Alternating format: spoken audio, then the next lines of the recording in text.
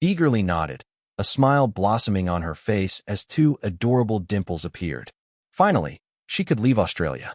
Heaven knows how boring this place is. Even in the city, there were more snakes than people.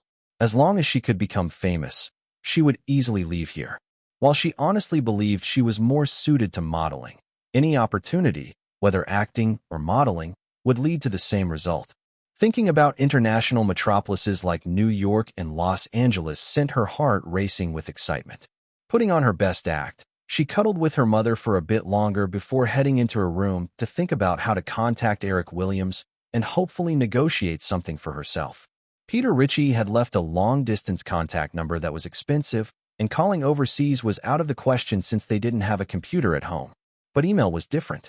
Though it had only recently gained popularity and her family didn't have such a cutting-edge device, she had seen how to send an email at a friend's house. It was a simple process and very quick, allowing for a lot of information to be shared. She quickly made the decision to craft a well-prepared email to send to Peter Rich, asking him to pass it along to Eric Williams. What should she write? What would capture the attention of such a big shot?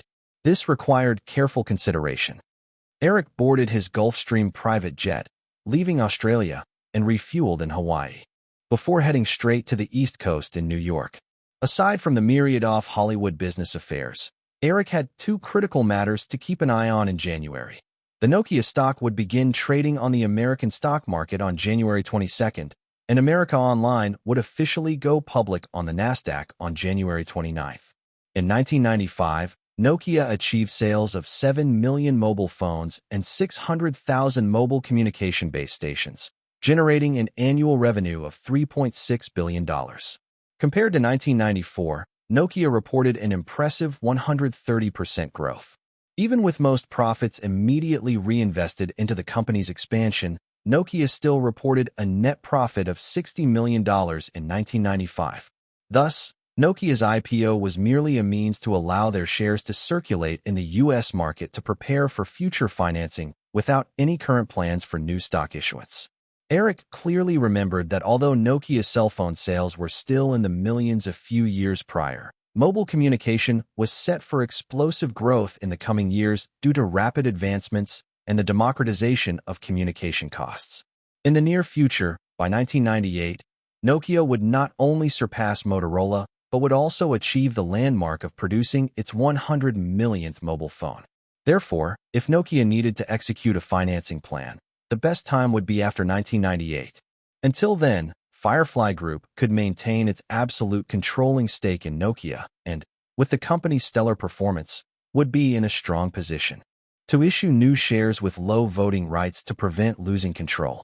While the Nokia listing was conducted very discreetly, Eric had only made a handful of congratulatory calls while in Australia and hadn't attended in person. The market still reacted enthusiastically to Nokia's listing in the U.S. Thanks to high performance expectations from major investment firms for Nokia's 1996 results. On the first day of trading, Nokia's shares surged by 8.1%, giving it a market capitalization of $6.8 billion. This also meant that Eric's $420 million investment from 3 years prior had increased more than eightfold. On the other hand, America Online was also a crucial piece in Eric's industry puzzle. Though he hadn't attended the Nokia listing ceremony, with his early return from Australia, Eric went straight to New York to participate in America Online's IPO event. Chapter 772, Potential Benefits. Since the launch of the Alliance Plan in 1993, nearly 3 years of close collaboration had established America Online as a leader among traditional telecom operators in providing high-speed ADSL broadband access to users. With competitive pricing and reliable network service, America Online's user base surged to 7.6 million over these 3 years, commanding nearly 30% of the U.S. internet access market. This robust expansion left slower traditional telecom operators struggling in its wake. In contrast to Nokia's relatively low-profile IPO, America Online's public offering plan drew significant attention from the outset. In recent days, besides Eric, Cisco's CEO John Chambers and Yahoo's CEO Ian Gerner, along with other executive allies from America Online, flocked to New York to support the stock issuance ceremony. Thus, Eric found himself busy attending various social gatherings, leaving little time for anything else. This continued until January 29th. From the previous evening, company executives, guests, and a horde of media reporters and stock traders packed the Nasdaq Stock Exchange, all participating in the America Online IPO bell-ringing ceremony. America Online planned to issue 15 million new shares, representing 10% of the total stock, at an offering price of $33 per share, aiming to raise $495 million. However, due to the market's strong reaction, after 6 rounds of public inquiries, America Online's opening price skyrocketed to $42 per share, a 27% increase over the offering price, resulting in jubilation within the trading hall once the final price was confirmed. The opening price is $42, but the offering price was only $33. Doesn't that mean America Online lost? Well, at least $100 million on these 15 million shares? Why didn't they set the price higher? Singer Cindy Crawford queried Eric at the post-IPO party. Eric raised a glass in acknowledgement of Morgan Stanley's executives who greeted him. At the current share price, America Online's market value is nearing $7 billion. So in relative terms, that $100 million difference is negligible. Pricing the stock at $33 for investment banks and institutional investors gives them more incentive to facilitate America Online's listing. Plus, a strong opening day price can bolster investor confidence in America Online, laying a solid foundation for future financing. These potential benefits aren't worth just $100 million. Cindy nodded, somewhat understanding, and asked, "So do you think I should invest in some AOL shares? Will they appreciate?" "Of course," Eric replied with a smile. "Your savings must be looking pretty fat these days. Invest in some tech stocks. AOL, Microsoft, Cisco, Intel. Plunk down $1 million now, and you might very well become a centi-millionaire in a few years." "Sounds incredible," Cindy teased, raising an eyebrow. "But what if I end up losing money?" Eric shrugged. "If you lose, you lose. You're capable enough not to starve." "Oh, you horrible man. You're the one who suggested buying stocks, and you have no sense of responsibility." Cindy playfully pinched Eric at his waist, feigning annoyance. "I'm going to invest all my money in those stocks you mentioned. If I lose it all, I'll just have to crash at your mansion in LA. If that's the case, if you profit, shouldn't you share a little with me?" Eric countered with a serious face. "Sure. How much do you want?" Cindy replied without hesitation. "Half. My financial advice is worth that much," he smirked. "Humph." Cindy shot Eric a glare, then leaned closer and lowered her voice teasingly. "I heard you're looking for young girls recently?" Eric shook his head and sighed. "Looks like I can't work with your agency anymore. They just spread rumors indiscriminately." Knowing Eric was joking, Cindy explained, "I just went to the office the other day and saw someone organizing documents. I asked John, and he said it was your doing. What are you planning?" "I need a few girls for my movie," Eric replied candidly. "As it turns out, I've already picked 3, but one is still undecided. The other 2 are in New York and Milan. Want to meet them tomorrow?" "Why should I meet them?" Cindy asked casually. "Because you're the veteran. Maybe you can guide them," he suggested. "To have them steal my job? Are you planning on working for another 20 years? Cindy didn't hide her thoughts. As long as circumstances allow, of course. People who don't work age faster. February in New York brought morning temperatures well below freezing. From the high-rise condominium overlooking 6th Avenue, Central Park appeared desolate. Even with the heating blasting inside, one could still feel the chill outside. Eric had just returned from summertime Australia, making the cold feel quite surreal. Cindy, clad in a snug black sweater and jeans, emerged from the kitchen with breakfast for 2, setting it on the round table beside the floor-to-ceiling windows. She looked at Eric, who was absorbed in his laptop screen, and asked curiously, "What are you looking at?"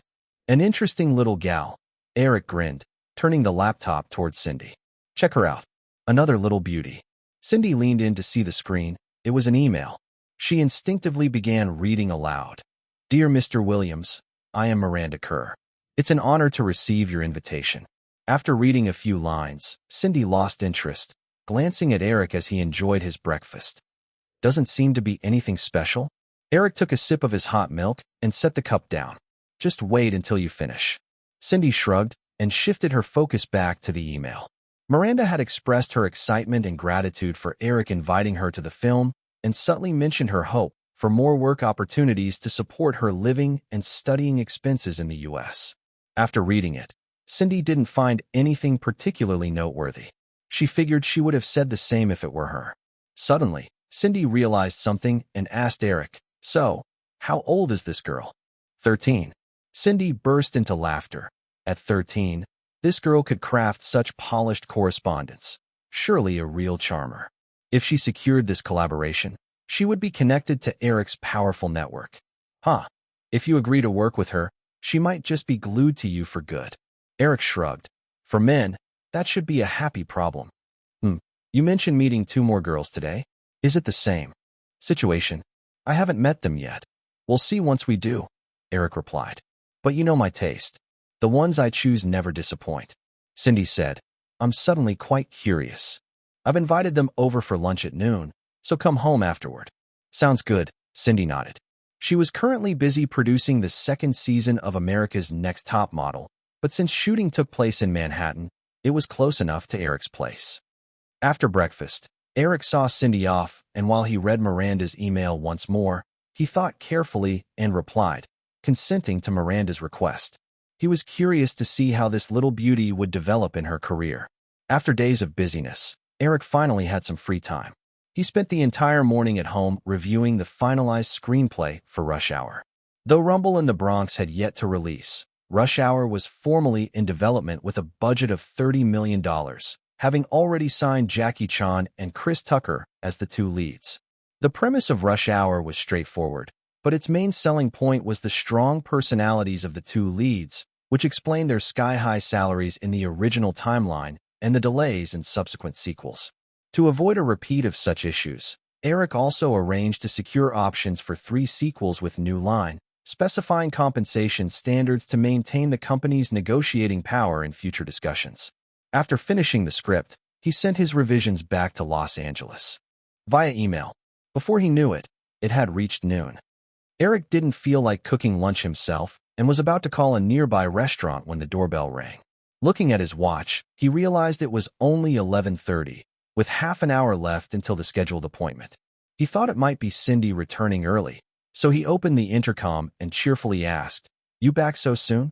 After a moment of hesitation, a young girl's somewhat hoarse voice nervously replied, "Is this Mr. Williams?"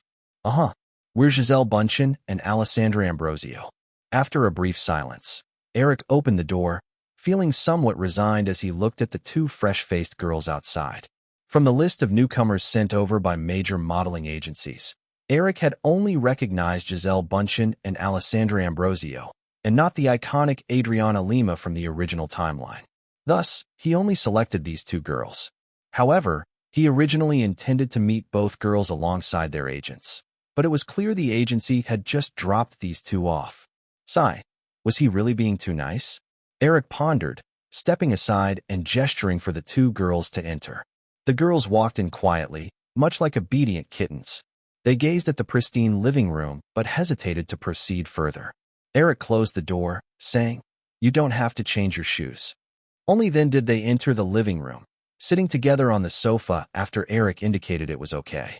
He poured 2 glasses of juice and handed them to the girls while assessing them again.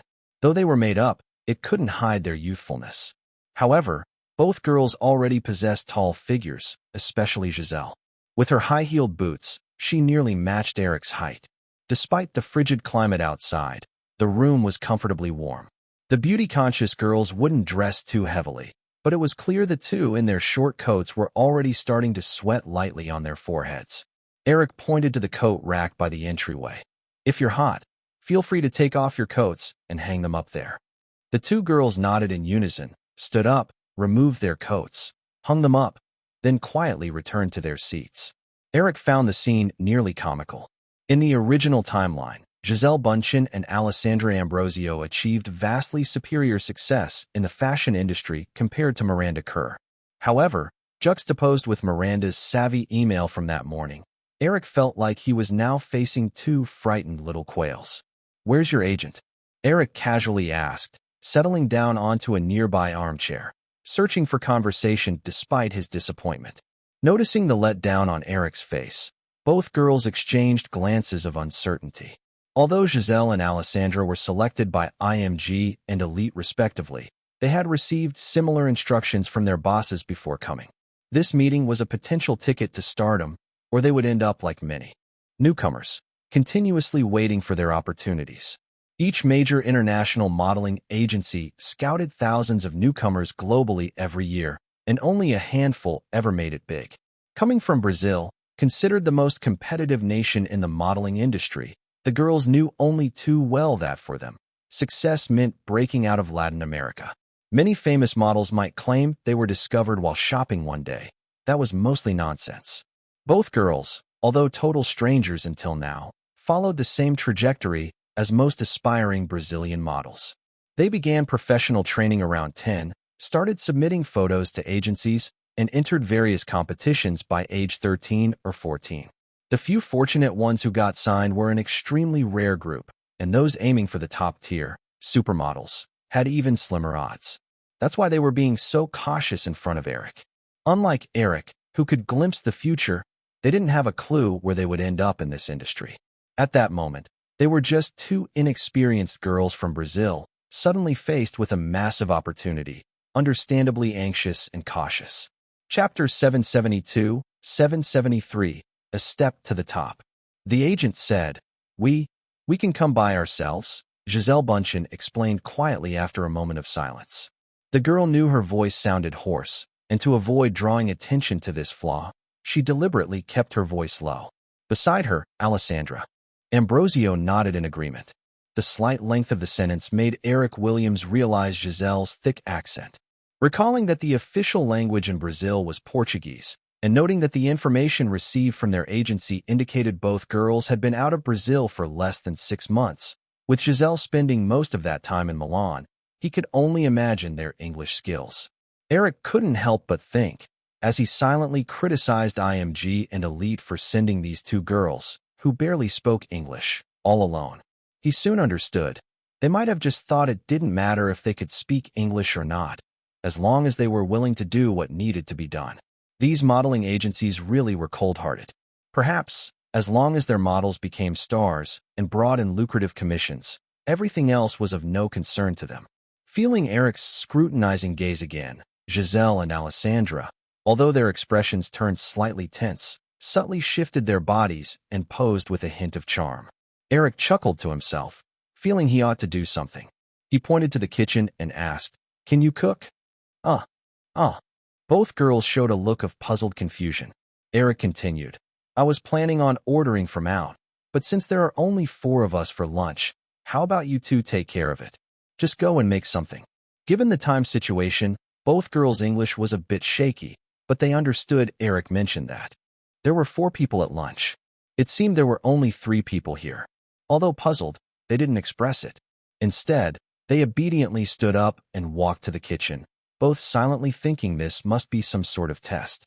This thought crossed their minds as Giselle and Alessandra exchanged glances, unconsciously mulling over what would happen if this was indeed a test, and whether they would win or lose. Neither of them wanted to be the one that lost. Since receiving the notice, they had been meticulously preparing for this event under their agency's arrangements. Although they were new to the industry, they knew well what Eric Williams represented. Even without mentioning Hollywood, just in the fashion world, his handcrafted Victoria's Secret fashion show had become a training ground for supermodels. With the marketing strategies focused around the Victoria's Secret annual show, this event had pushed models who were once distant from ordinary people into the limelight. Models whose names were once limited to fashion circles saw their value skyrocket, with the top Victoria's Secret models earning more than many A-list Hollywood actresses in recent years. If they could win the favor of such a big figure, as their agency boss had explained, they would have taken a giant leap forward. While the two companies had communicated after the selection, the girls had just met and, despite being fellow Brazilians, didn't share a deep bond. As they entered the kitchen, they approached the fridge, quietly picking out the ingredients they knew how to work with, showing no intentions of collaboration or assistance. As noon passed, Cindy returned from the set of America's Next Top Model. Seeing only Eric in the living room, she asked, "Where is everyone?" Eric pointed toward the kitchen. Curious, Cindy peeked in at the two girls busying themselves and wore a strange smile. Turning back to Eric, she said, "Your taste is quite odd." Seeing Cindy look at him, Eric shrugged helplessly. "Am I really that lustful in your eyes? Besides, it's still daytime." Cindy's expression changed to one of mock sorrow. "Oh, looks like I'm going to be kicked out tonight." "Not at all. Considering your baseless questioning of my character, I've decided I'll take good care of you tonight." Giselle and Alessandra quickly finished preparing lunch. Eric and Cindy walked into the dining area together. The two girls had just heard Cindy's voice, and, upon seeing her in person, their expressions were notably more enthusiastic than when they saw Eric. After all, Cindy could be considered the ultimate goal for their future aspirations. Based on his memories, Eric felt that among the two girls, Giselle's style was more akin to Linda Evangelista.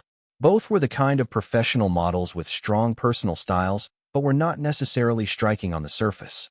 Alessandra, on the other hand, resembled Cindy more, as her sweet and charming face brought out a star quality that surpassed that of many supermodels. Eric was never overly picky about food. Satisfied with his lunch, he didn't shy away from the two girls and asked Cindy, "What do you think of them?" Just like cats pausing mid-bite, Giselle and Alessandra stopped simultaneously, looking at Cindy with hopeful expressions. While she wasn't about to lead these newcomers personally, as Eric mentioned earlier, as a seasoned woman with high emotional intelligence, Cindy certainly wouldn't say anything offensive. After sizing the girls up, she told Eric, "They have excellent foundations. If you want, they could easily hit the Victoria's Secret runway as soon as they're of age." With that, Cindy glanced at Giselle. As a veteran model with over 10 years' experience, she could immediately see that while Alessandra had a beautiful face, her body proportions were less than ideal. Her legs appeared a bit short. Without her stunning looks making up for these shortcomings, it would be challenging to go very far in this industry. However, Giselle's qualifications were remarkable. "You're Giselle Bundchen, right? How has your agency planned for you?" Giselle appeared somewhat surprised. "The agency originally intended for me to compete in the Miss Spain pageant." Cindy nodded. "Sounds like they take you seriously. If you place at the pageant, they have plenty of buzz to work with for your branding. With your looks, you'd certainly be in high demand in the fast fashion circles." Excited by Cindy's praise, Giselle nonetheless turned to Eric, gathering her courage to say, "But the agent told me this morning that I should follow Mr. Williams' arrangements." If Eric were willing to personally intervene, her initial career plans would certainly be reconsidered. With the media resources at his disposal, it would be a piece of cake to mold them into top models. Just look at Diane Kruger, who had risen to the status of a top supermodel, even though she was just an ordinary model 2 years prior. Thinking of Diane Kruger, Giselle's eyes showed more eagerness as she looked at Eric. Even Alessandra, who seemed to have had the same thought, exhibited a similar enthusiasm. Upon hearing Giselle's comment, Cindy recalled the email from earlier that day and shot a knowing smile Eric's way, as if to say another girl planned on latching onto him. Eric ignored Cindy's teasing look and shook his head, stating, "I won't arrange things for you. Where you go from here will depend on your own efforts." Despite Eric's words, Giselle and Alessandra showed no signs of disappointment. While they had momentarily stumbled due to nerves in Eric's presence, their intelligence was undeniable. Without some savvy brains, they wouldn't have achieved such huge success in the fashion world. Both girls understood that even a little resource shared by such big figures could be a monumental help for those just starting out. Chit-chatting casually, they finished lunch and, feeling a bit more familiar with Eric's character, Giselle and Alessandra relaxed their initial awkwardness. After all, while Eric held an impressive aura, he ultimately was just a young man in his 20s. Cindy rushed back to the America's Next Top Model set after lunch, without feeling let down or surprised by the girls. The second season of this reality show was set to return in early March, and unlike the more flexible shooting schedule of Sex and the City, reality TV had to finish entirely before airing, making her schedule quite tight. Giselle and Alessandra promptly washed the dishes and returned to the living room, where Eric sat by the glass window tapping on his laptop. After a moment's hesitation, Giselle gathered her courage and approached Eric. "Mr. Williams, can I help you make some coffee?" "No, thanks." Eric instinctively shook his head, then realized and looked up at the girls, gesturing for them to sit down across from him. The shooting schedule for the movie hasn't been set yet, so you can continue doing your own thing for now. I'll have someone notify your agency when it's time. Ah, does this mean we got the roles? Giselle's face lit up with joy. Eric smiled and nodded. Of course, but just remember they are smaller, fleeting roles, so don't get your hopes up too high. Alessandra jumped in first this time, complimenting him. That's all right. As long as we can participate in Mr. Williams' movie, it's an honor. Eric smiled such flattery. However, it will likely be filmed in Panama, where the scenery is lovely. You'll have a few days to explore. Think of it as a vacation. Alessandra quickly responded. Thank you. Can we call you Eric? Of course. Eric nodded, then suddenly noticed how Alessandra had unconsciously scooted her chair a bit closer to him. He observed her soft form leaning on the round table, propping her chin with one hand, and asked with a smile, What are your plans for this afternoon? Alessandra tentatively stretched her hand out like a cat, but midway lost her courage and merely picked up a pencil to fiddle with. We're not sure what to do. While Eric found humor in their clumsy attempts to flirt, he had no ulterior motives.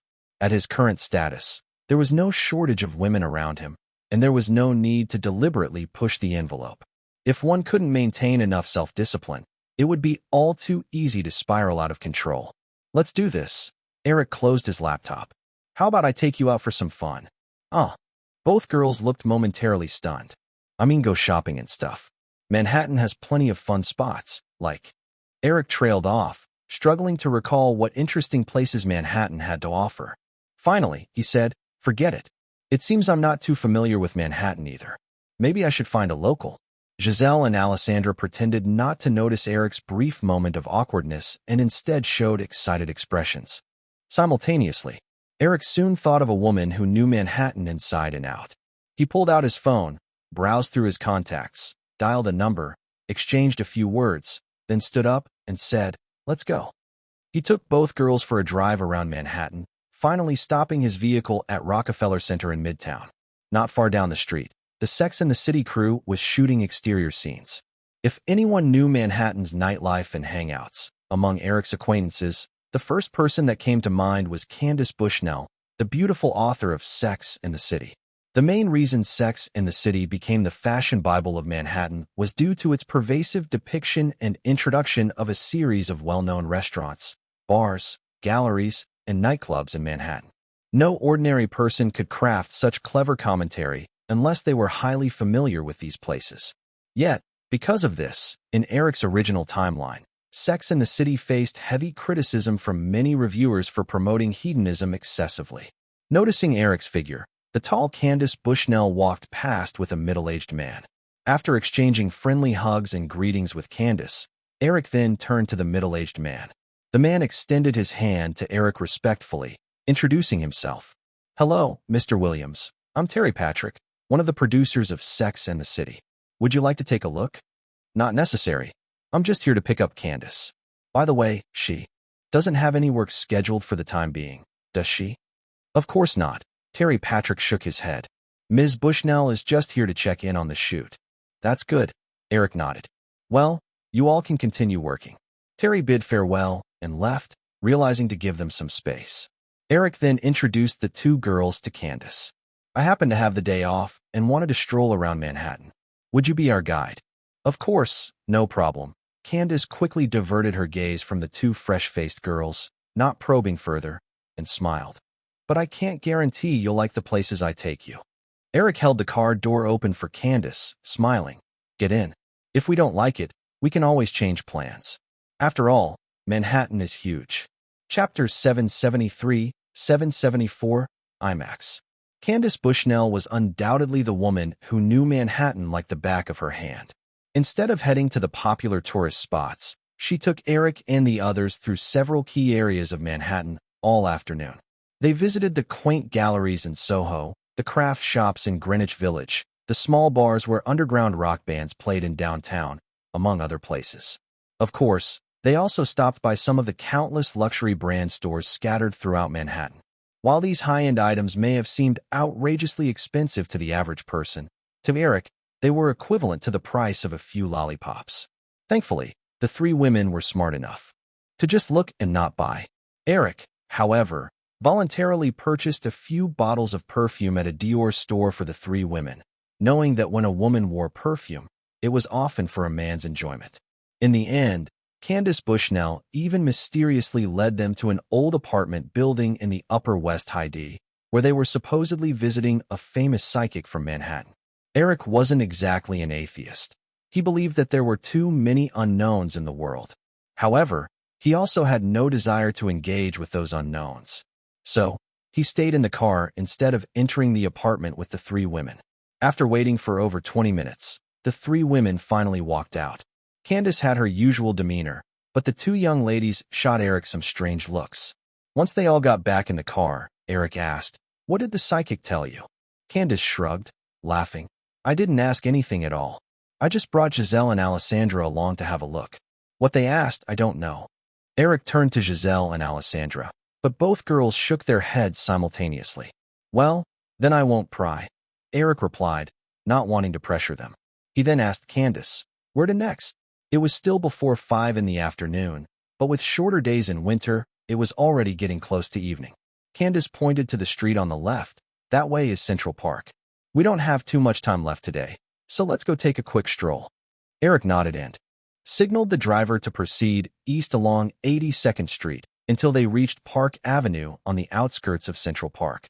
After getting out of the car, while they debated whether to go boating in the park, Alessandra tugged on Eric's sleeve, pointing excitedly toward a nearby building with a statue outside. "I know that place. It's from Night at the Museum. The stuff inside." Eric looked over, realizing it was the American Museum of Natural History, and laughed. "If you're curious, let's go take a look. It shouldn't be closing soon, right?" Candace replied. "Nope, we still have about an hour." The four of them arrived outside the museum and were about to head up the steps when Eric's attention was caught by a poster hanging outside. It advertised Amazon Adventure, an IMAX sensory experience. Seeing Eric suddenly stop, Candace looked in the direction of his gaze and said, "This is a documentary currently showing in the IMAX theater. I came to see it with some friends before, and it's incredible. The screen is huge, about 5 stories tall. But unfortunately, I heard this technology can only show educational documentaries of up to 40 minutes. If it could show films, it would definitely feel more shocking." Eric nodded. "Let's check this out." "All right, but let's hurry," she replied. The four of them bought tickets and entered the museum, quickly finding the IMAX theater. They were just in time for the last showing of the day. As it was nearing closing time, there weren't many visitors, and they easily found great seats in the center. Once the lights dimmed and the screen lit up, a sweeping aerial view appeared, showcasing the vast Amazon rainforest as if it were right in front of them, invoking an immersive sense of awe. Eric had experienced this feeling more than once, and Candace wasn't overly surprised either. However, Giselle and Alessandra, who were seeing this kind of stunning visual scene for the first time, both let out soft gasps of amazement. Giselle had just claimed a spot next to Eric and leaned in slightly, seemingly regretful as she said, "I didn't expect the Amazon rainforest to be so beautiful. It's a pity I live in southern Brazil and have never been there." Eric caught a pleasant whiff of her perfume, which was left over from their earlier stop at the Dior store, and replied, "The most beautiful places are often the most dangerous. I just went to the tropical rainforest in northern Australia recently, where they say there are hundreds of deadly snakes. One slip could cost you your life. The Amazon rainforest is definitely more perilous than the Australian tropics." Although Giselle was captivated by the IMAX visuals, she wanted to chat with Eric more. She casually asked, "Australia, huh? That's just like my hometown. It should be summer there now." "Eric, why did you go to such a dangerous place in the Australian rainforest?" "I was visiting a film shoot," Eric said while absorbing the IMAX imagery, yet still managing to chat with Giselle. "I'm quite curious about Brazil too, but I don't dare go." Giselle replied skeptically, "You, Eric? Is there anywhere you're afraid to go?" "Sure, I went to Mexico a while back and don't plan on going back anytime soon." Giselle had been following the news about the troublesome events in Mexico, remarking, "I think my hometown must be safer." Yet as she spoke, her voice dropped slightly, revealing her lack of confidence. She recalled leaving her small town in southern Brazil over half a year ago, arriving in Rio de Janeiro, where her mere $50 were stolen the very same day. Noting her expression, Eric asked, "Did something unpleasant cross your mind?" "Yeah," Giselle nodded, recalling her experience. "That was all the money I had. I felt like the sky was falling. I cried for a long time on the street. Then I begged a passerby for some change to call home, only to be scolded by Dad for being so careless." Eric quietly listened, feeling a sense of sympathy. Few successes were achieved easily. Those who faced hardships yearned for success even more. Without their struggles, there wouldn't be a Giselle, who long held the title of supermodel. Speaking of which, these experiences might not be bad for you. When you achieve success in the future, these chapters will surely make for good material in your biography, he encouraged. Upon hearing Eric's words, Giselle recalled what the psychic had told her just half an hour earlier. At that time, the somewhat witch-like woman had asked what she wanted to know. Naturally, Giselle's main concern was her career. Having worked hard to leave Brazil, she never intended to return defeated. The psychic had murmured to a crystal ball for a moment, then told her that she recently met someone who would disrupt her life's path, leaving her future uncertain. Giselle had sincerely pressed to know what to do, but the psychic could only shake her head, claiming it was too taxing to see. Always a smart and decisive girl, Giselle had immediately handed over the last few $100s in her wallet, which was the budget her agency had advanced her for clothes to meet Eric. She had only been in the industry for 6 months, had hardly landed any jobs, and relied on her agency for living expenses. The psychic was clearly thrilled to see cash, and after more murmuring into the crystal ball, she told Giselle that she saw 2 people, but everything else remained a blur. 2 people? Now, in the IMAX Theater of the American Museum of Natural History, Giselle leaned forward, glancing past Eric and Candace at Alessandra. Since Eric had recently found them both, it must be her. Alessandra Ambrosio had been subtly watching the situation between Eric and Giselle, seething with a sprinkle of jealousy and disappointment. As Giselle looked over, she was about to shift subtly when she remembered something and nodded slightly back at Giselle. After their documentary viewing, it was nearly closing time for the museum. The 4 of them quickly left, following Candace's suggestion to eat dinner at a nearby restaurant. Eric first dropped Candace at her nearby residence, then got directions from the 2 girls to their apartment, before instructing the driver to head downtown. Giselle and Alessandra's apartments, arranged by their agencies, were in the East Village downtown. After their car arrived at their destination, Eric noticed the area was filled with old, closely packed red brick apartment buildings. The vehicle halted outside an apartment, which was Alessandra's place, while Giselle's was conveniently nearby. Once the car stopped, Giselle and Alessandra exited, and Eric stepped out as well, curiously scanning the dimly lit street. Even though it had grown dark, he could spot the difference between this street and others in New York. A notable characteristic of America is the abundance of cars. In Manhattan, most streets were lined with various vehicles. However, this rundown street appeared eerily empty at a glance, seemingly inhabited by a low-income population who couldn't even afford a car, which usually meant the area was quite chaotic. Watching the figures swaying in the shadows of the dim streetlights, Eric asked, "Are you safe living here?" Having anticipated that Eric might ask, Giselle and Alessandra hadn't expected him to escort them home. Throughout the day, Eric's mature and steady demeanor, combined with his gentle and considerate nature, had unknowingly earned the girls' affection. Instead of feeling tense or anxious, they felt faintly excited about something. Standing on the now familiar street corner, both girls were slightly dazed, simultaneously sensing something was missing. Hearing Eric's question snapped them back. Alessandra looked around in the direction of Eric's gaze and reassured, "It's all right. The agency told us not to go out at night, but..." Hesitating for a moment, she gathered courage.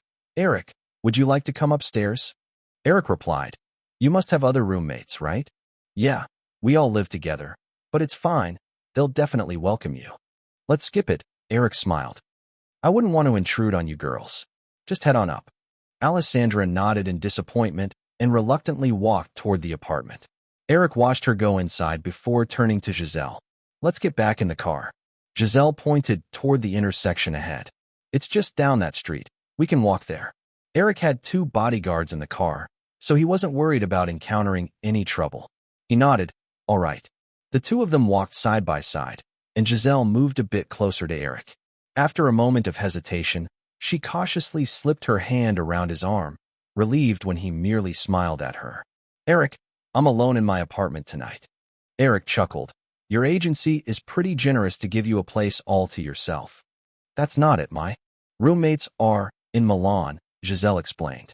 Eric realized it was nearly February, prime time for fashion weeks.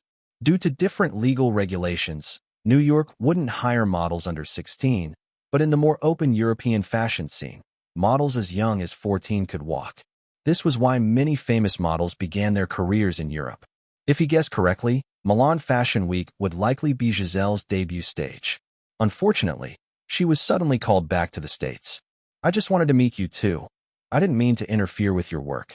Milan Fashion Week hasn't started yet, so flying back tomorrow wouldn't be too late, right? It's fine, Giselle shook her head. I want to stay in America, focusing on the film. Your role doesn't really need much prep work, Eric countered, shaking his head. So just go to Milan. If anything comes up, I can talk to the higher-ups at your agency. Giselle seemed like she wanted to say something, but eventually nodded obediently. They reached the intersection, turned a corner, and soon arrived outside Giselle's apartment building. Eric. Giselle began to speak, but remembered how he'd turned down Alessandra's invitation a moment ago. Hesitating, she leaned in closer to him and whispered, You could stay over tonight, and actually. At that point, she suddenly stumbled over her words. Embarrassed, she realized she didn't even know how to say a particular English word. In Portuguese, he probably wouldn't understand. Eric sensed what Giselle was trying to say and, seeing her stumble, quickly understood. A smile crept across his face as he gently lifted her chin and leaned in to give her a soft kiss. Let's save that for another time, but since we're on this subject, keep it in mind for later. Chapter 775, Spring TV Lineup. In comparison to the bustling Golden Globe Awards in January, Eric's main focus was on the Sundance Film Festival, which had been gaining momentum over the past few years. David Fincher's movie, Say Seven On, made its first public appearance at Sundance, kicking off the promotional work for the film ahead of its Easter release. Brad Pitt was continuing his role as Agent Mulder in The X-Files, with the film's leading man being the rising star Matthew McConaughey. Eric was not a big fan of McConaughey, always finding his looks a bit too frivolous. However, it turned out that this image suited the character of David Smith, who was characterized as young, impetuous, and hot-headed. In the end, McConaughey was confirmed for the role.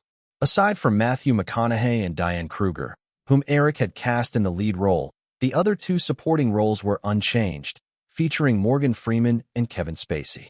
Say Seven and elevated the crime genre to unprecedented heights with its intricately shocking plot, unlike the slasher films that had been saturating the market and wearing out audiences.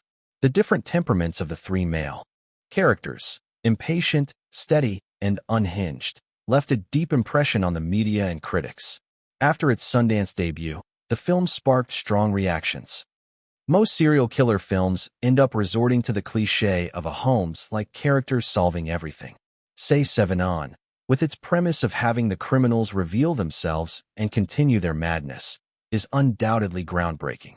The film's conclusion is shocking, set in a perpetually rainy, gloomy city that conveys a gothic, dark religious atmosphere that subtly echoes the theme of the seven deadly sins.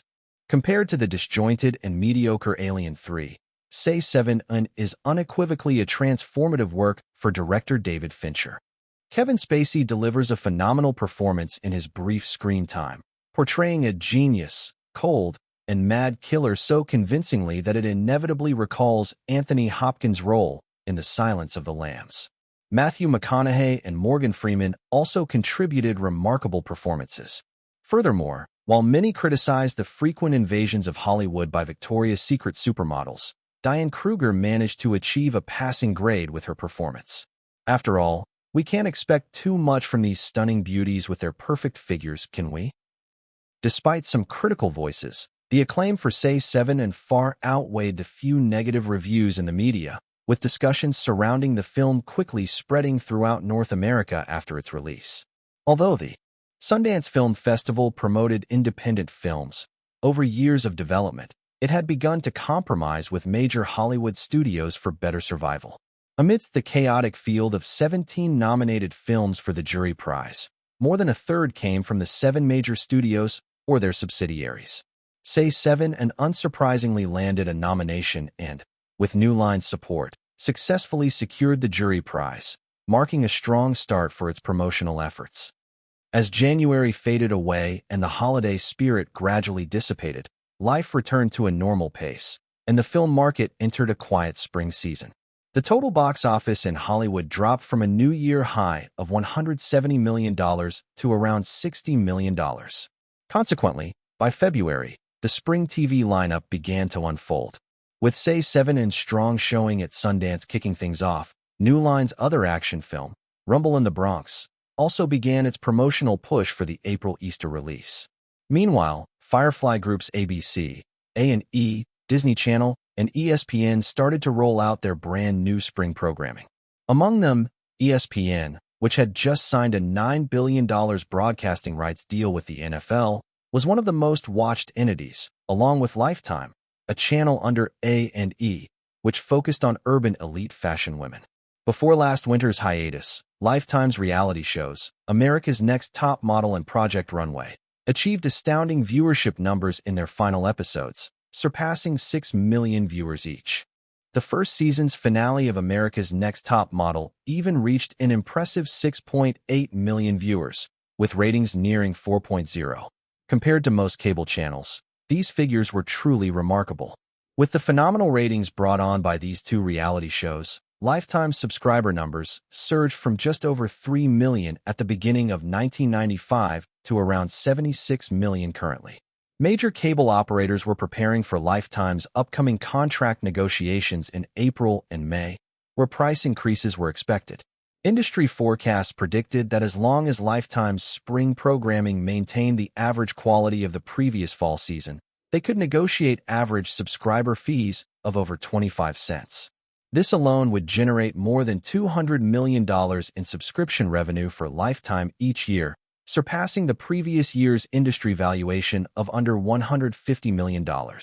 Additionally, with the popularity of Lifetime's programming, the revenues from advertising, syndication of hit shows, and DVD sales were expected to far exceed the straightforward subscription revenue.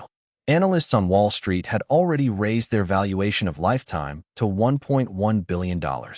While Lifetime's viewers may not be preoccupied with industry data, their interest in the channel's 2 flagship reality shows remained strong. The second season of America's Next Top Model wouldn't premiere until early March, and the new drama, Sex and the City, would also not air until the end of February.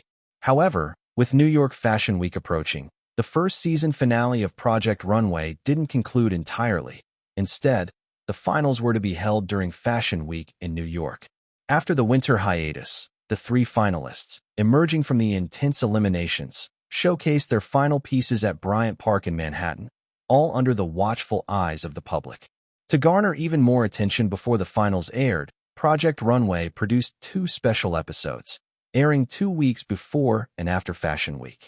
Though there were no competition segments as in previous episodes, the return of all the popular reality contestants focused more on reflecting on last year's show and contestant interviews. Nevertheless, the 2 special episodes still garnered over 500,000 viewers, reinforcing Project Runway's immense popularity to the media and the industry. Though Linda invited Eric to appear as a special guest during the final taping of Project Runway, Eric had to rush back to Los Angeles after America Online's IPO. The preliminary budget for Casino Royale had already been drafted, and the film's international locations and casting calls for key supporting roles were underway, all requiring Eric's involvement. Simultaneously, Firefly, MGM, and Fox began negotiating the creation of a paid cable channel. In the original timeline, HBO dominated over 90% of the cable market, sometimes reporting profits nearing $2 billion. Such profitable figures could have secured it a spot among the Fortune 500 even many years later.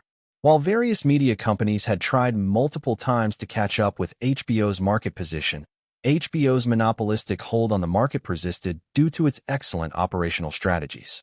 Eric recalled that 20th Century Fox even attempted to acquire HBO at one point, but ultimately failed. However, the American cable television market was just beginning to burst into the mainstream, having long simmered since the 1980s.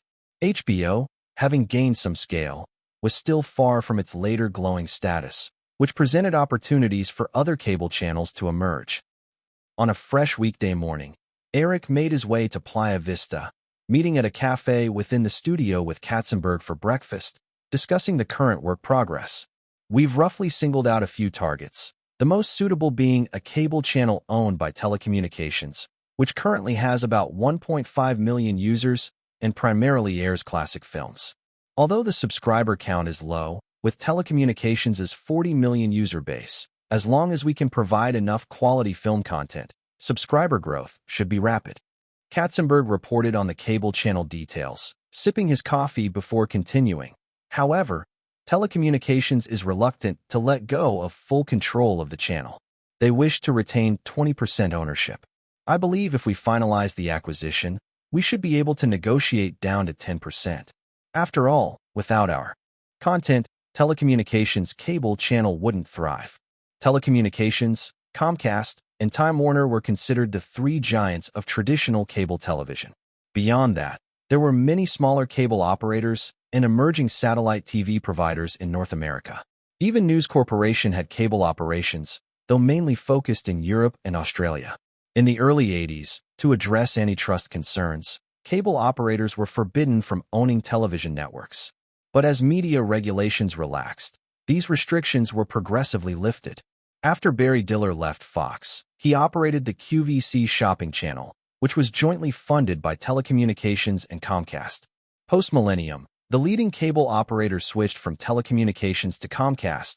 Though Eric was unsure of the reasons, he could guess that Telecommunications either went bankrupt after the internet bubble burst like many tech companies, or it had been acquired. If it were the latter, Comcast would logically be the buyer. Let's aim to push it down to below 10%, and at the same time, we should negotiate for additional favorable channel resources from Telecommunications, Eric suggested after contemplating. From the outset, he never intended to exclusively control the channel. Maintaining a stake with the operator would enable them to provide more resources and convenience for the channel's expansion.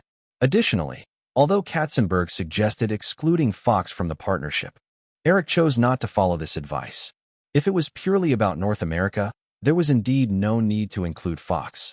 Firefly and MGM could already provide sufficient programming for the channel.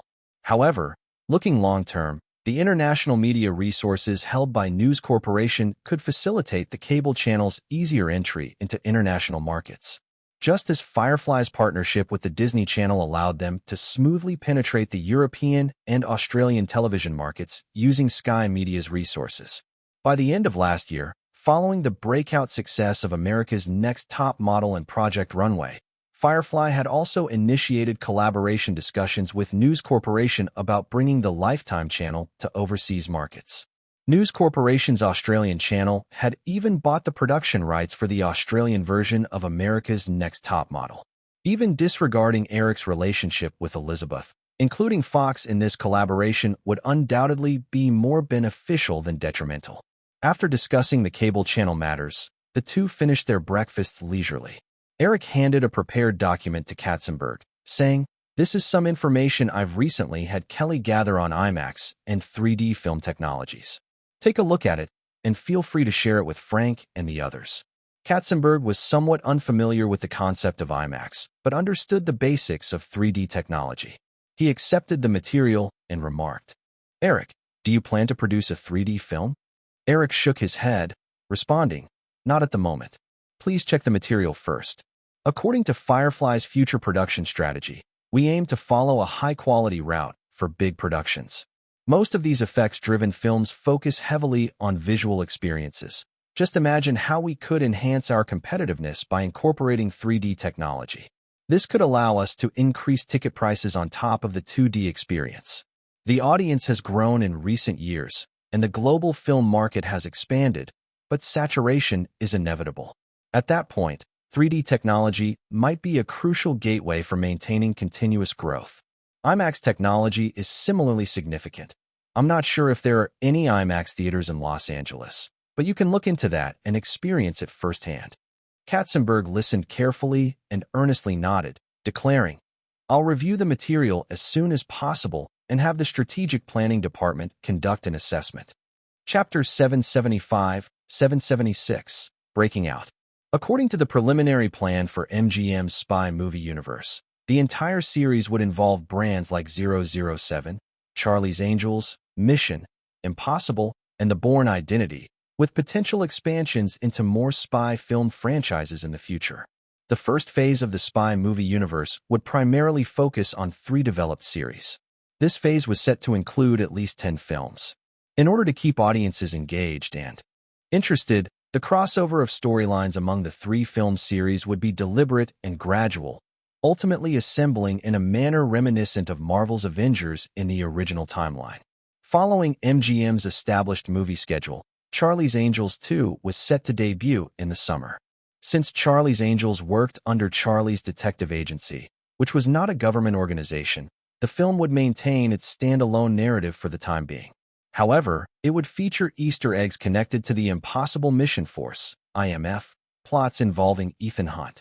The release of Mission Impossible 2 at the end of the year would officially mark the beginning of the entire spy movie universe plan. In the currently filming Mission Impossible 2, Ethan Hunt would aim to dismantle a criminal plot operated by a rogue faction of Spectre organization and thus discover the larger, hidden global organization behind it. The U.S. government, having gained this intelligence, recognized the terroristic threat this organization posed to global security and shared the intel with allied nation security agencies, hoping to unite efforts to combat the Spectre Group's worldwide influence. As such, an Easter egg in Mission Impossible 2 would feature M introducing James Bond to information regarding the Spectre organization sourced from the CIA.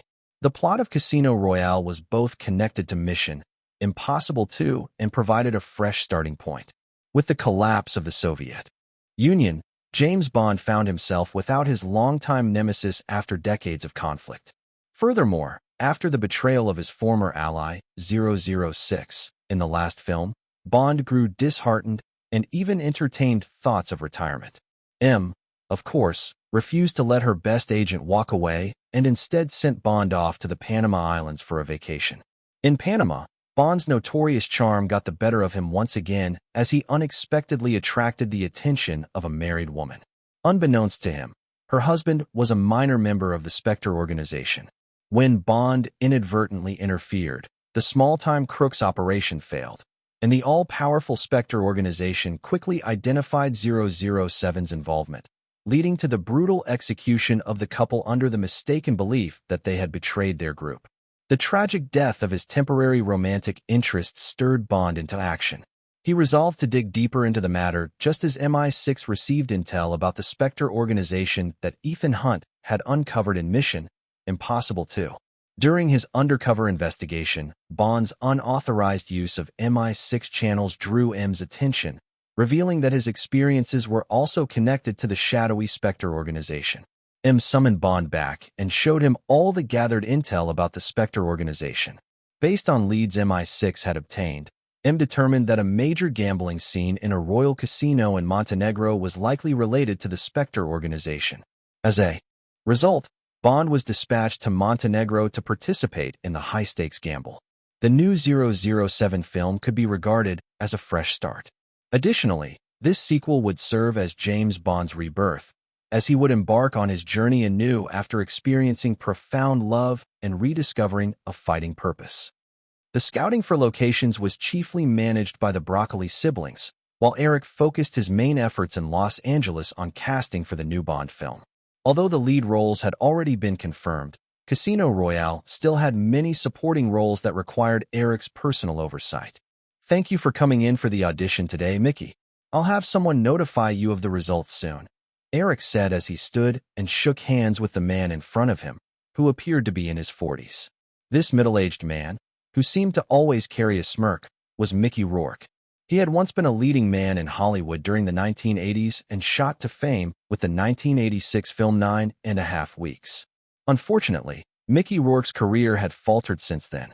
Although he was handsome, his looks lent themselves more to villainous roles, thus making it difficult for him to land leading parts in major studio films. Eric's memory of Mickey primarily involved his performance as Whiplash in Iron Man 2. Today's audition coincidentally featured a role akin to the character Chip from the original Casino Royale. Although there had been significant plot changes, Chip's role was standout in the original, leading Eric to retain the essential aspects of this character. Mickey Rourke released Eric's hand, saying, "I'm honored to be part of this audition, Eric. I'm really looking forward to working with you." After seeing Mickey out, Eric returned to his seat and asked his production assistant, "Is there anyone else lined up after this?" The production assistant shook his head, responding, "Mr. Williams, it's already 5:30. Mickey Rourke is our last audition for the day." Eric glanced at his watch and nodded. "In that case, let's call it a day and continue tomorrow." The auditions hadn't yielded many suitable candidates today. While Mickey Rourke was perfectly able and visually fit the villainous role, Eric needed someone whose demeanor was solely brooding, not merely someone who appeared sinister. The original actor for Chip, Mads Mikkelsen, was just starting his career and wasn't even 30 yet, making him similarly unsuitable for the role. Upon exiting the audition room, Eric climbed into his car and left the studio, heading back to Malibu. He had another engagement, though, technically, it wasn't quite a date. When his assistant had forwarded Miranda Kerr's email to him, Eric hadn't thought much of it, and simply replied to the girl from his personal email. This had led to frequent communication from the crafty young lady, who sent him messages every other day. Eric hadn't blocked her, treating their occasional conversations as a break amidst his work. Recently, Miranda Kerr had arrived in the U.S. with her mother, Therese, and Eric had agreed to their visit, which was today. By the time Eric arrived at Liberty City Manor, night had already fallen. As his car reached the estate's entrance, he spotted two women, one older and one younger, standing by the side of the road. He instructed the driver to stop, then stepped out to greet them. Miranda Kerr ran over excitedly upon seeing Eric. "Didn't we say 7 o'clock? Why are you here so early?" Eric lightly embraced the girl and smiled. After hugging Eric, Miranda linked her arm through his, speaking affectionately. "My mom and I were worried about being late, so we came early." "Oh, Eric, this is my mom." "Hello, Ms. Kerr," Eric said as he shook hands with the older woman. Watching her daughter cling to Eric, Therese raised an eyebrow, wanting to pull Miranda over, but ultimately refraining, recalling Eric's status. She maintained a smile as she shook Eric's hand, saying, "Hello, Mr. Williams." "Just call me Eric," he replied. "Shall we head inside? Let's get in the car first." As he spoke, Eric politely opened the car door for Therese, a small gesture that pleased her and sparked a touch of vanity given Eric's stature as a global billionaire. Miranda didn't need Eric to say much. She hopped into the car the moment her mother was seated. The car was spacious enough that having 3 people in the back didn't feel cramped. As the estate gates opened and they drove in, Miranda took in the grandeur of the famous manor while inquiring curiously about some details. "Eric, this place is so big. Do you live here all alone?" Eric shook his head. "Well, it's not just me. Drew comes by occasionally." At the mention of Drew's name, Miranda's eyes lit up with excitement as she exclaimed, "I'd love to meet Ms. Barrymore. I'm a huge fan of hers. I've seen E.D." Eric chuckled. "She'll definitely like you too." When they arrived at the seafront villa, Eric got out and instructed the estate's chef to prepare dinner while leading the mother-daughter duo into the villa. "Wow, it's huge. It's like a museum," Miranda exclaimed as she stepped inside, her eyes wide as she admired the art pieces adorning the walls. Eric merely smiled and guided them to the lounge near the glass wall. "Have a seat. I'll go make some coffee." Therese, feeling a bit reserved, watched her daughter's exuberance, wanting to scold her, but fearing a breach of decorum in front of Eric. The opulence of the estate weighed heavily on her. As Eric turned to leave, Miranda sprung up from her seat. "Eric, can I help you?" "Of course," Eric replied with a smile, leading her to the small bar in the corner. "If you don't like coffee, there should be other drinks in the fridge." Miranda pointed to a bottle of red wine on the shelf and eagerly asked, "Can I try some of that wine?" Eric shook his head with a laugh. "No way your mom is." "Here." Miranda Kerr snatched the coffee pot from Eric, playfully asking, "Does that mean I can have some when my mom isn't around?" Eric replied, "If your mom isn't here, I wouldn't dare let you have wine." "Why not?" Eric joked. "Women after drinking tend to go crazy. I'm afraid you might take advantage of me." "Huh." I wouldn't. Miranda giggled, twisting her slim waist in her snug sweater, playfully throwing Eric a coy glance. Changing the conversation, she asked, Eric, how's the movie coming along? Understanding that Miranda was primarily concerned about the role, Eric replied, We're still casting, so you'll definitely have to wait a few months. I'm not in a hurry, she shrugged, not showing any signs of disappointment over such a minor role. After all, he had promised her more roles in the future, but she understood there was no need to press it urgently. There would be plenty of time ahead. They both completed the coffee and returned to the sofa. Eric allowed Miranda to serve them, and as they settled back on the couch, he initiated small talk. How was the drive, Mrs. Kerr? Very good, Therese responded, accepting the coffee cup from her daughter. We didn't expect the weather in Los Angeles to be this cold. Miranda and I almost caught colds. It's actually much better now. If you were in New York, you'd feel even worse. It seems like it's snowing there again, Eric commented. Miranda made herself a cup of coffee and snuggled up next to Eric, saying, It's kind of funny, isn't it?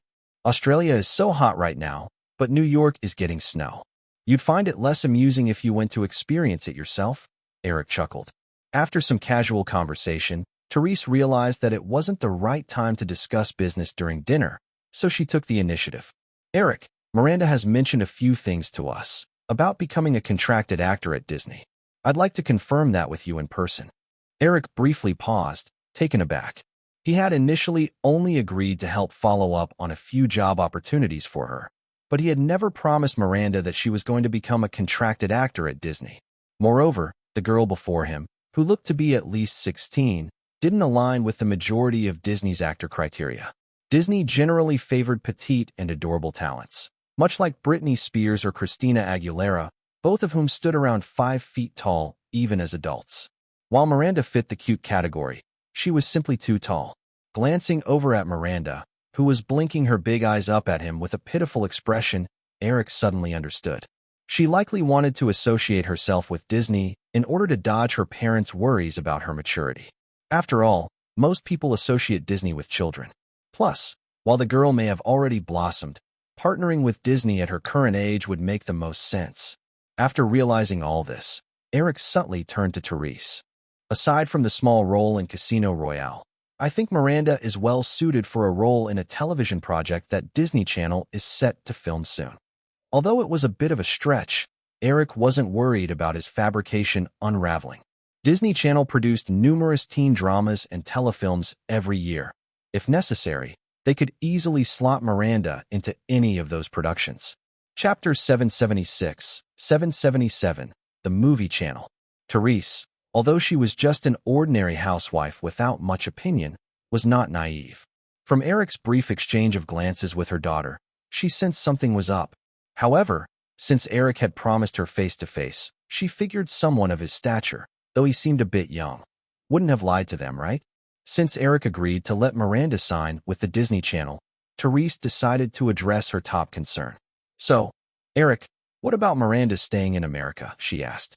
Eric replied, Mrs. Kerr, if you're worried, you can absolutely stay in the U.S. to care for Miranda. Therese shook her head. That won't work. I have my job in Brisbane, and my husband and son need me. John and I hope that Miranda can attend a full-time boarding school. She can stay there as long as she's not filming. Mom, I don't want to go to boarding school, Miranda chimed in before Eric could respond, having no prior discussion with her parents about this. Plus, she thought it felt like being sentenced to prison. Therese didn't lose her temper at her daughter's resistance. Instead, she spoke gently. Sweetheart, you're still a minor. Your father and I just can't leave you here alone in America without some supervision. Can't you get a temporary guardian? Then I could just go to a regular school, Miranda suggested, looking over at Eric.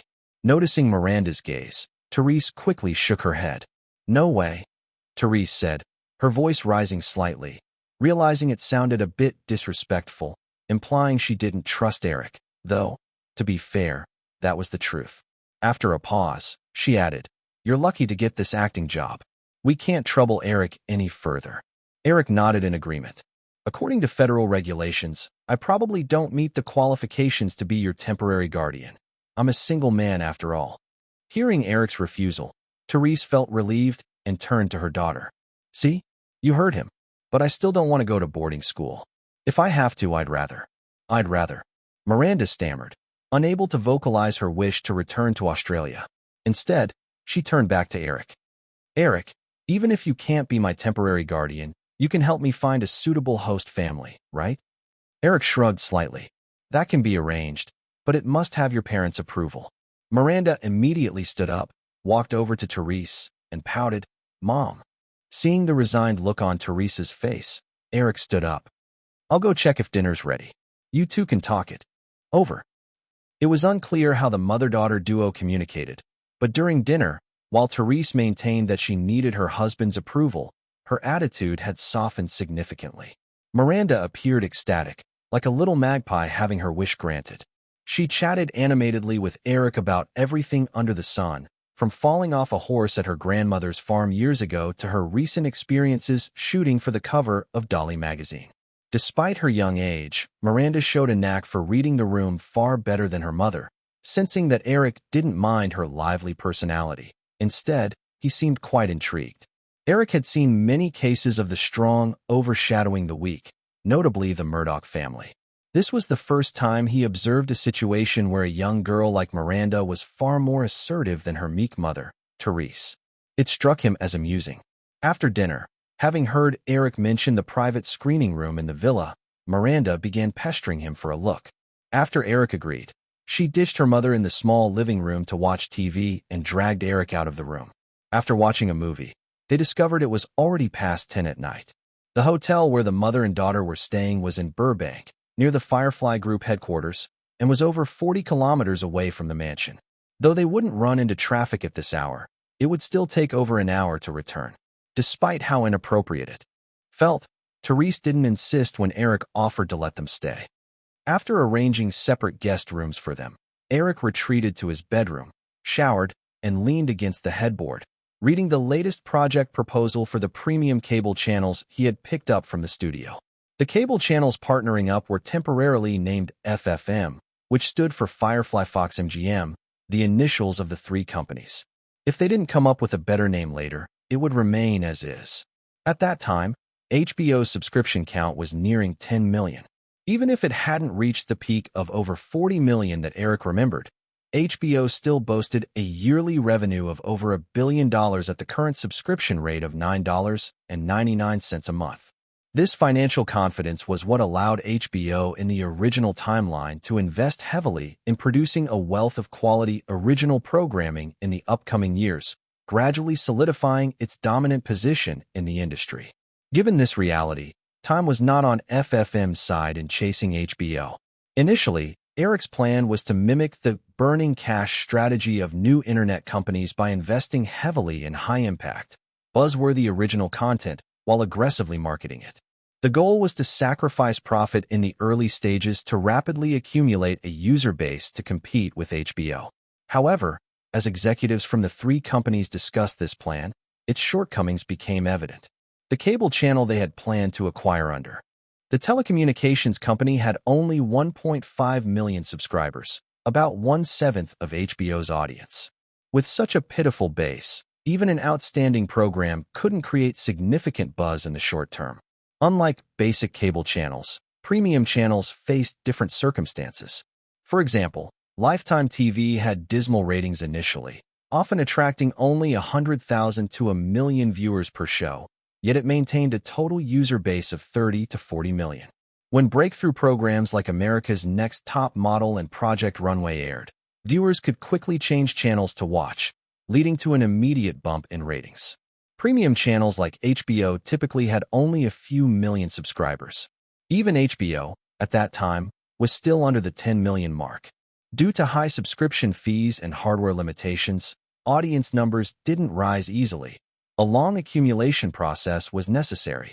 This nearing 10 million subscribers was a result of over 20 years of operation. Since FFM's first goal was to increase its user base rapidly, the experienced Murdoch soon proposed a straightforward but effective suggestion: acquisition. The Fox network, which had extended its reach across America, was the result of several frenzied acquisitions by News Corp in the 1980s. Aside from HBO, many smaller premium cable channels aired similar content throughout North America. These second- and third-tier premium channels were primarily subsidiaries of cable operators. Thanks to their parent company's resource advantages, these channels could attract their share of the pay TV market with relatively low subscription prices. Even at lower prices, these channels commanded a solid base of paying users. Acquiring and merging a few channels would significantly accelerate user accumulation compared to Eric's initial proposal. As Eric read through the materials, he grabbed the remote and turned on the wall-mounted TV across from his bed, wanting to see what the premium channel, the movie channel, was like. Cablevision had shown interest in selling this cable channel, which had 900,000 users, but the asking price was a staggering $315 million. Negotiations would surely be a long and complicated process. Finding the movie channel, Eric briefly glanced at a film that was playing. Disinterested, he shook his head after spotting two not-so-attractive blondes in revealing clothing dramatically running away from a killer. It was clearly a super low-budget horror flick, and he could guess it was modeled after the Scream franchise just from a glance. The proportion of bad movies in Hollywood was indeed high. Given the vast market, independent production companies would invest tens or hundreds of thousands of dollars to produce films that, even if they never made it to theaters, could initially be released on VHS and then sold for airing rights to channels like the movie channel. Selling foreign rights could also recover some funds. When all the numbers were crunched, profits were often still quite good. Losing interest, Eric was about to change the channel when he heard a noise. Knock, knock, knock. Eric paused, realizing this wasn't just his imagination after he heard it again. He glanced at the clock and found it was already 11:30. Finding a pair of beach shorts in a nearby drawer, Eric headed to the door, opening it to find Miranda, who was standing in the hallway, shyly fiddling with her fingers. Taking in his casual attire, the girl blushed but didn't back away. Gathering her courage, she said, "Eric, I can't sleep. Can I chat with you for a bit?" Eric chuckled. "If your mom finds out you sneaked here in the middle of the night to chat with me, she's going to go nuts." "My mom usually sleeps deeply. She won't know," Miranda said, leaning forward. Eric had to step back to let her pass, and she entered without hesitation. As soon as Miranda stepped into the bedroom, she noticed the screams coming from the TV. Taking a few glances, she turned back to Eric, a playful glint in her eyes. "So, Eric, you like watching this kind of movie, huh?" Eric was too lazy to explain, casually shutting the door and walking to the bedside, placing the materials he had just read into the locked drawer. While he enjoyed the company of various women, he wasn't foolish enough to let his guard down completely. Locking the drawer, Eric picked up a Stephen King horror novel from the bedside table and leaned against the headboard, glancing over at the girl curiously exploring his room. Miranda was barefoot, not even wearing socks. She moved with the grace of a cat, still clad in her light sweater and jeans. After peering at the twinkling lights of Malibu outside the north window for a moment, she made an impressed sound before turning back to Eric and casually asking, "Eric, why is this bed so big?" Eric glanced up and joked, "So I can sleep with a lot of women." Miranda laughed and boldly climbed onto the bed, leaning beside him and looking up. "Are you trying to kick me out?" Eric didn't bother lifting his head this time. Flipping a page in his book, he asked, "Why would you say that?" "Come on, you know why," she teased. Eric replied, "If I really wanted to, you would already be out the door." Another laugh escaped Miranda. After a moment, she added, "Eric, I want to take a shower." Eric was curious about what she was planning, nodding. "Sure, the bathroom is right over there." "But I don't have pajamas," she replied. "You can wear mine," he suggested. "But you're not wearing pajamas either," Miranda countered, poking his chest playfully with her cool fingertip. Eric grabbed his white shirt he had worn during the day. "Here, wear this." Miranda took it, swaying it lightly in her hands. She looked up at Eric and, seeing his nonchalant attitude, wrinkled her nose slightly before hopping off the bed and heading to the bathroom. Hearing the door close behind her, Eric shrugged. Having dealt with many women over the years, their various attitudes didn't surprise him much anymore. Miranda's behavior reminded him of that one little minx who relentlessly pursued him back in the day. Thinking about Drew, he found himself reminiscing about the experiences of these past years. Step by step, he had already lost count of how many women had been in and out of his life. His mindset had also evolved, from initially being brimming with youthful exuberance to a more laid-back approach to life. Previously, he had always wished to gather every woman he liked around him, but that desire was slowly fading. Eric realized that he wasn't suited to the life envisioned by Playboy founder Hugh Hefner, where one was eternally surrounded by women. Deep down, he was a more solitary person who favored peace. He didn't need many women around. One or two were sufficient. Once affection faded, parting ways was the natural order. Maybe Drew had been the one who truly understood him. While she would have preferred to be by his side always, she had never insisted on it. Instead, she had been like a little housekeeper, managing all the essentials of his daily life. Chapter 777, 778. You're not at all what I expected.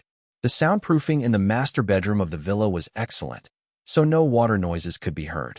Eric picked up the remote control and changed the TV channel, keeping his horror novel in hand, occasionally glancing at the screen, effortlessly multitasking. About half an hour later, the bedroom door opened, and Miranda Kerr emerged, wearing only a shirt that barely covered her thighs. Her long, tanned legs exuded a healthy glow. Her damp brown hair fell loosely, with a few dyed blonde strands framing her face, giving her a unique look. The girl nimbly jumped onto the big bed and crawled next to Eric, looking up at him and asking, "Eric, am I pretty?" Eric shrugged and nonchalantly replied, "I prefer girls with fair skin. You're too dark." Miranda argued back, "No way. This is healthy. A lot of my classmates envy me," she said, rolling up her sleeve and extending her arm in front of Eric. "Feel it. My skin is better than that of many girls." Eric wasn't interested in debating such trivial matters. He took a glance and shrugged it off, muttering, "Yeah, sure." Seeing that Eric seemed uninterested, Miranda rested her chin on her hand and smiled at him, saying, "You can touch other places, just no other things." Eric ignored her, put down his book, grabbed the remote, and turned off the TV. "Well, we've chatted and you've taken a bath. It's time for you to go to sleep." Miranda snatched the remote away and turned the TV back on. "Just let me stay a little longer. I won't bite." He noticed Miranda was channel surfing and had unknowingly landed on HBO's subchannel Max After Dark, which made him roll his eyes. "Do you know what channel this is?" "Of course, I'm not a kid." Miranda huffed, adopting a mature posture. However, when inappropriate scenes flashed on the screen, her cheeks immediately flushed red. She quickly changed the channel to the Disney Channel instead. The TV aired a children's sitcom developed by Disney the previous year. Although it was aimed at children ages 6 to 12, Miranda found it engaging and watched a brief 20-minute episode. When the next program was a cartoon, seeing that Eric really wasn't making any advances, Miranda felt a bit disappointed. Was her appeal not enough? "Eric, you're not at all what I expected." Eric mumbled, "You don't feel like the rich guy I imagined." Eric asked, "What do you imagine I should be like?" Miranda hesitated, unable to answer that question. Eric smiled.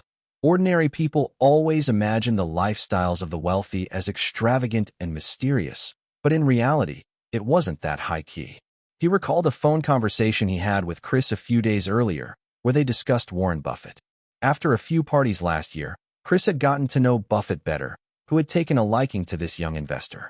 Their casual interactions had turned into an unlikely friendship. Chris recounted his first visit to Omaha to see Buffett last month. Although Buffett's frugal lifestyle was well known, Chris found it astonishing firsthand. Buffett's home was a modest apartment, no different from those of most middle-class Americans, with an old mini-truck parked outside. That cost less than $20,000. The lunch invitation with Buffett took place at a regular steakhouse. They spent a total of $16, including tip.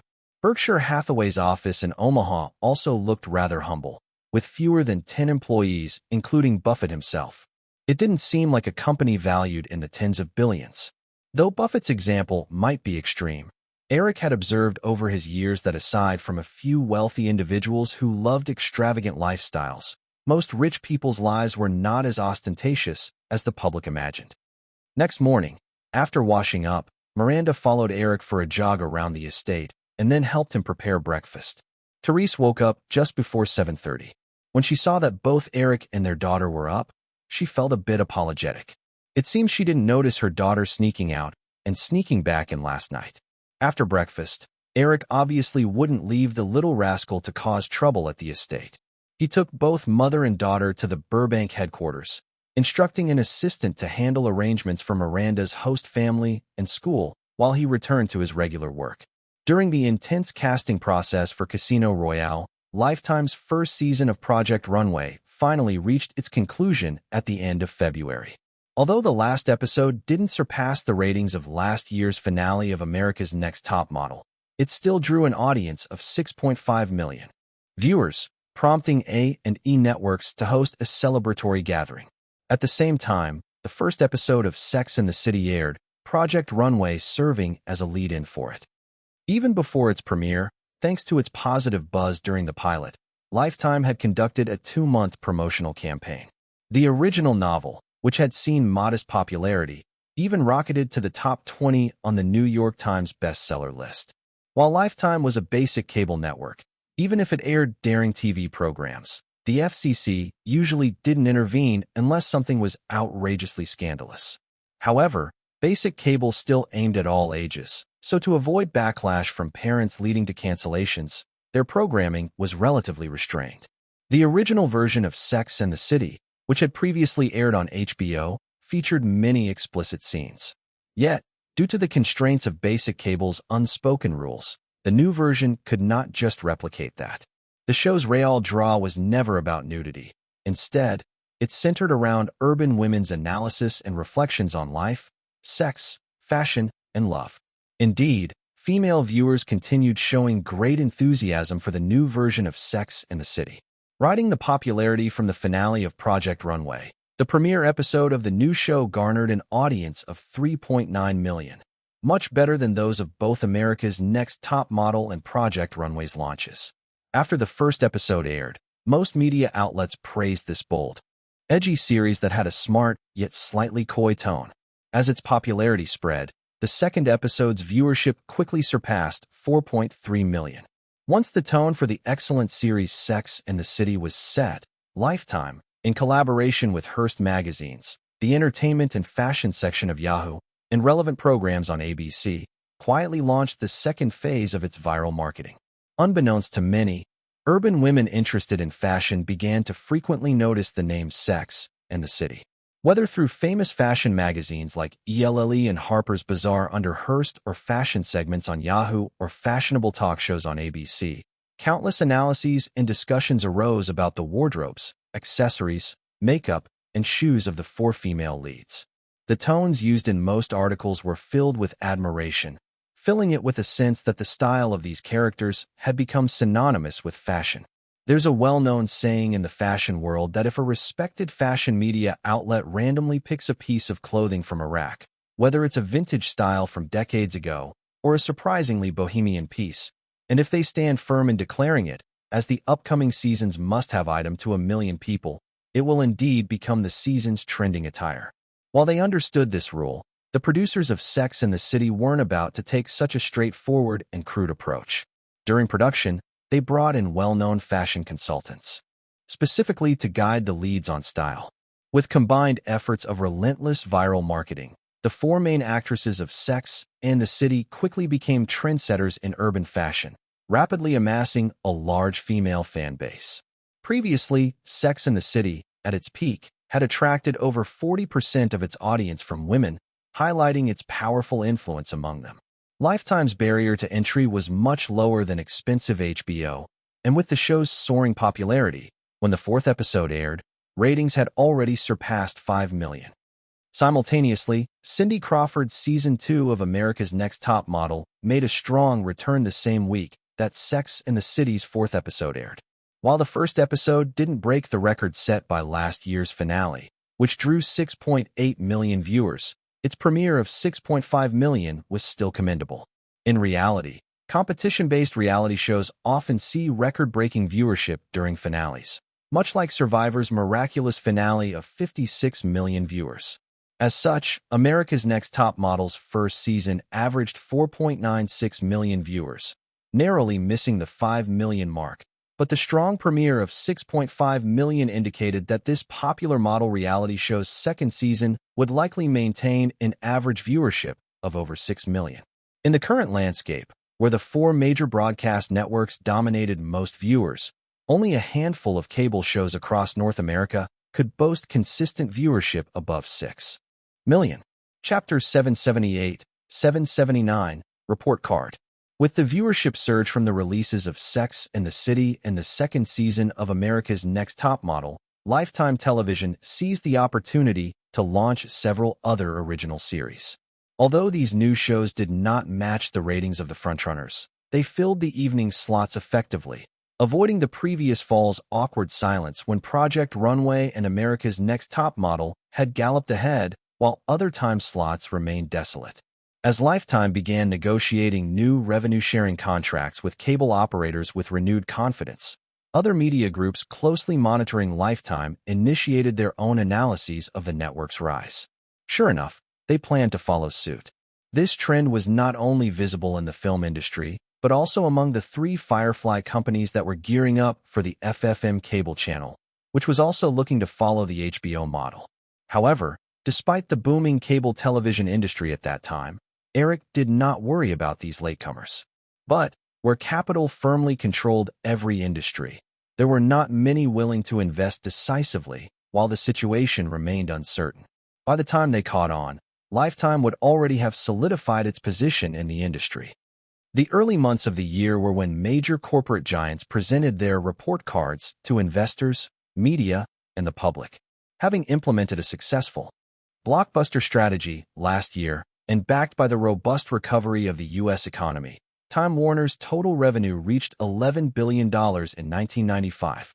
However, out of the 25 films released that year, only Batman Forever turned a profit, with a $100 million investment, grossing $330 million globally, along with substantial merchandise profits. Unfortunately, several big-budget projects costing over $50 million ended poorly.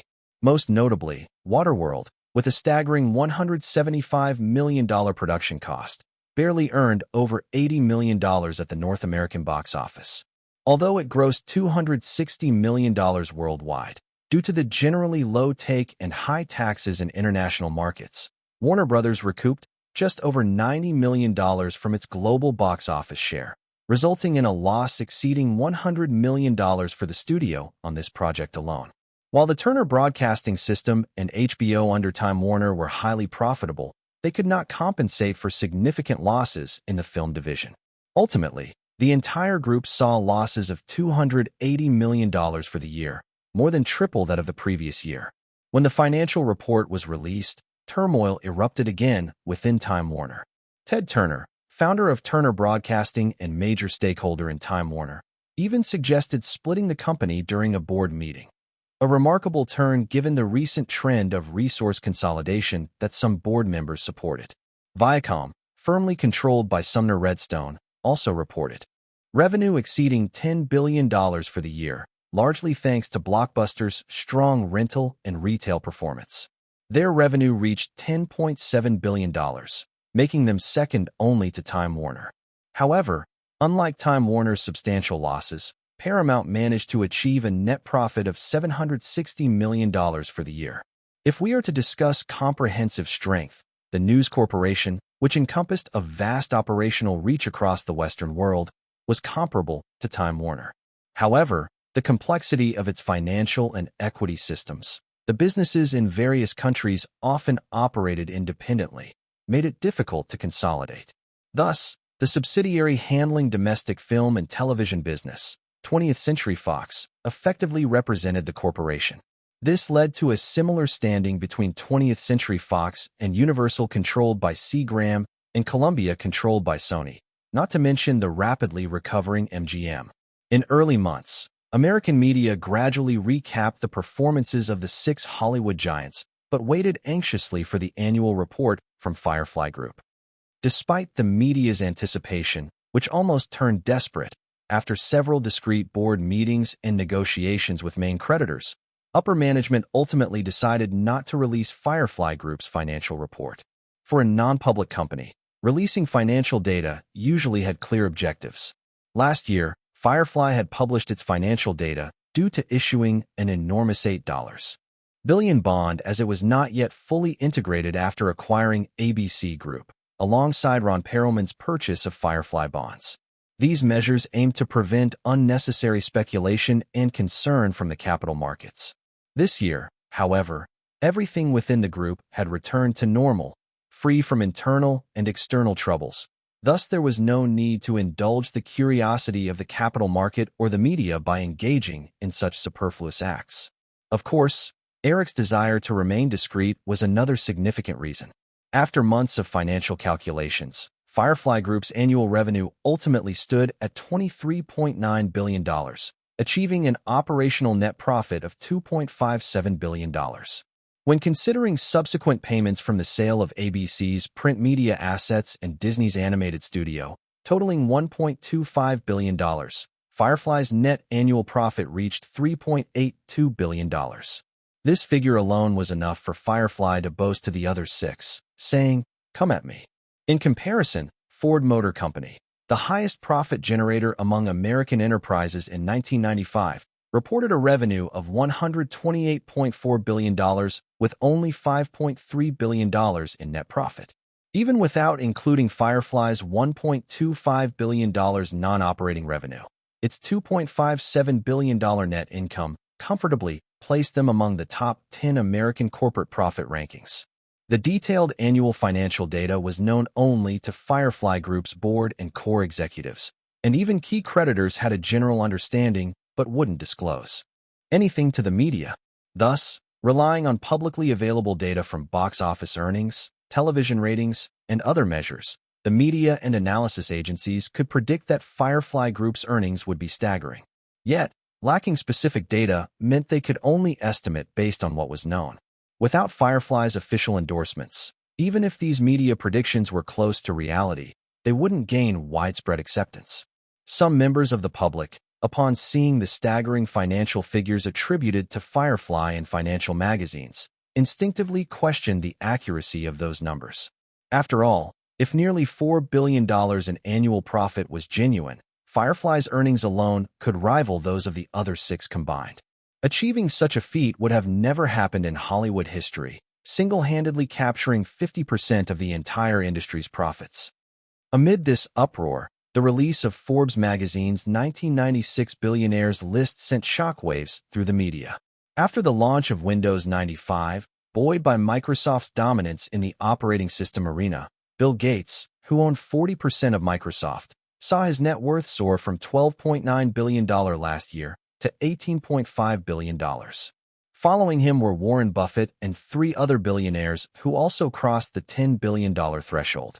However, the standout figure on this list was that remarkable $67.7 billion.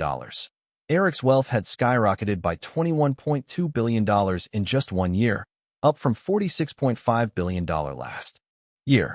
Upon the list's release, Forbes president Steve Forbes penned in the magazine, "If 6 years ago Eric Williams had risked his entire net worth on the Kuwait War, it would have been regarded as a reckless gamble."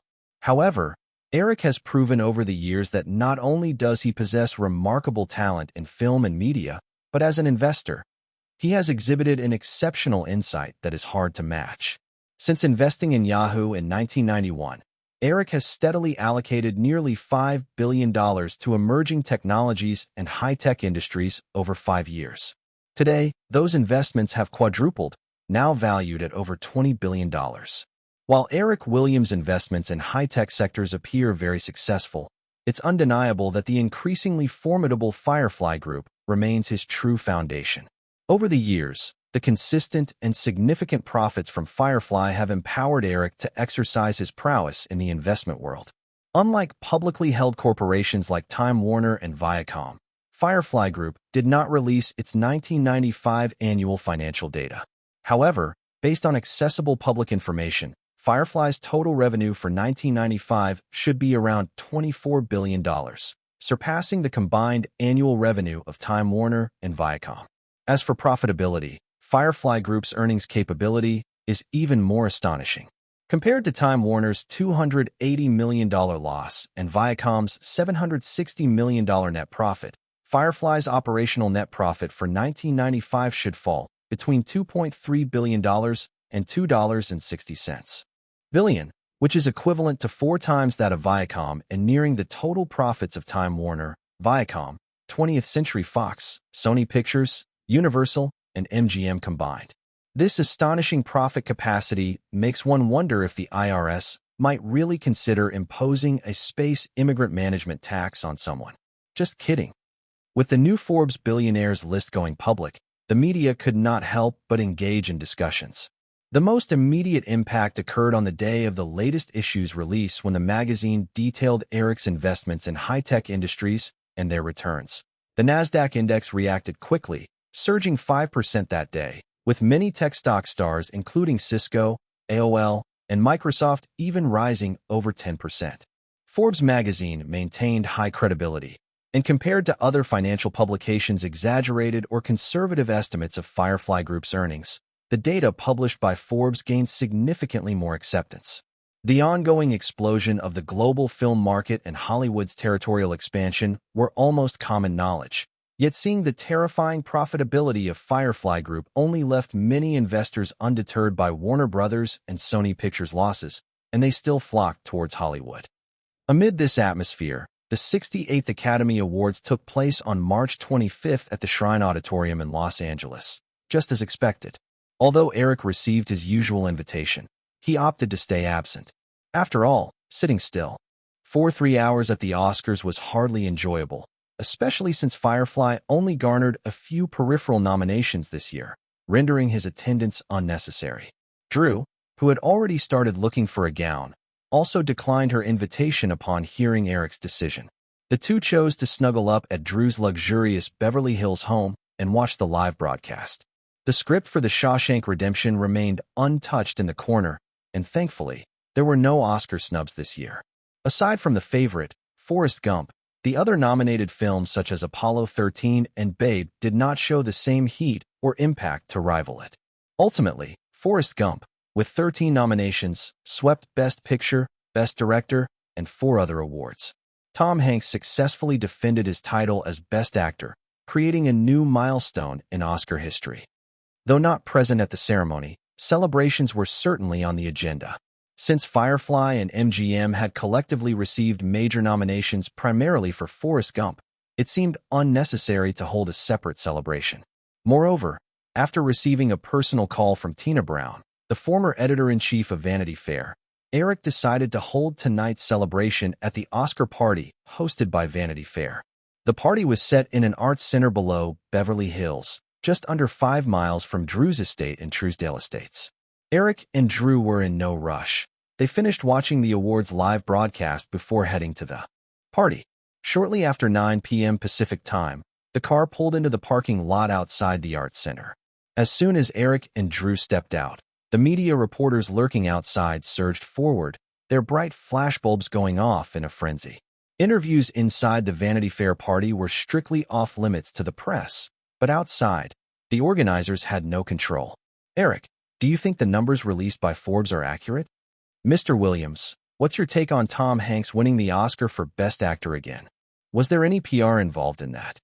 Eric, how is your new film coming along? Drew, do you and Eric have any plans to get married? When are you planning to have kids? Eric and Drew merely smiled at the cameras amidst the cacophony of questions. A cluster of bodyguards and the event's security swiftly gathered around to escort the pair into the party venue. Chapter 779-780, The Gatecrasher. Standing by the photo wall and posing for a while, Eric and Drew followed the staff down a long corridor toward the party venue. Looking around at a few people nearby, Drew suddenly leaned towards Eric and whispered, "Eric, some guy just asked us when we plan to have a baby." A few people chatting by the corridor's glass window noticed Eric and Drew arriving and politely greeted them. Eric nodded in response, equally puzzled, and whispered back, "Huh." Drew seemed to perk up suddenly. "What do you think about having a little baby?" Eric didn't oppose the idea.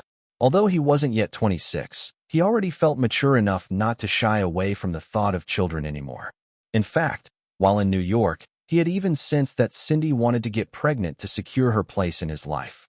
After all the signs, especially with Linda stirring the pot, he could hardly claim to be clueless about her intentions. Though he hadn't actively sought to facilitate such a thing, he also hadn't kept his distance. If a child did come along, he could certainly afford it. With a considerable fortune at his disposal, the thought of family expansion was inevitable.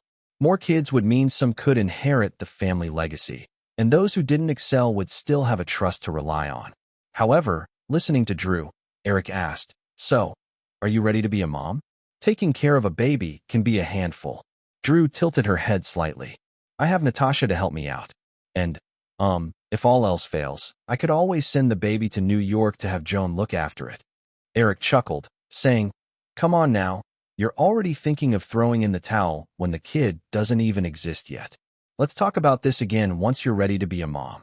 Although Drew had already celebrated her 20th birthday the previous year and had begun managing MGM, perhaps due to lingering effects from a troubled childhood, she still had a playful side. This was part of why Eric still saw her as the same baby-faced girl he'd known all those years. Drew realized she was just being whimsical. Hearing Eric's remarks, she quickly dismissed the thought. "All right, let's just wait a few years then." As they entered the party hall, members of the Forrest Gump crew had already come up to greet them. "Congratulations, everyone." Eric warmly embraced Robert Zemeckis, Tom Hanks, and others, and finally turned to Hanks, asking, "Tom, how does it feel to win again?" "It's fantastic, Eric. Thanks a lot," Hanks replied, his excitement evident in his genuine smile. He knew full well that without Eric's arrangements for 2 consecutive years, he wouldn't have made such Oscar history. After weathering the typical pleasantries, they all settled at a round table in the hall to continue the conversation. The nature of the Vanity Fair party leaned more toward a formal dinner. The guests, who had just been exhilarated for 3 hours at the awards ceremony, certainly hoped for a relatively quiet environment. Soothing music, dim lighting, and small groups gathering to reflect on the year's triumphs or disappointments, all while seeking opportunities for next year. After discussing Forrest Gump, Drew casually asked Zemeckis, "Bob, I know it might be a bit early to ask, but do you have any projects that interest you? I'm really looking forward to our next collaboration." From the start of his career, Robert Zemeckis had been the kind of director who not only pursued commercial success, but also demonstrated incredible innovation. Since his first comedy, Used Cars, in 1980, every film Zemeckis directed had been a commercial hit. His well-known sci-fi series, Back to the Future, and the animated live-action hybrid, Who Framed Roger Rabbit, achieved remarkable box office success. Thus, it was hardly surprising that Drew wanted to ride the momentum of Forrest Gump's success to solidify their collaboration. If they weren't in the middle of a conversation, many at the party might have already approached him to discuss potential projects. In this situation, most people, even if they had no intention of continuing to work together, would typically find a smooth way to stall the discussion. However, Robert Zemeckis' expression showed a brief hesitation. He recalled a recent chat with Steven Spielberg about another matter, paused for a moment, and then said, "Of course, Drew, we'll definitely work together when the opportunity arises." Noticing the change in Zemeckis' expression, Drew cleverly chose not to press the issue and naturally shifted the topic. While they were chatting, everyone felt a stir coming from the party entrance, and curiosity had them turning to look. "Godfather has arrived," Drew exclaimed, having a clear view from her seat next to Eric. Then, after a pause, she added, "And there's David Geffen and, Bill Gates. What are they doing together?" Initially, Eric wasn't too interested, but upon hearing Drew mention Bill Gates, he turned to look, just in time to lock eyes with Gates. They exchanged nods, and Gates leaned in to say something quietly to Spielberg before walking over with his wife, Melinda Gates. Sensing something, Eric didn't find it too strange. Since they were approaching, he stood up and went over to greet them with Drew. "Hey, Bill, I didn't expect you to show up," Eric said, shaking hands with Gates before giving Melinda a gentle hug, complimenting, "Melinda, you look absolutely stunning tonight." "Thank you, Eric," Melinda replied, smiling politely. She then turned to Drew and said, "Drew looks lovely too. This is my first time here, so I hope you can show me around a bit." With an enthusiastic grin, Drew said, "Of course. Follow me. I need to say hi to Godfather first, and then I'll take you to meet some interesting folks." "How does that sound?" "Sounds good," the two women said, exchanging knowing glances with their respective partners before leaving arm in arm. "Let's grab a drink at the bar," Eric nonchalantly suggested. Although he had a good idea why Gates was there, he wasn't bothered by it. If Gates was going to cling to Microsoft's power without budging, Eric couldn't do much about it. Since Gates took the initiative to step into his territory, he might as well give him a warm welcome. Without a doubt, Gates was likely spurred by all the recent media hype surrounding Eric, eager to join the Hollywood scene. In the original timeline, when Spielberg, Geffen, and Katzenberg founded DreamWorks, Gates and Microsoft co-founder Paul Allen had even invested in the studio. Over the years, Microsoft had shown a keen interest in breaking into Hollywood, often leading to rumors about impending acquisitions of media companies. However, most of the time, it didn't materialize. But now, history had taken a different course, and the terrifying profitability of the Firefly Group clearly prompted many to step into Hollywood boldly. Gates was likely among them. However, the major film studios had been split up in recent years, so if Gates wanted to make a mark, he would have to start from scratch. In those past 2 years, whispers of Spielberg and Geffen wanting to establish their own major film studio made them the optimal collaborators for Microsoft. Chapter 781, Get Your Spirits Up. Microsoft never lacked ambition for expansion. Beyond operating systems, Microsoft had ambitiously dabbled in the MSN portal business, Xbox gaming, Bing search engine, and more. However, their efforts were always hindered by a notorious catching-up syndrome, which meant that none of these projects succeeded. The online service centered around MSN suffered losses of $13 billion before it quietly faded away. The Xbox gaming console incurred a $3 billion loss over a decade, barely churning out a gaming ecosystem while still trailing far behind PlayStation. The Bing search engine racked up cumulative losses of $10 billion, leaving it with no presence against the powerhouse that was Google. Other failures in mobile, tablet, and social networking applications were evident. At one point, when the portal business was declining, Microsoft even attempted to acquire Yahoo for a whopping $46 billion.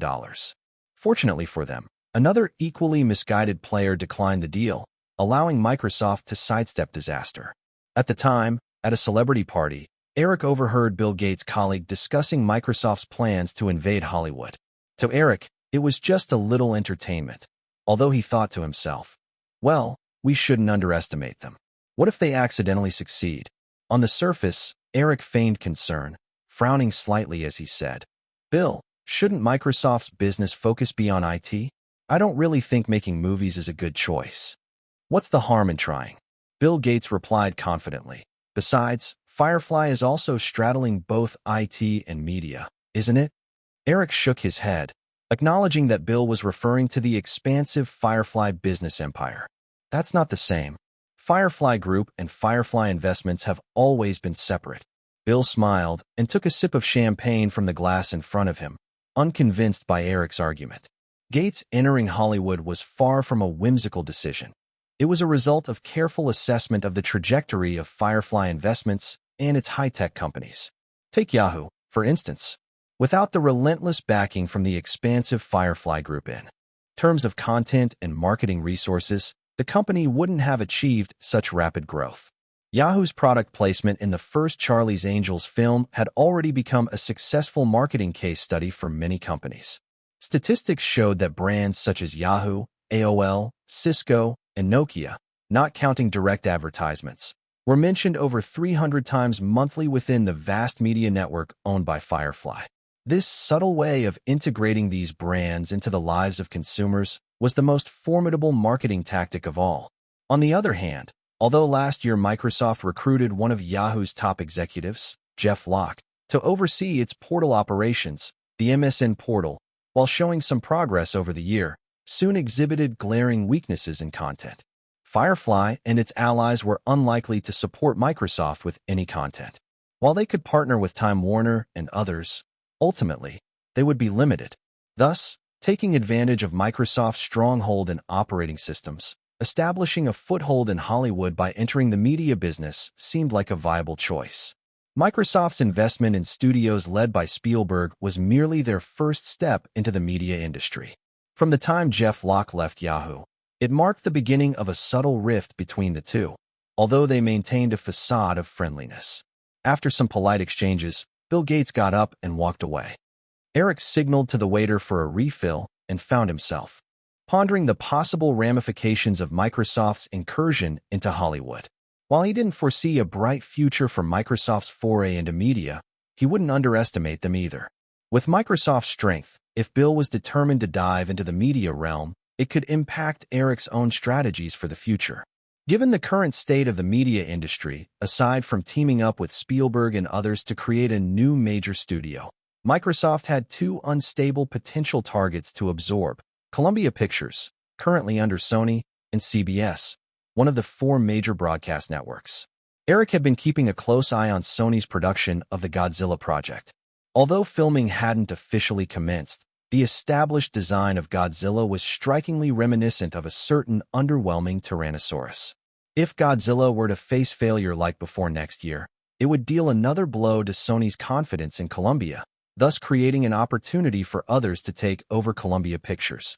Originally, Eric intended this opportunity for MGM, but with Microsoft's meddling, there was a chance they would interfere as well. The other unstable target was CBS. After Viacom's failed bid to acquire Paramount, Barry Diller made another move to purchase CBS last year.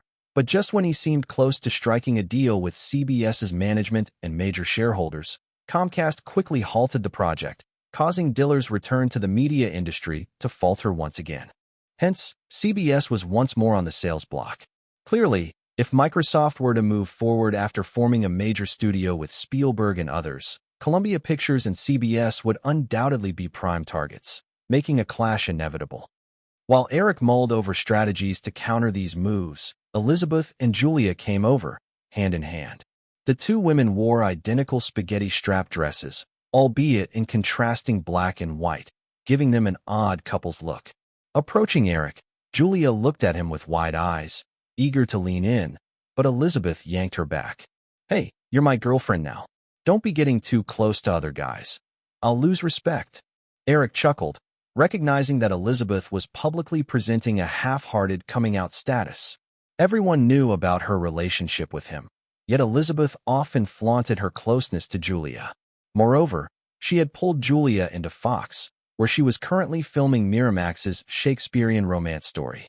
Rupert Murdoch had even called Eric to inquire about the situation, leaving him unsure of how to explain, resorting instead to vague reassurances. Murdoch was worried, not just about this daughter, but because his eldest son, Lachlan, was also showing ambiguous signs regarding his sexuality. At 25, he still didn't have a girlfriend and preferred to hang out with a bunch of beautiful male models. This, in fact, was part of the reason Lachlan had been dispatched back to Australia by dear old Murdoch last year. Patting the space to his left, Eric gestured to Julia, saying, "Don't mind her. Come sit here." Julia shrugged off Elizabeth and sat on Eric's left, while Elizabeth shot them a disapproving look but took the seat on Eric's right. Eric waved for the waiter to get drinks for both women, but Julia inconsiderately leaned in closer, waving her left hand at Eric. "Look, Eric, isn't it pretty?" Eric glanced at the rose gold ring shaped like a heart. He hadn't expected Julia to show it off so publicly. The ring had the Williams crest engraved on it. Eric had commissioned a full set designed after playing cards, but he only had Virginia, Joanna, Julia, Elizabeth, Drew, Nicole, and Famke among the women still close to him. Others either faded away over time due to lack of interest from Eric or because the relationships naturally cooled off, leaving the remaining 37 rings quietly nestled in a safe at Liberty City Manor. With the wild exuberance of earlier years behind him, Eric preferred to give women a bank card instead of easily handing out rings. After all, those 7 women were still the only ones to possess this set. Admiring Julia's small hand for a moment, Eric smiled and nodded, "Very pretty." He then asked Elizabeth, "What about yours?"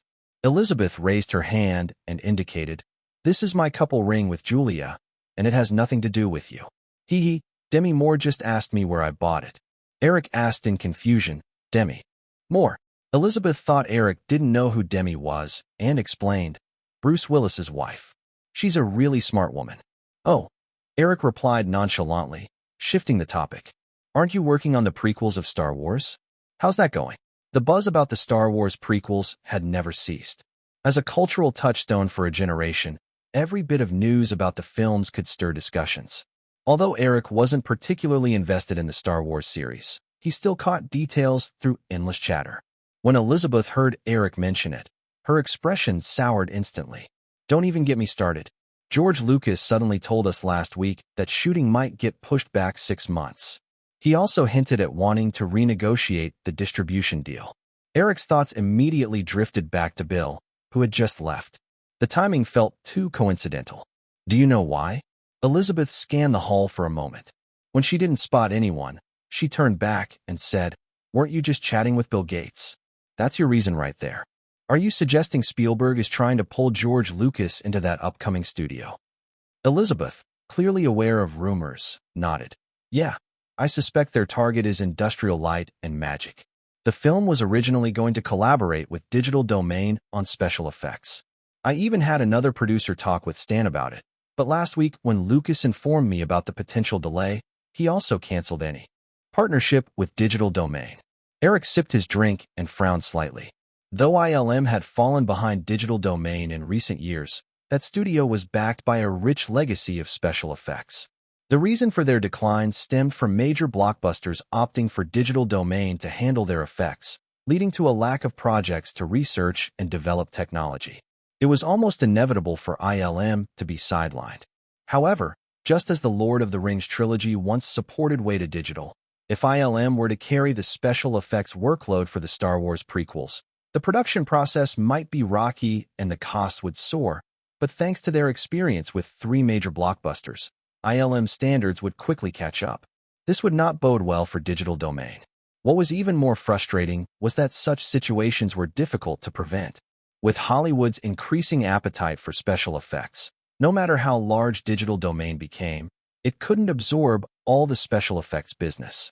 Even without Katzenberg's involvement, Spielberg, David Geffen, and George Lucas, paired with Microsoft's robust technical and financial backing, combined to create a formidable new studio. It seemed clear that Firefly needed to step up to the challenge. "Eric, how's Titanic going? I heard it just wrapped up and the production cost has already hit $120 million. Elizabeth asked about the happenings at Firefly, her tone laced with genuine concern as well as a touch of gleeful schadenfreude. "Probably. To finish post-production, it'll require $200 million, Eric shrugged. At least after securing ample financial support, Cameron finally avoided any delays and wrapped filming recently, with post-production quickly underway. $200 million? Wow.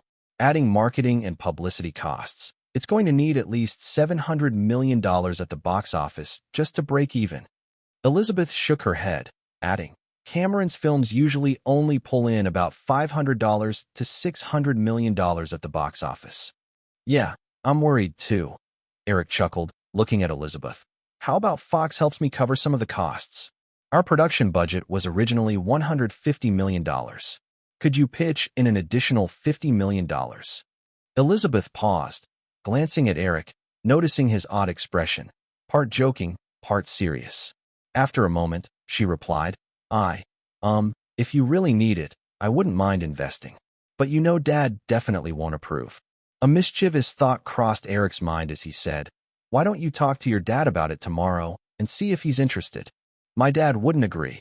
The chances of this project turning a profit are practically zero," Elizabeth said, feeling Eric's teasing vibe, and instinctively gave him a playful shove. "If you want to negotiate, you do it yourself." Chapter 781, 782, The Best Platform. Elizabeth stood just one step away from becoming the president of Fox, equipped with significant power due to her father, Rupert Murdoch's unique status. However, any major project requiring an investment of over $50 million still needed board approval. As expected, her father was the chairman of Fox.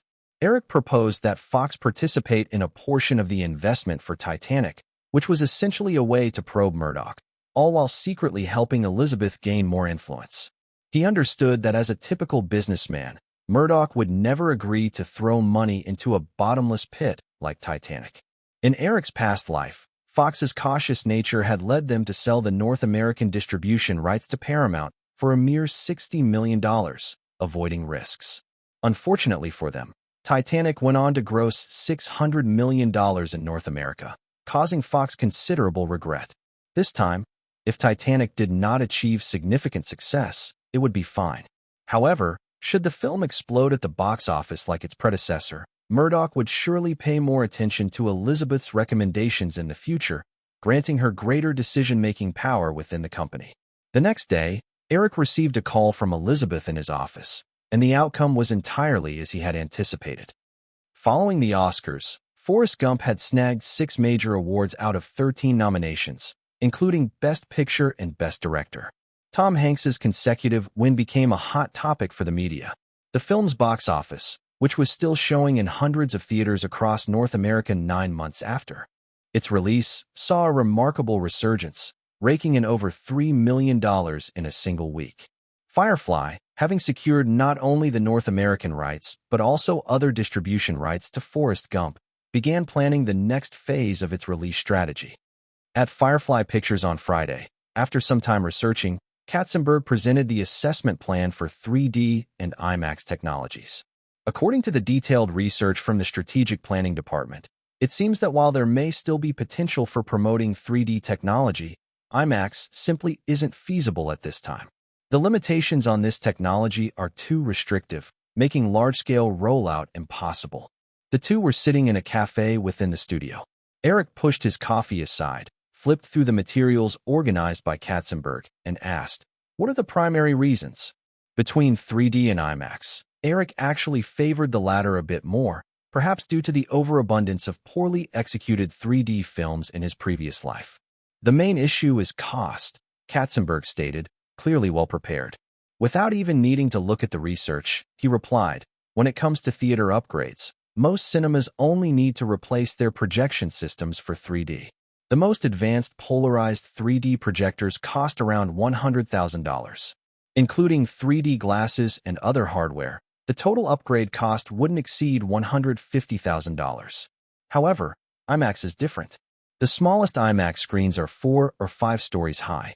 Over 99% of cinemas in the US and Europe won't meet the upgrading requirements. To build an IMAX theater, you have to start from scratch.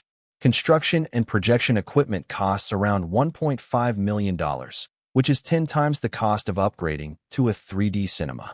Listening to Katzenberg's explanation, Eric suddenly comprehended why, in his past life, China had become the fastest-growing region for IMAX technology. There, the proliferation of IMAX cinemas had almost coincided with the explosive growth of the film industry, allowing many new theaters to be built to IMAX specifications from the get-go. North America and Europe, however, were different. These regions had long-standing film industries, and their existing theaters were already established, meaning most wouldn't meet the IMAX retrofit standards. Given the high costs of IMAX theaters, traditional chains would have little incentive to rebuild their facilities. After scanning through the materials, Eric realized that aside from the theater upgrade costs, the entire process from shooting a film to transferring it to IMAX prints came with exorbitant cost demands. In comparison, the challenges of popularizing 3D technology were far lower. At that moment, IMAX couldn't yet support a full 90-minute film, whereas 3D technology was already reasonably developed. Its primary hurdle was the lack of 3D film sources and 3D cinemas. Furthermore, 3D technology had a somewhat tarnished reputation, mainly showing quirky films that were deemed gimmicky. Eric wasn't a blind idealist and understood that many ventures needed to progress step by step. After a moment of thought, he said, "I noticed that IMAX is recently developing DMR technology to convert regular film into IMAX prints. You might want to keep an eye on their financial situation. It doesn't seem very promising. We could invest a little money as angel investors. Additionally, we should set up a dedicated 3D technology research department on our side. Once I finish Casino Royale, we might consider experimenting with 3D for my next project." Katzenberg nodded, as he had already considered most of Eric's suggestions. However, as soon as Eric finished speaking, Katzenberg added, "Eric, I also believe that 3D technology is certainly a new development field for the film industry in the coming years. So don't you think it's a perfect opportunity for us to enter the theater business?" "Theater business?" Eric raised an eyebrow in surprise. He hadn't thought about that angle. During the Reagan administration in the 1980s, federal restrictions on the entertainment industry were loosened gradually. The Paramount Decree, which separated film companies from theater chains, had become nearly obsolete. Viacom, Time Warner, and Universal all owned their own theater chains, with Viacom holding the largest chain of over 3,000 screens across America. However, Firefly had emerged later and had not yet ventured into the theater business, still shackled by the deep-rooted notions of the Paramount Decree. Eric hadn't instinctively considered this matter until now. With Katzenberg's reminder, Eric realized that the recent years were indeed the best timing for Firefly to enter the theater business. Though many believed Avatar marked the dawn of 3D cinema, the truth was that 3D films had already existed in the years around the turn of the century. Well-known titles from his past life, like Spider-Man and Harry Potter, had 3D versions, but various limiting factors prevented them from achieving the influence of Avatar. Both 3D technology and IMAX had been around for over 30 years, so promoting these technologies was not technically the challenge. The difficulty lay in the absence of a strong institution to drive them forward. Thus, it might not be a bad choice for Firefly to take the lead in this venture. After all, according to historical patterns, the North American film market would begin to saturate around the year 2000. The subsequent growth in the following decade occurred primarily through ticket price increases. If 3D and IMAX could be widely promoted, it would inevitably circumvent the limitations of market saturation and lead to further industry growth. After considering it for a while, Eric set down his empty coffee cup and said, "Jeffrey, we can incorporate this into Firefly's next development plan, but I hope you proceed with extreme caution. I've always envisioned Firefly growing even stronger, but I also fear that blind expansion could weigh it down and make it sluggish. Do you understand?" "Of course, I won't undertake this lightly without 100% certainty," Katzenberg affirmed. Eric nodded, poured himself another cup of coffee, and added, "Do you know what Steven and the others are working on?" "David did mention to me that he hoped I could help out, but I turned him down," Katzenberg replied candidly. "They will likely make an official announcement next month, but I don't know the details." Eric was aware that David Geffen and Katzenberg had always been good friends. However, friendship alone wouldn't drive a determined business elite to switch allegiances. Katzenberg, being previously without options, now understood that Firefly was the best platform for him to showcase his talents. Chapter 782, 783, Easy to Guess. Eric and Jeffrey Katzenberg chatted until close to quitting time. With the weekend approaching, Katzenberg mentioned he had promised to take his family out for dinner and made an early exit. Eric continued to sit in the cafe, waiting for the progress report from Firefly Electronics on their recent projects. The hardware projects for the MP3 player and the e-book reader had been underway for a year. However, due to various technical difficulties, like operating system development and processor chip design, progress on the e-book reader was slow. In contrast, the development of the MP3 player was going much smoother. By the end of last year, Eric had obtained a prototype MP3 player from Firefly Electronics, which used a Toshiba 1.8-inch hard drive. It was a bit larger than a cigarette pack, with 270 megabytes of memory, capable of storing about 50 songs. While the prototype's design and storage capacity were somewhat lacking, Eric was pleased that Firefly Electronics had registered the full set of patent technologies for the MP3 player. This ensured there wouldn't be any unclear ownership of MP3 player patents in the future. Even if the MP3 player were to be completely phased out, any future electronic devices, like mobile phones that utilized MP3-related music playback technology, would still have to pay patent fees to Firefly Electronics. After flipping through the latest evening newspaper and patiently waiting for over half an hour, the cafe door swung open, and 3 women walked in, chatted and laughing. Eric looked up to see it was Caroline, Melanie Gleason, and Rachel Wise. All 3 were dressed casually in jeans and carrying bags, embodying a relaxed vibe as if they were heading out for a shopping spree. Rachel had just wrapped filming Titanic, but needed to stay in Los Angeles to assist with some voiceover work, so it made sense she was out with Caroline and Melanie. Eric wasn't surprised to see them together. Caroline spotted Eric looking their way first, smiled shyly, and the 3 women greeted him as they walked over. Eric asked the waiter to bring a fresh pot of coffee and pour it for the girls. He then inquired to Caroline, who had taken a seat across from him. "So, are you all going shopping?" Caroline rummaged through her bag for a folder. Upon hearing Eric's question, she nodded and replied, "Yeah, we don't have to get up early for work tomorrow, so we're planning to catch a movie tonight." Eric responded, "Oh, I don't have any plans tonight. How about you bring me along?" Before Caroline could respond, Melanie and Rachel chimed in unison, "No way." Caroline blinked her innocent big eyes, looking left and right, uncertain of how to reply. She understood her friends' intentions. They didn't want her to get too close to Eric, the notorious flirt. But it seemed obvious Eric was just joking around, so she wondered why they were reacting so strongly. Eric shrugged and chuckled. "All right, but does anyone else feel like I suddenly have two rivals for affection?" At the mention of rivals, Caroline's cheeks turned bright red. Rachel, being a bit more bold and less intimidated by Eric due to their limited interactions, hugged Caroline and playfully pecked her on the cheek, stating, "Eric, Caroline's already mine. You can't just ruin someone else's love life." "Rachel, let go of me. It's not like that." Caroline, aware they were all joking, still shyly pushed Rachel away while adding an explanation. Taking the folder that Caroline handed over, Eric waved his hand, saying, "Just deliver the report. You girls can head off now. I won't interrupt your girls' night." Out. Caroline pulled on Rachel, who was about to get up, and reached into her bag to pull out a small box the size of a palm. "Eric, there's also this. It just got sent over from San Francisco this morning." Eric took the box and glanced at the Seagate logo on it, guessing its contents. He opened it to find a postage stamp-sized micro hard drive inside. As Eric examined the micro hard drive, Caroline explained, "This is a sample developed by Seagate with a capacity of 256 megabytes. Their attached materials say they'll have a new 512 megabytes product by the end of the year.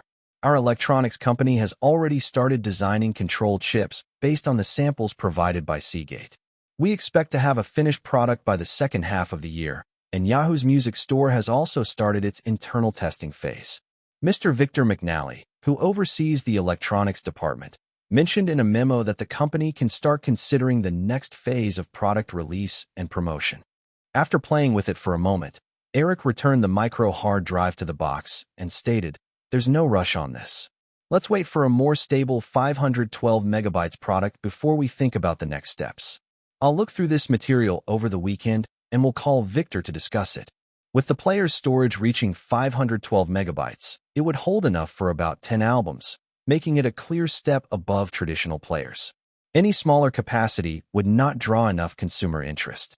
After Eric's remarks, he noticed Caroline nodding, her big eyes shining as she looked at him, seemingly waiting for him to say something else. "Is there anything else?" "Nope." Caroline instinctively shook her head. Eric couldn't help but chuckle at the thought that with just one silly hairpin on her head, Caroline would fit right into a cartoon world. He teased, "Then you can head off. Or do you really want me to join you for the movie tonight?" As those words left his mouth, Rachel and Melanie giggled and got up, their cheeks flushed, pulling Caroline with them as they said their goodbyes and left the cafe.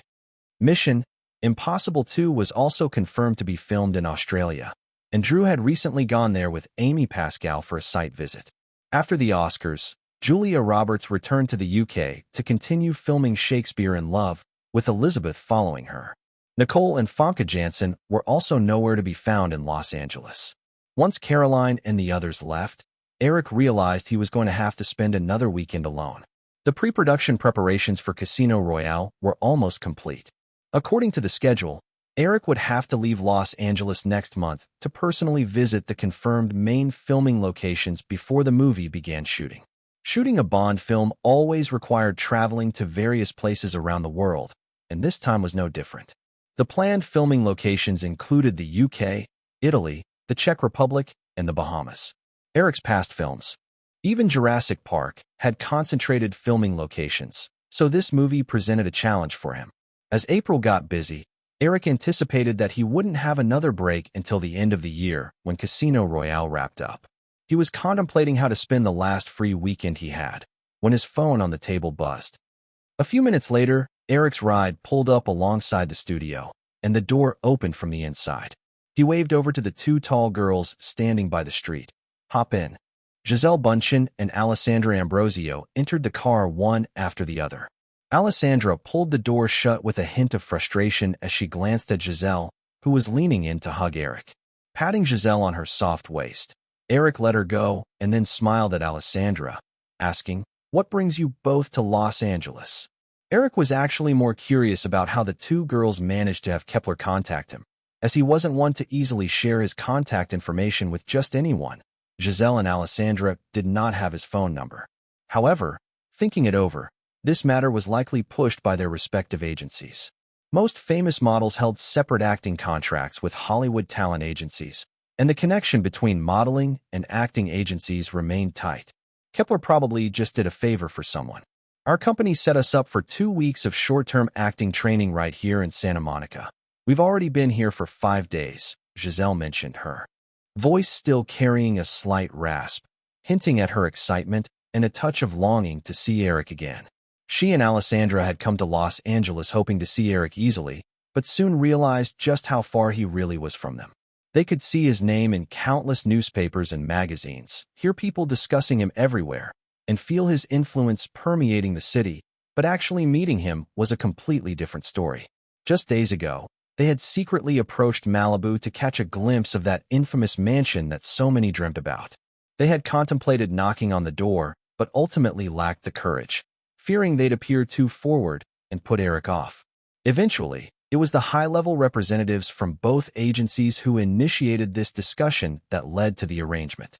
Noticing the slight disappointment in Giselle's tone, Eric chuckled lightly, choosing not to say much. While the girls' roles in Casino Royale would merely be fleeting, he certainly wouldn't oppose anyone treating this matter with seriousness. Checking his watch, Eric instructed the driver to head for Venice Beach, telling the girls, "It just so happens to be dinner time, so let's grab a bite, and maybe we could invite Miranda to join us so you can all meet."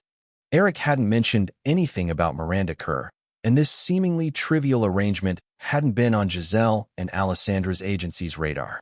Seeing the puzzled expression on the two girls' faces, Eric clarified, "Her name is Miranda Kerr. She'll be joining us for the shoot." Alessandra couldn't help but express her disappointment. "3 of us?" It wasn't because they worried about sharing attention during a minor scene. To them, that moment symbolized so much more. Bringing in another person meant an additional contender for future opportunities. According to information from their agency, after completing a 5-year contract, Cindy Crawford and Linda Evangelista, the original supermodels, would not be renewing their contracts with Victoria's Secret. Aside from age considerations, it mostly was due to their commitment to their respective reality shows. At that point, Giselle and Alessandra would each have the chance to compete for a spot, making this unexpected appearance of someone named Miranda Kerr raise some alarm bells for them. However, Eric's next comment had the girls feeling even more uneasy. "It's not 3, it's 4. Even Giselle, the ever-composed one, found herself a bit rattled and gasped in surprise. Eric enjoyed teasing the two stunning models a bit and opted not to elaborate further. Once the car reached Venice Beach, Eric chose a cozy restaurant with good privacy and then instructed the driver to go pick up Miranda Kerr. Miranda had been staying with a mid-level Firefly manager's family residing in Santa Monica, and she had already joined the local high school. After several auditions, she landed a recurring role in a family sitcom on Disney Channel, thus settling in Los Angeles. Half an hour later, as Eric casually chatted with Giselle and Alessandra, Miranda walked in, led by a waiter. She was instantly on guard upon seeing Eric and the two unfamiliar girls sitting beside him, but quickly warmed up as she playfully made her way over to Eric. "Stop it. We have company." Eric quickly got up, catching the girl's soft frame and gently seating her next to him. Although he had specifically chosen a booth, it was still not completely private, and making too much noise would catch attention. Miranda sat down neatly, casting a glance at the two girls across from her, who were also assessing her, before quickly turning her focus back to Eric, with a hint of pretentious sadness. "You haven't contacted me in almost a month. I thought you might have forgotten me. You know I've been busy," Eric offered in explanation as he reached for the menu, gesturing for the girls to start ordering. As the waiter with a hint of envy in his eyes walked away, the atmosphere in the booth became slightly awkward. "Right, this is Giselle Bundchen and Alessandra Ambrosio. They're both from Brazil. And this is Miranda Kerr. She's from Australia." Eric took the initiative to introduce the three girls to each other. thinking it was quite a gathering of top models from the early century. "Hello." Miranda waved at the other two from her seat beside Eric. Initially wanting to get up and shake hands with Miranda, Giselle and Alessandra both returned to their seats, waving modestly in response. After brief exchanges, Miranda keenly sensed Giselle and Alessandra's cautious demeanor around Eric and realized their relationship with him wasn't as close as hers. This stirred a subtle feeling of superiority in her, prompting her to ask, "So, the three of us will be appearing in that scene together?" "No, it's four," Alessandra, seated across from Miranda, added, noticing her confusion about the situation. Miranda looked questioningly at Eric. Eric chuckled and said, "Guess who the last one is?" "It's easy to guess." Chapter 783, 784. Sounds a bit scary. Giselle and Alessandra wore puzzled expressions on their faces. Their knowledge of Eric was limited to various rumors since arriving in the United States, and they certainly didn't understand certain things. After a moment of confusion, Miranda's eyes lit up as she glanced triumphantly at the two girls across from her. She asked Eric, "Is there a reward if I guess correctly?" Eric smiled. "You have to guess right first." Miranda blurted, "It's that girl with the stuffed animal, right? That girl has been in several of your movies. I think her name is Ivanka. She should be about our age now." Eric snapped his fingers lightly. "Bingo. So, where's my reward?" Miranda prompted. Eric feigned innocence. "I never agreed to that." Miranda immediately wrapped her arms around Eric's, playfully shaking him. All right. Eric surrendered quickly. "What do you want?" Miranda's eyes twinkled as she replied, "My birthday is on the 20th of next month. Can you celebrate with me?" Eric shook his head regretfully. "I should be in Europe then. I can only arrange for something to be sent to you. Do you have any birthday wishes?" "Let's hear it." "As long as it's from you, I'll love it," Miranda replied, her expression tinged with a hint of disappointment. "I just want you to be with me on my birthday. Next time, maybe. This time, I really don't have time." Giselle and Alessandra listened to Eric and Miranda's exchange with a bit of envy. Coming from small towns in Brazil, they hadn't seen many movies growing up and had no idea what the girl with the stuffed animal reference meant. While they pondered on how to catch up on all of Eric's films, Alessandra hesitated and shyly mentioned, "Eric, my birthday is also next month, on the 11th. "No problem. I'll get you a gift, too," Eric replied, glancing at Giselle. Giselle shook her head with a smile. Her birthday was on July 14th, leaving her feeling a bit disappointed but also hopeful, wishing that filming wouldn't conflict with it. Miranda felt a bit down when Alessandra interrupted their conversation about birthdays. She rolled her eyes and joked, "Eric, if you know enough girls, will you end up celebrating someone's birthday every day?" That situation sounds a bit scary." "Huh." After dinner, as it was only 8 o'clock, Miranda immediately began to act coy when Eric offered to take her home. After some back-and-forth bargaining, the four of them decided to go watch a movie together. Easter was the following week, and Rumble in the Bronx just happened to premiere today. Eric chose this film to gauge its reception in North America. To build momentum for Rush Hour, promoting Jackie Chan's quirky kung fu in North America, Eric spared no effort in supporting Rumble in the Bronx.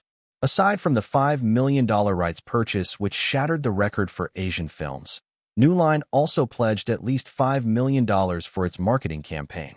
Altogether, the cost had exceeded the film's production budget of $7.5 million, with the opening scale reaching 2,000 screens, marking a significant turnout for a Hong Kong film in North America. Before this, aside from Bruce Lee's kung fu films, most Hong Kong films achieved only $1 million box office in North America, with a few rarities reaching $10 million. While Rumble in the Bronx had performed exceptionally well in Asia, New Line was prepared for potential losses given the total investment exceeded $10 million. Thankfully, management was confident in the upcoming Rush Hour, considering the possible losses of Rumble in the Bronx manageable.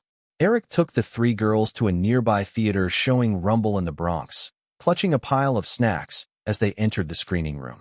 Although the film was rated R, statuesque Giselle and Alessandra faced no issues purchasing tickets, and though Miranda's youthful face was somewhat conspicuous, with Eric accompanying her, they had no trouble entering the theater. They found a row of seats toward the back, with the three girls settling in around Eric. As Eric scanned the room, he noted it was a medium-sized theater, accommodating about 100 people.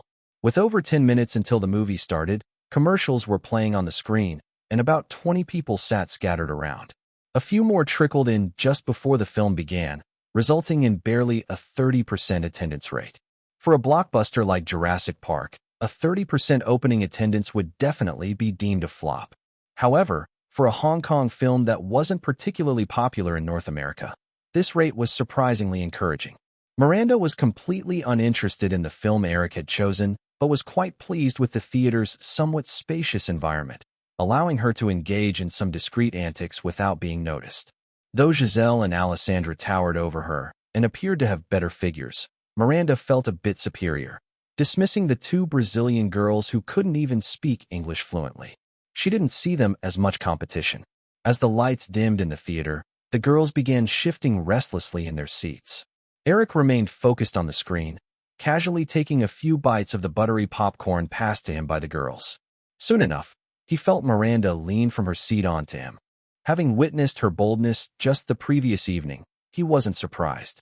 Instead, he placed an arm around her shoulder to limit her movements, smiling as he warned, "If you don't pay attention to the movie, I won't bring you next time." Giselle and Alessandra, not initially interested in the film, found themselves wide-eyed, watching Miranda cling to Eric. They both simultaneously wondered, this is an option too? Under Eric's suppression, Miranda quickly quieted down, and the group's attention returned to the film. Rumble in the Bronx was indeed a quality production. At a budget of $7.5 million, it could only be considered low budget in Hollywood terms today.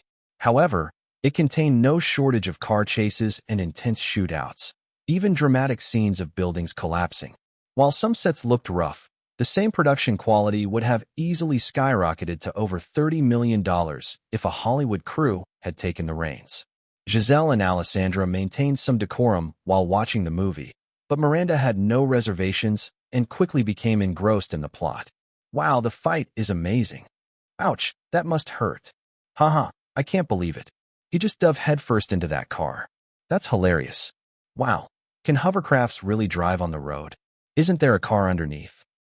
Though there were only around 30 people in the screening room, the girls' animated commentary on the film didn't draw much particular attention because most viewers chimed in with gasps or laughter in response to the film's thrilling and humorous scenes, gradually forgetting that they were watching a non-Hollywood film. Once the film concluded, Eric patiently waited for most of the audience to leave before putting on his shades and nudging Miranda, who was still latched onto him. "All right, let's go." "Okay," Miranda replied before leaning close to his ear. "Eric, can I come over tonight?" "That's not happening. You still have school." Eric quickly found an excuse. Miranda pouted. "You forgot. Tomorrow's the weekend. Isn't it nice staying with John?" Eric stood and helped her up, making his way toward the exit as he spoke. Once in the aisle, Miranda linked her arm with Eric's and continued, "It's perfectly fine. You arranged it. How could they treat me poorly? But I want to spend the weekend with you.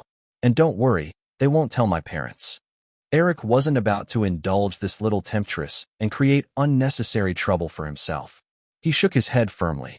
"Then behave and go home. You're still too young to realize what you're doing." Miranda's expression turned dejected. "But I know exactly what I want. Knowing the risks makes it worse." Miranda tugged at Eric's arm playfully. "Eric, you're so annoying. You're such a coward." Though she was unwilling, Eric instructed the driver to drop Miranda off at her boarding place. After watching her go inside, he signaled for the driver to proceed. As Miranda left, Giselle and Alessandra, who had been quiet, both let out a sigh of relief. Honestly, with this little enchantress around Eric, they found it hard to get any attention from him. However, recalling the last time in New York when Eric dropped them off, Giselle and Alessandra quickly felt anxious again. Would Eric send them back to the hotel, like last time? If so, who knew when they would see him next? As the car pulled away from Miranda's boarding house, Eric asked Giselle, "Do you have classes this weekend? I mean, that acting training class." Giselle perked up, shaking her head joyfully. "Nope." "Well, then come spend the weekend with me. I happen to be alone these days, and it's pretty boring." "Sure." Giselle nodded without hesitation. She glanced at Alessandra, recalling the remarks they had received from that medium in New York. She felt her cheeks redden while still struggling to resist the thought. Eric didn't have any overwhelming desires for Giselle and Alessandra. He certainly didn't lack for companionship and wouldn't be influenced by simple physical urges. Bringing the two girls home was genuinely just a desire for some attractive company on a boring weekend. As they say, a beautiful woman could brighten the presence around. If it weren't for Miranda Kerr's seductive behavior, Eric wouldn't have minded bringing her to the estate for the weekend. Miranda mirrored Drew Barrymore from back in the day, yet she held a fundamentally different essence. Drew had been purely infatuated, and Eric was certain she wouldn't engage in actions that could harm him. Miranda, however, was like a cunning and greedy little beast. She knew exactly what she wanted and was unhesitant in being willing to give everything for that. But if her needs were unmet, this little beast might just bare its teeth at him. Eric had always been generous towards women, but that was only if he was willing, not because he felt coerced into being a fool. By the time they reached the estate, it was 11 o'clock. Entering the long-awaited Shell Villa with Eric, Giselle watched as the motion sensor lights illuminated the grand foyer. Her upbringing in a financially constrained environment made her first thought revolve around how much electricity that would consume over the month. Quickly, she felt warmth rising to her cheeks at this thought, imagining how embarrassed she would be if Eric or Alessandra caught her thinking this. Eric happened to turn and spot the unusual expression on Giselle's face, inquiring with concern, "What's the matter?" "Nothing, really." Giselle quickly shook her head. Noticing her hands clutching her purse against her stomach, Eric joked, "Are you hungry?" He had noticed that both girls hadn't eaten much at dinner earlier. Giselle shook her head again. "No, Eric, I'm not hungry." Eric thought Giselle was just shy, leading the girls into the kitchen. "Actually, I'm feeling a little hungry too. Why don't you whip up a late-night snack? I'll take a quick shower first." Giselle wanted to say more, but Eric waved her off and walked away. Once Eric's figure had vanished, Alessandra turned to Giselle with a teasing grin and asked in Portuguese, "What were you just thinking?" Portuguese was the girls' mother tongue, and they preferred chatting in it over English while conversing privately. Giselle glanced back in the direction Eric disappeared, feeling a bit guilty as she answered in Portuguese, "I wasn't thinking of anything." As she said this, Giselle decided not to continue with that topic. She set her bag aside and walked toward the fridge. Alessandra followed, helping Giselle pick out ingredients while continuing in Portuguese. "I wonder if it'll hurt." Giselle, who had been somewhat distracted, perked up and asked, "What?" "I meant, I bet it'll hurt," Alessandra replied coyly. Giselle finally grasped the context and asked, "Why you haven't?" Alessandra nodded, her face turning a shade of red as she whispered, "Let's hope Eric is a gentleman." Chapter 785, Giselle's Ambition.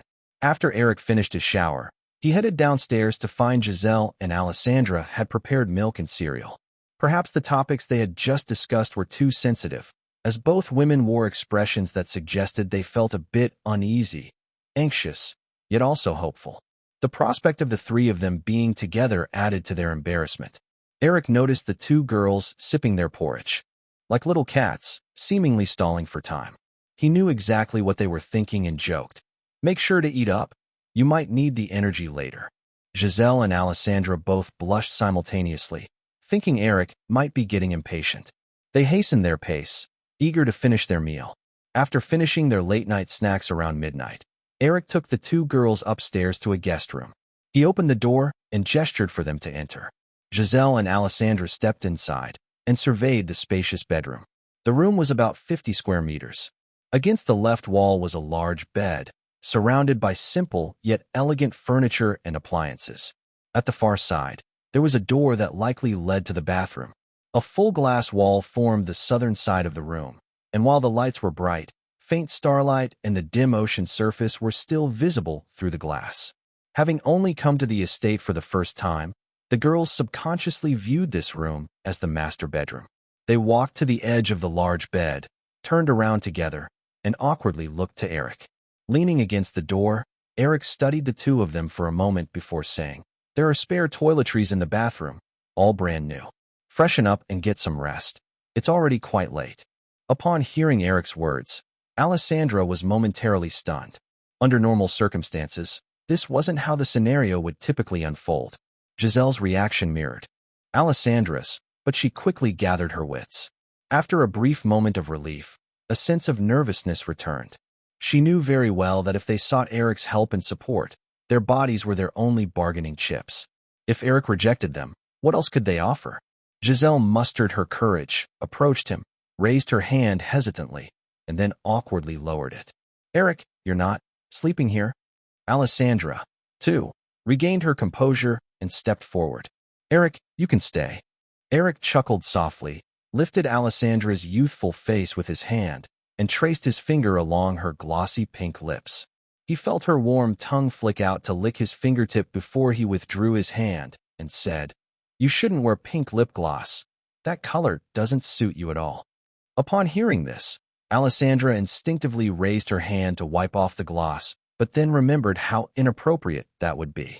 She'd just end up smearing pink all over her mouth, so she awkwardly let her hand drop. All right, get some sleep, Eric said, glancing at Giselle with a smile. You two are mine sooner or later. So, no need to overthink things. Just don't let me down. Just as Eric closed the door, Alessandra eagerly lifted her hand, wiping her lips as she headed toward the bathroom. Giselle followed her in and saw Alessandra holding a towel to her mouth, which made her smile with a hint of schadenfreude. Alessandra caught a glimpse of Giselle but felt helpless, murmuring as she wiped, I'll never let that Sandra woman give me fashion advice again. Oh my God, Eric must hate my lip gloss. That's why he said that. Giselle approached the sink, opened the nearby cabinet, and took out a brand new toothbrush and toothpaste, grinning. I think it looks nice. Hee hee, pink lip gloss makes you look more like a little chick. After wiping off the lip gloss, Alessandra realized what Giselle meant and asked, You figured it out long ago? Giselle didn't respond. She filled a cup with water and began to brush her teeth. Of course, she had noticed it. Alessandra was a year younger than her, and both of them were still youthful. Instead of dressing more maturely, wearing pink lip gloss just made them look awkward. Still, she didn't feel obligated to give Alessandra a heads up. After their respective thoughts during the wash-up, the two girls, wrapped in bathrobes, came out of the bathroom and realized something else. They would be sleeping in the same bed tonight. While the bed was large, it somehow felt strange. They exchanged glances and shared a single thought. Was Eric doing this on purpose? After all, such a large mansion must have plenty of rooms. It was already past midnight, and both girls started to feel sleepy. Even though those thoughts lingered, they didn't delve into them. Giselle turned off the lights, and as she crawled onto the bed, she found Alessandra already lying on the other side. After shedding her bathrobe and pulling up a corner of the thin blanket to cover herself, the initial fatigue tangibly lessened. Hey, what do you think that girl we met earlier would do if she were here? Alessandra suddenly asked, referring to Miranda Kerr they'd seen that afternoon. Giselle rolled onto her side to face Alessandra and replied, She would definitely sneak into Eric's room. As soon as the words left her mouth, a brief silence filled the room. After a minute or two, Alessandra spoke again, her tone filled with eagerness. So, would you dare to go over? In the dim light, Giselle blinked, then quickly replied, If you dare to go, I'll dare too. Why don't we? Alessandra hesitated for a moment, then suggested, Go together. Giselle replied, It was your idea, you should go first. Alessandra twisted her body, feeling fueled. I thought you'd be braver than me. Giselle had no intention of arguing over this. I'm actually pretty timid. Alessandra huffed lightly, sitting up. Then don't come with me. Giselle decided to ignore her and turned away, presenting her back to Alessandra. Biting her lip, Alessandra soon made up her mind. She slipped off the bed, put on her bathrobe, and quietly tiptoed out, not bothering to turn on any lights. Hearing the soft creak of the door, Giselle comfortably reclined, relaxing her body and smiling smugly to herself. You know, Eric likely anticipated that girl Miranda would do just that, which is why he didn't bring her back. Giselle squinted her eyes, patiently, looking forward to what was about to unfold. After an undetermined amount of time, the door quietly opened, and Giselle sat up to look. In the dim light, she saw Alessandra returning, looking quite solitary. Making her way to the bed, Alessandra whispered, The villa is too big. I couldn't find Eric's room. Giselle felt disappointed and fell back onto the bed. Sigh, she really was foolish. They ended up falling asleep quite late. Unfamiliar with the new environment, they forgot to close the curtains. When the daylight broke, Giselle and Alessandra woke up simultaneously, realizing how close they were. Giselle's hand rested on Alessandra's waist, leading to an awkward moment as both girls quickly regained their composure. After getting dressed and washing up, they stepped out of the room. The villa was unusually quiet in the early morning. The sound of their high heels echoed sharply against the floor, prompting them to tread lightly. In no time, Giselle simply shed her high boots, and Alessandra followed suit, carefully descending the stairs barefoot, like two curious cats tiptoeing around while the owner slumbered. They traversed through the living room, meeting room, gym, library, dining room, and kitchen. They explored every nook. Eventually, captivated by the view outside the glass wall in the hall, they cozily nestled into two space chairs by the glass, enjoying the mesmerizing ocean view that felt like a real-life IMAX experience. Los Angeles was just as sunny, the sky a breathtaking blue, the rising sun barely peeking above the horizon, while the sparkling sea seemed adorned with countless golden ornaments. A few gulls glided effortlessly across the expanse of sea and sky, adding life and vitality to the scene. The space chairs felt like droplets hanging from a stainless steel structure, gently swaying like swings. Giselle tapped her toes against the floor, gently rocking, unconsciously taking deep breaths. Suddenly, she thought, maybe this was the life she longed for. Too bad, she was just a passerby here. I've decided, I want a house like this someday, so I can eat breakfast by a window with a sea view every morning. Alessandra shared her yearning, but upon hearing Giselle's words, she couldn't help but dash her hopes. Wake up. We'd never be able to afford a place like this, and besides, this villa is said to be one of a kind in the world. Even if you had the money, you couldn't buy it. A sudden wave of determination surged through Giselle. Even if it can't be exactly like this, I want something similar. And even if you don't want a house like this in your life, why drag me into it? Who says I don't want one? You just said that yourself. I was just stating a fact. The future hasn't happened yet. How do you know it's a fact? Feeling Giselle's bitingly competitive nature, Alessandra took a step back. I don't want to argue about this with you.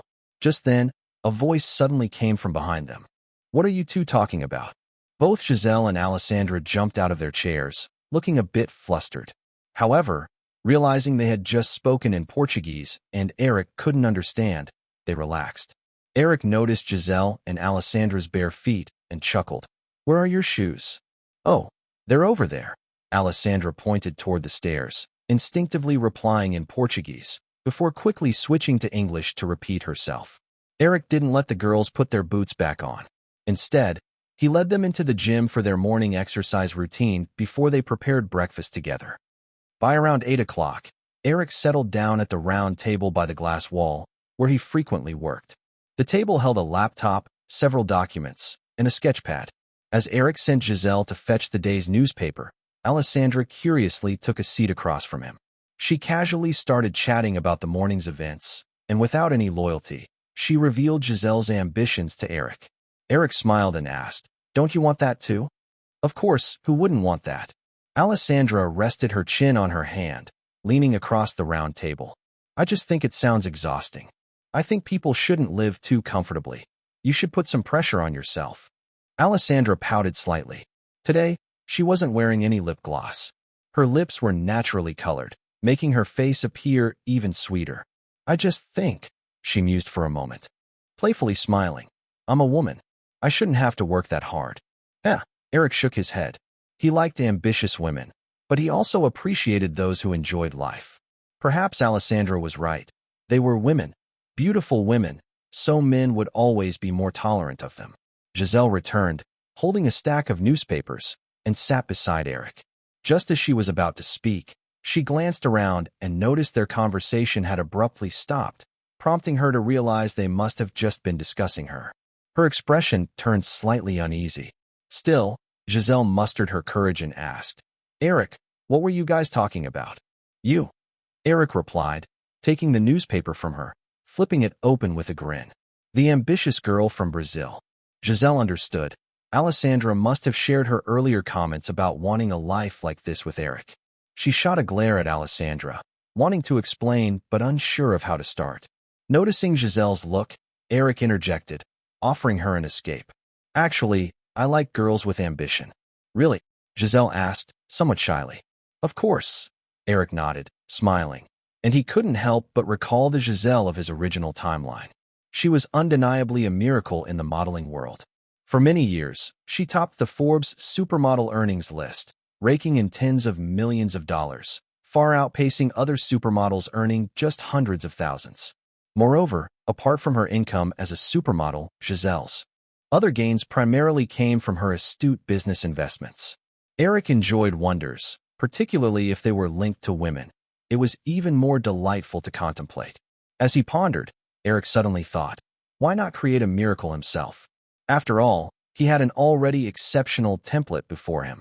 He could easily elevate Giselle to an even higher status than in his past life, just like Drew. Eric had never been indecisive. He turned to Giselle and said, if you really want that, maybe I can help you achieve your dream. Ah, Giselle exclaimed, surprise washing over her. After a moment of anxious contemplation, she asked, what would I need to give in return? Chapter 785, 786. Are you in?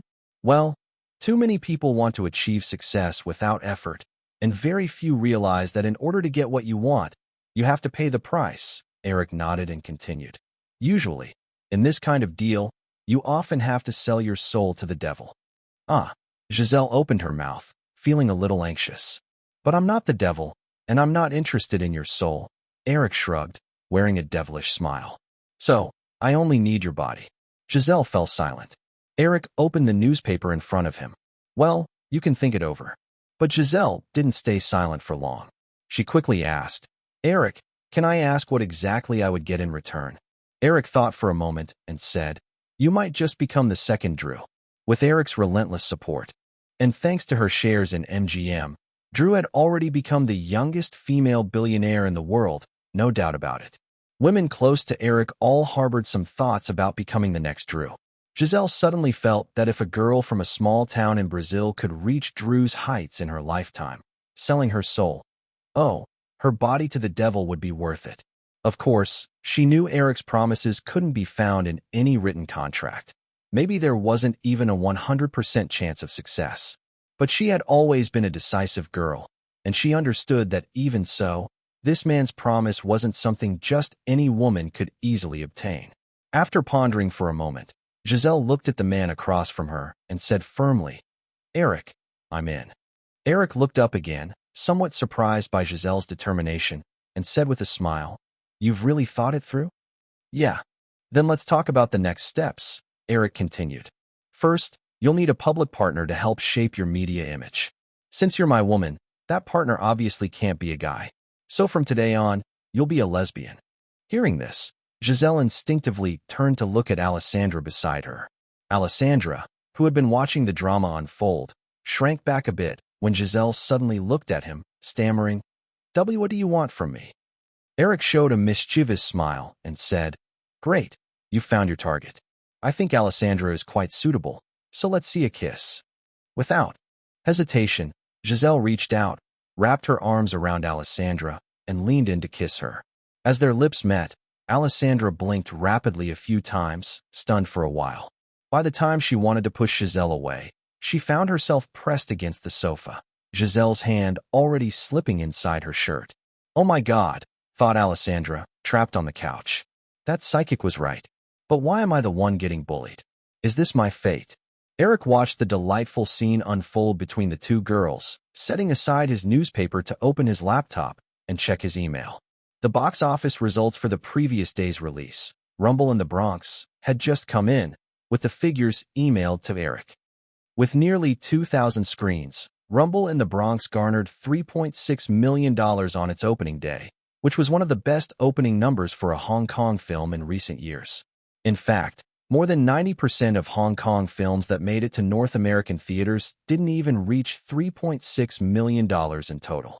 This indicated that Jackie Chan's comedic kung fu still had a market in North America. Additionally, the weeks leading up to Easter were traditionally a lull period for the North American film market, as films slated for the year-end had already entered their winding-down phase, and companies held back some of their highly anticipated releases. Thus, with $3.6 million on its opening day, Rumble in the Bronx easily became the Friday box office champion. Based on the usual weekend box office curve, Saturday's figures would be higher than Friday's, and Sunday would likely match Friday's total. If this pattern held, Rumble in the Bronx could expect a weekend total around $11 million. If the next couple of days followed this trend, the film's first 7 days could even hit $16 million, far exceeding New Line's expectations. Eric recalled that in the original timeline, Rumble in the Bronx only made a little over $30 million in North America. But now, due to a much larger marketing and screening push, he expected those figures to be exceeded. If Rumble in the Bronx could follow a typical Hollywood box office trajectory, its total earnings might even reach $50 million. Eric never expected it to achieve a long-running box office like some films. After all, the audience for Hong Kong films in North America was limited. The second-week drop-off could be as much as 50% after an opening weekend spike. Still, a total box office of $50 million would be a recent miracle for Hong Kong films. Rumble in the Bronx was simply a warm-up for Jackie Chan's star power, gearing up for the popular anticipation for Rush Hour slated for release later in the year. Above all, the focus remained on the film's Say 7 On, which had seen over 2 months of intensive marketing and was set to premiere on April 5th. Scanning over the upcoming release schedule, Eric noted that Say 7 and was firmly positioned at the top of the charts, planned for 2,500 screens. Just as he intended to close the email interface, a certain title caught his eye. The film's name was Primal Fear. Looking up its details, Eric remembered that Primal Fear was Edward Norton's breakout role. The film portrayed a dramatic courtroom battle between 2 lawyers entangled in a story involving a suspected murderer with possible dissociative identity disorder. Richard Gere's character, Martin, ultimately proved that Norton's character, Aaron, was not responsible for the murder due to his mental condition, but the shocking twist at the end revealed that it had all been a con. As a crime thriller, Primal Fear's pacing could be slow, yet Norton's standout performance was undoubtedly its highlight. He won countless nominations and quickly rose to fame in Hollywood. Recalling this information, Eric opened the IMDb site and found the page for Primal Fear. To his relief, Edward Norton still had not been replaced. He successfully retained the role of Aaron. With just a week until release, the movie's page had several reviews from professional critics. Eric casually clicked on one, authored by Stephen Gary, the film critic for the Seattle Times, and after reading a few passages, his brow furrowed slightly. Invited to see 2 excellent crime thrillers in just 1 week, the frightening and shocking impact of Say 7 and still lingers. However, the newcomer Edward Norton in Primal Fear produced a chilling shudder within me once again.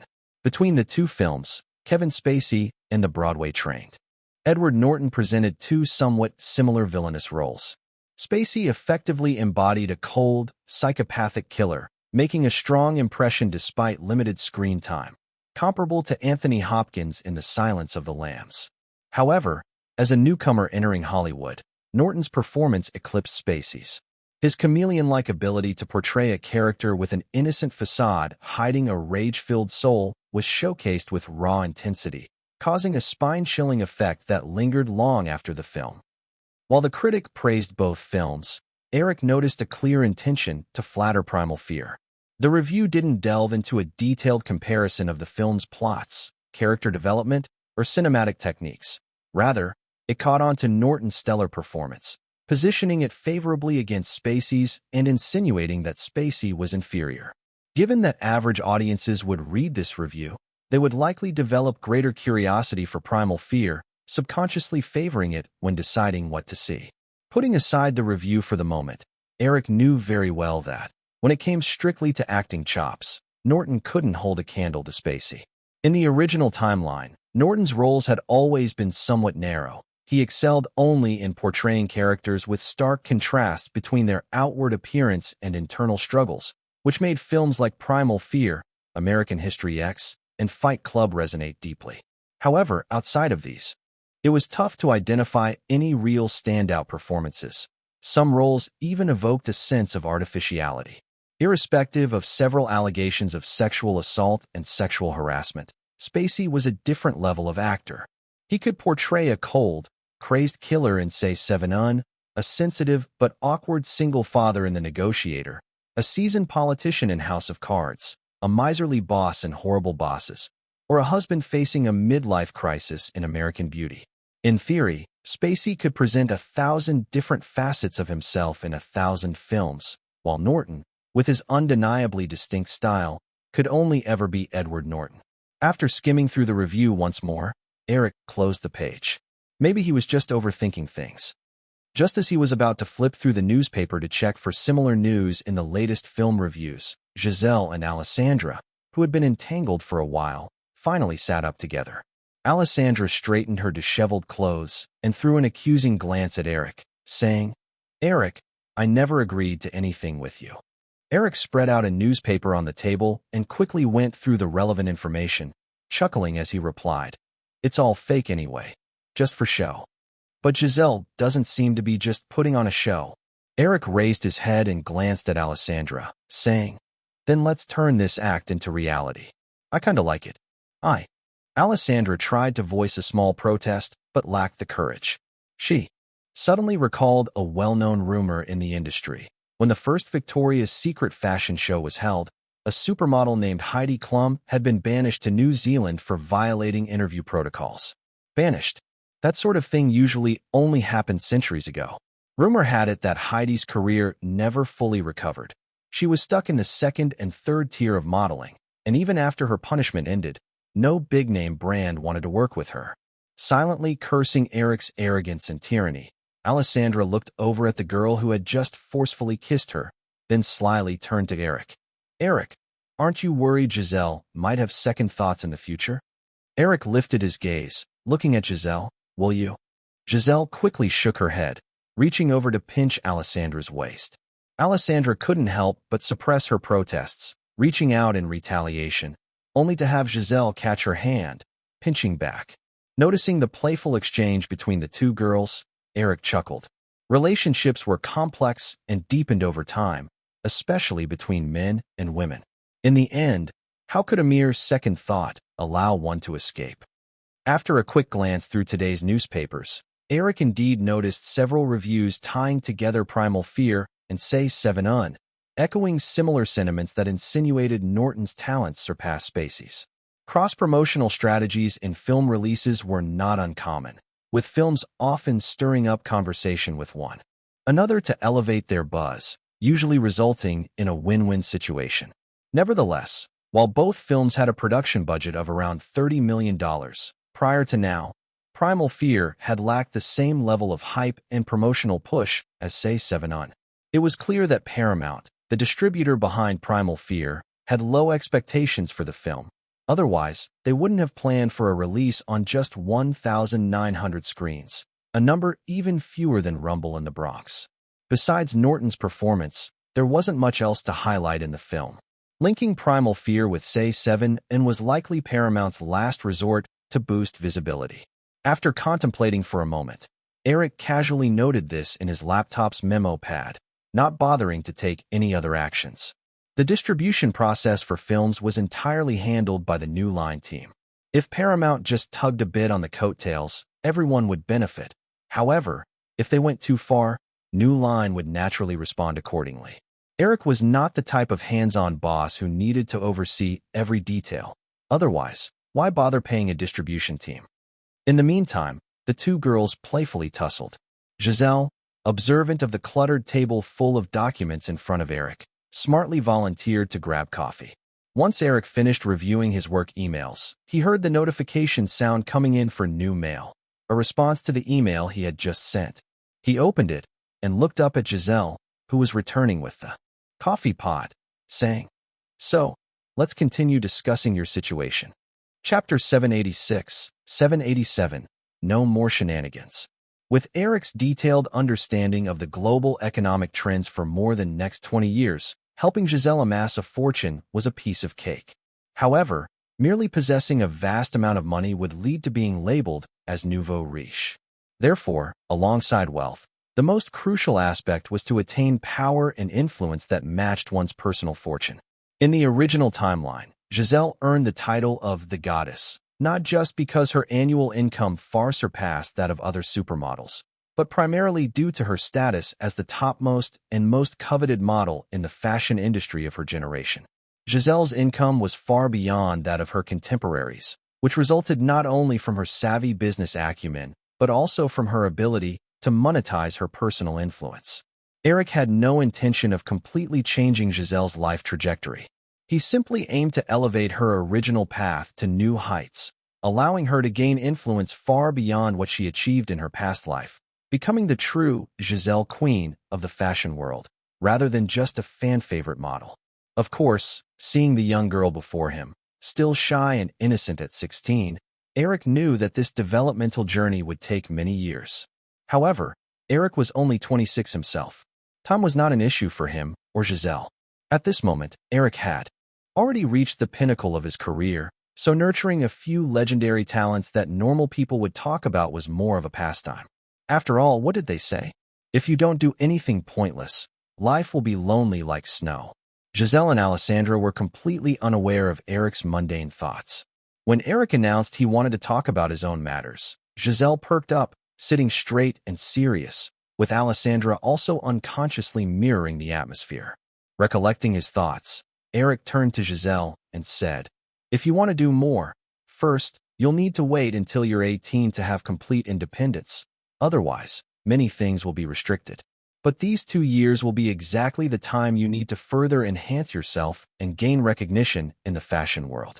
At the very least, you'll have to earn the title of supermodel." Giselle nodded obediently, while Alessandra couldn't help but be astonished. Supermodel, that was the ultimate goal for any girl entering this industry, and Giselle could achieve that in just 2 years. In the fashion world, becoming a supermodel required naturally possessing a great body. Even appearance wasn't the most crucial factor, a criterion Giselle already met. The next step was landing a contract with a modeling agency.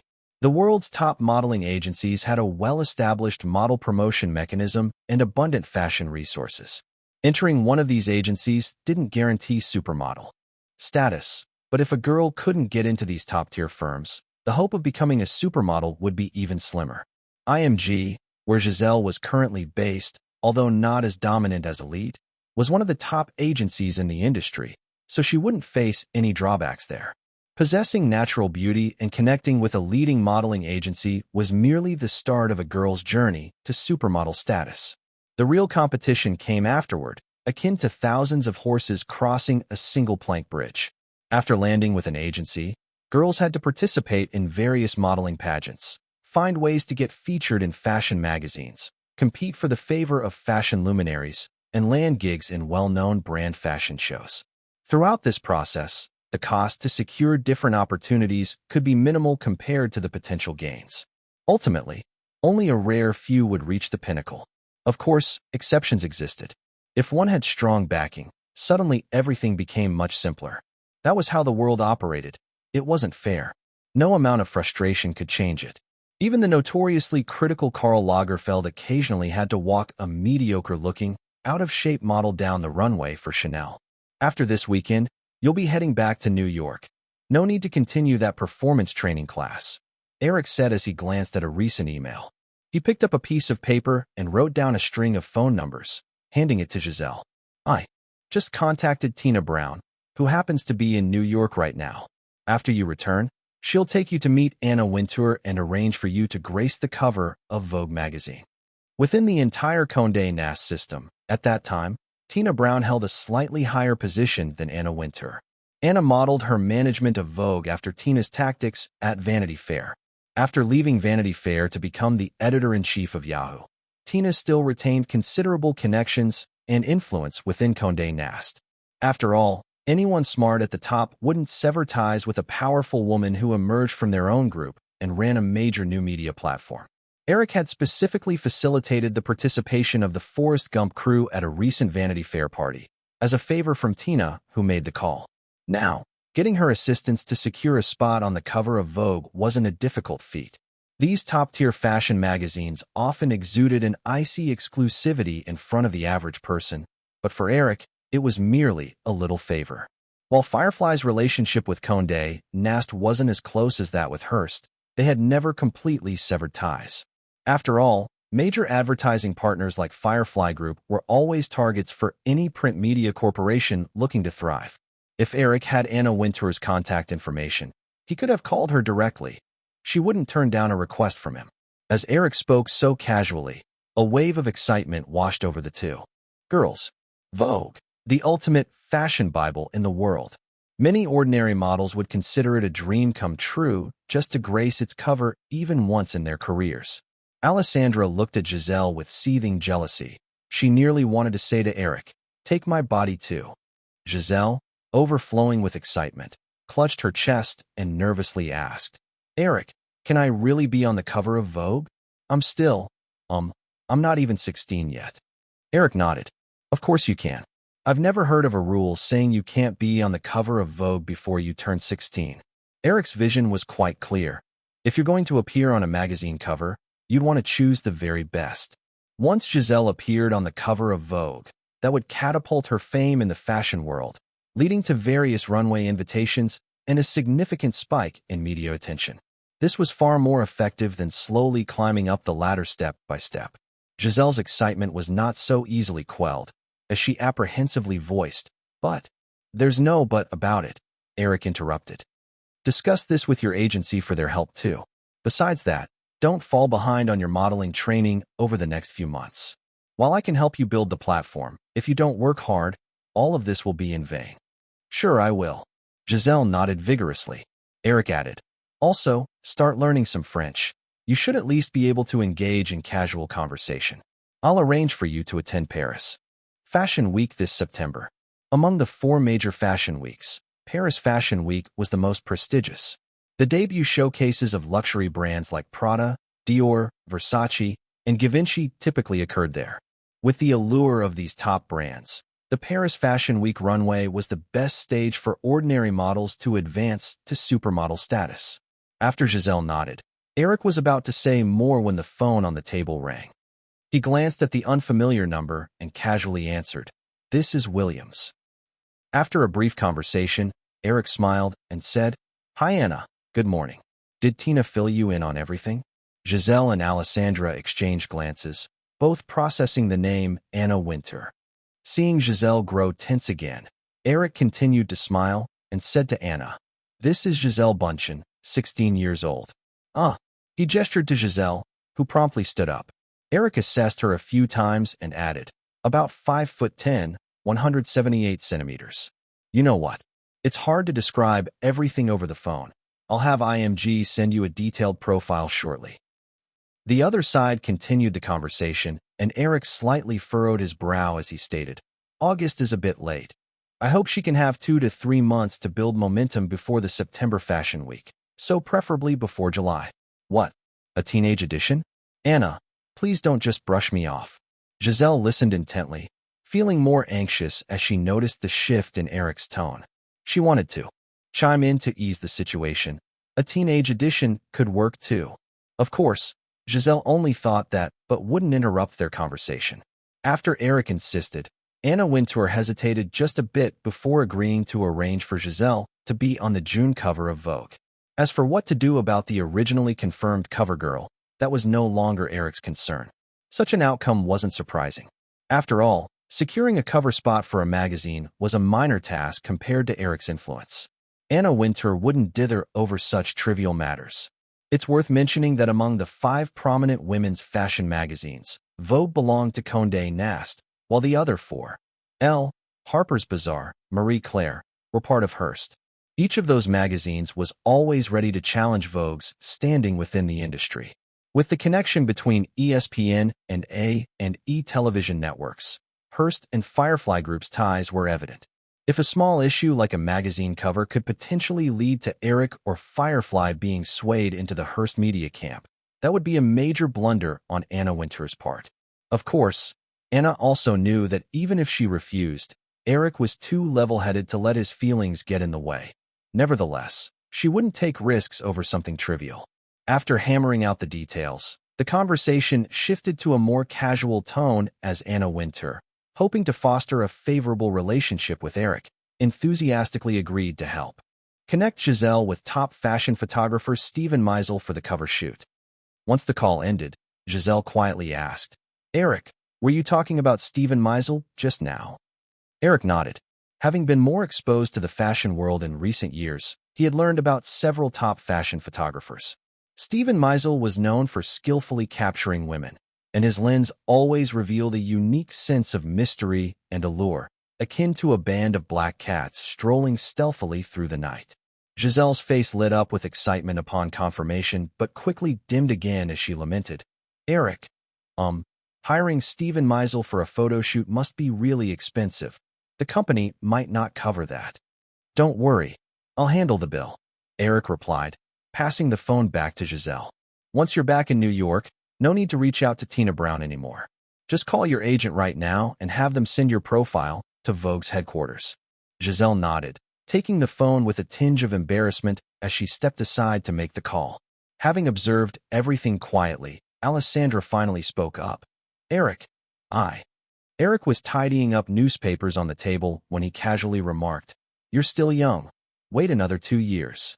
Alessandra fiddled nervously with her fingers, pleading softly, I could be in the teenage edition of Vogue. Stop it. If I push both of you at once, Anna will go crazy. After debuting at $3.6 million on the first day, Rumble in the Bronx garnered $4.16 million and $3.55 million over the next 2 days, culminating in a first weekend box office total of $11.31 million.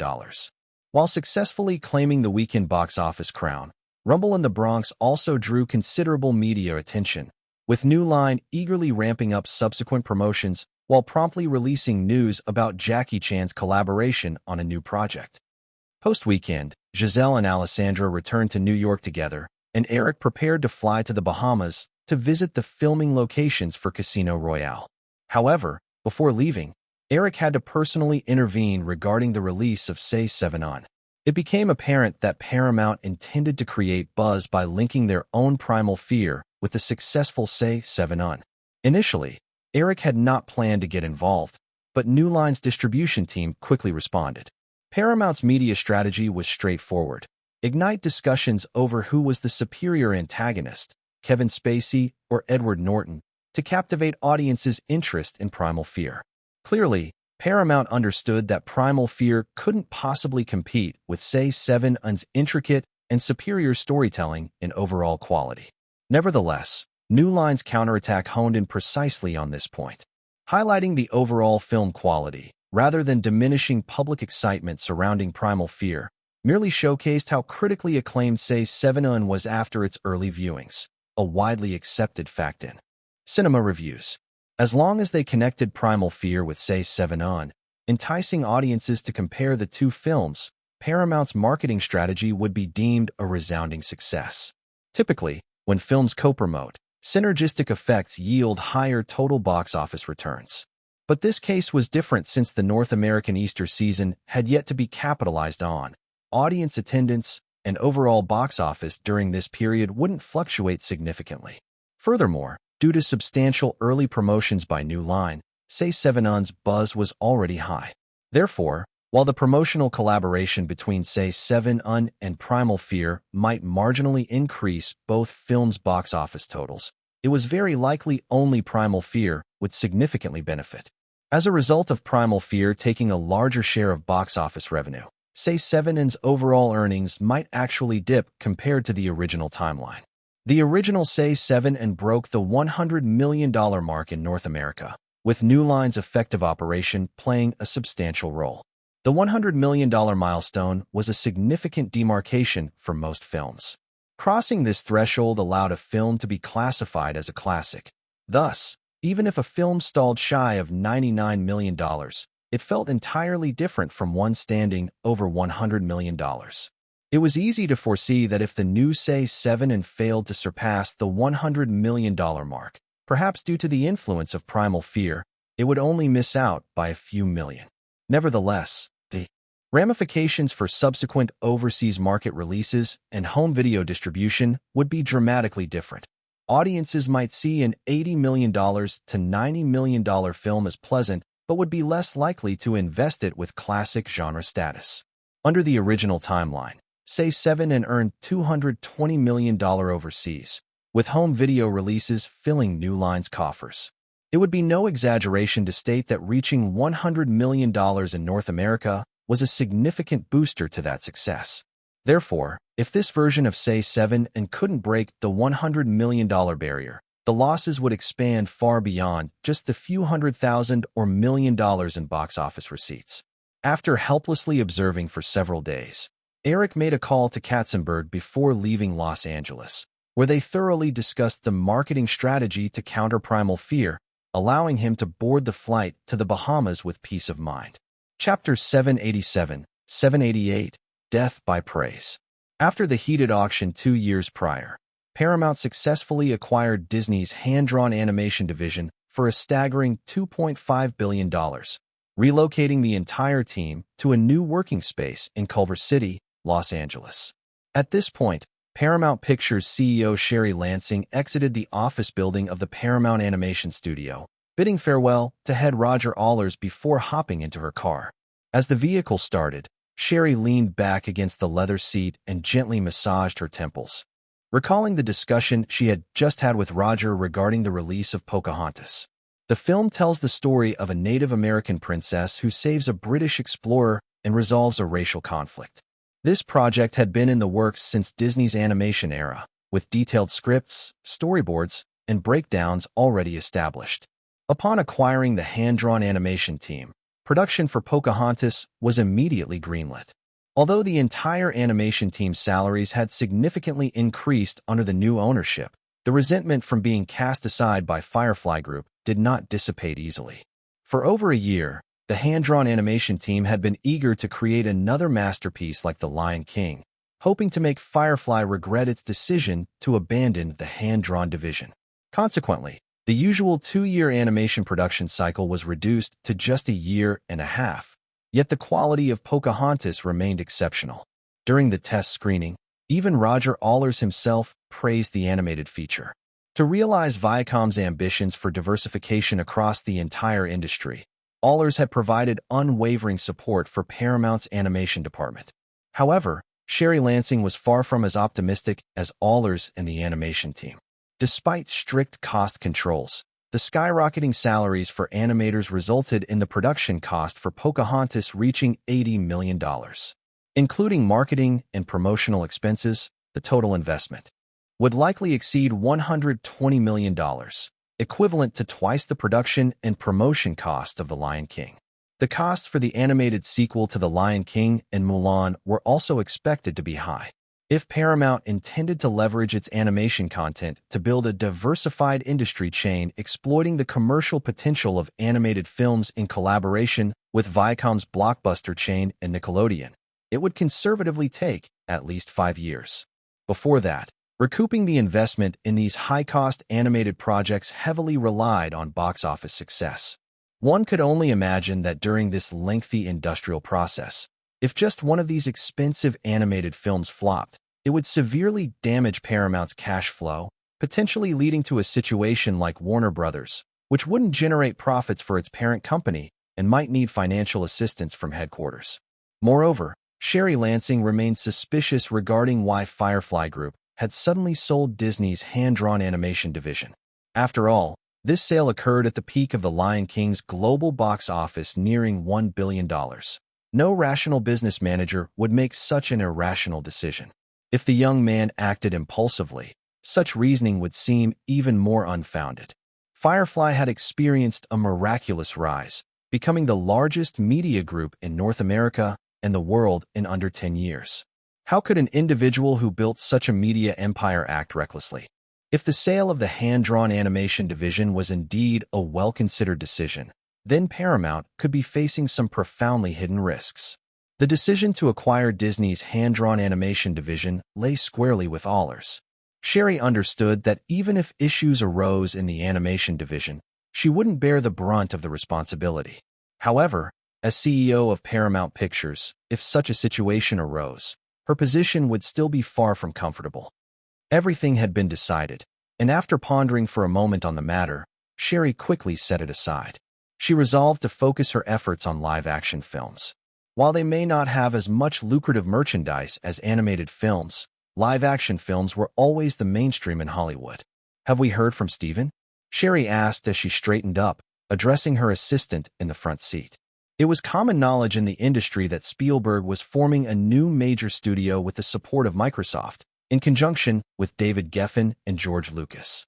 While there was an understanding that this studio would gradually build its own distribution network, unless it managed a series of acquisitions like Firefly did with New Line and Disney's distribution channels, Spielberg and his associates would need to depend on the 7 major studios for film distribution for at least the next few years. Due to the strained relationship between the principal investor Bill Gates and Firefly, the 3 companies within the Firefly system were certainly not options for Spielberg. Sony Pictures was still struggling to recover from financial difficulties, and Warner Brothers already had several affiliated production companies.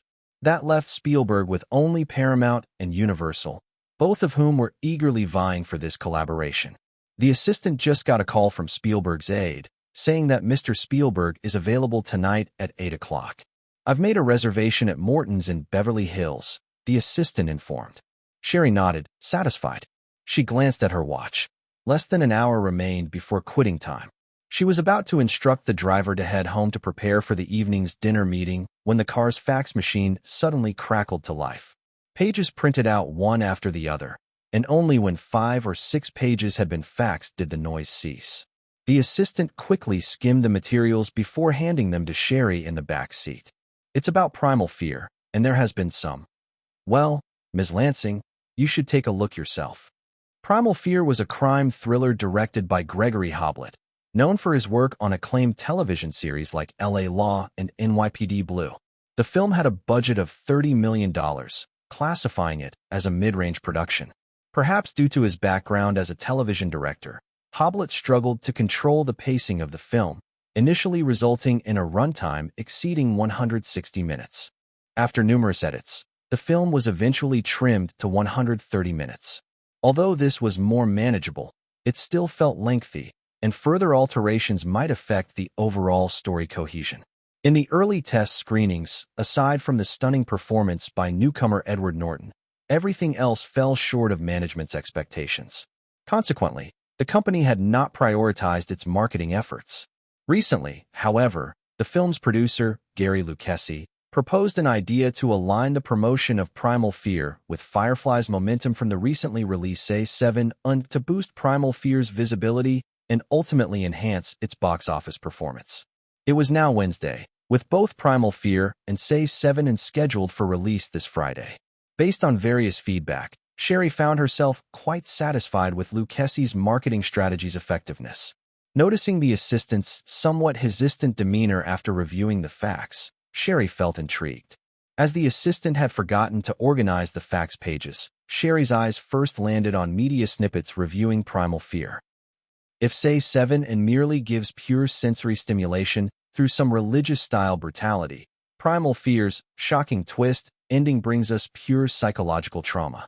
Numerous theories and facts have proven one point. Psychological fear is the true fear.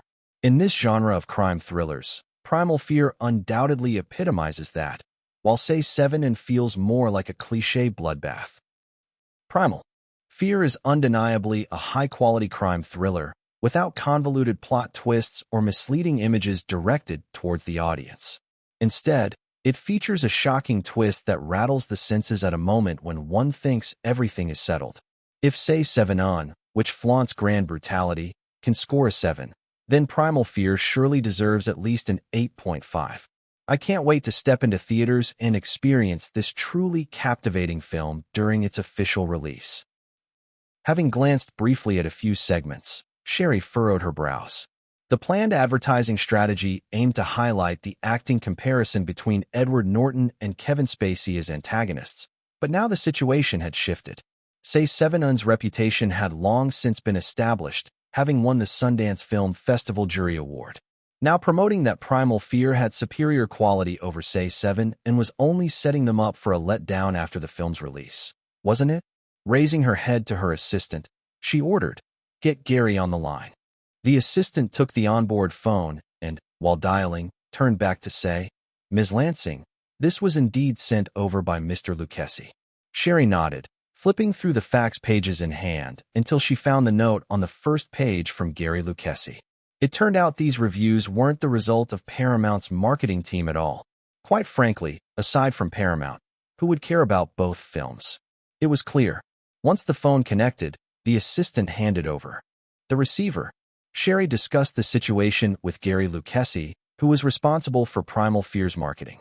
Frustrated, she hung up and reread the pages she had in her hand, several thoughts flashing through her mind, none of which seemed appropriate. It was almost certain that these media comments stemmed from Firefly Group. Sherry understood that even she, if faced with such a scenario, would likely retaliate somehow. But it was unlikely that anyone could employ a counter-strategy as frustratingly effective as Firefly's. After all, these reviews appeared to praise Primal Fear, and Paramount couldn't publicly admit that their film was lacking or needed improvement. Yet, without action, the narrative that Primal Fear was of higher quality than Say 7 On would spread, leading audiences and critics to discover the deception once the two films premiered. The outcome would be unpredictable. Clearly, it was a classic case of death by praise, elevating someone only to see them crash down and shatter into pieces. Primal Fear's final quality did not meet Paramount's expectations, and thus the marketing push wasn't particularly strong. However, that did not mean Sherry Lansing was indifferent towards the film. Each year, Paramount produced no more than 10 films with production costs exceeding $30 million. After a brief moment of reflection, Sherry concluded, "Let's head back to headquarters. Also, call Gary and the team to discuss a strategy." "What about the meeting with Mr. Spielberg?" "As long as we're not late, it'll be fine. Just keep an eye on the time and remind me when it's close." A film's promotional work typically began as soon as the project was initiated. However, the reputation of a film truly solidified in the weeks surrounding its official release. Before that, one could only twist and turn to make sure audiences were aware of the film's existence. It was only after the film started small test screenings and then expanded into wide releases that word of mouth would spread. After winning the Sundance Film Festival Jury Award in January, Say 7 and had gained significant traction in media and fan circles. Thanks to Paramount's clever cross-promotion strategy, many suddenly began noticing a similarly themed film named Primal Fear as Easter approached. Ordinary folks wouldn't typically delve deeply into film reviews. They merely sensed the overall trend in public opinion and gradually thought that perhaps Primal Fear was indeed as good as what the newspapers suggested. Better than Say 7 On. Days flew by swiftly leading up to Easter. While Easter wasn't a statutory holiday in North America, it coincided with college spring breaks, and many American college students had at least a week off during this period. While some affluent youths might choose to travel, most still lacked that kind of financial means. However, watching a few films with friends and family over the holiday was a common pastime among Americans.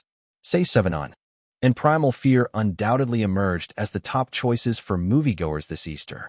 On April 5th, a Friday, just 2 days before Easter, Say 7 On and Primal Fear were released in 2,500 and 1,900 screens, respectively. Due to the muted reception of Alien 3, David Fincher wasn't particularly known. However, the two leads of Say 7 On, Matthew McConaughey and Morgan Freeman, were familiar names to the public, and the debut of Victoria's Secret model Diane Kruger added another layer of appeal, attracting a large audience. Simultaneously, driven by recent media comments surrounding both films, a significant portion of viewers also opted for Primal Fear. Chapter 788, 789, The Cliff of Reputation. Peter Roger was an English teacher at Santa Monica High School, but he also had another identity, a freelance film critic. Peter had been fascinated by movies since he was a child, and, while studying at UC Berkeley, he attempted to submit some reviews to various newspapers. Luckily, his work was accepted and published. After graduating, he realized that this side gig could support a nice home in the upscale community of Santa Monica, so he stuck with it. Over the years, he became somewhat well-known in the industry and even published a collection of his film critiques. Easter Sunday had arrived, and Peter had initially planned to spend the day at home with his wife and kids. However, he received a last-minute invitation from The Hollywood Reporter to review Primal Fear. an R-rated crime thriller not quite suitable for a family outing. After dinner, he drove alone to downtown Santa Monica. After parking, he walked into his usual multi-screen theater, where it was almost 9 o'clock, the perfect time for the next screening. As he joined the ticket-buying queue, Peter recalled the recent media buzz surrounding Say 7 and Primal Fear. He had been invited to a private screening of Say 7 2 weeks prior, and, although he didn't entirely love its bleak theme, he had to admit that David Fincher's intricate storytelling style was impressive. He gave Say 7 an 8 out of 10 in his review for The Hollywood Reporter. Primal Fear, on the other hand, seemed to have ramped up its promotional efforts in recent weeks, aggressively positioning itself to compete with Say 7 on. Having been around the industry long enough, Peter understood the game.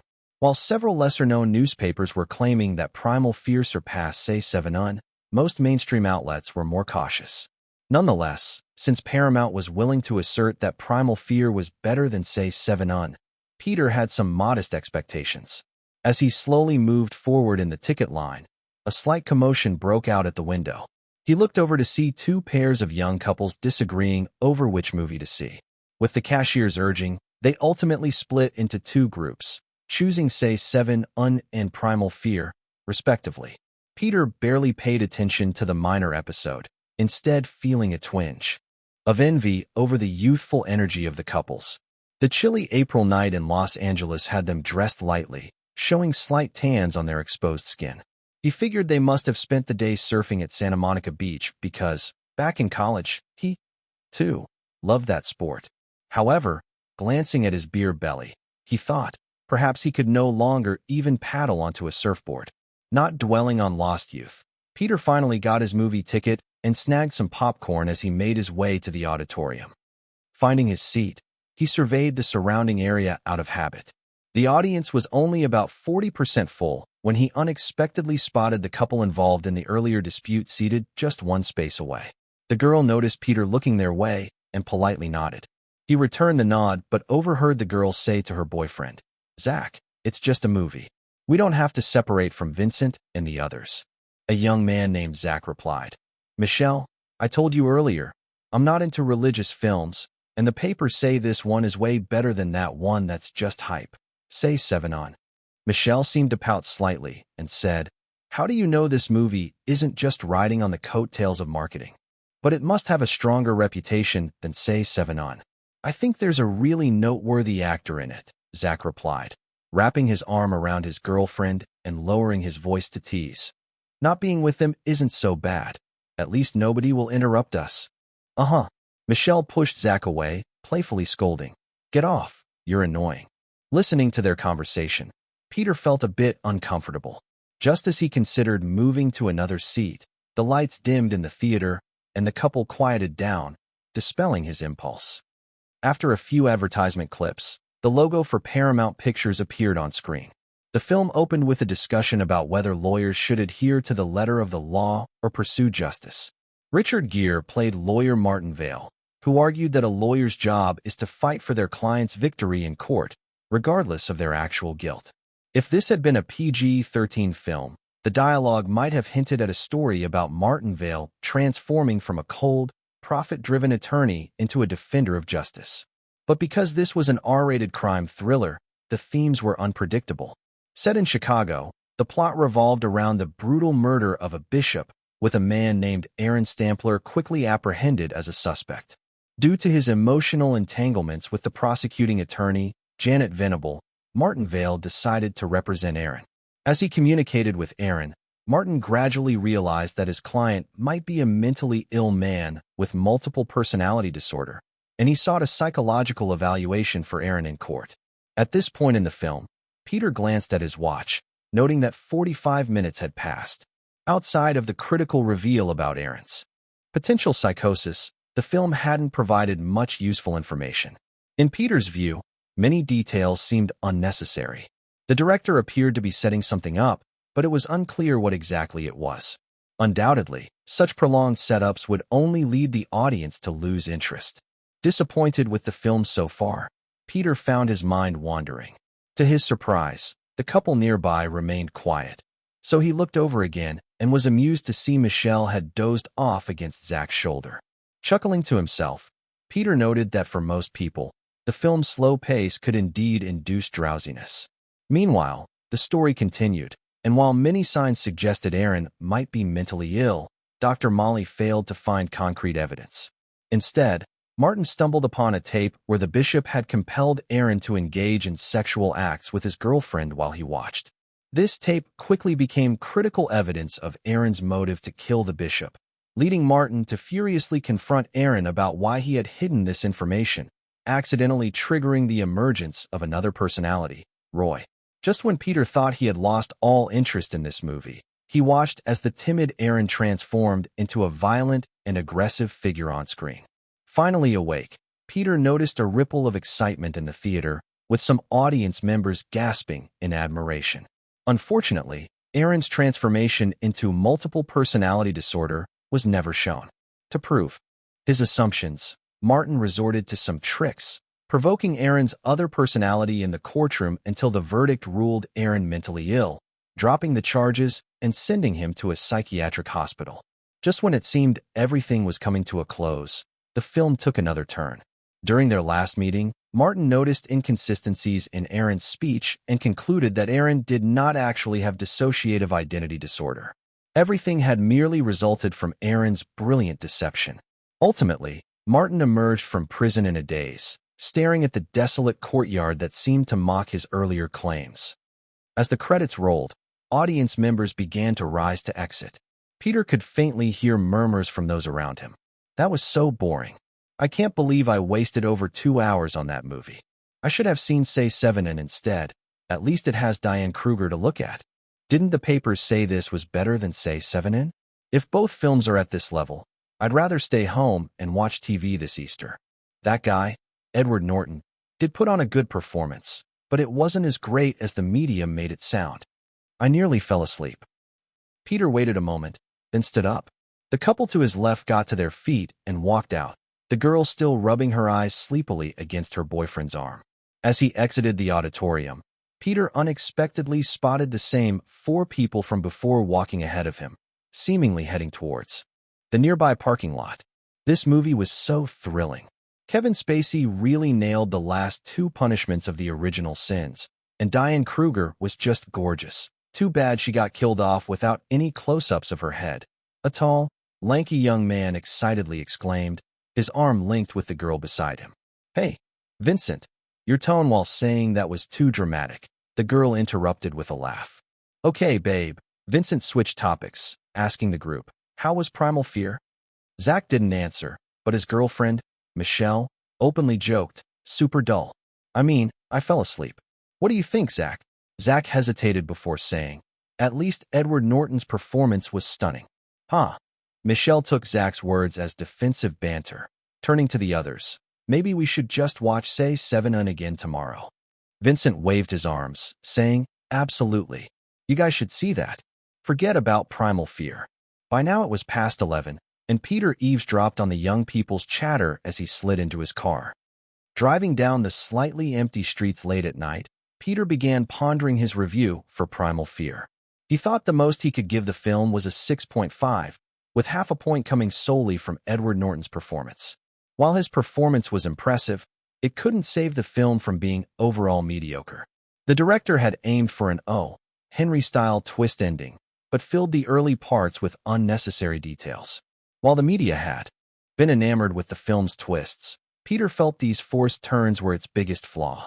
Had the film eschewed this gimmick from the start, the director might have crafted a tighter, more thrilling psychological drama centered on Aaron's multiple personalities, instead of spending excessive time setting up the surprise ending. Under all that unnecessary setup, it took over 70 minutes before the film finally produced a captivating plot conflict. Yet, 70 minutes was long enough for 90% of the audience to lose interest, as evidenced by that girl, Michelle, who had fallen asleep in the theater. As he constructed his critique in his mind, Peter sensed that the media manipulation surrounding Primal Fear had become exceedingly obvious. He even foreboded that Paramount might end up shooting themselves in the foot with this one. During Easter weekend, the only films capturing Hollywood's attention were Say 7 and Primal Fear. Given the recent media coverage, both films generated a lot of buzz. Yet, after the big releases, many soon realized Primal Fear was far from the outstanding film critics had claimed, at least nowhere near the tightly woven narrative of Say 7 On. The higher the expectations, the greater the disappointment. With the internet still not widely accessible, the average person struggled to voice their opinions. However, once the film was out in theaters, media commentary became difficult to control. A lengthy, failed attempt at storytelling. While Edward Norton's performance is commendable, it fails to elevate the film's overall mediocrity. Compared to the intricately woven narrative of Say 7 On, I couldn't spot anything remarkable in this film. The director became so engrossed in creating an Henry-like twist that they forgot whether audiences would have enough patience to wait 2 hours for an ending that wouldn't surprise them. It's hard to believe some people are comparing this mediocre work to Say 7 On, which is undoubtedly the best thriller since The Silence of the Lambs. Aside from Edward Norton's notable performance, Primal Fear brought little joy to viewers. As the media reviews exploded, Firefly Group promptly ceased all attempts at manipulating the public's perception of Primal Fear's reputation. Without solid backing of positive reviews, the film, which had once seemed a contender against Say 7 On, quickly plummeted. Even media outlets that had touted Edward Norton's performance suddenly turned critical, echoing harsher sentiments. Both films premiered on April 5th, and over their first weekend, Say 7 engrossed $13.9 million, easily claiming the box office crown. Although Primal Fear's reputation rapidly declined, it still pulled in over $11.2 million at the box office that weekend, buoyed by its buzz. In the full week, Say 7's box office reached $18.4 million. Though Primal Fear's reviews began to crumble, its opening week still raked in about $15.5 million, despite screening in about 600 fewer cinemas. Its average audience turnout was not significantly lower than Say 7 On's. Paramount had initially worried about how the faltering reviews might affect Primal Fear's box office, but after seeing its first weekend earning of $11.2 million and a total of $15.5 million by the end of the week, they felt reassured. At least the early hype had played a significant role, as Paramount had originally predicted only $12 million for its opening weekend. Most in the industry understood a simple truth. The marketing scale of a movie determined its starting box office, but a film's reputation ultimately dictated the length of its revenue arc. Though Primal Fear's first week earnings were close to Say 7 On's, as the two films diverged in reputation, their subsequent box office trajectories began to diverge starkly. Thanks to its robust reputation, Say 7 only saw a slight drop of 9.7% in its second week, grossing $16.6 million. Primal Fear's reputation collapse, however, resulted in a dramatic 46% drop in ticket sales, earning only $8.37 million in its second week, barely half of what Say 7 pulled in. 3 weeks in, Say 7 maintained an extraordinary drop of only 15%, grossing $14.1 million. At that point, however, Primal Fear's weekly gross fell far behind, as audience anticipation flipped to disappointment, causing its attendance to drop sharply again, ending the third week with just $4.77 million, almost a mere fraction of Say 7's returns. Edward Norton's stellar performance, meanwhile, faded under the weight of the film's negative reception. By May, Say 7's fourth-week earnings remained strong, hitting $11.3 million. Although Primal Fear's declines lessened, its $3.19 million weekly gross signaled the film was nearing its exit from theaters. After 4 weeks of showing, Say 7 raked in $60.43 million, while Primal Fear barely crossed the break-even line with a total of only $31.83 million.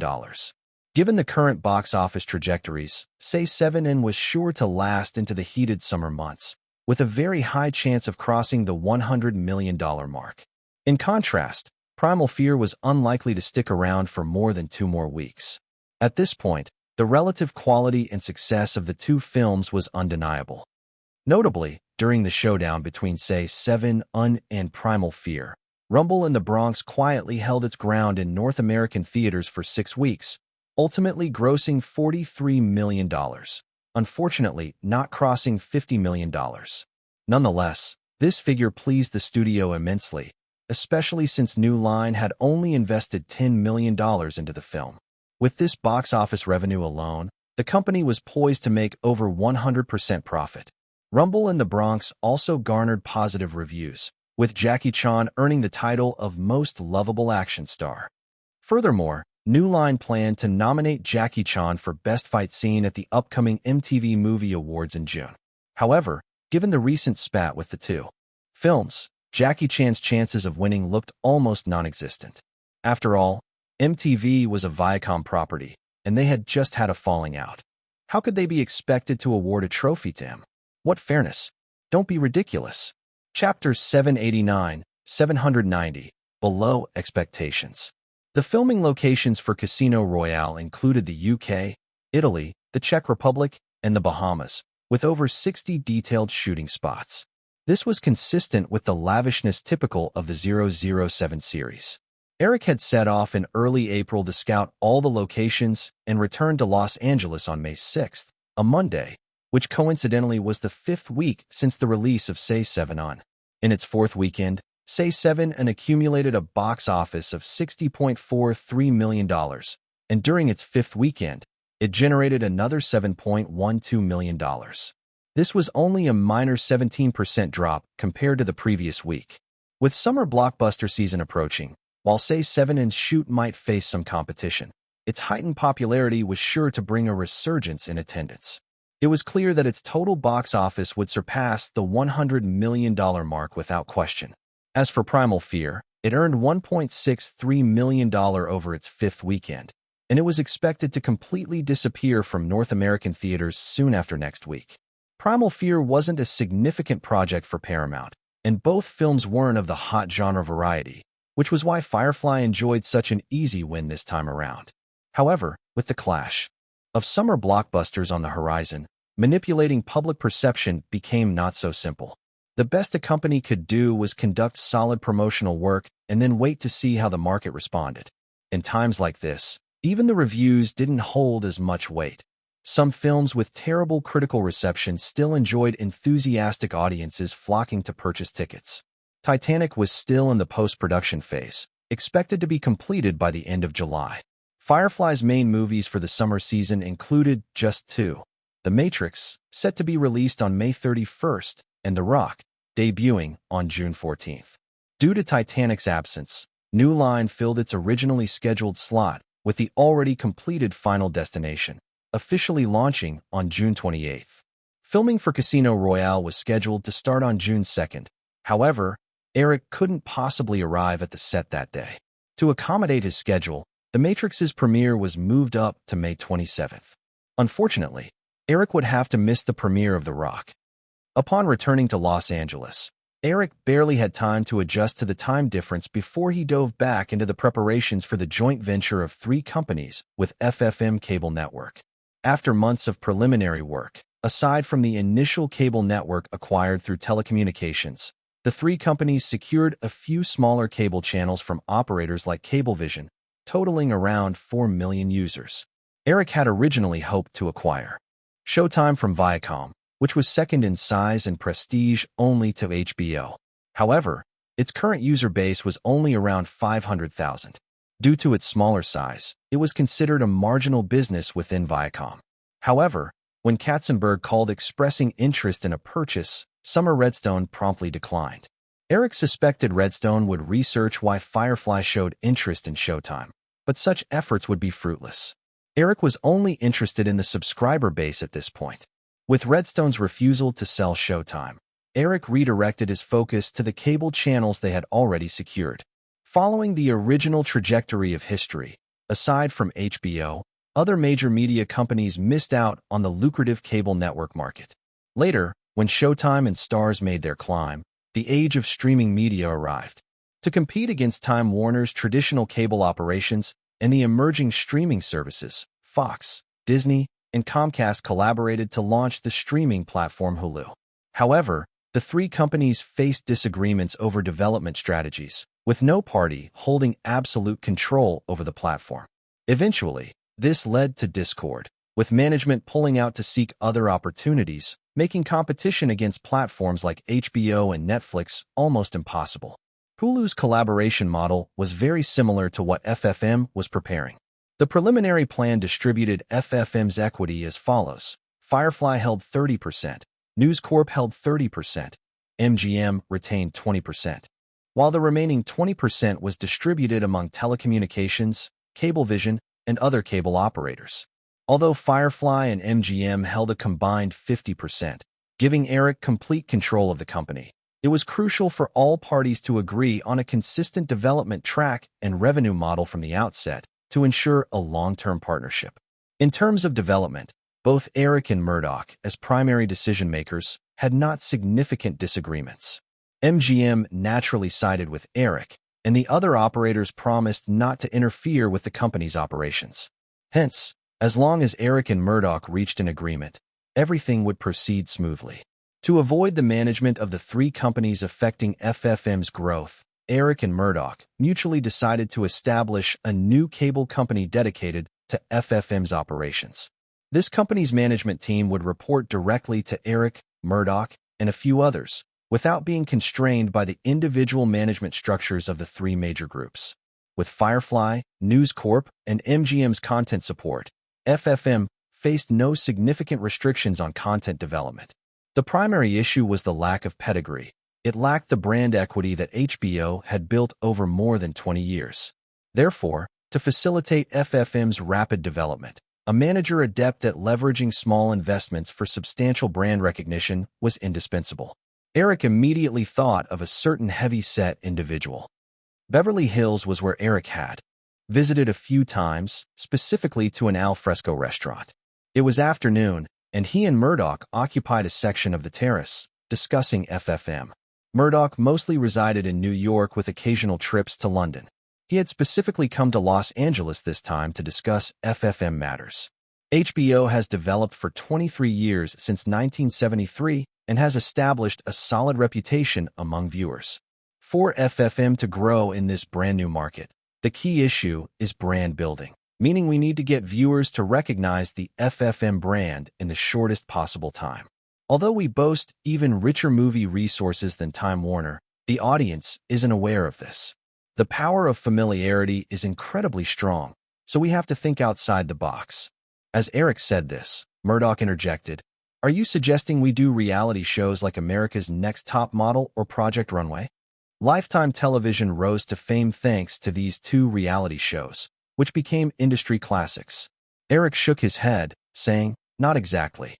While everyone knows that reality shows aren't wholly real, they still carry the real aspect. For cable network reality shows to draw viewers' attention, they must push boundaries far beyond basic cable and public television standards, to the point where they risk touching on social ethics or even legal limits. It's a minefield we should definitely avoid. That leads us to self-produced dramas like Sex and the City." Murdoch seemed to catch on, but then gently shook his head. However, TV shows can never match the production quality of films. It's one thing for basic cable, but persuading viewers to spend more on premium cable TV shows isn't so easy.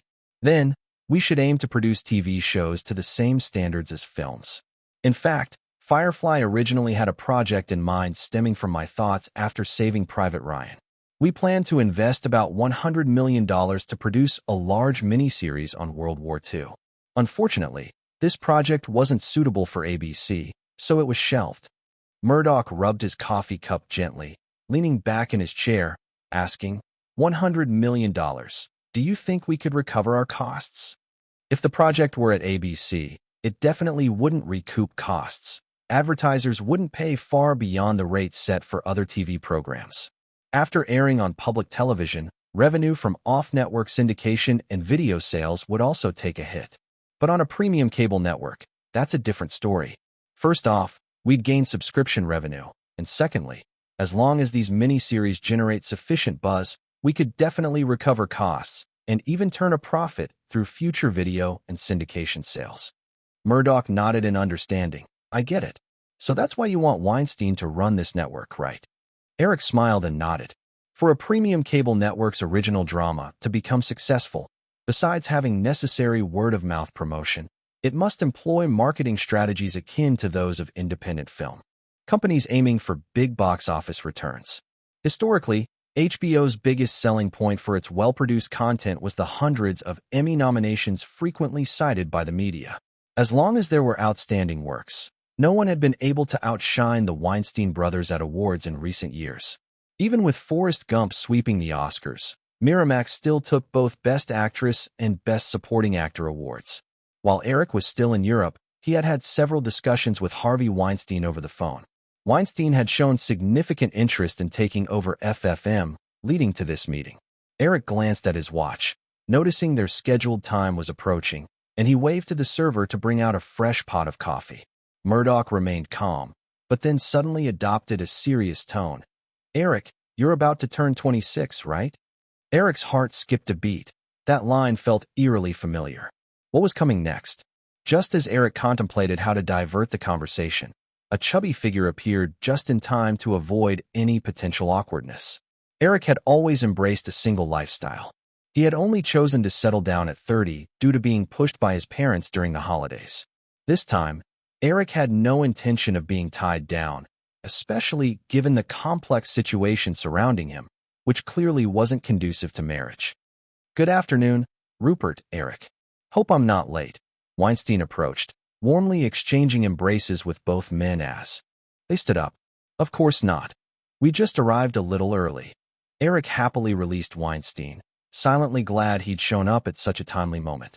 Murdoch wore a somewhat helpless expression. While he could be as cunning as a fox in business, he wasn't able to act coldly with his children like Redstone. Instead, like many traditional parents who spoiled their kids, he hoped for them to grow up, achieve something, and start families. Unfortunately, his children brought him worry. The issues with his youngest daughter and oldest son were one thing. His youngest son James recently got caught street racing, fortunately without any accidents this time around. Noticing Murdoch's unusual expression, Weinstein stood up to take the coffee pot from the server to fill their cups, casting a curious glance at Eric. Eric felt he couldn't explain the situation, so he simply ignored Weinstein's look. Fortunately, Murdoch didn't linger on his concerns for too long and soon initiated conversation. "Harvey, have you thought about that deal we discussed?"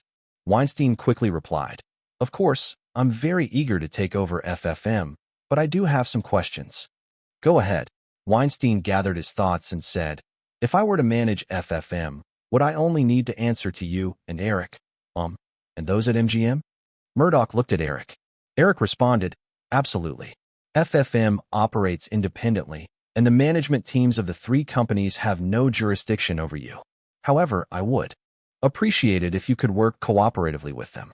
Reassured by Eric's words, Weinstein felt relieved. Miramax had done well in recent years, but was still just a subsidiary of 20th Century Fox, lacking proximity to the parent company. News Corporation Weinstein was keen on seizing a larger platform and power in the media landscape. And with the weight placed on FFM by all three companies, he certainly understood it was a splendid opportunity. Also, regarding the salary. As he mentioned this, Weinstein rubbed his hands together in a seemingly bashful manner. However, Eric wasn't fooled by Weinstein's demeanor. He laid out the plan he had crafted with Murdoch, saying, "Rupert, and I hope you can sign a 5-year contract with an annual salary of $250,000 plus 5 million options for stock." Leaning on Miramax's performance, Weinstein had been receiving bonuses and dividends exceeding $10 million in the past couple of years. However, he didn't think a $250,000 salary was too low. Even Katzenberg only earned $750,000. In Hollywood, what everyone truly cared about were bonuses and dividends, the real money. As long as the company performed well, the annual incomes of executives ranged from millions to tens of millions. Weinstein also recognized the significance of the 5 million stock options in that package, asking, "Eric, what's FFM's total stock?" Eric thought for a moment, saying, "Once the company integration is complete, it'll be around 400 million shares." Stock options allowed shareholders to set a lower selling price for the management team, granting them the option to purchase a specified number of shares within a certain time frame. If the company's performance and market value hadn't grown, or had even declined, management wouldn't be inclined to cash out at a high price. However, if the stock price doubled or more, then purchasing at that price effectively amounted to a bonus. Weinstein had reviewed some materials before and noted that FFM's current estimated market value was around $1 billion. 5 million options were equivalent to 1.25% of the total stock, and cashing them all would require just over $10 million, a figure he could manage. However, even if FFM's market value doubled in 5 years, the profits he could glean from the options would only total just over $10 million, which fell far below his expectations. Chapter 791, Amblin. In the mid-1990s, the American cable television industry stood on the brink of explosion, buoyed by the wave of new technology. As long as FFM was managed properly, by the peak of this technological wave 5 years later, its valuation would not merely double. It could increase 5 or even 10 times, which was a very conservative estimate. Eric's promise to Harvey Weinstein of options worth over $10 million might yield returns exceeding $100 million, provided FFM's development met expectations. Eric was also prepared to be generous in compensating management. However, Harvey Weinstein did not share this optimistic view. After all, not everyone could see the future. He shook his head and said, "Eric, I can accept a salary of $250,000 a year, but 1 million shares in options is too little." Eric replied, "Harvey, after you take over this cable company, if it grows at a 30% annual rate, in 5 years the company's value will be around 4 times what it is now. Your total compensation would exceed $40 million, which is very generous. Whether at Firefly or News Corp, there are no more than 10 executives earning in the tens of millions annually." Harvey opened his mouth to rebut, but couldn't find the words. He certainly couldn't say he doubted the ability to achieve a 30% growth rate. For enterprises that had already passed their rapid development phase, achieving such growth was indeed challenging, often just about maintaining the status quo. However, for a newly established company like FFM, with ample funding and resources, failing to hit a 30% growth rate would not bode well for success. Seeing Harvey hesitating, Eric added, "If you think the risk of the options is too high, we can set up a separate bonus structure. If you meet your annual performance targets, you would receive this bonus. But I can only offer a maximum of $5 million in bonuses each year." When Sony hired Peter Guber to manage Columbia, they used a similar structure, with Guber's contract also spanning 5 years, and Sony promising a bonus of $50 million. In the end, Guber collected that bonus, leaving Sony with a mess. Sony got caught because they were outsiders. Firefly and News Corp were not likely to make that mistake. However, at the level of a major film studio CEO, even a bonus of $50 million was significant, and Eric could hardly set a higher limit for Weinstein, lest it upset other executives of the same rank. Harvey clearly understood the rules, and his expression showed more hesitation. Opting for a bonus was undoubtedly a safer choice. Though he had made a good amount at Miramax these past 2 years, that was during prosperous times. The film industry was always unpredictable. He could easily find himself with no dividends the following year due to losses. But the potential high returns of options were equally enticing, albeit accompanied by high risks. Eric's vision of continuous growth was merely an ideal scenario. Should there be a year of substantial losses causing FFM's valuation to plummet, the efforts of the previous year or two could easily be rendered meaningless. In the end, Weinstein asked, "Eric, can you give me a few days to think about this?" "Sure." Eric nodded, not expecting Weinstein to agree on the spot. "If you're not in a hurry to leave, perhaps you could hear my thoughts on FFM. It might help you decide whether to accept this position." Harvey smiled readily, a hint of flattery in his tone. "I would love to. I think no one would pass up this opportunity." From its inception, FFM targeted HBO as its benchmark. Since HBO's founding in the early 1970s, it had changed its slogan 8 times, reflecting its exploratory journey into the paid cable model. The current slogan, established in 1993, was "We're out of town today." HBO's most classic and longest-used slogan, which signaled its business model had fully matured, was "This is not TV. This is HBO." That tagline had yet to be unveiled. This is not TV. This is HBO, represented HBO's core business principle, offering viewers a viewing experience that was entirely different from regular television programming. Built around this core idea, HBO maintained a commitment to invest heavily in producing a vast array of critically acclaimed original series while introducing hundreds of outstanding films each year. Since HBO had not yet launched its classic slogan, Eric had no hesitation in proposing, "This is not TV. This is FFM." Drawing on memories from his past life and recent research, he discussed in detail with Murdoch and Weinstein the development strategy he envisioned for FFM. Determined to use the slogan, "This is not TV. This is FFM," this paid cable channel would have to eliminate the traditional TV model that relied on advertising revenue and instead gain profits through user subscriptions and rights management. While attracting quality content, FFM needed to produce more high-quality original series. However, this didn't mean just throwing money at big-budget projects. Rather, it involved creating works that resonated with its audience of elite social demographics, more open, thought-provoking, and artistic in nature. The three then discussed other specifics like brand building and focusing on user satisfaction until around 8 p.m., after which they finished dinner and parted ways. After a busy day, feeling somewhat fatigued, Eric opted not to return to the Liberty City Manor, but instead went to Drew's residence at the Truesdale estate.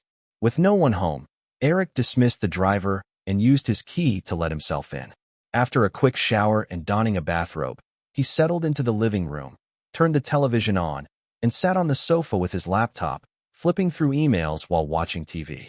From Weinstein's reaction when he left, it seemed he had nearly decided to accept the job and was only likely to negotiate over salary. With the right management in place, Eric also began considering his next moves. In the media realm, the crux of competition ultimately hinged on content. For FFM to quickly establish its brand, merely acquiring external film rights would not be sufficient. Original content that could generate substantial buzz was essential. Aside from the rights already taken for Lifetime's Sex and the City, the first show that came to Eric's mind was The Sopranos. In HBO's lineup, The Sopranos held a standing comparable to that of Netflix's House of Cards. Although HBO had previously produced acclaimed shows like Sex and the City, 6 Feet Under, and Band of Brothers, it was The Sopranos that truly propelled HBO to dominance in the pay cable industry. This television masterpiece often ranked as the greatest drama in various media's greatest TV shows of all-time lists. While Sex and the City had a significant impact, its appeal was largely limited to women, while The Sopranos became a nationwide conversation piece. Typically, series of equal quality garnered higher ratings on public networks than on basic cable, which usually outperformed paid cable. Due to the fewer potential viewers, very few paid cable programs made it into the top-rating spots, yet The Sopranos did exactly that. During HBO's peak, it achieved viewership exceeding 10 million, a staggering feat considering that the total subscriber numbers for other pay cable networks only reached several million. The Sopranos' miraculous ratings were pivotal in cementing HBO's reign over the paid cable sector. The rise of The Sopranos stemmed from numerous factors, but the show's high quality and its alignment with American media and audience tastes were paramount. While Eric's presence altered Hollywood's history, writer David Chase still penned the script for The Sopranos, as the idea had been conceived from his own childhood experiences that had brewed in his mind for years. David Chase had already garnered some recognition in the television industry, having produced the hit CBS series Northern Exposure. However, selling The Sopranos script was not straightforward. By the time Eric became aware of this, major networks, including ABC, had received the script but ultimately rejected it. The executives at these prominent networks showed no interest in a stylistically dark and unconventional mob drama, leading to unanimous rejections. In the annals of history, The Sopranos' production journey was fraught with difficulties. After failing to sell it to major networks, David Chase aimed for smaller cable channels. HBO finally acquired the script in 1997, but interest in production was lukewarm. It wasn't until David Chase insisted that HBO approved funding for a pilot. Chase directed the pilot, but HBO shelved it for over a year. Only in 1999 did The Sopranos finally premiere on television, resulting in its astonishing rise. Recently, Eric had also instructed Firefly's rights department to reach out to David Chase again to secure the script. There was another intriguing twist. David Chase's agent, named Brad Gray, had been Weinstein's assistant and had now started his own production company. Eric certainly wouldn't deal with this directly. That would only invite others to pounce. He specifically instructed the head of the rights department to keep him updated on the negotiations for The Sopranos. After opening his inbox, he soon found an email related to it. Perhaps sensing Firefly's changed attitude towards The Sopranos, David Chase had begun demanding to direct and produce the series himself, along with involvement in casting, while Brad Gray was reluctant to relinquish control of the project's production entirely. Compared to the bigness of Firefly, Brad Gray's production company seemed more like a small workshop. As long as the other party wasn't greedily trying to share the rights, Eric didn't mind giving them a taste of success. As for David Chase wanting to be involved in the production, that was something Eric was keen to see. After drafting a reply, Eric closed his email window and opened Yahoo to browse the latest news. After what felt like forever, as Eric was nearly dozing off on the sofa, Drew finally returned from the outside with the twins, adorning a blue evening gown. "Eric," she called as she walked in, leaping into his arms and planting a sweet kiss. Eric pushed aside the laptop that was wedged between them and wrapped his arms around her waist, asking, "Where have you been? You're so late." "I haven't been gallivanting. It was a Godfather's party. I couldn't very well not go," she replied, wriggling closer to him and raising her little legs to shake them. The twins quietly approached, helping take off her high heels and automatically tidying the laptop that had tipped over. One of them softly asked, "Boss, do you want to take a shower?" "Sure. Eric and I will shower together." Eric grinned, noting, "But I've already showered." "Then we'll just take another shower together," she cooed, clutching Eric's neck like a child. Feeling unable to say no, Eric nodded. Once the twins left to prepare hot water, he asked, "What did Steven invite you all to this time?" "It was still about some business collaborations," Drew replied, clearly uninterested in talking about it. "Anyway, I just feel that Godfather won't make it big this time." Eric chuckled. At the end of last month, with Microsoft's backing, Steven Spielberg announced a new studio plan in partnership with David Geffen, George Lucas, and others. Perhaps Eric had appropriated DreamWorks' name ahead of time, as they chose not to rename the new studio, but rather consolidated all the resources under Spielberg's Amblin Entertainment. Microsoft's initial investment was $500 million and promised to provide technological support in visual effects and computer animation, gaining a 25% stake in Amblin. George Lucas merged his Lucasfilm and Industrial Light and Magic into the company, also acquiring a 25% stake. Amblin would also obtain the rights to produce Star Wars. For the remaining 50% stake, with Spielberg retaining only 30%, while Geffen, as one of the project's original initiators, held a mere 20%. This implied that he was being subtly pushed out of the core group, and it was predictable that as Microsoft conducted second and third rounds of funding, the first shares to be diluted would certainly be Geffen's.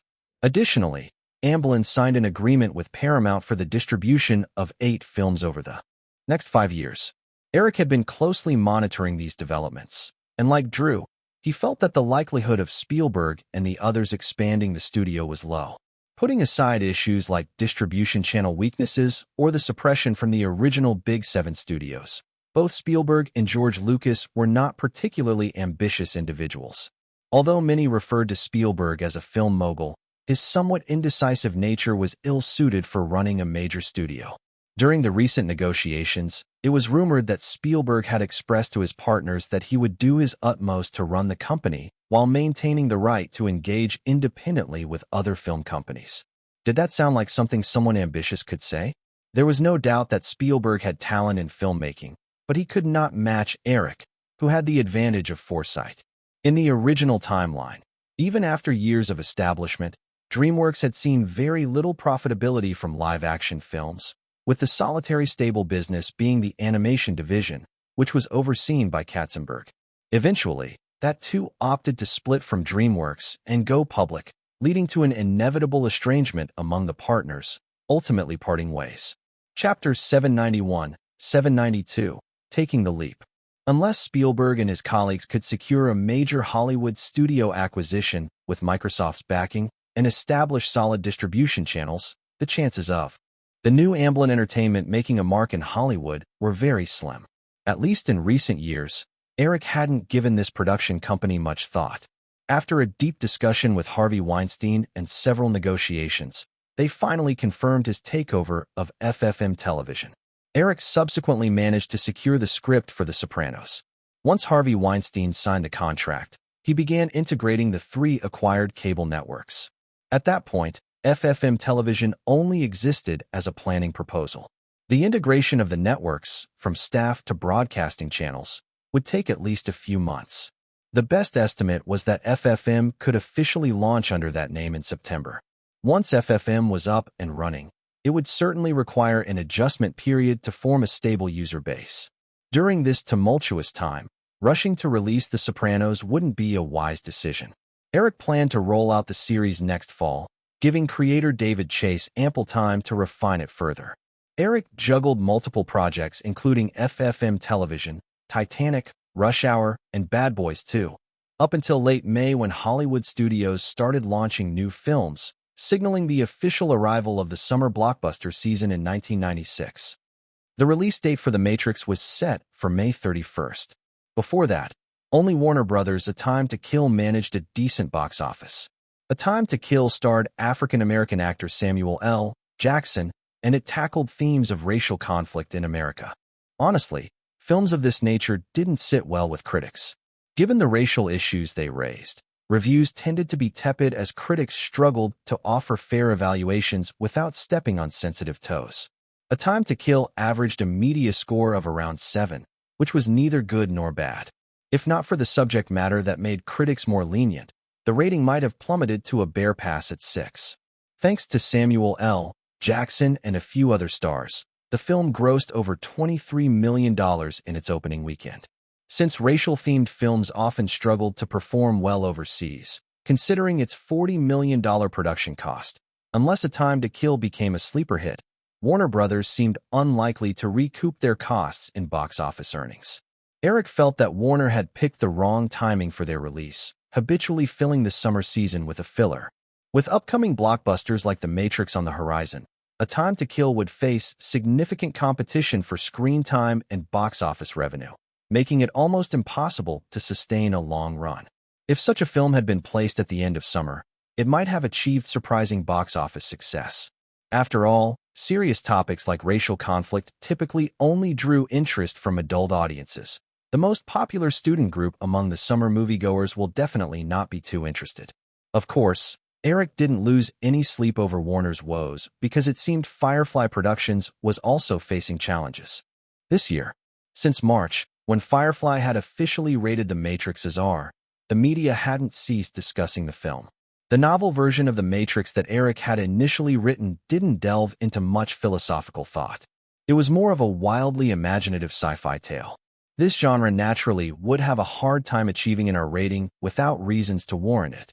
The R rating stipulated that anyone under 17 must be accompanied by an adult, effectively excluding a majority of the summer's teenage audience from theaters.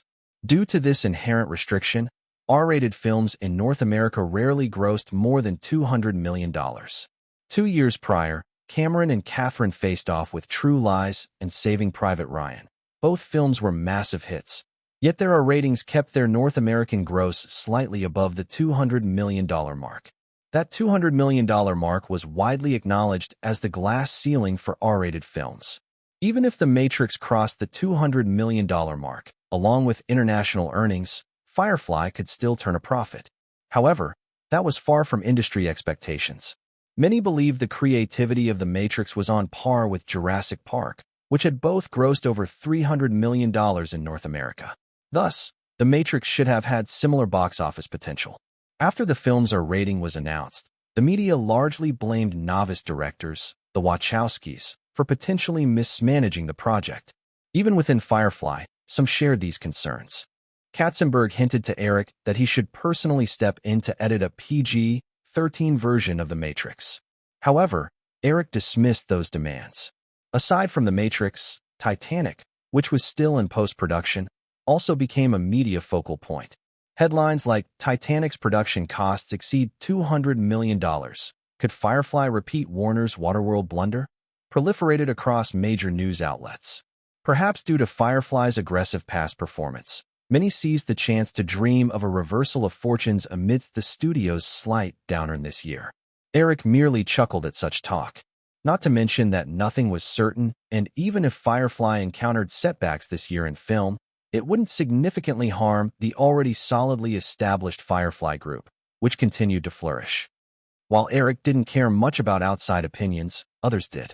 Cameron clearly understood that if a $200 million film flopped at the box office, it could deal a devastating blow to his career.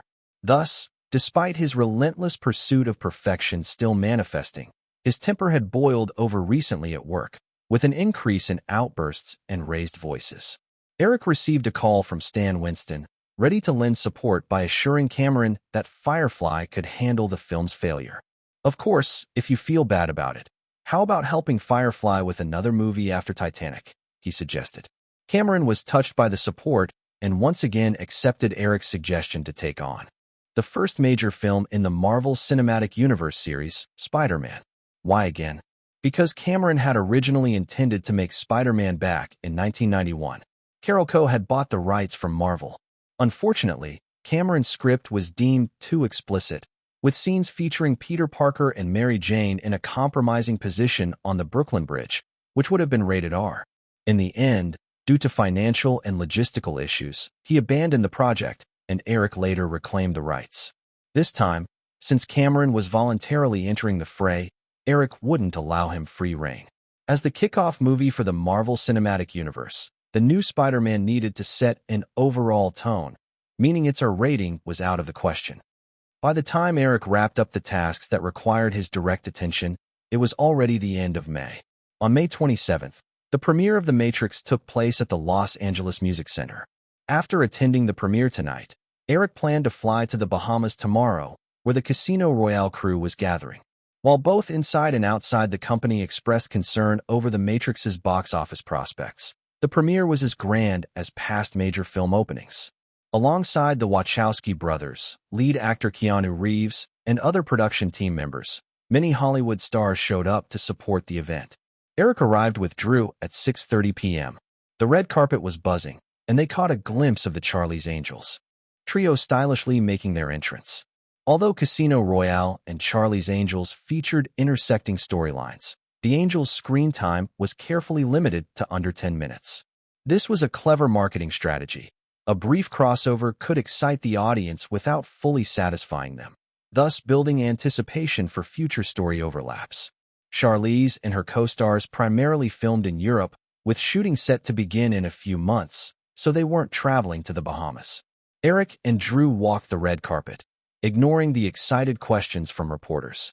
They smiled for some photos before entering the premiere venue. After greeting the attending guests backstage, it was nearly 7, and everyone moved toward the screening room. Eric sat beside Katzenberg, while Andy Wachowski took a seat on the other side. Knowing Eric would likely want to discuss some matters, the Wachowski had the good sense to choose a seat further back reserved for star guests. Once the theater filled up and brief remarks were made, the film began. Watching the familiar Firefly logo soar into the sky, Eric noticed Andy Wachowski's clenched fists.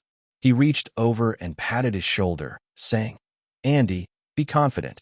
I'm really optimistic about this film." Andy smiled at Eric. He certainly had confidence, but the fate of a project with over $100 million in investment weighed heavily on his future directing career. Even the most self-assured person could feel anxious in such circumstances. Eric was highly delegative with this project. After agreeing on a script very similar to its previous iteration, he rarely interfered in the day-to-day filming tasks. Of course, when it came to the bullet time special effect that added a unique touch, he mentioned it when he noticed the crew had overlooked it. Aside from some character changes, the storyline of the new Matrix remained largely unchanged from the original. It wasn't that Eric didn't want to ameliorate some past flaws.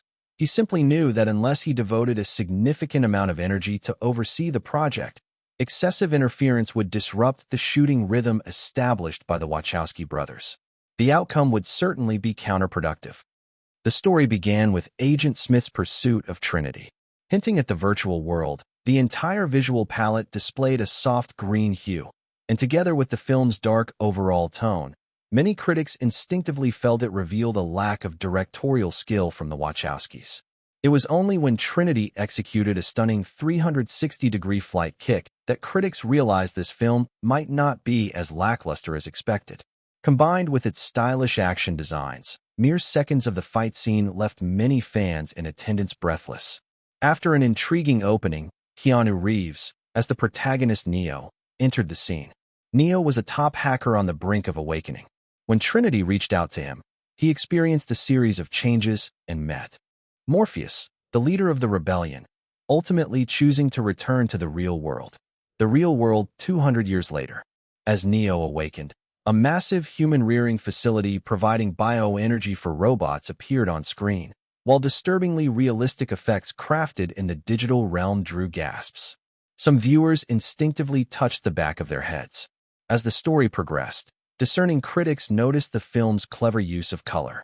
In the virtual world, a green sheen enveloped the surroundings. Yet the moment Neo returned to reality, that green glow disappeared, and people could only see a stream of green data flowing on the ship's displays. At the same time, Neo's dialogues with various members of the Resistance and the Oracle regarding reality and illusion added a philosophical layer beneath the sci-fi surface. However, these insights were primarily from seasoned critics. Ordinary audiences were already enchanted by the film's contrast between reality and illusion, particularly during the final battle, where the bullet time effect reemerged, once again thrilling many viewers. As the film concluded with Neo's suspenseful monologue, the lights came up.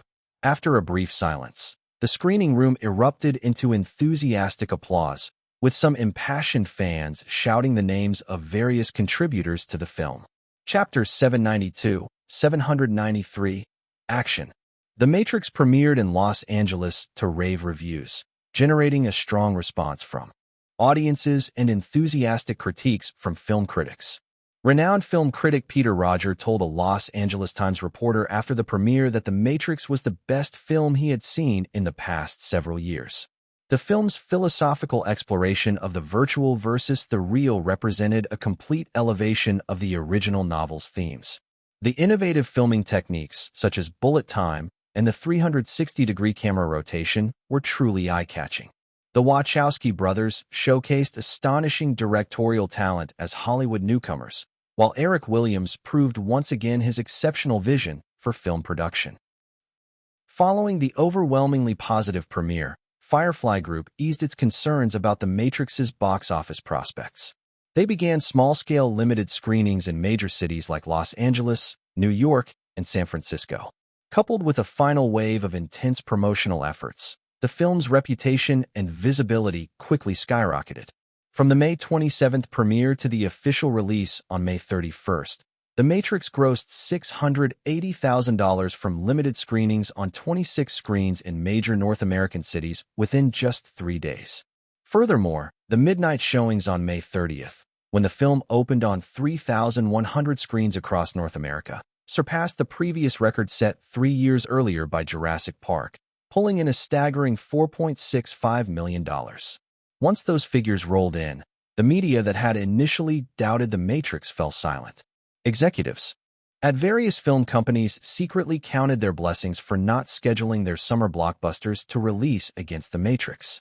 Even Universal, which had moved the release of The Mummy 2 following the delay of Titanic to a week after The Rock, expressed quiet anxiety that The Rock might match the quality of The Matrix.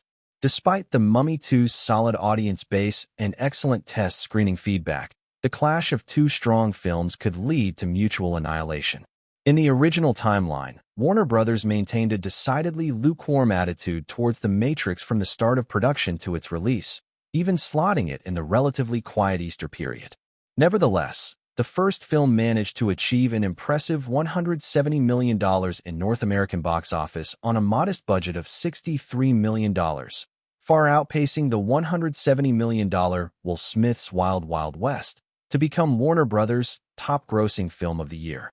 Thanks to the phenomenal buzz from the first installment, even though the second film's quality fell significantly, it's still open to $150 million. The new Matrix maintained the core team and main plot from the original while vastly improving in production quality, marketing strength, and timing. While it might face R-rated viewing restrictions, preventing it from reaching the box office phenomenon that was Jurassic Park, it was nearly certain to perform better than the original. Thus, following the premiere, Eric flew off to the Bahamas with ease to begin production on Casino Royale. The Bahamas, like Canada and Australia, was part of the Commonwealth of Nations, where the British Queen was honored as the head of state, resulting in the absence of a president in most cases. The Bahamas also retained its age-old system of governors. As one of the best vacation destinations near the Caribbean, the Bahamas boasted over 3,000 islands, though fewer than 30 were commercially developed. While many elements of the original film's storyline were retained, the new Casino Royale had transformed into two entirely different tales. The new script had few scenes set on the Panama Islands. However, Eric kept the plotline involving a terrorist plot to attack an airport, which was not planned for Miami but instead set for the international airport in Nassau, the Bahamian capital. Coupled with a range of other changes, the filming schedule in the Bahamas extended over a month and a half. To facilitate the shoot, the Bahamas government allocated an island named Providence for the crew to set up their scenes. They also provided full support for filming on other islands like Nassau and Paradise Island. Eric arrived in the Bahamas on May 28th, where producer Barbara Broccoli, lead actor Pierce Brosnan, and various main and supporting roles had already gathered at the cruise base in Paradise Island. The crew, numbering in the hundreds, incurred daily expenses of several tens of thousands of dollars without even beginning any work. After arriving, Eric wasted no time resting and quickly got to work. After all, it has been more than 2 years since he directed a film. He had worked on the Victoria's Secret annual fashion show, but that was unrelated to film directing. In the days leading up to the filming starting on June 2nd, Eric adjusted back into his director's mindset. Fortunately, after dedicating his life to directing, his ingrained understanding of the profession allowed him to rapidly reacquaint himself with the role, mitigated by the strong backing of his production team. On June 2nd, the beaches of Paradise Island in the Bahamas marked the official start of Casino Royale's shooting. Following the principle of starting with easier scenes, they filmed the moment Bond met the film's third Bond girl on the beach first. This shot was devoid of specific dialogue and relatively straightforward to film. According to the hierarchy of roles, the first Bond girl was naturally Cate Blanchett. To impart some professional charm to her character, Eric arranged for Cate to experience life at Firefly's British branch. The second Bond girl, character-wise Cate's sister, was played by Christina Aguilera, who also took on the dual role of a backup angel for Charlie's detective agency. Thus, the woman currently in the Bahamas was the third Bond girl. Eric did not meddle with the casting process for this role, but it was quite a coincidence that they chose Terry Hatcher, who, based on the original timeline, was also cast as the Bond girl in the 18th Bond film. Eric had seen her name on the casting list for Sex and the City the previous year, making it easy to guess that Terry was likely an ICM client. Otherwise, she wouldn't have appeared in 2 key Firefly productions back-to-back. Of course, Eric had better things to focus on than this tangled web of industry politics. Hollywood was inherently a complex chess game. Standing behind the familiar monitor, Eric took in the shooting tracks around him, the actors in their spots, and his crew at work. A familiar rush of excitement flowed through him. The assistant director waved at Eric, signaling that they were ready. Finally, Eric raised the microphone and addressed everyone. Okay, Casino Royale, Scene 1, Take A. In the tracking wide shot, Terry Hatcher's character, Katerina, rode a white horse along the beach, followed by a group of excited children. As the shot slowly panned, Katerina rode away, and the camera focused on the bright faces of the children. Eric made a hand gesture. Cut. Good. Prepare for the next scene. Being Eric's first shot after regaining control of the director's chair, as soon as the word left his lips, everyone around paused their work and gently applauded. Terry Hatcher, supported by crew members as she dismounted, leaned in closer to Eric, pretending to watch the monitor, and casually remarked, Eric, shouldn't we shoot a few more takes just for backup? The point was to play it safe, especially since a simple shot had been captured from 4 different camera angles for over a minute. and the editing would likely require only 15 seconds of footage, so there was no need for a reshoot. This shot is good as it is, Eric replied, shaking his head with a smile, gazing at the bikini-clad beauty before him. There will be plenty of chances for NG. Just hope you don't lose patience then. Of course not. How could I possibly lose patience in front of you, Eric? The woman said, throwing a flirtatious glance his way as she walked away. The surrounding crew feigned ignorance of the interaction between the director and the actress, each absorbed in their tasks while Eric just shrugged. Just like her character in the film, Terry Hatcher was also married in real life, and Eric wasn't one to chase after such women. While Pierce Brosnan was preparing for his next scene, Eric shot a few empty beach and ocean shots with his longtime cinematographer partner, Nicole Frank. They then moved on to the next scene, where James Bond surfaces and first sees Katerina. To be honest, Daniel Craig's body in the original film could only be described as muscular, lacking any appealing aesthetic. Pierce Brosnan, however, was entirely different. He was a living mannequin in a suit, and stripped down, his physique that he shaped specifically for Bond, featuring 8-pack abs, pronounced V-line, and long legs, was enough to warrant gasps of excitement from a gathering of housewives and young girls. In the shot, James Bond emerged from the water, slowly making his way toward the shore. Katerina dismounted, and as their eyes met, Pierce Brosnan broke into an appreciative grin while Katerina turned slightly shy, casting a few glances at Bond before leading her horse away. This was the second official shot. Eric did not want to call cut, but watching Pierce Brosnan's performance in the monitor made him raise the microphone. Cut. No good. Pierce, Terry, could you come over, please? The two quickly approached, with Pierce wiping off water with a large towel that a woman from the crew had just handed him. Holding the script, Eric gestured as he explained. So, Pierce, your eyes were a bit too purposeful just now, as if you were searching for something. That's not right. I need your gaze to be more casual. And Terry, you shouldn't just be curious. There should also be a sense of attraction. Eric said, nodding toward Pierce Brosnan, his expression serious. Isn't such a charming male figure worthy of your admiration? Pierce Brosnan looked slightly awkward, while Terry Hatcher nodded slightly. Okay, Eric. I think I understand how to approach that. All right then, let's do it again. Eric signaled for them to reset. In the original, James Bond did intend to seek out leads left by the bomber. However, in this version, their encounter was purely coincidental. Katerina's husband, Alex, was a middleman involved in gray area dealings with the Spectre. Bond, sent by M to the Bahamas for rest and relaxation, happened to meet Alex's wife, Katerina, on the beach.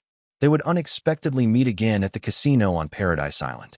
Noticing Alex's cold and rough demeanor towards Katerina, Bond, who had a soft spot for the ladies, decided to punish him by winning Alex's Aston Martin at the card table, and this car would become a pivotal item that ensnared Bond in the Spectre's web. One clear characteristic of this installment of Bond was Eric's intention from the script stage for 007 to enter a phase where real storytelling unfolded. Past installments of Bond largely relied on flashy stunts and spectacle. They shot in various locations worldwide, with massive explosions and chaos. Though big-budget films often suffered from weak stories, the Bond franchise rarely took the time to properly weave a narrative. Prior to the 1990s, due to the subpar filming technology, these gimmicks could attract large audiences, but as cinematic special effects advanced, audiences would grow accustomed to thrilling visuals like apocalyptic scenarios or alien invasions. Continuing to follow its original formula would inevitably lead the Bond series to decline. In the original timeline, Pierce Brosnan's portrayal of James Bond garnered much praise, but because of the poorly constructed stories in several films he appeared in, the continuity of the plot was riddled with holes. Even within a single film, there were unrelated plot threads, leading to a mediocre performance at the box office. It wasn't until Daniel Craig took over as 007 that the series began to awkwardly convey a somewhat coherent story. Perhaps attributing his success to a bit of luck, Daniel Craig's 4 Bond movies, beginning with Casino Royale, brought in about double the total box office of Pierce Brosnan's entries, making him the highest-paid actor to play Bond in history. The first day's shooting went incredibly smoothly. Due to it falling on a weekend, The crew decided to wrap up early and later hosted a small opening party at the resort where they were staying on Paradise Island. On the second day of Casino Royale's official filming, the North American box office numbers for The Matrix's opening weekend rolled in successfully. Chapter 793, 794, Breaking Through. In the first week of June, the North American film market saw the release of only one heavyweight film, The Matrix. The other new releases were independent films debuting on around 1,000 screens each. In contrast, The Matrix dominated the box office, receiving excellent word of mouth. During its opening weekend, it grossed an impressive $45.7 million. When adding the figures from previous previews and midnight screenings, the cumulative total reached $51.03 million. In the following workdays, The Matrix experienced a modest drop of only 40% from its weekend box office. By June 7th, the film's total earnings surged to $78.45 million, far outpacing the second-place film, A Time to Kill, which earned just $21 million in its second week. Clearly, The Matrix secured the top spot on the box office charts that week. Once the figures were released, there was no doubt left that the Wachowski brothers had not botched the project. They became Hollywood's hottest new directors and were in high demand. In Burbank, at the Firefly Group headquarters, Jeffrey Katzenberg had just returned from a business trip to New York. April and May each year were crucial months for North America's television networks and cable channels, as they finalized their plans for new shows and advertising bids. During this time, Firefly's ABC network, Disney Channel, and A&E Network would establish their programming and advertising plans for the entire year. Having just attended the weekly film distribution meeting and returned to his office, Katzenberg found his assistant had placed the advertising bid data report for Firefly Television on his desk. After 2 months of advertising bids, ABC had set a new record with $2.3 billion, driven by its heavyweight shows like Friends, ER, and Survivor. This was a significant leap from ABC's previous high of $1.9 billion in 1992. Moreover, ESPN, Disney Channel, and Lifetime collectively edged towards $1.97 billion in advertising revenue. With these two figures combined, Firefly's television segment was projected to achieve $4.27 billion in advertising revenue for the 1996 to 1997 fiscal year. Aside from advertising revenue, Firefly's television business generated income through syndication rights, licensing, video sales, and international distribution. Historically, advertising revenue accounted for about 30% of the overall segment income. This calculation suggested that Firefly's television business could reach total revenues of $14 billion for the year, reflecting expected growth of over 35% compared to the previous year. Katzenberg was not a blind supporter of public listings. During his time at Disney, he had been reluctant to join the board because, as a publicly traded company, Disney was required to disclose the salaries of its board members, and he preferred to keep his financial information private. However, as he gazed at the advertising bid report, he couldn't help but fantasize about what might happen if Firefly ever went public. The exposure of this advertising data could significantly boost stock prices. Perhaps even a 10% increase would be a conservative estimate, leading to a staggering market value for Firefly. Just then, there was a knock on the office door. "Mr. Katzenberg, Mr. Cote, and the Wachowski brothers are here," his secretary announced as she entered. Katzenberg nodded and rose to greet Robert Cote, the producer of The Matrix, and the Wachowski brothers who had come into his office. In light of The Matrix's surprising box office success, the Wachowski brothers eagerly wanted to discuss plans for a sequel with Firefly's upper management. With Eric Williams filming Casino Royale in the Bahamas, Katzenberg took the reins on this meeting to underscore the importance he placed on the Wachowskis. After engaging in friendly small talk, Katzenberg instructed his secretary to bring in coffee and suggested they move to the small conference room next to his office. Once seated around the conference table, coffee was quickly served. Katzenberg gestured for the brothers to take their time while sipping his coffee before asking, "So, do you have a complete concept for the sequel?" Robert Cote glanced at the Wachowski brothers as Andy Wachowski pulled a script from his bag, saying, "Actually, we designed the script with a trilogy in mind. Here are the scripts for the next 2 films. You can take a look, Mr. Katzenberg. Just call me Jeffrey, Katzenberg replied with a smile as he took the script. Andy nodded, explaining, "We hope to shoot the sequels back to back. This would save some production costs and better maintain continuity in style and storyline across the films." As Katzenberg skimmed through the script, he didn't lose sight of the performance metrics for The Matrix, taking into account the overseas box office results in various territories. He anticipated that the film could earn around $600 million globally. With a production and marketing budget of just over $100 million, Firefly could see a profit exceeding $100 million. He flipped the script again and stated, "Of course. If possible, filming both sequels back-to-back could work." Upon hearing Katzenberg's response, both Kote and the Wachowski brothers wore satisfied expressions. They refrained from further interjecting while Katzenberg continued to read. Though they wanted to discuss the director's salary for the sequels, they sensed that it wasn't the right moment. Katzenberg quickly browsed through the two sequel scripts but grew increasingly puzzled. Half an hour later, he lifted his gaze toward the Wachowski brothers, shaking his head.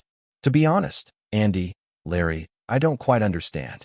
Both brothers looked taken aback. Andy remarked, "Jeffrey, maybe you're just reading too quickly." "No," Katzenberg shook his head. As a staunch advocate for high-concept films, he preferred stories that could be summed up in a single sentence. However, as he read the scripts, he felt lost regarding the Wachowski brothers' intentions. If he had to use a somewhat blunt term, it would be convoluted. He observed that issues which could be clearly explained were shrouded in mystery, and certain actions taken by the main character Neo seemed utterly baffling. "I mean, the story of the sequels is too esoteric. But audience loves it, don't they?" Robert Kotick countered, saying, "Jeffrey, people praise the philosophical elements present in the first film. I think deepening that aspect in the sequels isn't a bad approach." "I don't think it's deepening. The philosophical elements in the current release were just right, and audiences were primarily interested in the overall story, along with the film's innovative shooting techniques and explosive action scenes." Katzenberg shrugged before continuing. "While the scripts for the sequels contain similar elements, the entire narrative seems overly complicated. I believe you guys need to revise the script." Given Katzenberg's fiery and tough nature, his patience in articulating these remarks showcased a great deal of restraint. He wasn't someone who lacked people skills. Otherwise, he would have tossed out phrases like nonsense without a second thought. The attention the media had been giving the Wachowskis lately left them feeling a bit irked. Andy Wachowski suggested, "Jeffrey, perhaps we should let Eric see the script. I believe he will appreciate it." In any corporate structure, it's considered inappropriate to elevate issues beyond one's level directly. Not only did this disrupt the management hierarchy, but it also undermined the authority of the respective management tier. By suggesting letting Eric view the script in front of Katzenberg, Andy practically slapped Katzenberg in the face. Robert Kote noticed Andy's reckless comment and felt his expression shift slightly, thinking that even if they would submit the script to Eric Williams, it shouldn't have been mentioned in front of Katzenberg. As a producer within the Firefly Group, Kote knew full well that Katzenberg was not the type to engage kindly with his subordinates. However, to Kote's surprise, instead of erupting, Katzenberg's lips curled into a strange smile. "Of course, that's no problem. I can have my secretary send the script to Eric right now." Having worked together for so long, Katzenberg was fully aware of Eric's cinematic vision. Although Eric liked innovative projects and occasionally made unexpected investments, his commitment to high-concept cinema matched Katzenberg's. To put it plainly, Firefly's rapid rise over the years was closely tied to its firm dedication to producing high-concept commercial films. While critically acclaimed artistic films often gained considerable respect from the public in Hollywood, the reality was that both major studios and independent producers cared primarily about the commercially viable films that critics deemed lowbrow. Knowing that such a cryptic script would likely invite scorn, Katzenberg would gladly consume the assembled script if the Wachowski brothers did not get a rude awakening. As he noticed that none of the three were speaking, Katzenberg summoning his secretary, he directed, "Sally, please fax this script to the Bahamas immediately." "Sure, Mr. Katzenberg," she replied, taking the script and leaving the conference room. Katzenberg did not intend to create a rift. as he understood that despite opposing the Wachowski script, the filming of the sequels would still rely on their direction after modifications. So, it's nearly noon, and there's a great restaurant nearby. Why don't we grab lunch together? Eric's been quite busy, and he might take a couple of days to respond, so you may have to be patient. The Wachowski brothers were still trying to process Katzenberg's recent actions, but Robert Kotick quickly stood up, suggesting, "Of course, Jeffrey, how about I treat you?" "No, of course, it's my treat," Katzenberg countered, looking at the Wachowski brothers. Having enjoyed much success lately, the brothers felt momentarily stumped by Katzenberg's rejection, instinctively wanting to use Eric to pressure Katzenberg. Yet, they were not ignorant and soon regretted their earlier statements. Seeing that Katzenberg bore no signs of anger, the brothers finally caught on to the offer. Andy Wachowski said, "Of course, it would be our honor." In the Bahamas, on Paradise Island, Eric had not seen Ivanka for nearly 3 years. The once proud girl had blossomed into a 15-year-old young lady, inheriting her mother's modeling genes. At this point, she had reached nearly 5 feet 7 inches tall. Although she still held some baby fat in her face, standing next to future supermodels like Giselle, Alessandra, and Miranda, she appeared equally poised. Casino Royale had been in production for a week. Managing the extensive crew under the usual double weekend policy was quite extravagant, especially since they were not in the U.S. The production company had signed agreements with crew members and actors that required 6 days of work followed by 1 day of rest. Giselle and the other girls flew down to the Bahamas 2 days prior alongside Ivanka and her mother. After just finishing a rest day, Eric had arranged to shoot the 4 girls' brief scenes today. As anyone grows older, their experiences and personalities change. Yet in front of Eric, Ivanka had lost her former pride and appeared more bashful instead. Coming from a wealthy family, she certainly understood the power and influence that Eric's considerable wealth represented far better than an average child would. To him, Eric maintained an air of oblivion. He took the props that had been prepared for Ivanka from the production assistant, seemingly intending to charm and coax her once again. Outside the Ocean Park Club on Paradise Island, the crew seemingly readied themselves, but most employees curiously watched as their director attempted to charm the film's exclusive mascot. Giselle and the other supermodels donned tennis skirts and stood with their rackets, curiosity evident on their faces. Even Ivanka's mother, Ivana Trump, watched the scene with great interest. Chapter 794, 795, 21 years and 19 months. Ivanka, given the filming conditions, we're switching this doll for the puppet backpack, Eric said, holding up a green, oval-shaped puppet backpack with exaggerated big eyes and slender limbs, gesturing to Ivanka. While the puppet backpack might look a bit strange at first, not at all like the cute stuffed bunnies or bears, its mischievous grin radiated a certain quirky charm. Hey, don't underestimate it. His name is Mike, and he's the main character in an upcoming Disney animated movie. They haven't even released the trailer yet, so you're definitely one of the first to see Mike. Ivanka stood across from Eric, wearing the same tennis dress as Giselle Bündchen's models, feeling shy under the attention of the crowd, some teasing and some mocking. Her cheeks flushed as she quietly interrupted Eric. "Eric, could you stop rambling? I never said I didn't want to."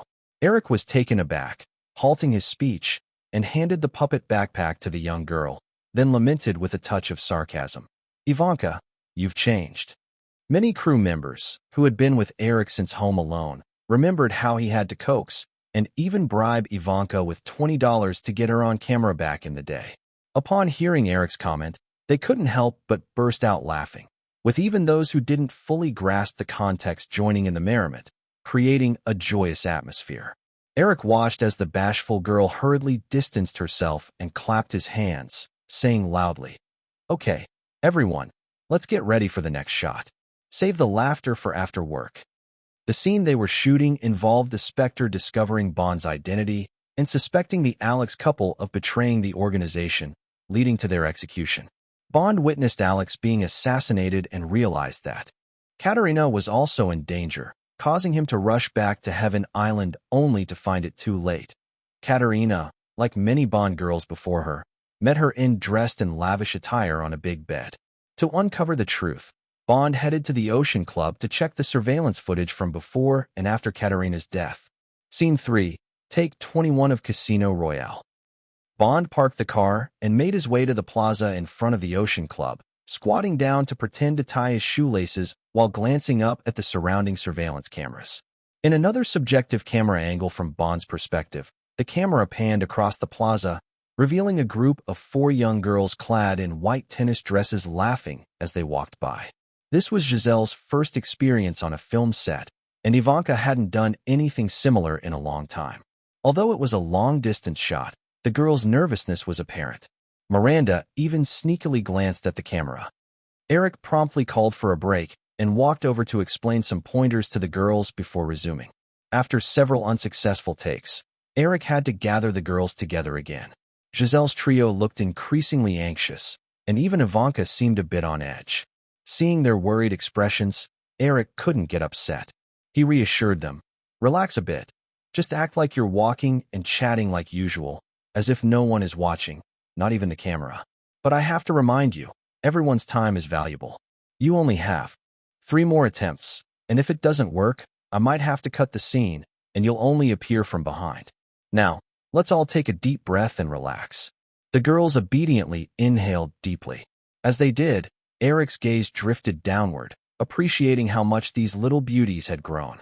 Shaking off those thoughts, Eric clapped his hands, saying, "All right, back to your positions, we'll try again." Perhaps motivated by the potential for their scenes to be cut, the girls finally delivered stronger performances in the next few takes, and they successfully wrapped that part of the shoot. In the following scenes, the girls crossed paths with Bond, who was mistaken by tourists for a valet. This resulted in a bit of chaos in the parking lot, diverting the security guards from the control room, allowing Bond to locate 2 assassins from the surveillance footage of Katarina's murder. Using the leads from these 2 killers, Bond tapped into MI6 intelligence resources in the Bahamas and tracked the investigation to Miami, thwarting a plot by an organization attempting to blow up the latest prototype of Skyfleet Airlines on its test flight, leading to a confrontation with the Spectre. Of course, these events wouldn't be wrapped up in a single day. After accomplishing several scenes at the Ocean Club, the day's shooting concluded. At dinner time in the resort restaurant, where Casino Royale was stationed, Eric once again expressed his gratitude to Ivanka's mother. He recalled the divorce between Ivanka's parents, which he had experienced firsthand. Although there had been some unpleasantness between them, Ivana Zelnikova was ultimately the mother of Donald's 3 children, and over the years, tensions had eased. Ivana said, "It's our pleasure, Eric. When we came here, Donald asked me to say hello to you." "Oh, what has he been busy with lately?" Eric casually inquired, while discreetly nudging some restless little feet under the table, silently warning Miranda not to cause any trouble. Giselle's trio sat right beside him, so the girls were clearly feeling a bit jealous as they watched him engage with Ivanka's family. Ivana thought for a moment before glancing toward her daughter. Ivanka replied, "Dad's in Washington. He seems to have received an invitation from the President and First Lady." This happened to be an election year in the U.S., with several candidates vying hard for support. Eric didn't find it surprising. He had received a few invites himself, but he didn't want to get too involved in such matters. Naturally, given the differing policies of each president, Eric was not keen on the idea of the next administration being led by a family that only waged wars over oil. To avoid too significant a deviation from the historical path, he chose to support Clinton, even though he personally didn't hold a favorable view of him. He had privately donated a sum of campaign funds as well. Clinton and his wife even wanted to pay Eric a personal visit in Los Angeles, but he declined. However, they continued to express their gratitude through multiple phone calls, recognizing that Eric's political contribution represented not just a hefty check, but rather the stance of the entire Firefly group in that election. As Firefly had evolved into its current scale, each administration's policy could significantly impact the group's growth. Even if Eric wanted to stay clear of political affairs, he had to align himself with a party that served his interests. Hearing Ivanka's comment made Eric ponder some elements from his past, so he asked, "Didn't your dad mention he wanted to run for president once?" Ivanka looked puzzled but nodded. Eric, half-jokingly, inquired, "So, Ivanka, what do you think it would be like if your dad actually became president?" Ivanka tilted her head in thought, then shyly smiled but didn't respond, likely not wanting to speak ill of her dad in front of everyone. Eric brought the subject up casually before quickly shifting to Ivana, saying, "If you're not in a hurry, you two could stay in the Bahamas a few more days. The resort has been rented out by the crew, and we still have some spare rooms. We plan to be here for a month." "Thank you for the invitation, Eric," Ivana smiled, acknowledging his generosity. With Ivanka on summer break, they weren't anxious to head back to New York. After dinner, Eric checked the day's footage as usual and returned to his suite around 9 o'clock. This resort had only recently opened, with most accommodations being individual hotel-style apartments. Other crew members shared their units, but Eric's unique position, in addition to handling various matters within the Firefly system alongside directing, made it impractical for him to share a space with others. Thus, he occupied a full unit by himself. Upon entering, Eric found his assistant waiting for him. "Mr. Williams, here's the script for the Matrix sequel that came in this morning from Los Angeles. Additionally, I have the detailed financial report for the New Year's advertising bid for our television operations."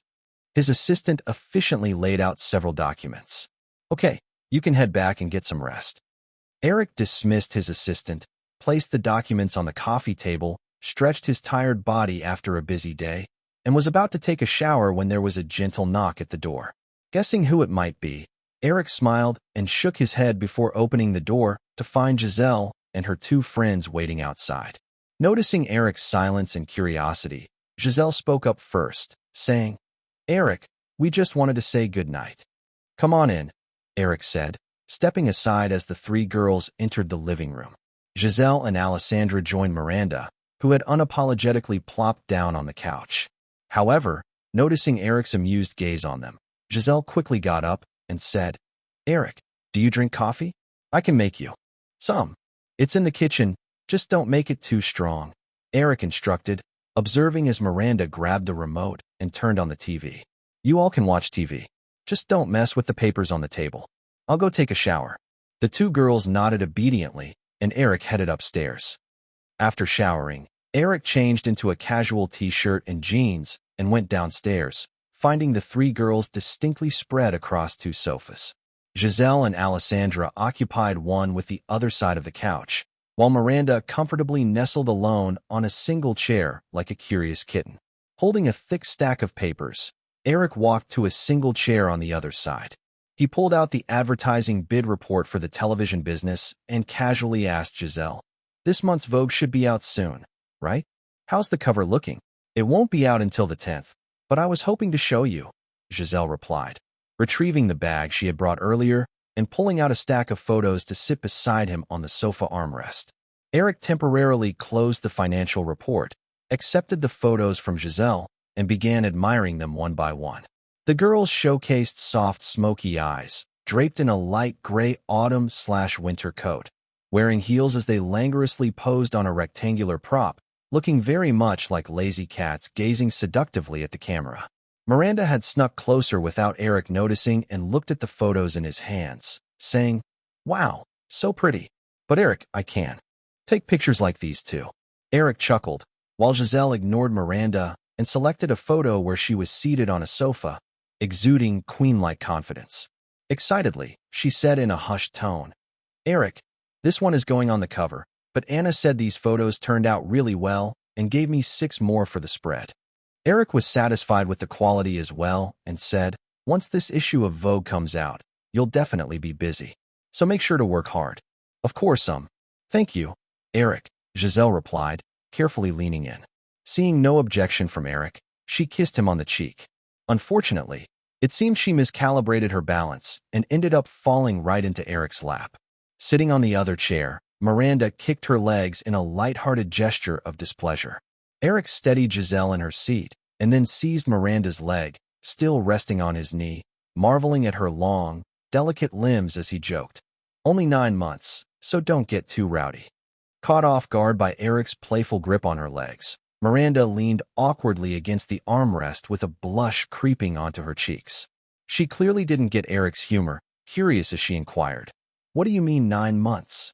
Eric patted Giselle's tanned, toned leg, saying, "Well, there's 1 year for Giselle, 1 year for Alessandra, and you're 9 months.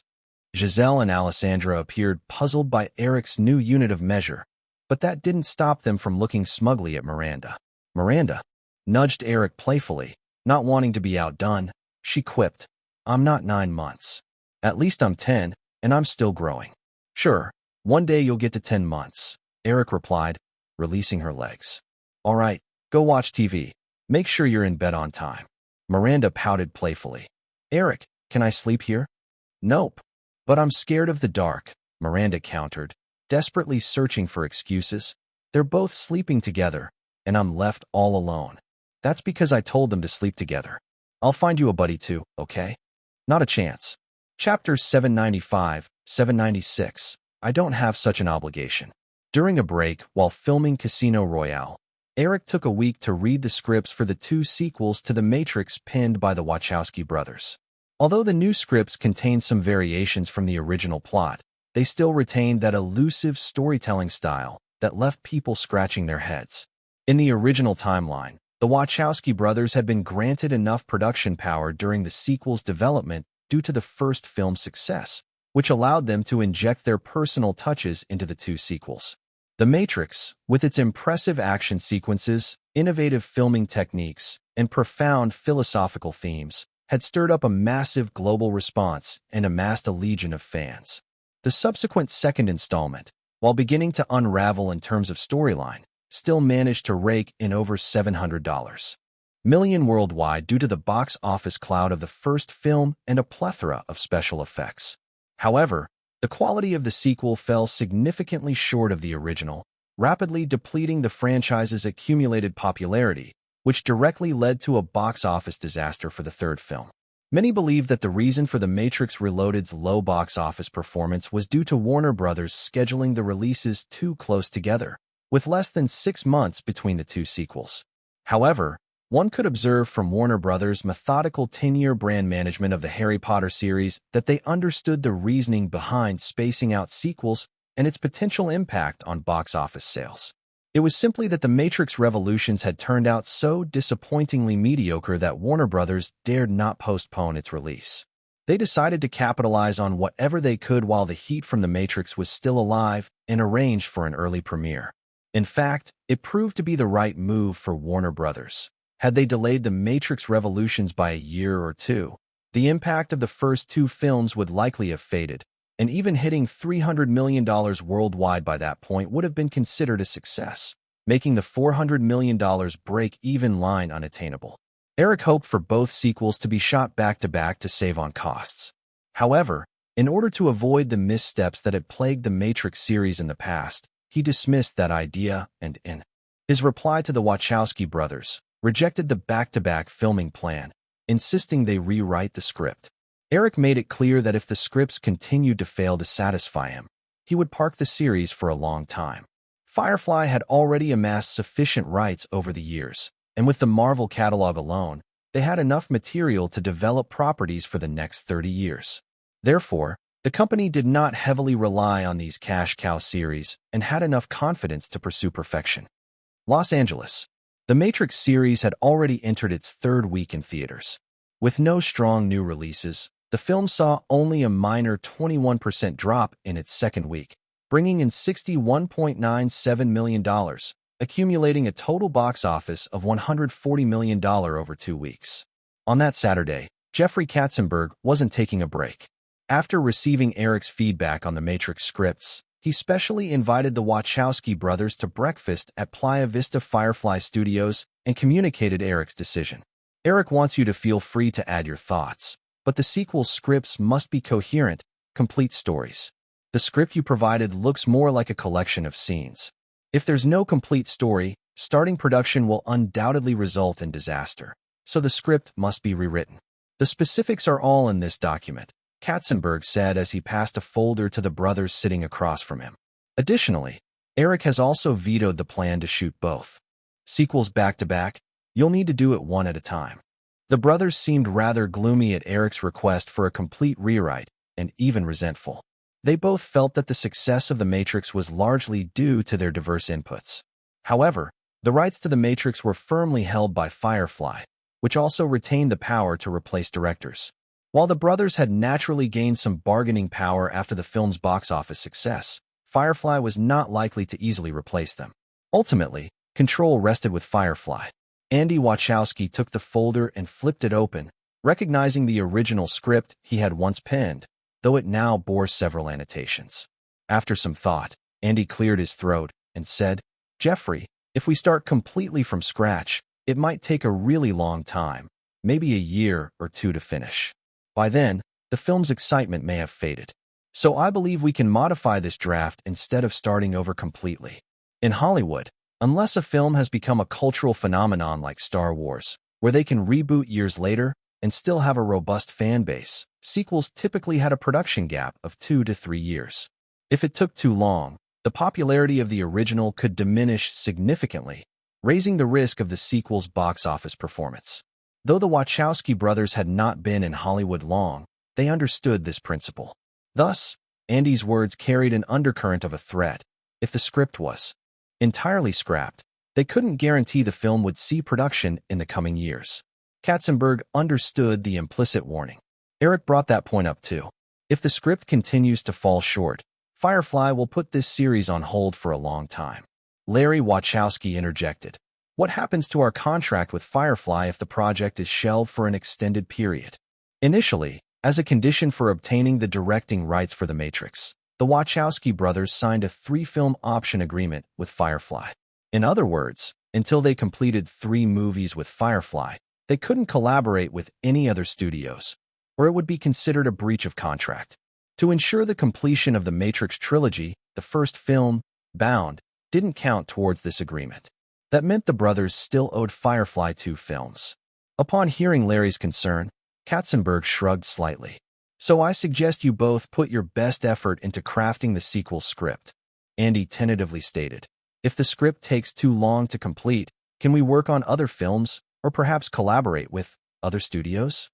"Other films are possible, as long as the project is excellent," Katzenberg ambiguously replied. "However, collaborating with other studios is out of the question unless you complete your contract obligations.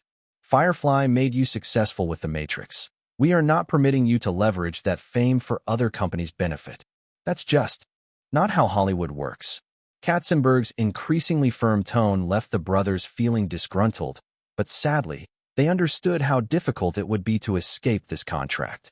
At this point, there wasn't much else to discuss. Andy, with a blank expression, closed the folder before him and stood up. "We've got the message. If there's nothing else, we'll take our leave." Katzenberg stood as well, politely extending his hand. "Well then, goodbye." After personally escorting the Wachowski brothers out of the restaurant, Katzenberg returned to his seat, where Frank Wells had already settled in. He had been at the restaurant earlier, but chose not to interrupt Katzenberg and the brothers during their discussion. Once Katzenberg was seated, Frank said, "Jeffrey, you didn't need to be so hard on them. You could have been a bit gentler. That's your job, to soothe ruffled feathers." "I don't have that obligation," Katzenberg joked, flashing a smile. Having seen the Wachowski brothers Bound, along with the recently muddled script for the Matrix sequels, Katzenberg felt deep down that, aside from the Matrix, the duo's chances of achieving greatness in Hollywood were slim. They were too entrenched in their unique vision, and while such a strong personal style might win them an Oscar, it wouldn't translate well at the box office. As for the Oscars, Katzenberg was equally indifferent. He believed the fundamental goal of a film company was to chase profits. Accolades were merely icing on the cake. Back during his control of Disney Animation, whenever animators suggested adding more artistic value to their projects, Katzenberg would sarcastically ask, "You trying to win an Oscar?" That line even became a bit of a catchphrase for him. "All right, just say the word when you need me to smooth things over," Frank teased in response. Since the Disney days, Frank had established his reputation as the peacemaking type. In the 1980s, the Disney board originally planned to have him and Eisner co-CEO the company. After considerable infighting, it was Frank who stepped up, offering to be Eisner's deputy, thus resolving the deadlock. During the Firefly era, due to Eric's emergence, Frank managed to dodge a life-threatening plane crash, which allowed Katzenberg to rise to power, while Frank diligently remained Firefly's second-in-command. His accommodating nature earned him the respect of most management, including Katzenberg himself. As they bantered over coffee, Frank leisurely handed a box office report to Katzenberg, saying, "It seems our box office numbers this week aren't looking too good." According to Hollywood's box office tracking cycle, yesterday marked the start of a new week. Katzenberg hadn't yet had time to assess Friday's numbers, so he took the A4 sheet Frank offered him and glanced at the figures. Upon his first look, Katzenberg raised an eyebrow. The top daily box office for the new week wasn't Firefly's release, The Rock, but rather Universal Pictures' new comedy, The Nutty Professor, starring Eddie Murphy. Wait, is that Eddie Murphy's new movie? As head of Firefly, Katzenberg kept close tabs on significant summer contenders, but he hadn't previously focused on this particular comedy, hence his puzzled tone. Since the underperformance of Beverly Hills Cop 3, Eddie Murphy had been somewhat quiet for the past few years. Many, including Katzenberg, felt that with Firefly's strong momentum, The Rock would naturally dominate the opening day and week box office. Yet, the results showed that The Nutty Professor amassed $7.9 million on opening day, whereas The Rock brought in just over $7.4 million. While the figures were close enough that they could potentially reverse over the weekend, The Rock ultimately lost out on the opening day. When this unexpected box office data surfaced, Frank had called Katzenberg multiple times without success, prompting him to rush to see him. "Yes," Frank nodded, concern creeping into his voice. "I don't think this is a good sign. And don't forget, Cameron is currently working on Titanic." Katzenberg sensed an anomaly as well, but he reassured Frank, "Let's gather the distribution team, including Brian, for a meeting to discuss this." However, "Frank, it's just day one's data. We shouldn't be too alarmed. If we do encounter one or two flops, it's unlikely Firefly's stock will plummet by 10% because we're not even publicly traded, haha." He chuckled, continuing, "Plus, you've seen the recent revenue from television ad bidding. I just feel like Eric's approach to filmmaking over these past few years has been a bit too risky. Either it's new talent or it's high-profile productions. Sure, Michael Bay, David Fincher, and the Wachowskis have all proven their worth, but our luck might not hold out forever. I think we need to have a serious chat with Eric. He can't keep being so reckless." Katzenberg could feel Frank's sincerity in his tone. He genuinely cared for Firefly's well-being. In truth, Katzenberg felt similarly. While he knew Eric wasn't obstinate, until now, the films Eric had headed hadn't faced absolute failure, which in Hollywood was almost a miraculous feat. How strange it felt to tell someone who had yet to experience failure that their methods were incorrect, that the rules didn't work that way, that they should do this or that. Katzenberg thought about it and concluded that those moments were indeed bizarre. The unyielding rule of Hollywood never changed.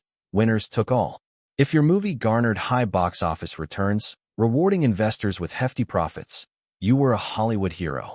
"I see your point," Katzenberg mused, "but now's not the time.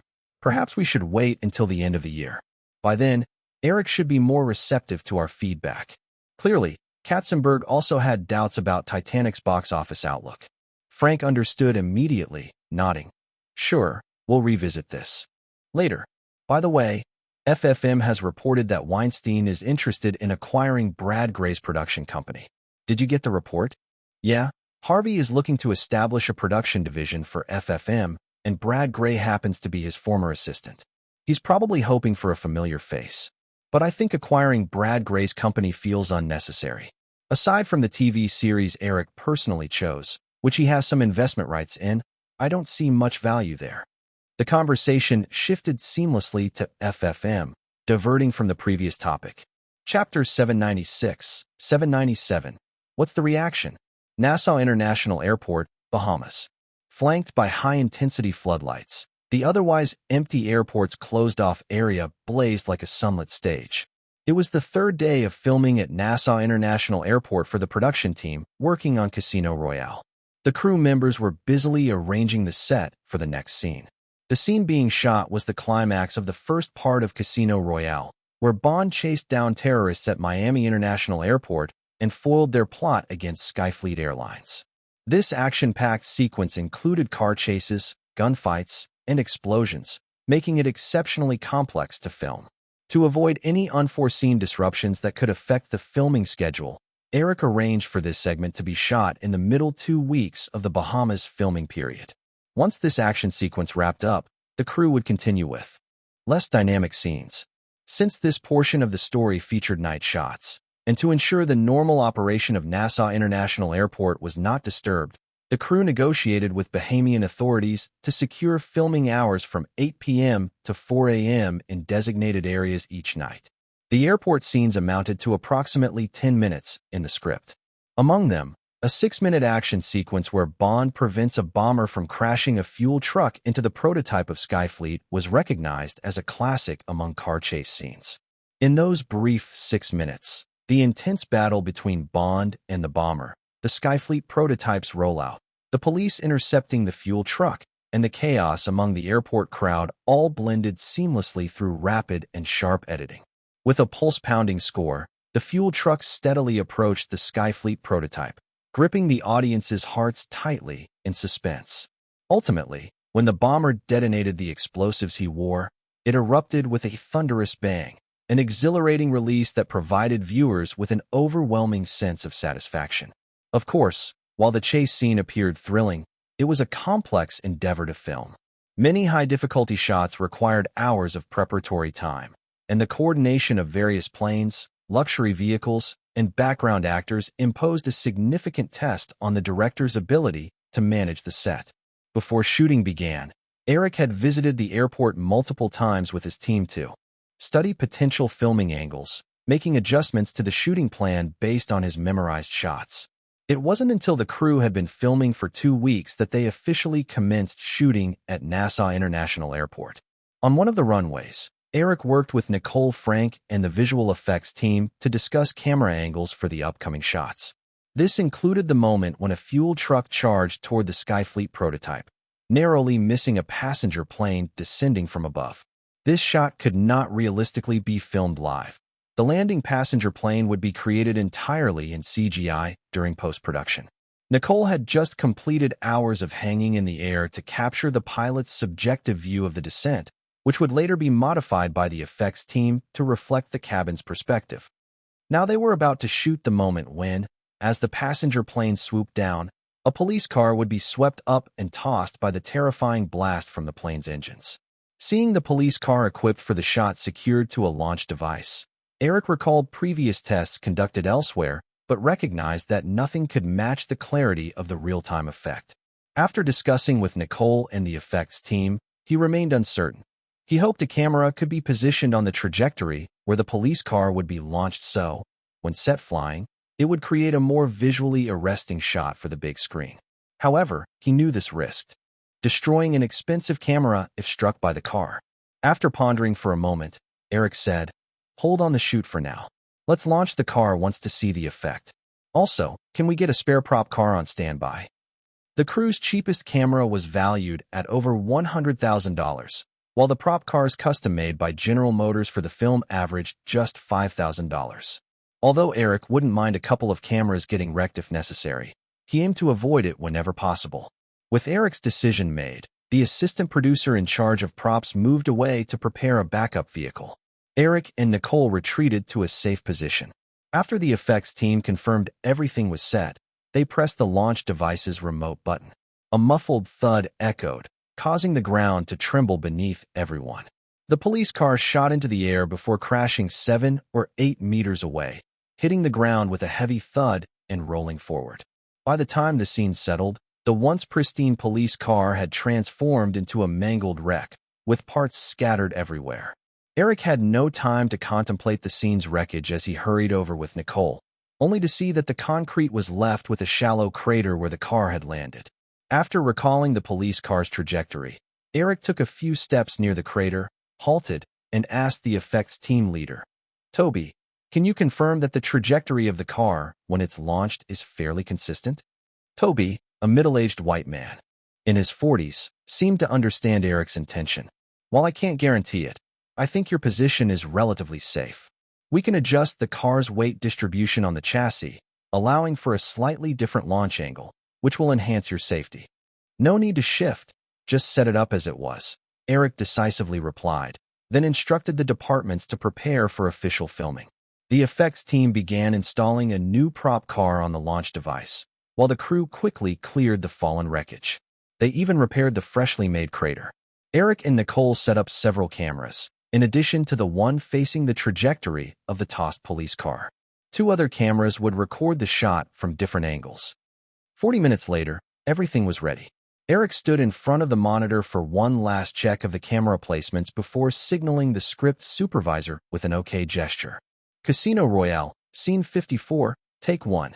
With a nod, both the fuel truck and another police SUV began moving simultaneously. Seconds later, as Eric felt the familiar tremors beneath his feet, the launched police car again soared into the air.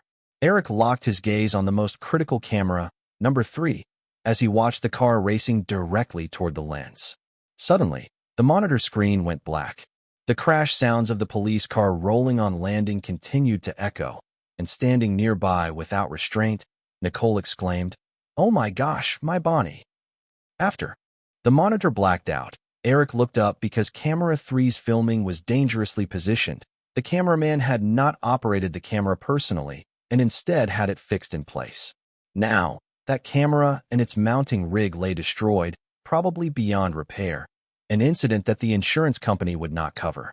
While Eric felt a pang for the $150,000 Kodak professional camera, he turned to Nicole with a bittersweet grin and said, "Does that camera have a name too?"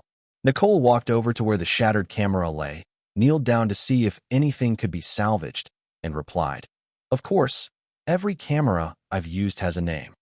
"Oh, I'm sorry. But you should know, rule number 1 of the apocalypse is, never give names to anyone or anything around you. It will only make you weak." Nicole picked up the camera lens that had fallen to the ground, replying, "Don't tell me that your film shoots are going to be frequented with apocalypse scenes. I will lose my mind." Eventually, others began to gather around. Eric reassuringly patted Nicole's shoulder and turned to Toby, the effects team leader, offering an apologetic expression. "Accidents are inevitable. Let's prepare for another attempt. Hopefully, we can successfully finish this shot next time." Nicole found the film canister from the wreckage and examined it. "Eric, even though the camera is wrecked, the film we shot should still be intact." Eric took the canister for a look. The exterior bore no damage. But, glancing at his watch, he noted it was already 2:40 a.m. With all but a few planned shots for the day completed, he suggested, "Let's shoot one more take, and then we'll call it a night. Everyone can head back early." Cheers erupted, and everyone swiftly got back to business. Although Eric didn't adjust the camera placements, filming over the rest of the night proceeded without further camera mishaps, yielding satisfactory results. With nearly half an hour until 4, Eric declared an early wrap. Night shoots were mental drainers, so after efficiently organizing the set's affairs, Eric rode a speedboat back to Paradise Island, where he collapsed into bed and fell into a deep sleep. He awoke promptly at 12 noon. After a quick shower and changing into a casual t-shirt and pants, he left his accommodations for the resort's restaurant. Under the fierce midday sun of Paradise Island, the nearby white sandy beaches were deserted. While summer was an ideal time for vacations in the Bahamas, tourists rarely remained outdoors after 10 in the morning. Although many crew members rested, some staff on working shifts were present at the restaurant for lunch. As Eric traversed the resort's path, he exchanged greetings with those he passed. Upon entering the restaurant, he noticed Miranda excitedly waving at him while chatting with Ivanka and her mother. Following the release of the latest issue of Vogue, Giselle had quickly made a name for herself in the fashion world and received a torrent of collaboration offers. Days after shooting that scene, Giselle and Alessandra had hastily departed the Bahamas, leaving only Ivanka and her mother alongside Miranda. Due to the shifting shooting schedule, Eric had not seen the group for a few days, assuming they had traveled to other nearby islands. Eric walked over, ruffling Miranda's hair, who wore a light pink dress, before ordering lunch from the waiter. Sitting down, he asked Ivana Zelm, "Kov, are you enjoying yourselves lately?" "Absolutely. Thanks for your hospitality, Eric," Ivana replied, then added, "By the way, Ivanka and I are leaving this afternoon. I'm here to bid you farewell." "You're in such a hurry to go back. Why not stay a few more days?" Ivana explained. "Her dad called and said he wants to take her on vacation to Europe, so I need to take her back early." "Oh, that's a pity," Eric remarked, turning to Ivanka. Where in Europe are you two planning to go? We're headed there next month, so we might just cross paths. Ivanka shyly smiled, saying, Norway. Dad said he wants to take us whitewater rafting. Norway, huh? Eric shrugged with disappointment. I guess we probably won't see you then. Ivanka casually munched on the ice cream before her, looking at Eric and quietly added, That's okay, Eric. You can come visit us when you're in New York. Eric sensed a glimmer of hope in her eyes, but understood that this invitation was likely a chore from Donald. Nevertheless, he didn't mind, nodding in agreement. Sure, if I'm free, I'll definitely swing by. While Eric spoke to Ivanka and her mother, Miranda listened intently, though her eyes betrayed a hint of envy. Ivanka was around the same age, but just over a summer, she got to travel halfway around the world, going wherever she pleased. Meanwhile, glancing at the diamond-embellished silver bracelet on her wrist, Miranda sighed inwardly. It was a gift from Ivanka during these past few days.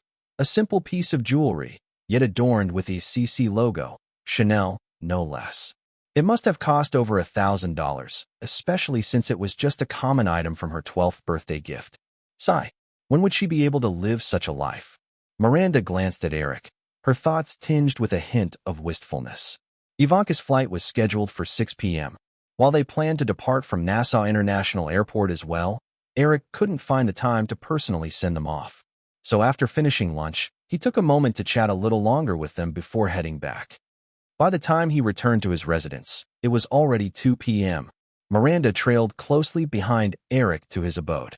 He settled onto the living room couch, flipping on the television while waiting for his assistant to deliver some documents.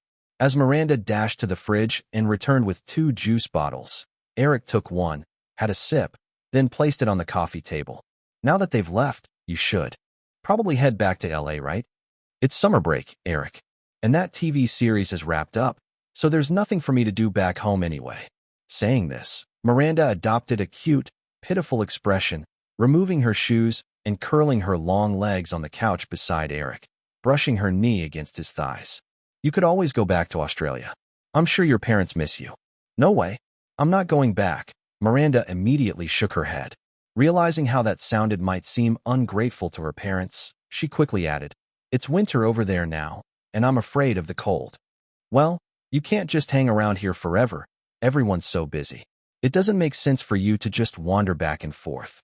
Miranda rolled her eyes playfully, linking her arm around Eric's, leaning closer as she said, Then, Eric, I want to check out Miami and Orlando. I've never been to Disneyland. Both cities were in Florida, adjacent to the Bahamas, and Nassau's airport scene was set to represent Miami International Airport. Still, Eric frowned slightly, hesitant. I can't let you roam around alone. I won't be able to explain to your parents if something happens. Of course, I won't be alone. Claire can come with me. Who's Claire? Eric asked, puzzled. Miranda pouted in displeasure. Claire is the assistant the company assigned to me. She came to the Bahamas with me, and you've seen her too. How could you forget? Eric recalled a young brunette he had seen with Miranda, who must have been around 20. Although he had personally arranged for Miranda to be at ICM, she had no real name value. ICM definitely wouldn't have provided a permanent assistant for her, and she couldn't afford one on her own at the moment. This must have been an exception made for her due to the circumstances. Just as Eric was about to say something, the doorbell rang. Breaking free of Miranda's clinginess, he got up to answer the door to find his assistant, Peter Rich, standing outside with a stack of documents. Come in, Eric said, stepping aside to let Peter in. However, as Peter stepped inside, his gaze landed on the couch, and he hesitated noticeably. Curious, Eric looked over and saw a certain little sprite clumsily pretending to fix her already pristine pink dress, her eyes showing a faint panic as if fearful that others would misinterpret her and Eric's earlier actions as scandalous. Hi, Peter. Good afternoon, Miranda squeaked, still fussing to make the dress look disheveled despite her absence of any disorder. Eric remembered that he had previously discovered Miranda while she was handled by Peter back at Dolly Magazine. Hi, Miranda. Peter replied awkwardly, unsure if he should excuse himself. Eric shot Miranda a glare, swiftly deciding he wouldn't let her stay in the Bahamas any longer. Too much joy could lead to mischief. Who knew what trouble this little sprite would concoct? He had been too busy lately to oversee this wild Girl, let's head to the study, Eric informed Peter, who still seemed hesitant. Passing the couch, Eric knocked lightly on Miranda's head, and as she squeaked in protest, he added, "Call that Claire over. I need to speak with her." Once in the study, Eric sat at his desk while Peter handed over the documents, saying, "The first week box office results for The Rock have come out, along with the company's analysis of the film's box office performance." Since The Rock's opening day, Eric had anticipated this box office taking a hit from Eddie Murphy's comedy, The Nutty Professor. Initially, Eric had wondered whether John Woo was facing the curse of Hollywood again, reminiscent of his previous string of successful films that led to a downfall. But, as he reviewed the weekend box office numbers, he soon realized matters weren't as grim.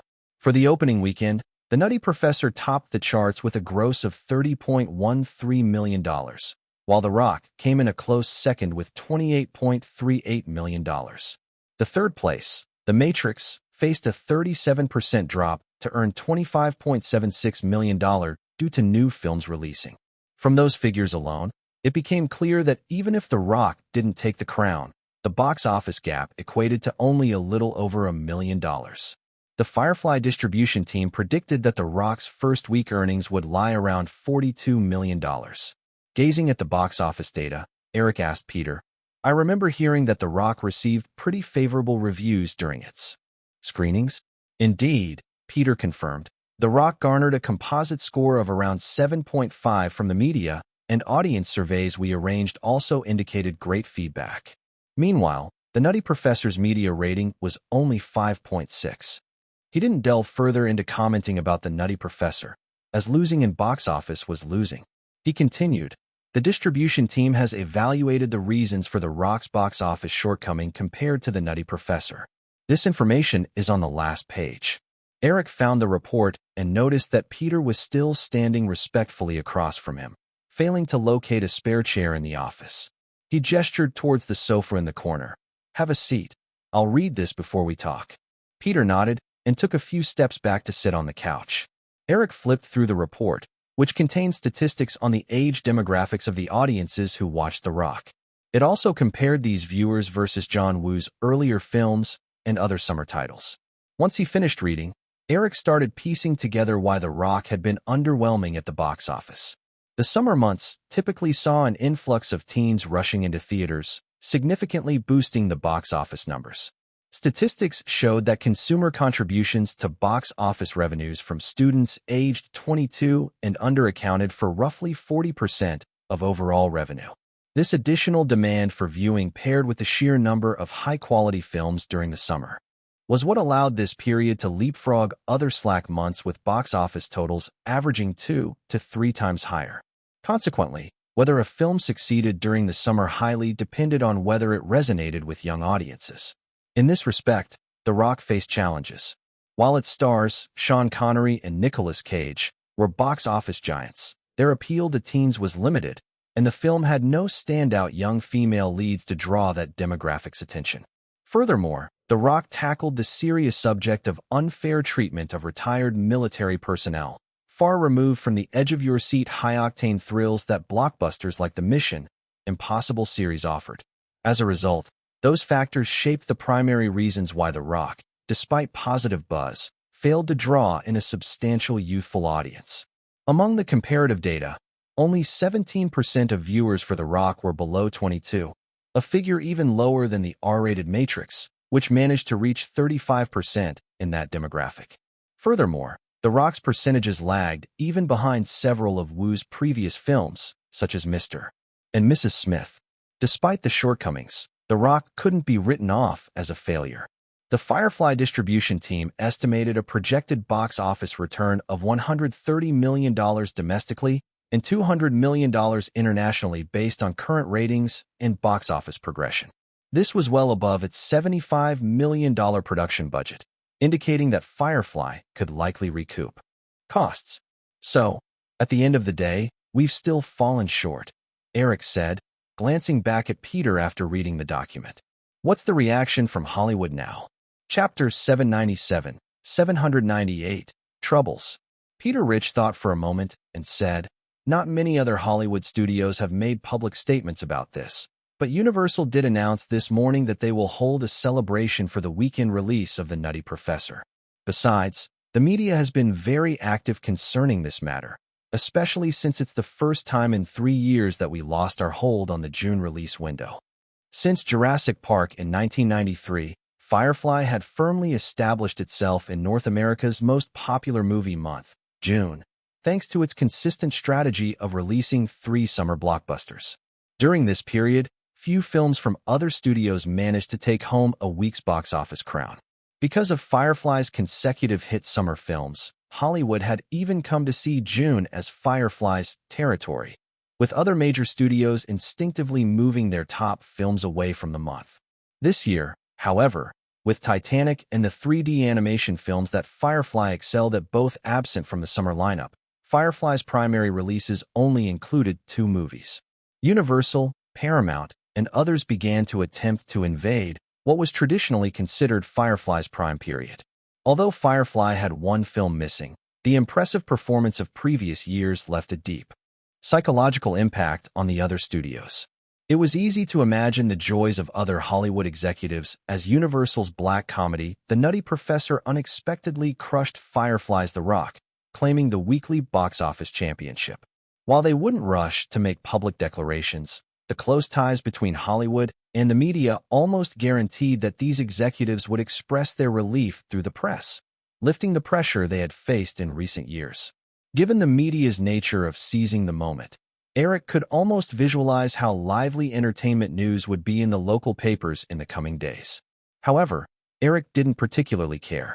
Just like the earlier conversation between Jeffrey Katzenberg and Frank Wells way over in Los Angeles a few days before. On one hand, Firefly was not a publicly traded company, and Eric had absolute control over it, freeing him from the pressures of capital markets and shareholders.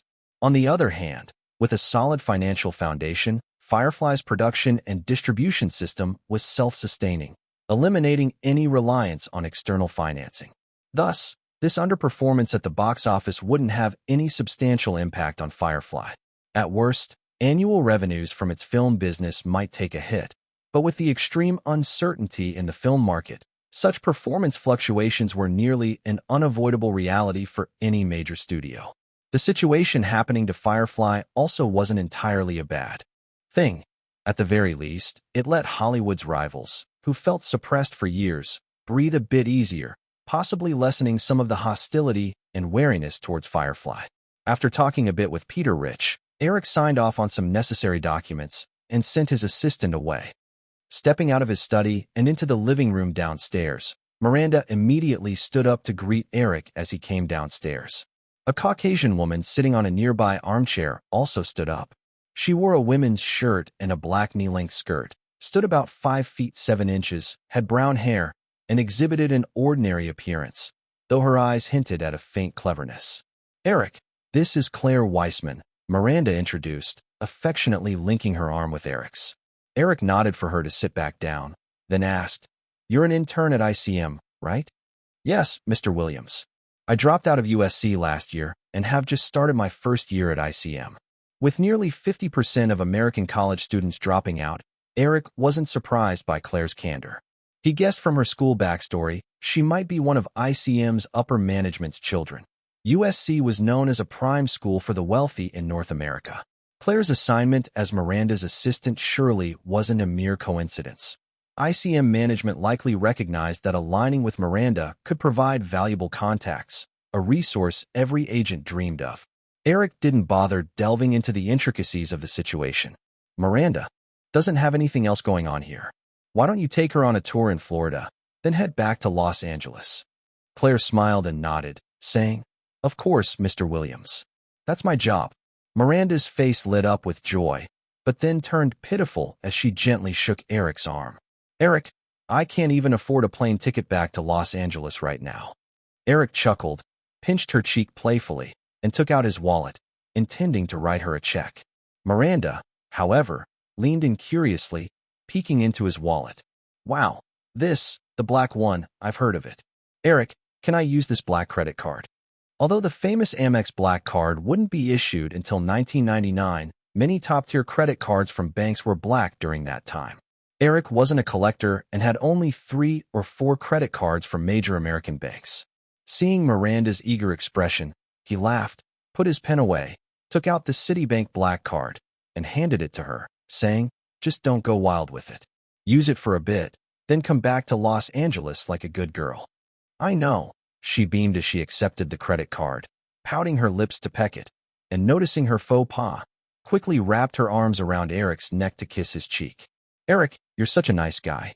Eric felt a wave of embarrassment, realizing his unlimited black card had somehow earned him a nice guy card. What a loss. Gently pushing Miranda off of him, he said, "Go find Peter, have him call my accountant for authorization, and don't shower compliments like that in the future." Once he'd sent off the clingy little sprite, he returned to the production of Casino Royale. However, in Hollywood, the media chatter surrounding The Rock's underwhelming box office performance didn't gradually fade with time. Instead, it ignited a whirlwind of discussion.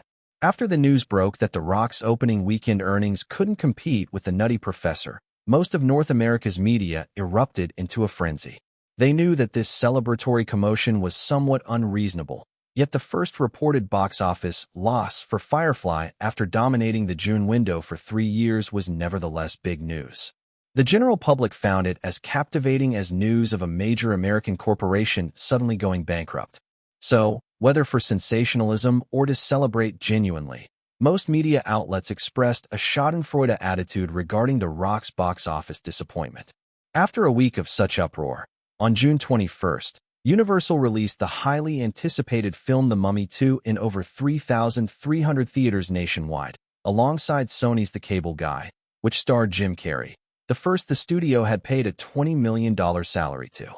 Riding on the popularity of its predecessor and extensive promotion, The Mummy 2 earned a staggering $84.29 million at the North American box office within just 1 week, easily claiming the weekly box office crown, while also achieving the best opening performance for all films released in 1996 thus far. Meanwhile, as Firefly had expected, The Rock, despite not having a large adolescent audience, demonstrated solid quality, resulting in only a 23% decline in its second week, raking in $32.17 million to secure the second position in the weekly box office chart. However, Sony's much-anticipated The Cable Guy fell far below expectations, recording just $29.96 million over its first week from over 2,600 screens. Due to Jim Carrey's high salary, the film's budget had swelled to $60 million, and given the cold reception and lackluster critical reviews, this marked Carrey's first film post-contract that likely wouldn't exceed the $100 million mark at the North American box office. The Nutty Professor, unsurprisingly, experienced a 39% drop in its box office, landing in 4th place with $27.45 million. On its 4th week, The Matrix saw a 46% drop, earning $20.18 million to finish 5th that week, while surpassing the $200 million milestone at the North American box office, totaling $200.54 million. Despite The Rock's decent performance in its second week, the film's anticipated total revenue only capped around $130 million.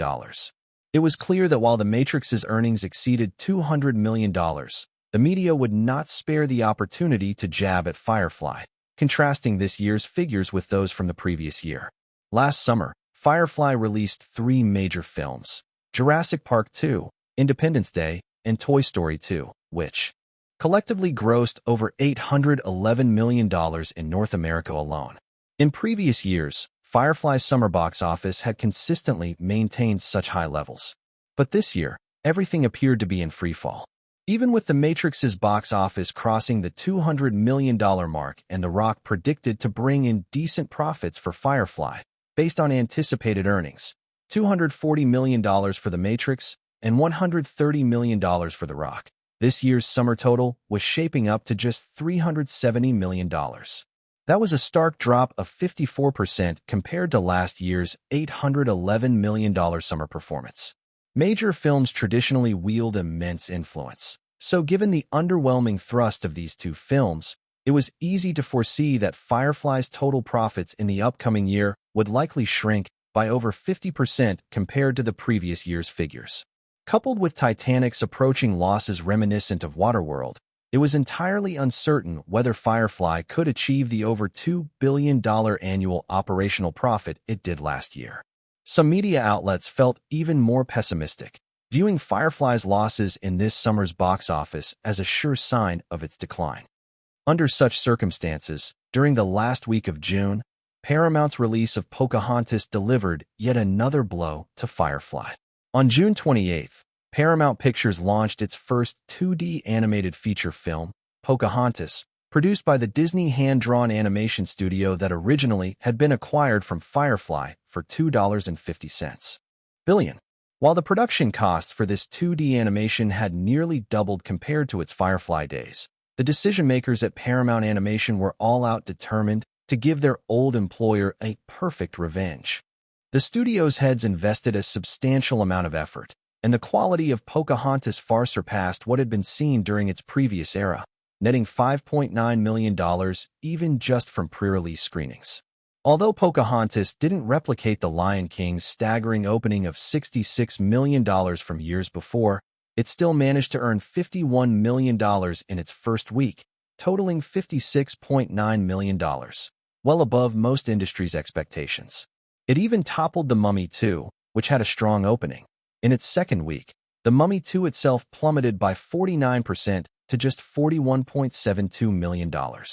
Everyone knew that animated films thrived on long-term box office success. If Pocahontas achieved $51 million in its opening week and maintained a drop below 30% in the weeks following, its total earnings could approach the $200 million mark. Subsequently, the second week's box office decline of just 26% strongly confirmed this. In this scenario, everyone completely ignored New Line Cinema's Final Destination, which had premiered the same week as Pocahontas. This quirky horror film brought in more than $13 million in its strong first week and had a mere 24% drop in its subsequent week and could well accumulate near $60 million in total earnings at its $20 million budget. Given its overseas earnings, Final Destination undoubtedly stood as yet another profitable release for New Line following Say 7 On. Of course, most media outlets chose to ignore this fact, shifting the focus back to Pocahontas's box office success and directly pointing fingers at Firefly's historic abandonment of hand-drawn animation. Only a select few knew the ins and outs of Firefly's original decision to sell its hand-drawn animation studio, and the studio couldn't possibly offer an explanation now. As things increasingly heated up outside, the group had to prepare its own counter-narratives. With The Matrix surpassing $200 million at the box office, a cause for celebration, Firefly arranged for the Wachowskis to appear on an ABC talk show, aiming to push for even higher box office numbers for the film. However, this talk show ended up bringing a range of troubles to Firefly. Chapters 798, 799, Whatever You Do Is Wrong. By July, Charlie's Angels 2 hit theaters on July 5th, drawing immense anticipation. As one of the most popular female-led action films in recent years, it raked in over $71 million in its first week. At the same time, movies like Pocahontas and The Mummy 2 continued to dominate the North American box office, while sequels such as Men in Black and Jumanji were gearing up for their upcoming releases. Many believe that, aside from the Mummy franchise, iconic female-led films like Pocahontas from Paramount and Charlie's Angels from MGM, or even films distributed by Sony like Men in Black and Jumanji, should have belonged to Firefly Group. Yet, these movies were currently being claimed by other major studios, while Firefly's own The Matrix and The Rock were nearing completion. Consequently, these factors led the media to mock Firefly's strategic missteps, particularly targeting Paramount Animation. While Firefly had sold its hand-drawn animation studio for a whopping $2.5 billion, the commercial potential demonstrated by Pocahontas suggested that, if Paramount Animation maintained such production quality in its upcoming films, Viacom would recover all its investment costs in the next few years. Moreover, Viacom's collaborations with other subsidiaries, like Nickelodeon and Blockbuster, could create a formidable 2D animation industry chain that could rival Firefly's 3D animated films. This was the most damaging impact on Firefly. Previously, Hollywood's animation industry had been predominantly monopolized by Firefly's Disney, largely due to the lengthy investment and difficulties in nurturing animation talent. Firefly had essentially carved out a significant piece of a high-profit sector that it had previously dominated for Viacom. Very few people knew the details behind the sale of Disney's hand-drawn animation studio, and Firefly had no rebuttal. Initially, while the criticisms aimed at Firefly were frustrating, they did not pose any real harm. The PR team expected that once the summer blockbuster season passed and public interest waned, the controversies would naturally fade. However, following The Matrix's North American box office surpassing $200 million, the Wachowski brothers appeared on ABC's Late Night with David Letterman to promote the film during its post-release phase. Although they had become celebrities, they preferred to maintain a low profile. It was Frank Wells who personally called them to arrange the appearance. In the interview, the brothers inadvertently discussed how the script for the sequels had been rejected by the studio and was being rewritten. Firefly did not react particularly sensitively to that topic. But, perhaps due to the incessant media buzz surrounding Firefly, many journalists had their eyes firmly set on anything related to the company, and this bit of information was quickly picked up. Shortly after their interview, while the brothers returned to their longtime residence in Chicago, a persistent paparazzi who had been following them for some time managed to corner them. After days of pestering, the paparazzo convinced Andy Wachowski, who was slightly tipsy after leaving a bar, to return for an exclusive interview. Although they had based the trilogy's scripts on Eric Williams' original novel concepts, the brothers considered the trilogy their labor of love. Since Eric had completely rejected their scripts, they had been feeling quite down. A somewhat inebriated Andy poured out his frustrations to the eager paparazzi. The next day, the Chicago Sun-Times published an article related to their interview. The Matrix is undoubtedly one of the best sci-fi films in recent years.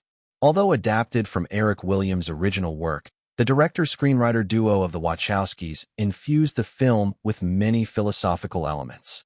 This enriched the film's themes on top of Williams' pure sci-fi foundation and greatly increased its entertainment value and cultural depth. However, based on an exclusive interview conducted by our special correspondent Bob Johns with The Matrix's director Andy Wachowski, we received a deeply regrettable piece of news. The Wachowski brothers initially envisioned a complete trilogy while adapting Eric Williams' work, but after the success of the first film, the scripts for the sequels were entirely rejected by Firefly's higher-ups.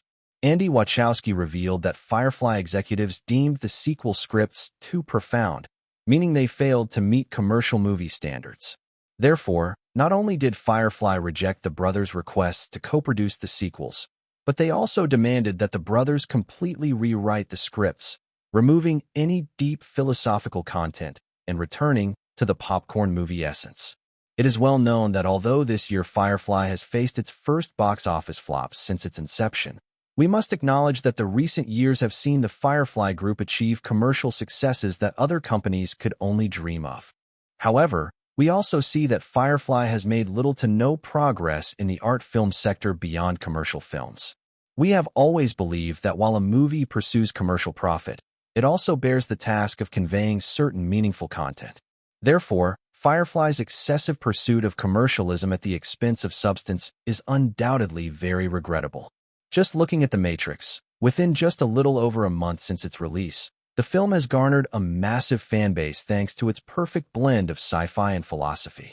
It is easy to imagine that if the sequel discards the distinctive personal style of the Wachowskis and reverts to Firefly's popcorn blockbuster essence, then after several years of waiting with great expectation, we will undoubtedly be met with immense disappointment. It was clear that the article had significantly misinterpreted Andy Wachowski's words. Eric's initial request had only been for the brothers to rewrite a coherent story and did not involve abandoning their personal style.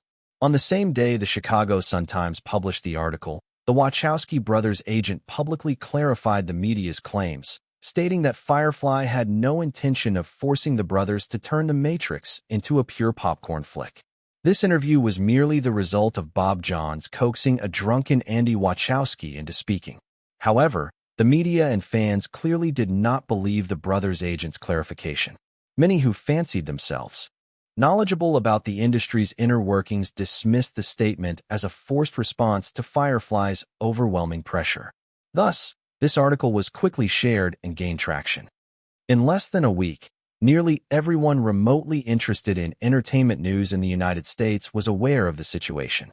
Meanwhile, true fans of The Matrix were deeply angered. By the second week, large groups of fans began gathering outside Firefly's Burbank headquarters and Playa Vista studios, holding signs proclaiming, "We don't want popcorn movies. We want The Matrix." They demanded that Firefly's leadership allow the Wachowski brothers to stick to the original script. While Firefly could disregard mocking media critiques, they could not afford to ignore the actions of fans. After all, America's well-established film culture meant that the fan community wielded far more power than in other countries with a nascent film industry. A slight misstep could damage Firefly's brand. While daily efforts were made to maintain order among fans and prevent worse incidents, Firefly executives began discussing possible countermeasures. Clearly, shooting according to the Wachowskis' original script was off the table, as Firefly had been cornered. If the original script's convoluted narrative were filmed, the resulting quality would not meet fan expectations, and fans would likely blame Firefly for any disappointment stemming from today's issues. Furthermore, Firefly couldn't risk making the Wachowskis' original script public, as doing so would violate industry norms. Fans often held a biased view, assuming their beloved creators could do no wrong and would likely not provide a professional critique of the script. Conversely, if they went ahead with the original plan to have the Wachowskis rewrite the script, they risked angering a massive fan base that would undoubtedly hold the sequels to ruthless scrutiny. Even if the sequel earned a good score, it could plummet to abysmal ratings due to picky fans. In short, this unexpected media situation meant that for the Matrix project, regardless of Firefly's actions, as long as the sequel didn't achieve outstanding quality, the outcome would almost certainly be viewed as a mistake. Perhaps other competitors recognized Firefly's predicament and aimed to muddy the waters further, engaging in minor schemes to create a ruckus. As time passed, discussions about The Matrix's sequel showed no signs of cooling down. If anything, the noise intensified. An online petition emerged, echoing the rallying cry, "We don't want popcorn movies. We want The Matrix," and within just a week, it attracted over 100,000 signatures. After multiple PR efforts, Katzenberg even made an appearance on ABC's Good Morning America to explain Firefly's intentions to the fans, but nothing proved effective. Though other approaches existed, ultimately, executives like Katzenberg and Frank Wells had no choice but to forward the issue to Eric in the Bahamas for his personal decision. Following 2 weeks of night shoots, the narrative filming went smoothly. By July 16th, just a couple of days prior, the filming of Casino Royale in the Bahamas had wrapped up, but the crew was utterly exhausted after working tirelessly for a month and a half, erratically switching between day and night shoots. Thus, Eric decided against rushing the crew to the next filming location and instead gave them 3 days off to enjoy the sunshine and beaches of the Bahamas. While filming progressed, Eric maintained his focus on the events unfolding in Los Angeles. He had expected that Katzenberg and the others would handle everything adeptly, but when his assistant Kelly Haynes personally arrived in the Bahamas with a thick stack of documents, Eric realized the situation had spiraled out of control.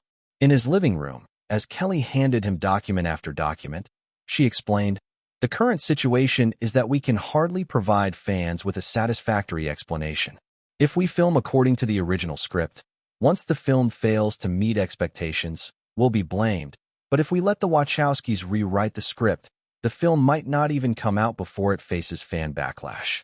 Either way, the blame will fall on us."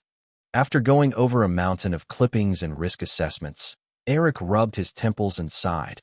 It's never a dull moment, is it? Now we can't even afford to not shoot the film. Kelly chuckled wryly. Exactly. If we put the project on hold, we'll still enrage the fans, which might be the worst way to offend them, as they'll feel neglected and overlooked. All right, let me think this through, Eric said, massaging his temples before looking at Peter Rich, who was sitting nearby. Go find a place where we can hold a video conference. The Ocean Club Center should have the equipment, right? Make sure Katzenberg and the team are online at the scheduled time for us to discuss. Peter nodded but hesitated. Eric, organizing a video conference might be difficult. This place probably lacks the necessary facilities. A phone conference would be easier to set up. Eric realized that technology hadn't progressed to the point of easy video conferencing, especially not in the Bahamas. He waved his hand and said, "Then let's go with a phone conference." Once Peter left, Kelly subtly shifted her position and, seeing Eric still rubbing his temples, walked over to stand behind him. She gently placed her hands on his shoulders to offer a soothing massage. Chapter 799, 800, Countermeasures. Feeling Kelly's cool fingertips, Eric laid his hand down and comfortably leaned back on the sofa. "Got a headache? You've been working too hard lately, haven't you?" Kelly's voice came from behind him, softer and more tender than the sharp efficiency expected from a personal assistant. "The doctor said it's just a result of my recent night and day schedule." Eric reclined further, responding casually, then asked, "What about Sony? The box office numbers for Men in Black 2 should be out by now, right?" Kelly replied, $52.16 million. It should land around $75 million for the opening weekend. Eric murmured in acknowledgement, feeling a bit indifferent. This included the upcoming release of Jumanji 2. Firefly still held a 60% investment share in both films, but since the last dispute, they had completely stepped back from any involvement in the projects aside from financial investment. While a $75 million opening weekend seemed strong, and North America was likely to hit the $200 million mark in total box office, the sequel had a steep budget of $140 million, plus marketing, bringing the total cost to nearly $200 million. Even with a global box office high of $600 million, the project could barely break even. Though subsequent revenues from DVD, video, and broadcasting rights could yield profits, the long-term operational costs made this project exceedingly unprofitable. After a moment, Eric asked again, "What about Jumanji 2? I heard the test screenings didn't go so well." "Yeah." Kelly didn't want him to worry yet decided to elaborate since he asked. "Many critics said it feels like a circus. Not only does the plot feel chaotic, but it completely lost the charm of the first one. Most of these reviews have been suppressed by Sony, so now we'll just have to wait for next week's market reaction. I mean, the special effects are still quite impressive." Eric hadn't been involved in the sequel's production. Jumanji 2 continued with the board game theme, but the entire crew had changed, including the director.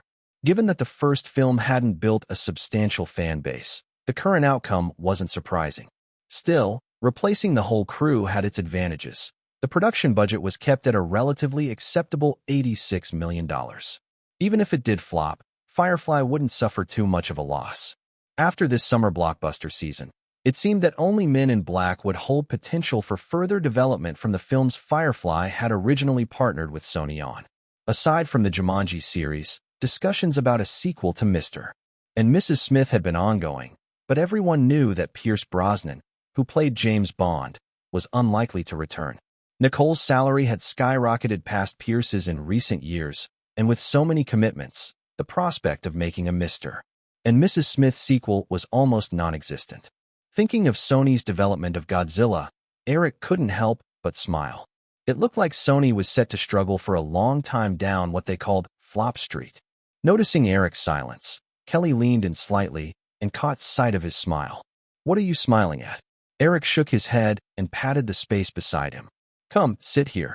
Kelly understood this little man wasn't thinking anything good, but complied and sat next to him. "Still," she gently reminded, "but it's still daytime. Peter might come by later. Just call him and tell him not to come over." Eric chuckled, leaning back and resting on her soft thigh, inhaling her lovely scent. He wrapped his arms around her waist and added, "I'll take a nap. Don't let anyone disturb me, even if the sky falls."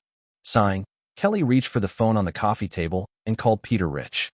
Speaking softly, she mumbled a few instructions before hanging up and glancing down, noticing that Eric had comfortably closed his eyes, his breathing now steady.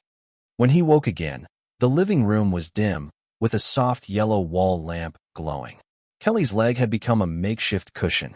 Eric pulled off the blanket and sat up, instinctively lifting his wrist, only to find his watch had been taken off and set down on the coffee table.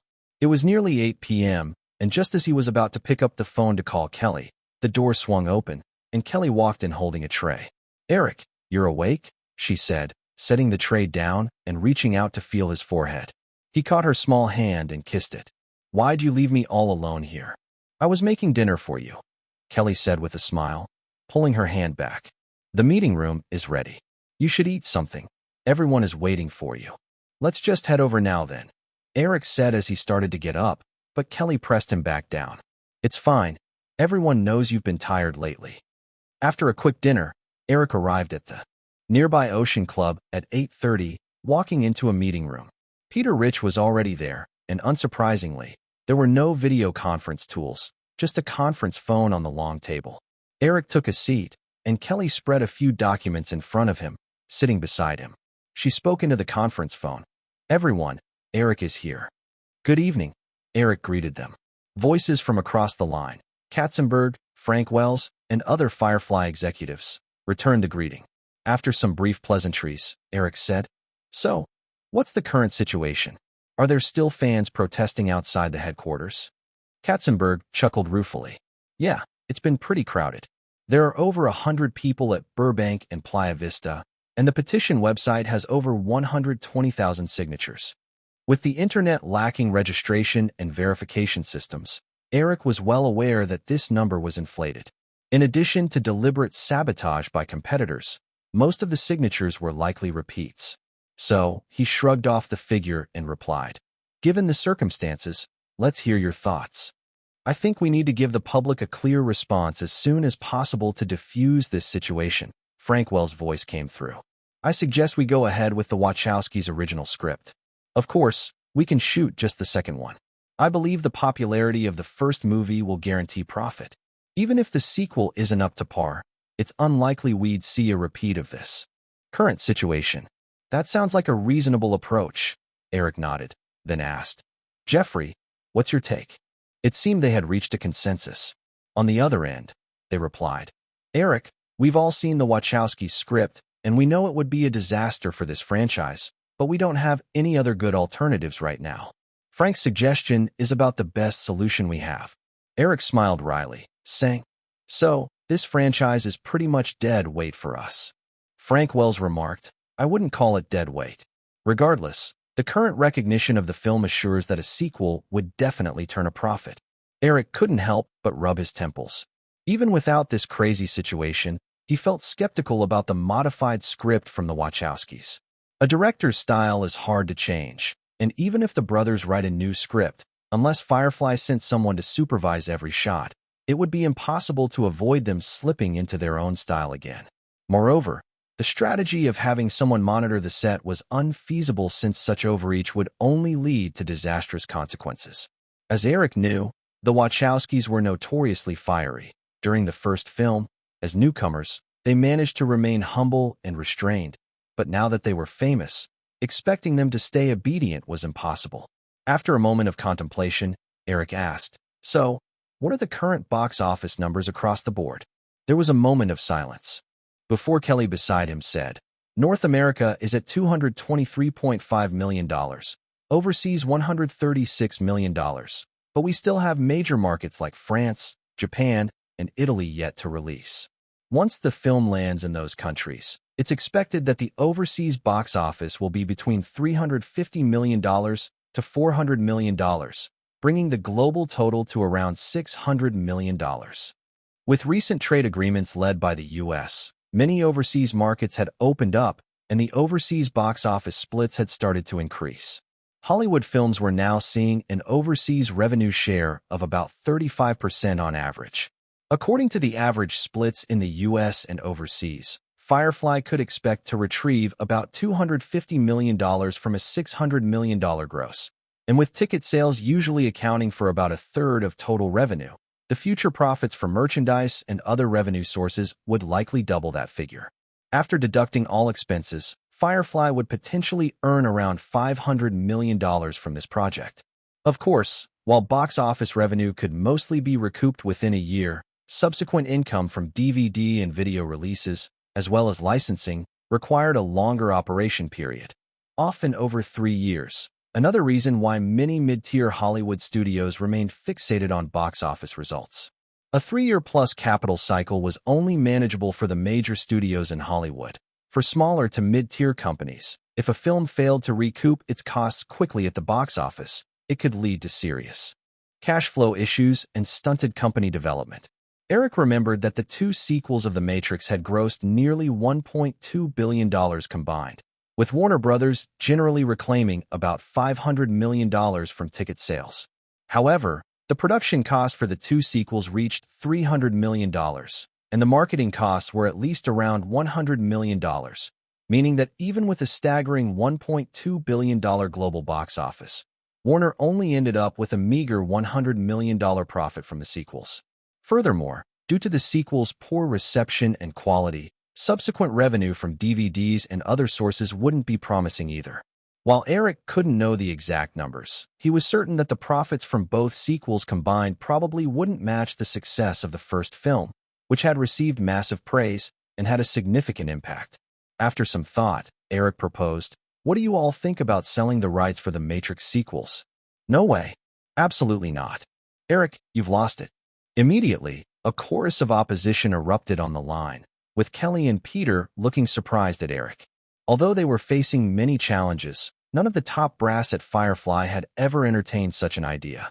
There were countless examples in Hollywood of studios exchanging or selling rights for various reasons, but those typically involved projects still in development with uncertain futures. The Matrix was different. The first film could already guarantee the company over $500 million in pure profits. The idea of selling such a project was considered nothing short of madness. Once the tensions settled slightly, Katzenberg said, "Eric, we absolutely can't sell The Matrix. You must have seen the news lately. We've already let go of enough projects."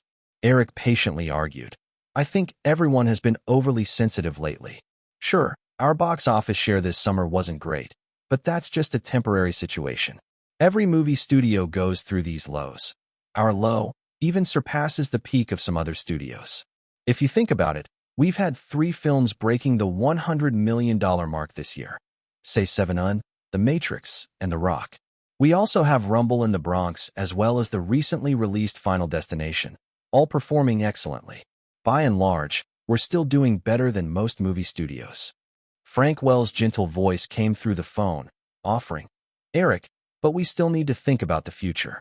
We can't just let go of iconic projects like The Matrix." Speaking of the future, Eric patiently recounted, "We have plenty of projects lined up. Although we've had a gap this year, next year our Disney Animation and Pixar can release both Monsters Incorporated and Finding Nemo, bringing in 3D animated films back-to-back. Beyond that, we have Jurassic Park 3 and The Day After Tomorrow, which will help maintain strong revenue for live-action films. Moreover, the company will continue to develop other high-quality rights." Chapter 801, Bring It Here. Although Jeffrey Katzenberg and Frank Wells, among other executives, found it hard to approve Eric's plan to sell the rights to The Matrix, they had to admit that given the circumstances, cashing out early from the project was not the worst solution. Since the boss had made up his mind, Katzenberg started discussing the best handling approach, saying, "All right, I'll put the word out tomorrow. At least we can shift the media and public attention away." Frank Wells added, "That's a good way to handle it. If we wait until the last moment and can't find a suitable buyer, it's best not to sell at all." Wells seemed a bit reluctant, but Eric didn't want to appear too stubborn either, so he nodded in agreement. They talked through a few more details before wrapping up the discussion. Katzenberg then mentioned, "Eric, at the end of the month, Cameron will have the director's cut of Titanic ready. I've seen some snippets, and this version might run over 3 hours. I've talked to Cameron about trying to trim it down to under 150 minutes, but he insists that you need to see the footage yourself before making a decision." Katzenberg's tone reflected his frustration. Clearly, their back and forth wasn't as simple as he made it sound. Eric thought for a moment. The filming schedule for Casino Royale had totaled 5 months. According to the timeline, the crew would head to the Czech Republic next for 2 weeks of shooting, followed by a month in Italy. They would finally spend 2 months shooting in the UK, while also working on some post-production at Pinewood Studios in London. After a brief pause, Eric turned to Kelly and asked, "When is this year's Venice Film Festival?" Kelly replied, "August 28th. Eric nodded and spoke into the conference phone. "I'm not sure if there's enough time, but if possible, let's have Titanic participate in this year's Venice Film Festival. It doesn't matter whether it's in competition. It would be best if we could get it as the opening film. Also, I'll be in Italy next month, so have Jim bring the snippets to Europe ahead of time. I'd like to take a look. Katzenberg responded. All right, Eric, we'll do our best to make it happen. Firefly Group had a reputation for high efficiency. The next day, the Los Angeles Times reported that Firefly might be selling the rights to The Matrix. Subsequently, Katzenberg verified this news in person, caught by reporters outside the Firefly headquarters. In no time, both the media and fans were buzzing, completely baffled as to what was happening. Other major Hollywood studios were equally astonished. They had been making subtle moves behind the scenes, intending to cause trouble for Firefly, never expecting them to abruptly throw in the towel. Moreover, from the outset, Firefly had a public relations strategy ready to go. However, once the news broke, fans immediately erupted in excitement. Under media guidance, their attention shifted to the other big players in Hollywood, with fans quickly appearing outside Warner Brothers and Universal Studios, which were just a short drive from Firefly's headquarters, urging them to acquire the rights to The Matrix.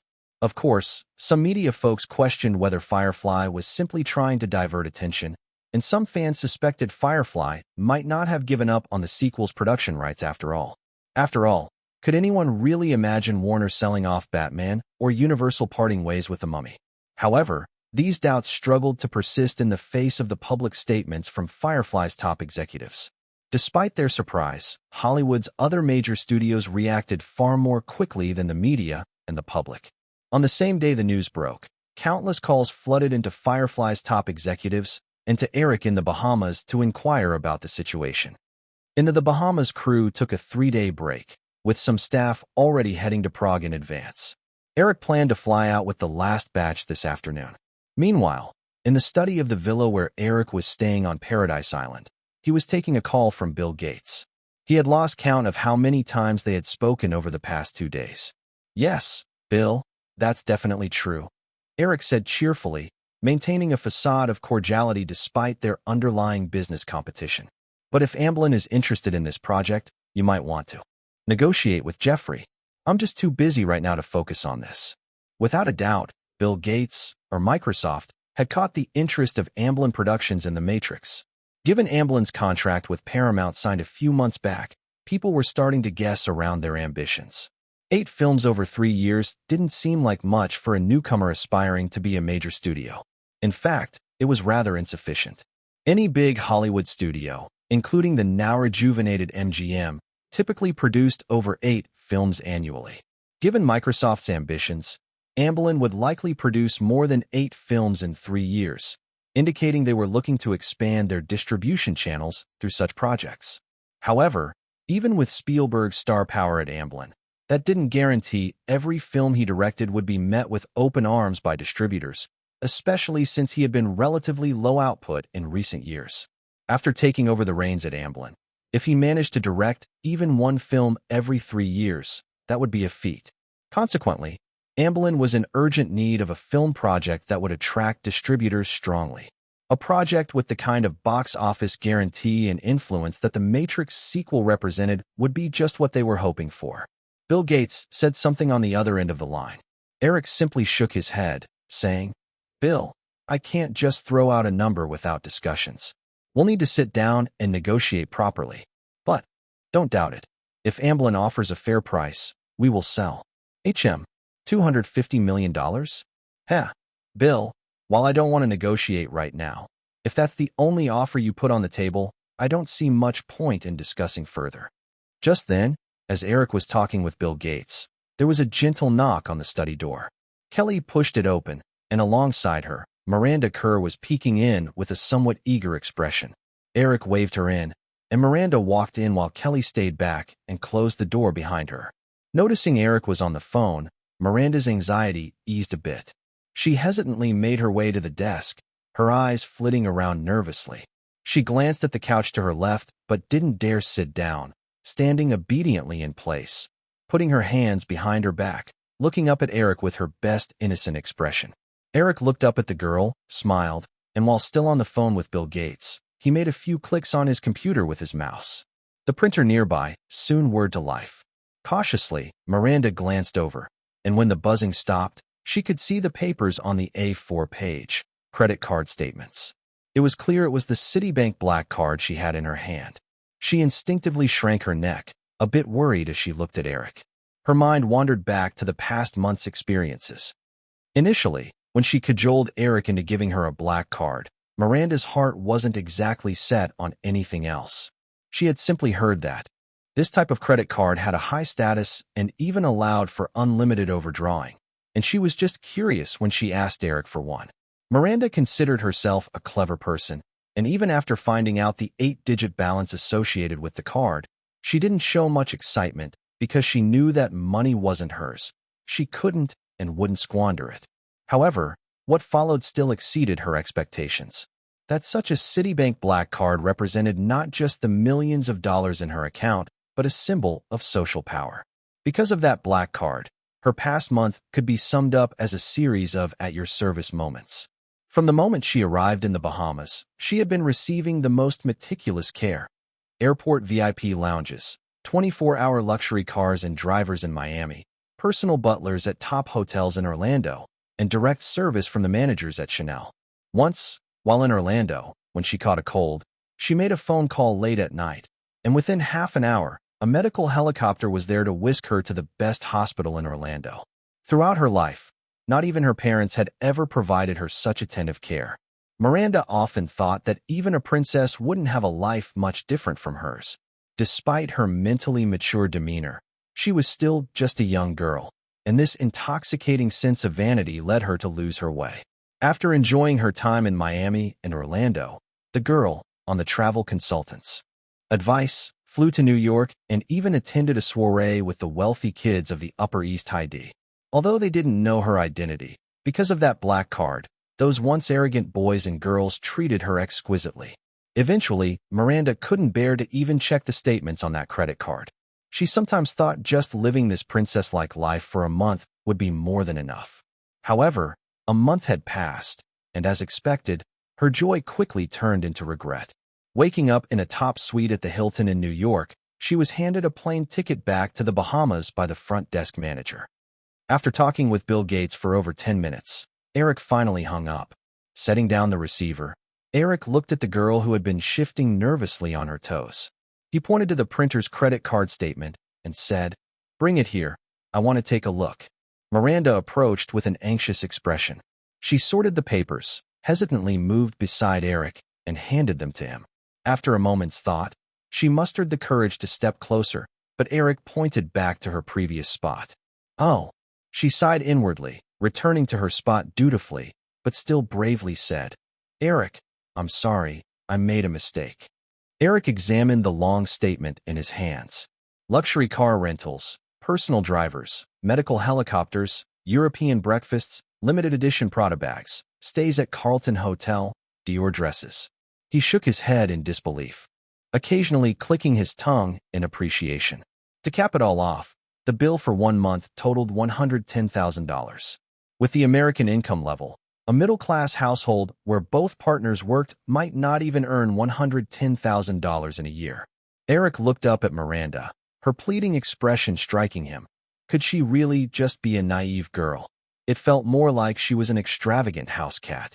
Eric suddenly recalled something he had seen online in a previous life about a cat owner who installed a GPS tracker on their pet, and the next morning, they saw a shocking series of routes their cat had taken. Now, what did I say back then? Eric finally asked after a lengthy pause. "Don't spend wildly, enjoy it for a bit, then go back to Los Angeles," Miranda obediently murmured. Eric set down the bill. "And now?" "Eric, I was wrong. Will you forgive me?" Of course, Eric didn't mind the money Miranda spent.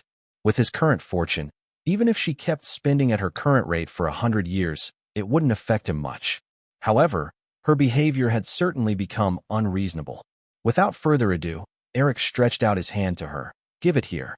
Miranda froze for a moment, suddenly realizing Eric was asking for that black card. As memories of recent experiences flashed before her, the scenario of being turned back into a pumpkin like Cinderella upon losing that card loomed in her mind, and she instinctively took a step back. But soon, she understood that Eric wanting the card back was simply something she couldn't refuse. Hesitating, Miranda cautiously pleaded, Eric, I promise I won't spend recklessly anymore. Could you please let me keep this card? Eric looked at the girl's pleading expression. Given his vast experiences, he understood all too well the thoughts running through her head. Ah, the dreadful vanity. Chapter 801-802. Test screening. The two of them remained at a standoff for a while. In the end, Eric noticed that Miranda had a tearful expression, and he almost burst out laughing. Forget it. I might as well think of her like a little kitten. With that thought, Eric decided not to insist on taking that black card back. After all, while the money this girl spent was indeed a fortune for an average person, to Eric, it was just the price of a lollipop. Moreover, if that girl truly started to spiral out of control, all Eric needed was one call to cancel the credit card. Miranda cautiously watched the changes in Eric's expression. As his demeanor softened, she realized something and broke into a pleading smile. Eric, really, I absolutely won't spend recklessly again. Eric kept his tone unchanged. He didn't want her to feel too proud. Kelly is going back to Los Angeles this afternoon. You will go back with her, and for this whole year, you aren't allowed to leave Los Angeles. Miranda immediately jumped on the inconsistency in Eric's words and pouted. But what if my parents want me back? In Australia for Christmas? Uh-huh. Okay, Eric. I promise I'll behave. Seeing Eric scowl again, Miranda dared not be clever. She turned around the desk and leaned over to affectionately wrap her arms around his neck. Eric raised a hand and gently pushed her away. No clingy behavior. Go find Kelly. Hee. Eric, you really are such a coward. 3. What? 2. Stop it. You can't scare me like that. Realizing that Eric was counting down, even though she said that, the mischievous girl didn't dare test his patience anymore and quickly slipped out of the study. As the door closed behind her, Eric shook his head and smiled. He picked up a few pages of credit card statements from the table, leaned back in his chair, rested his feet on the table, and started to browse through them slowly, all while considering how to arrange this little kitten's future. After all, Eric didn't plan to let Miranda walk the same path as a former supermodel. That would be too exhausting. If she was going to be a kitten, then she certainly should lie comfortably on her owner's sofa, closing her eyes to enjoy life. Geographically positioned at the crossroads of Eastern and Western Europe and receiving support from Western powers like Germany, the Czech Republic had become one of the first countries to develop after the Eastern European upheaval. However, in terms of the economy, it was still far from being on par with Germany or France. The filming locations for Casino Royale were mainly in Prague, with scenes that included a car chase between Bond and the villain, as well as some dialogue scenes. Additionally, the exterior shots of Bond traveling to Montenegro were filmed on the mountain railways in the Czech Republic. As for Montenegro, the long-lasting Bosnian War had just ended last year, and the region remained in chaos, making actual shooting impossible. Due to the promotional effects of the 007 series for the countries and cities it filmed in, the Czech government, eager for further openness, placed great importance on the film crew's shooting activities. While filming the chase scene between Bond and the villain, they even went so far as to block off 2 streets for a whole week. As the crew was shooting in the Czech Republic, North America's summer blockbuster season was entering its final phase. Following Men in Black 2, Jumanji 2 officially hit 2,800 screens in North America the following week, but the ending left many shocked. That week, MGM also released the second installment in the Resident Evil series, Resident Evil: Apocalypse. With production costs reaching $86 million, Jumanji 2's opening weekend box office was surprisingly overshadowed by the less prominent Resident Evil: Apocalypse, resulting in quite an embarrassing outcome. The first Resident Evil film, with a budget of $30 million, earned $60 million at the North American box office and an impressive $126 million worldwide.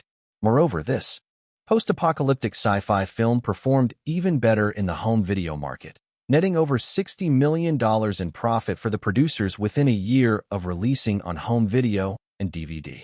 As a result, the production budget for Resident Evil: Apocalypse soared to $45 million. During production, MGM's plan was to only recover a significant portion of the budget at the box office, with the primary profit coming from aftermarket video and licensing revenues. MGM was now well positioned to operate these long-term ventures. Before the release of both films, although Jumanji 2 had already garnered negative buzz, most box office analysts predicted opening weekend earnings of no less than $50 million.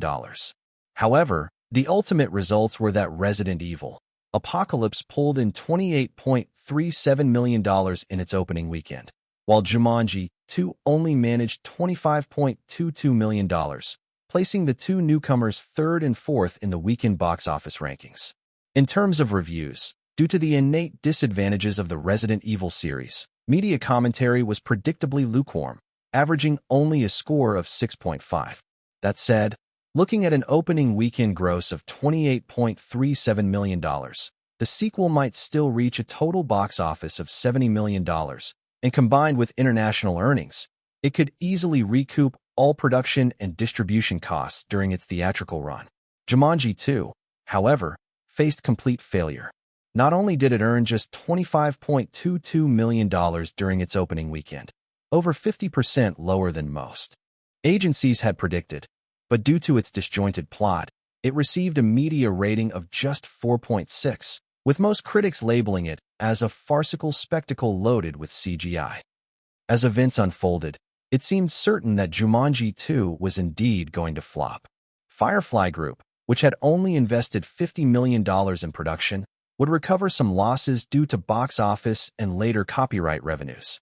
However, Sony Pictures, which not only participated in production but also acted as the primary distributor, faced significantly larger losses.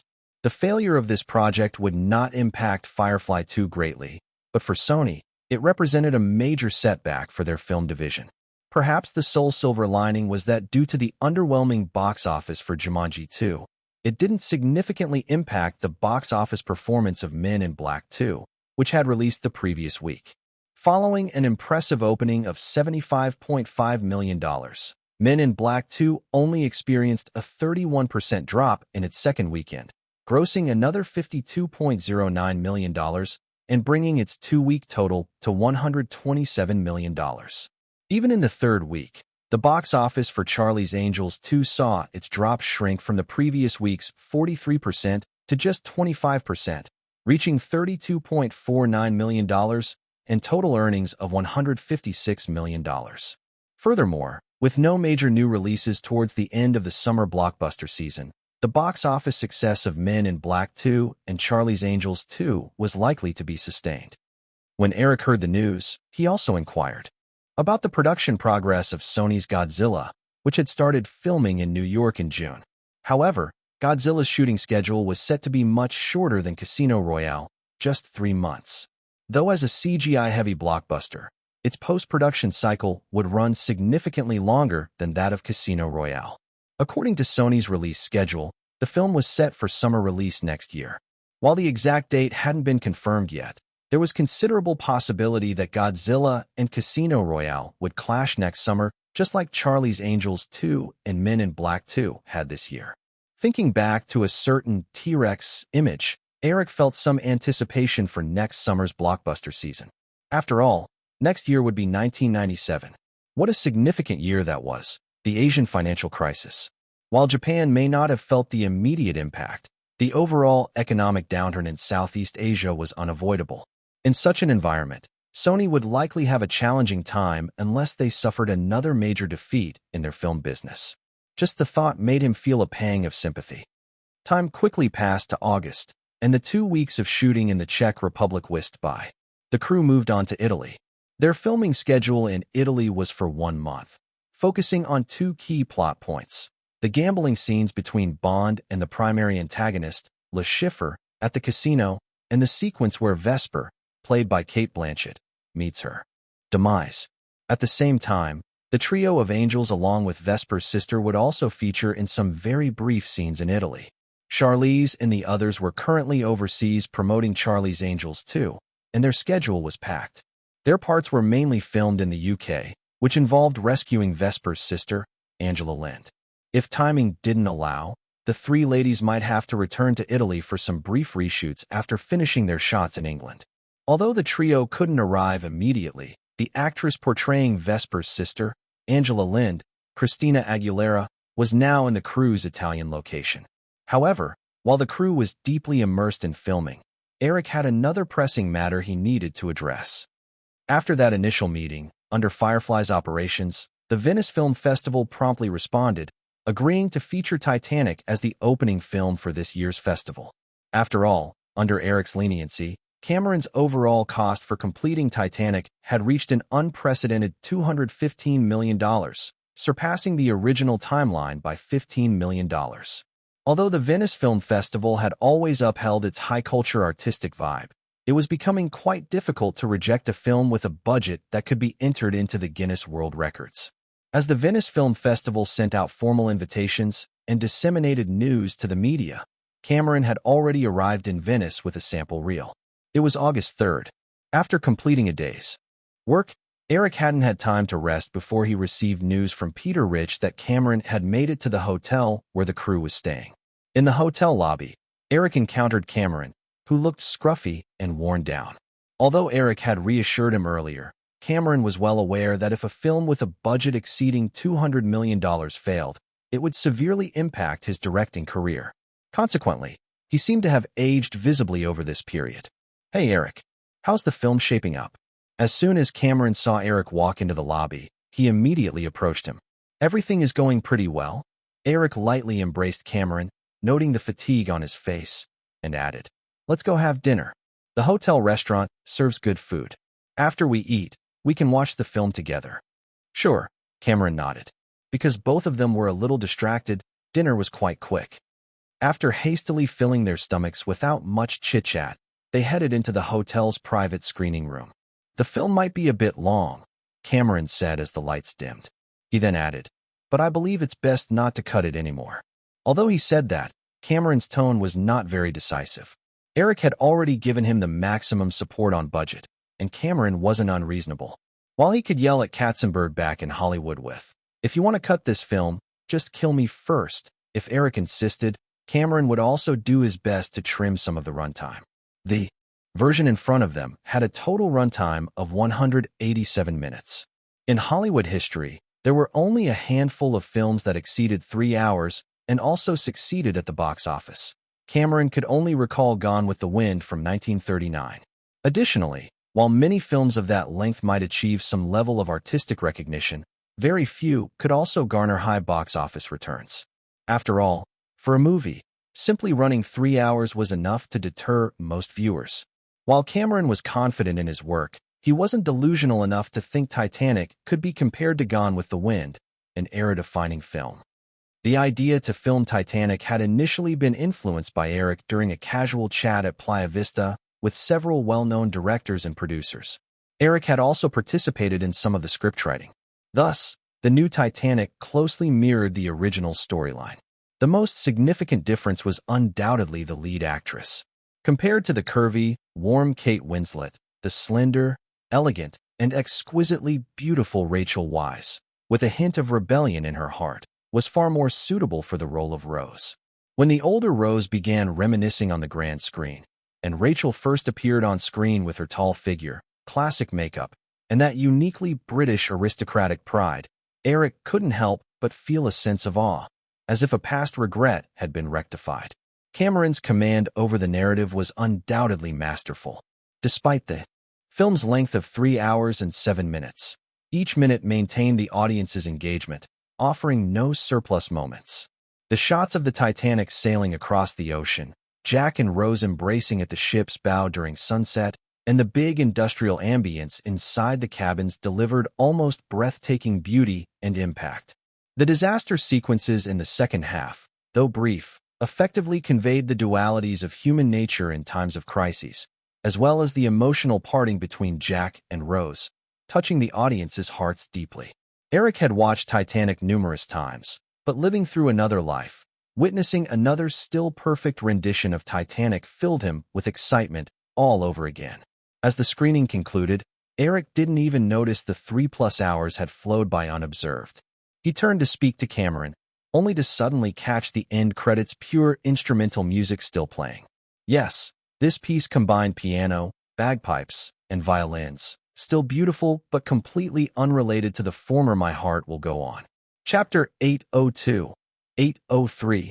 My Heart Will Go On. Cameron saw Eric suddenly shift his gaze back to the screen and, with a mix of curiosity and apprehension, asked, "Eric, what do you think?" Eric, pulling his mind back, nodded and replied, "A perfect piece of work, Jim, but I feel there's a small flaw in the film's ending." Eric didn't raise the issue of the length of the film right away, which eased Cameron a bit.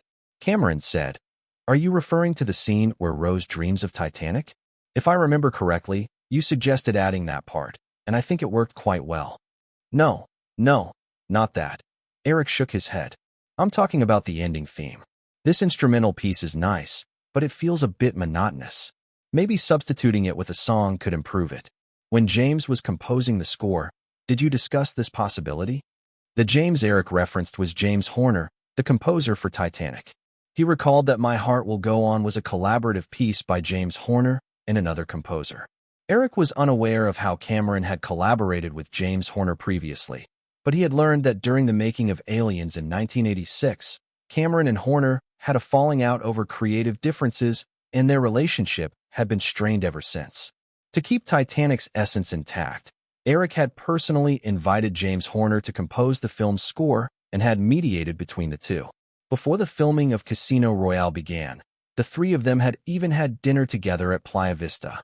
Cameron shook his head at Eric's question, saying, "James did write a song inspired by the final scene called In My Dreams, but I felt the lyrics did not align well with the film's theme, so we decided to use the instrumental version, which is what we just heard as the ending theme."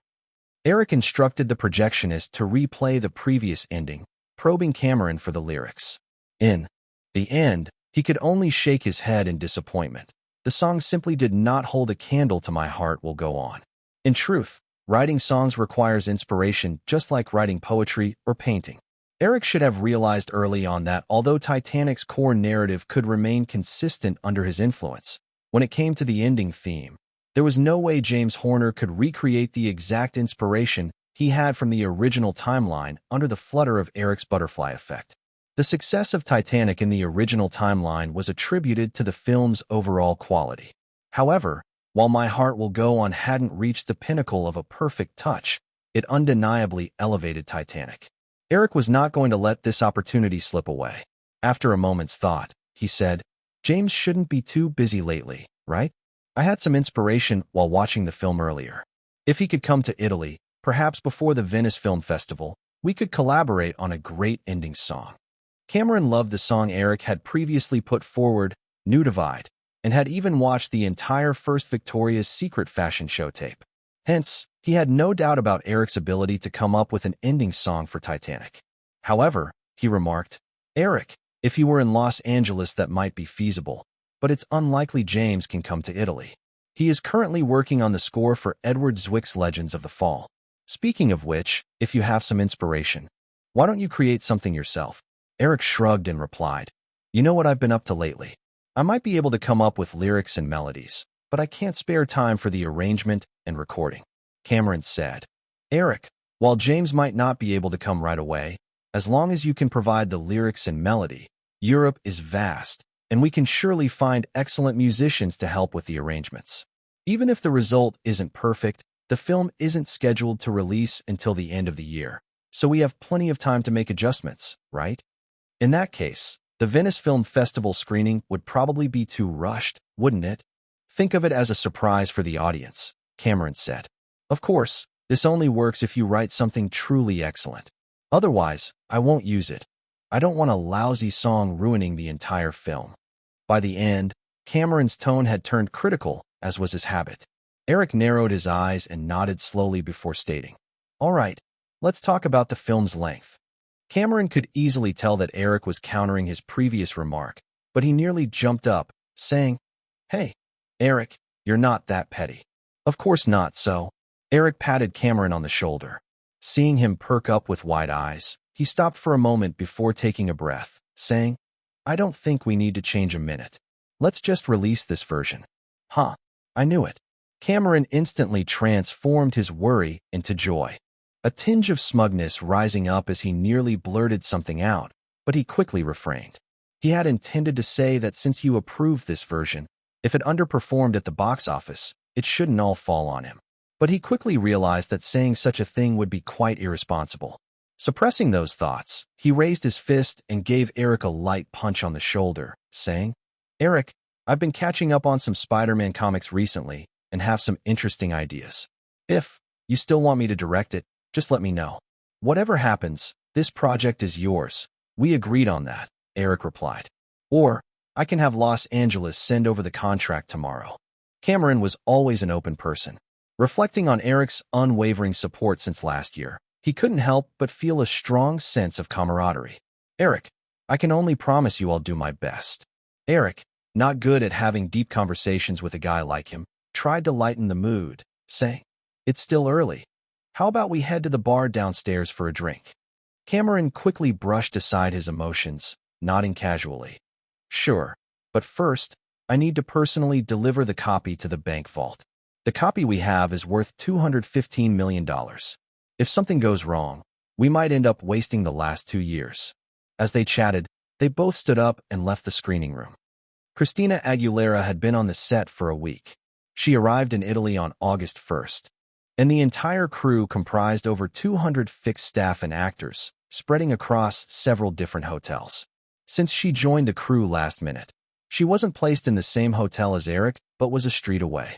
Christina had very few scenes in Venice. Her character, Angela Lind, was kidnapped by a ghost gang who threatened her sister Vesper Lind to hand over a huge sum of money. Since she only had a brief moment tied to a chair to prove her sister was still alive to Vesper, she would be sent back to England shortly after, which meant she didn't even have lines, and nobody really had time to focus on her. However, with her crew member badge, even though it was only a week, Eric had only had time to quickly say hello, and yet Christina could enter the film set every day to watch Eric direct from the sidelines. After seeing Eric orchestrate the massive crew like a king, Christina felt more and more small, inevitably fostering a sense of admiration towards him. Another day of shooting came to an end. In the evening, Christina and her assistant, Malia, left the set early to find a restaurant, where they enjoyed dinner while discussing the recent gossip. Although Malia was 10 years older, she was quite the chatterbox, going on and on about, "I heard Pierce Brosnan got scolded by Mr. Williams again. Seems like he can't keep up with your sister's pace, and many media outlets in North America are still saying your sister isn't pretty enough. But I think when the film is released, many will be surprised. I wonder how Mr. Williams found such an actress. She hasn't even starred in a single Hollywood film." Right before filming began, the announcement that Cate Blanchett was cast as the new Bond girl sent many media outlets into a frenzy. Most comments claimed that Cate Blanchett wasn't stunning enough to fill such a glamorous role. While Cate eventually garnered support due to her powerful professional photographs as a Bond girl, the tide of opinion largely suggested she was unsuitable. However, during recent shoots, Cate's performance as Vesper Lind was stealing the spotlight, often overshadowing Pierce Brosnan. Surely, if this Bond girl were just another pretty face, Pierce Brosnan's charisma would remain unchallenged. But Vesper Lind was a character with a striking personality, providing Cate an excellent platform to showcase her amazing skills. This was still a James Bond film. Even though Eric hoped for Cate to shine, he couldn't allow her to completely overshadow Pierce Brosnan. So while he adjusted Pierce's performance, he, regrettably, had to rein in Cate's brilliance. While the fact of the lead actor being upstaged was kept tightly under wraps, many knew it within the crew. As for the news reaching the media, most considered it part of the crew's promotional strategy, so it didn't receive much attention. Christina absent-mindedly fiddled with her spoon while eating ice cream. Listening to Malia, she replied, "Malia, could you stop saying my sister like that? It sounds odd. I've only spoken a few words with Miss Blanchett." "Hey, I'm just trying to help you get into character," Malia replied. "Just think about it. Even Pierce Brosnan got scolded. If you don't perform well in the future, Mr. Williams probably won't go easy on you either." Christina had memorized her thin script thoroughly and had gone over the lines with Malia countless times. At this point, she could recite them effortlessly. With her years of experience from the Mickey Mouse Club, although she was worried about her performance, she didn't feel too anxious. "Eric is a really nice person. I don't think he would scold me," Christina said somewhat uncertainly, indulging in the fantasies of a little girl.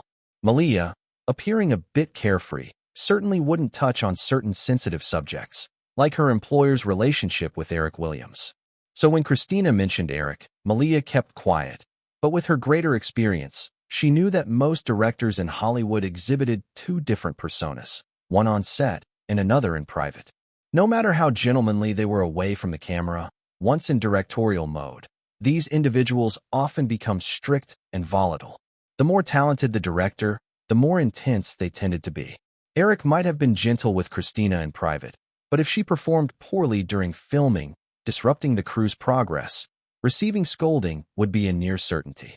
According to Hollywood rumors, several years ago while filming Pretty Woman, Julia Roberts had been reprimanded multiple times by Eric Williams. There were even whispers that it had impacted her. After a moment, Malia changed the subject, saying, "Let's drop that. Tomorrow, wake up early. I heard there's an explosion scene in the morning. That should be quite thrilling. I've never seen one." As Christina was about to respond, a man in his 30s walked through the restaurant door. Both girls glanced over, vaguely remembering him as one of Eric's assistants. Before they could react, he approached them. "Miss Aguilera, there you are. I've been looking for you." Christina quickly stood up and asked, "Oh, is Eric looking for me?" "Yes." "Oh, let me introduce myself. I'm Peter Rich," he said, giving a brief introduction and greeting Malia before adding, "Come with me. Mr. Williams is waiting for you." "Oh, okay." Christina wanted to ask what Eric needed her for, but seeing Peter already turning to leave, she dropped the thought and hurried after him. Malia quickly paid the bill, grabbed Christina's bag, which she had left on the seat, and followed. Chapter 803, 804. How about you punish me? Outside the hotel room where Eric lived, Peter Rich knocked on the door. After receiving a response, he pushed the door open and said to Christina Aguilera, who was following behind him, "Miss Aguilera, go on in. Mr. Williams is waiting for you." Christina instinctively glanced back at her assistant, Malia Anton. Peter noticed her look and added, "Oh, this is Malia Anton." Malia quickly introduced herself.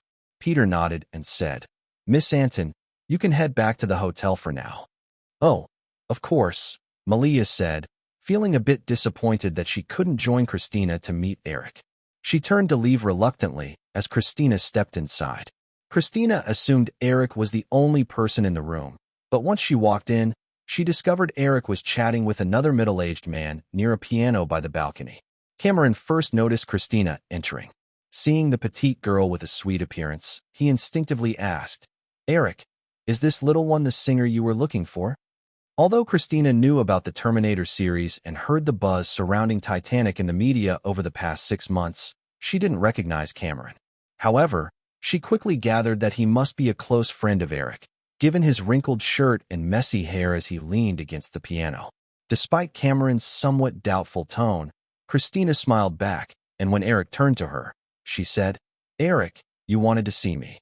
Eric, who was sitting next to the piano, didn't seem inclined to stand up. He just nodded and said, "Yeah, come over." Christina obediently walked to the other side of Eric, casting a curious glance around. On the piano and in front of Eric, there were several sheets of paper, presumably sheet music. Both Cameron and Eric were holding pencils, and the pages were filled with annotations. Noticing Christina's eyes darting around, landing on Cameron, Eric smiled and introduced them. "This is Christina Aguilera. Oh, and here's James Cameron. You've definitely heard of him." Of course, Christina nodded.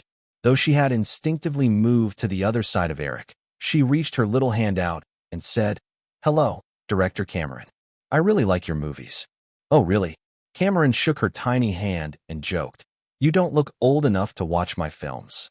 Before Titanic, all of Cameron's films, except for the less successful The Abyss, were rated R, requiring those under 17 to be accompanied by an adult. He didn't believe that this girl, who seemed barely over 5 feet tall, had seen his movies, or if she had, she likely didn't enjoy them. As they spoke, Cameron's focus shifted back to Eric. Since Eric had called her over, he realized this must be the singer he was talking about.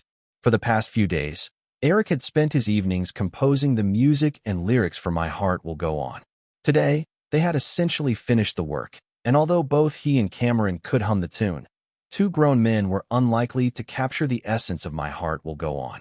Therefore, Cameron suggested finding a female singer to try it out, and Eric immediately thought of Christina, who had just joined the team a few days prior. In this timeline, Christina was already recognized for squeezing into the 100 greatest singers of all time list at such a young age.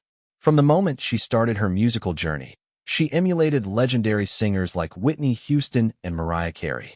While she might not have the ethereal voice of Celine Dion, her vocal skills were more than capable, arguably surpassing Celine, who had a more limited musical style. Eric organized the scores in front of him and explained, "Jim, we're just looking for a girl to try out the song's effect. I can assure you, Christina is definitely the best singer in our entire crew." "Well, I hope so," Cameron said, not taking it too seriously since it was just a trial. Eric smiled and asked Christina, "Do you know the theme song from The Bodyguard that Whitney Houston performed 4 years ago?" "Is it I Will Always Love You?" Christina asked. Eric nodded and waved to Cameron, grinning. "Show Jim a couple of lines." Though the singing style of I Will Always Love You differed from My Heart Will Go On, both songs belonged to the ballad genre. Moreover, the difficulty level of I Will Always Love You was even higher than that of My Heart Will Go On, and Cameron, being a music lover himself, would undoubtedly recognize this. Having performed frequently since she was 8, Christina felt no stage fright. Taking a couple of steps back to gather her emotions, she began to sing. "If I should stay, I would only be in your way, so I'll go. But I know I'll think of you every step of the way, and I will always love you. I will always love you, my darling. You and them." Cameron initially appeared amused, enjoying the show. But as the powerful tones, nearly identical to Whitney Houston's, erupted from the petite girl's mouth, he quickly shifted his expression from indifference to astonishment, studying Christina with newfound respect, as if trying to understand the immense power emanating from such a small frame. With a long list of tasks ahead, Eric soon lost patience waiting for Christina to finish the song. As Cameron's expression began to transform, Eric cheerfully interrupted her, saying, "All right, that's enough for now." Christina paused, hurriedly quieting her voice, worried she had sung poorly. Blinking her eyes, she stood there, momentarily at a loss for what to do. This time, Cameron began to come to Christina's defense, saying, "Hey, Eric, why don't you let Christina finish? That's pretty rude." Eric ignored this guy's sudden shift in tone and turned to Christina, saying, "It's all right, you sounded great. We just have a bit of a time crunch. Come on, let's take a look at these scores and sing for us later." Realizing there was no issue on her part, Christina relaxed and politely smiled back at Cameron, walking over to take the scores from Eric's hand. "This is a theme song I just wrote for a movie. Jim wanted to hear how it sounded, so I asked you to come over," Eric explained as he saw Christina studying the scores beside him. He turned to Cameron, who was leaning against the piano, and said, "Hey, buddy, could you bring a chair over for our little singer?" "Ah, it's okay. I can manage," Christina, who had already started humming softly, quickly replied. She didn't want such a big director like Cameron getting a chair for her. Before she could even make a move, Cameron had already handed over a chair from behind him, saying, "Here you go, little one." "Oh no, Christina, here you go." It was a heavy wooden chair with a high backrest. While Cameron had no trouble lifting it, it was a bit of a struggle for Christina to receive it. Eric quickly stood up, helping her position the chair behind her. Once Christina sat down and began carefully reading the sheet music, Eric knew they would have to wait a while. Taking the opportunity, he walked over to the fridge and poured 2 glasses of whiskey and 1 of juice. He returned and handed them to Cameron and Christina while holding one for himself. He casually chatted with Cameron, saying, "I was thinking that for the opening arrangement, we should consider using the Scottish bagpipe. That instrument has appeared several times in the story and aligns beautifully with the female vocals at the end of the film." "Scottish bagpipe." Cameron pondered for a moment, then said, "Oh, I remember. Did James really say we had one here? I'm not sure if you can buy one in Venice, but if you want to hear how it sounds, I can have my assistant look for one tomorrow," Eric replied. Cameron nodded, then noticed Christina still diligently reading the score line by line. He said, "Eric, this is taking too long. Why don't you sing it to her? I bet Christina will learn it after hearing it a couple of times." Eric glanced at Christina, who nodded, and then took the score. All right, I'll sing it once. Listen and see what you think. Christina's musical talent truly shone. With just a soft rendition from Eric, she could follow along with the lyrics.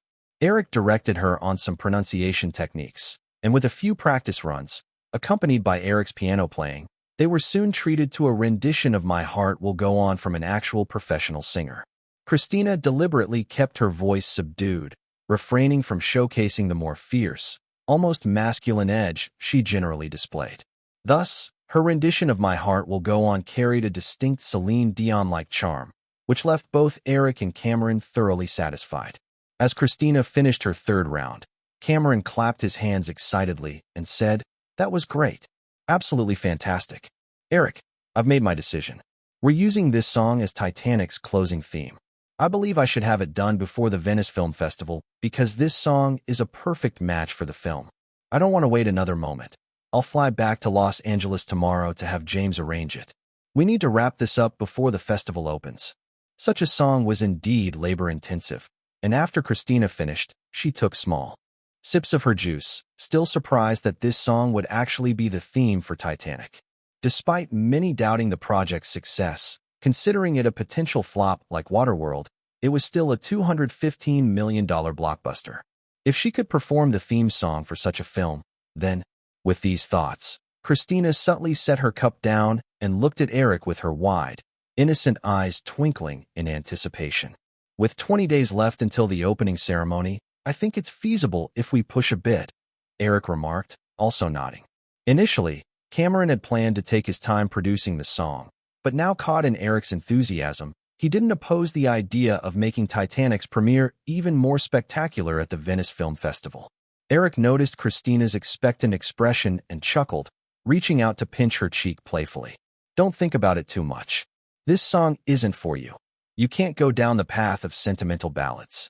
Firefly Records is preparing a single for you by the end of the year, so just focus on the route the company has set for you." Christina shrank back a little but showed no resistance to Eric's slightly affectionate gesture, smiling as she replied, "Okay, I understand, Eric." Cameron, however, noticed the subtle interaction between them. He shifted his gaze to his watch and realized, without noticing, that it was already 9:15. "All right, Eric, I'll head back to prepare for my flight to Los Angeles tomorrow," Cameron said as he finished his whiskey. He straightened up and waved to Christina. "Good night." "Good night, Mr. Cameron," Christina politely answered. Eric got up to walk Cameron to the door. Seeing that Christina hadn't followed them, Cameron pulled Eric outside and quietly asked, "Hey, Eric, I'm not trying to meddle in your personal affairs, but..." Pointing back inside, he lowered his voice further. "How old is she?" Eric shrugged, helplessly saying, 16. "Really?" Cameron said, somewhat incredulous, given Christina's petite stature, which was quite short, only about 5 feet tall. "Absolutely," Eric affirmed, nodding. "And by the way, Jim, I haven't touched her. All in all, I consider myself quite a respectable person." Cameron understood that Eric had no reason to lie about such matters, shrugged, and suddenly made a pinching gesture in the air, joking, "You really haven't touched her?" Eric laughed, playfully punching Cameron on the shoulder, and said, "All right, go book your flight. Get back to Los Angeles and get to work." "Hey, you," Cameron replied, not annoyed, and they shared a few more casual exchanges before he left. Eric returned to his suite and found Christina still sitting in that chair, diligently studying the score, looking just like an innocent girl. Walking up to the piano, Eric casually played some keys and said, "Come on, Christina, let's head back. You're staying at the hotel across the street, right?" Initially engrossed in her act, Christina looked up with rosy cheeks and bravely said, "Eric, can I stay a little longer?" How old are you?" Eric asked absent-mindedly. 16. Christina replied with twinkling eyes and a giggle, mimicking Eric's tone from earlier. Eric smiled and reached out to gently pinch her cheek, saying, "It's not a good habit to eavesdrop on others' conversations." This time, Christina boldly grasped Eric's hand and pressed it to her chest, batting her eyelashes and gazing up at him with an even deeper blush. Then, "Eric, how about you punish me?" Chapter 804, 805, The Buyer. Feeling vaguely that someone was watching her, Christina Aguilera opened her eyes and happened to notice Eric smiling at her from the open door. "Good morning, Eric," she greeted softly. "I saw you sleeping so soundly that I wasn't sure whether to wake you," Eric said, coming in. "Why don't you rest here for the next few days? Your place isn't as nice as this. I ordered breakfast for you, so when you get up, just call room service. They'll bring it up. If you need anything else, you can also call my assistant," Eric said, placing a small card on the nightstand. "Here's his number." Feeling a little downcast, Christina looked at Eric and asked, "Are you going to work?" "Yeah, it's already 8 o'clock. Hundreds of people are waiting for me," Eric replied. Christina nodded obediently, saying, "Okay, then, goodbye." "Goodbye." Eric leaned closer and kissed her cheek. Christina, feeling bolder, lifted her head and kissed him back, playfully sticking out her tongue to give his cheek a quick lick. Eric didn't mind at all and laughed. "You're just like a little kitten." Christina giggled. "Eric, you seem to really like cats." "No, I don't like cats. I like women who are like cats.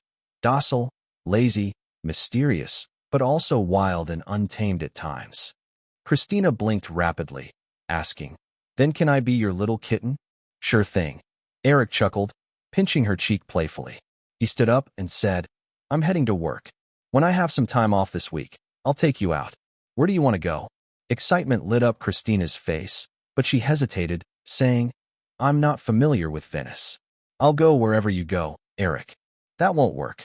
The Venice Film Festival is about to start, and with us filming here, there are too many reporters around. We'll definitely get mobbed. We need to get away a bit. How about Paris?" Christina's mind didn't quite catch up.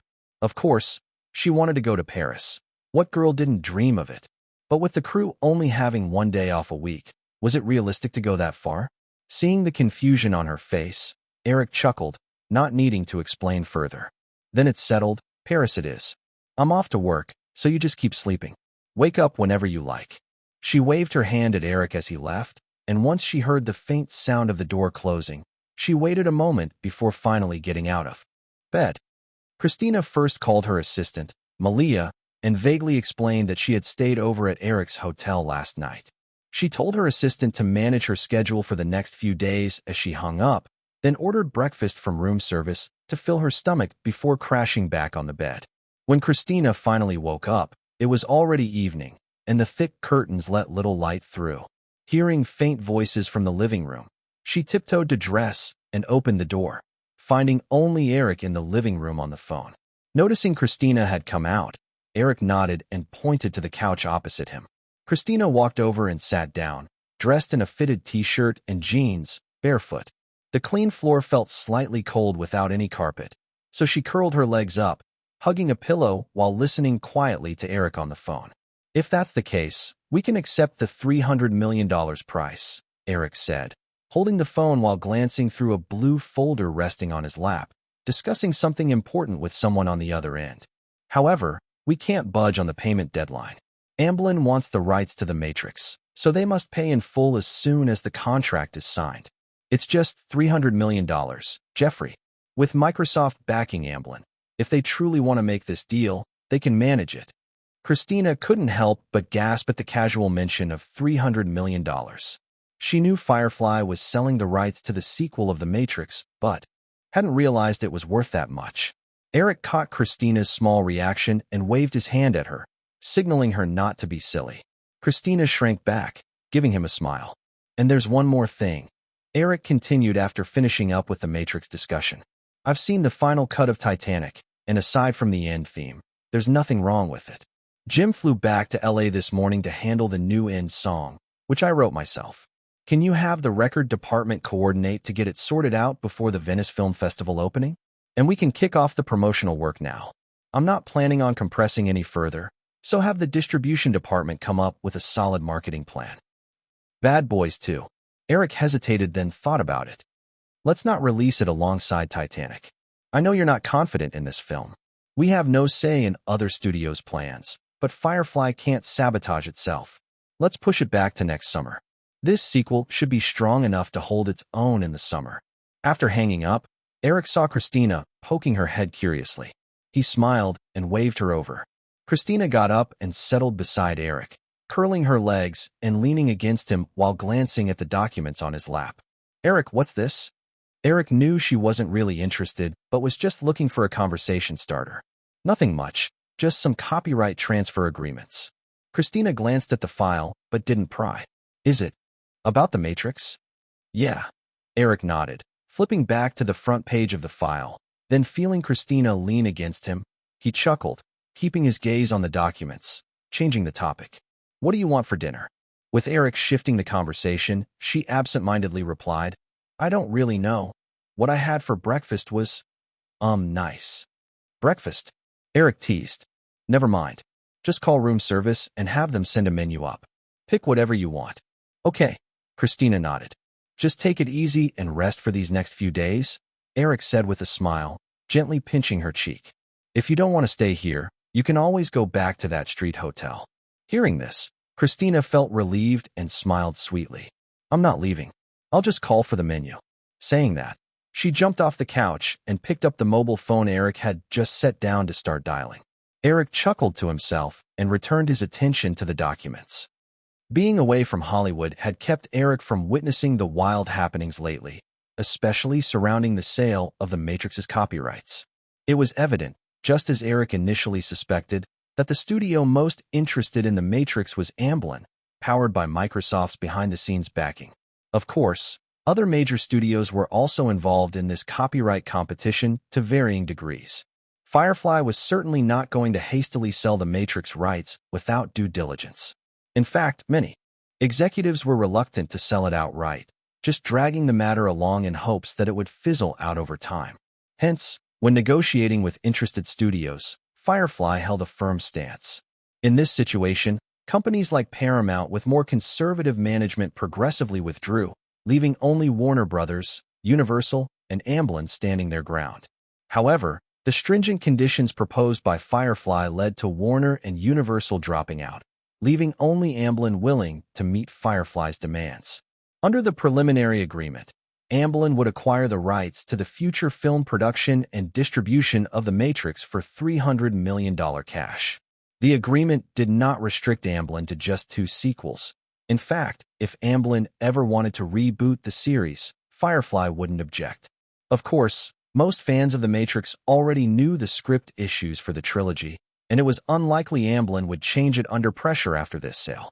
However, the agreement also stipulated that Firefly retained the development rights for all non-film-related aspects, such as comics, video games, and toys related to the Matrix series, including characters from the sequels. Firefly would not take part in any revenue sharing from theatrical, DVD, or tape releases of the Matrix sequel, while concurrently, Amblin would also have no claim to any of the ancillary profits from the franchise. Though Amblin had great ambitions, it was still in its infancy and needed to focus on establishing its distribution networks. Thus, it agreed to this deal. Meanwhile, developing peripheral products was precisely what Firefly excelled at. With The Matrix's first installment grossing around $600 million worldwide, Firefly had earned over $300 million just from theater viewership and tape distribution. Even if The Matrix sequel didn't repeat past mistakes, Firefly still wouldn't lose out on this deal.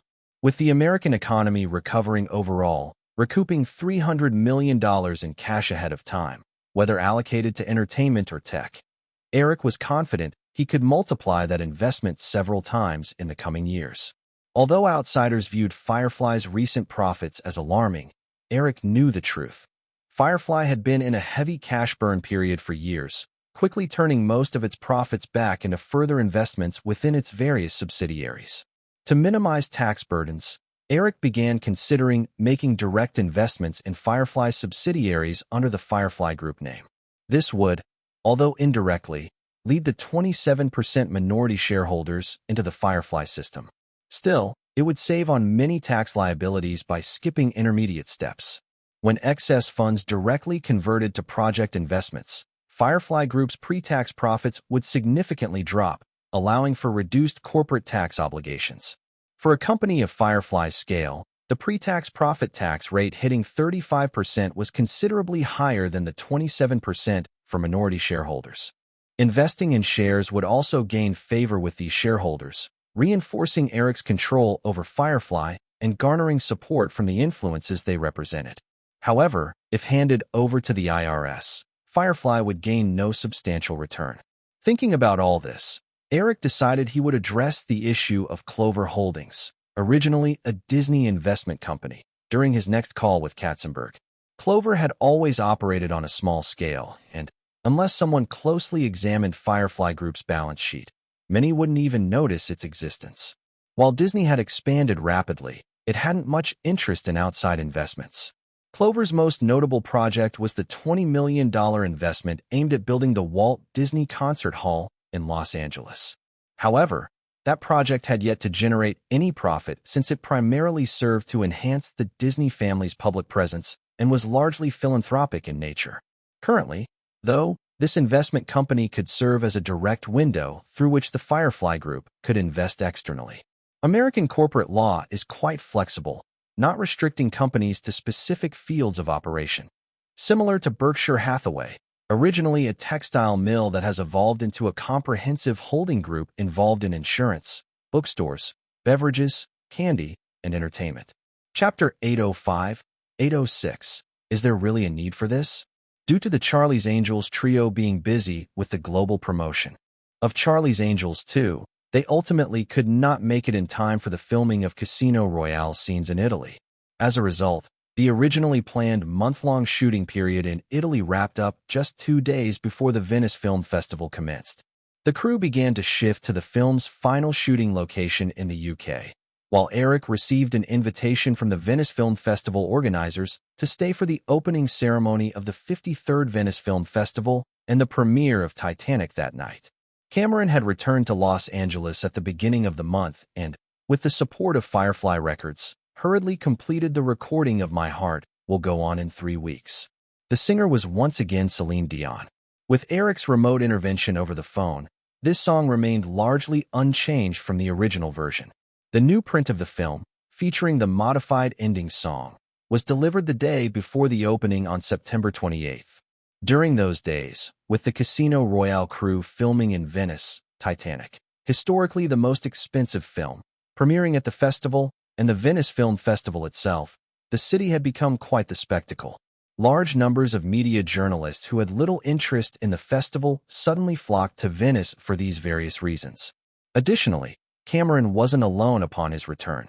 Katzenberg happened to be visiting France to handle some business regarding Disneyland Paris and decided to tag along. However, Katzenberg and Cameron were not on the best of terms. Both were hot-tempered and stubborn. Eric wasn't particularly eager to bring them together. He just hoped they wouldn't get into a fight. After all, their issues weren't personal. One was focused on the company while the other on the film. As long as Titanic performed well at the box office, Eric figured he could mediate their differences later.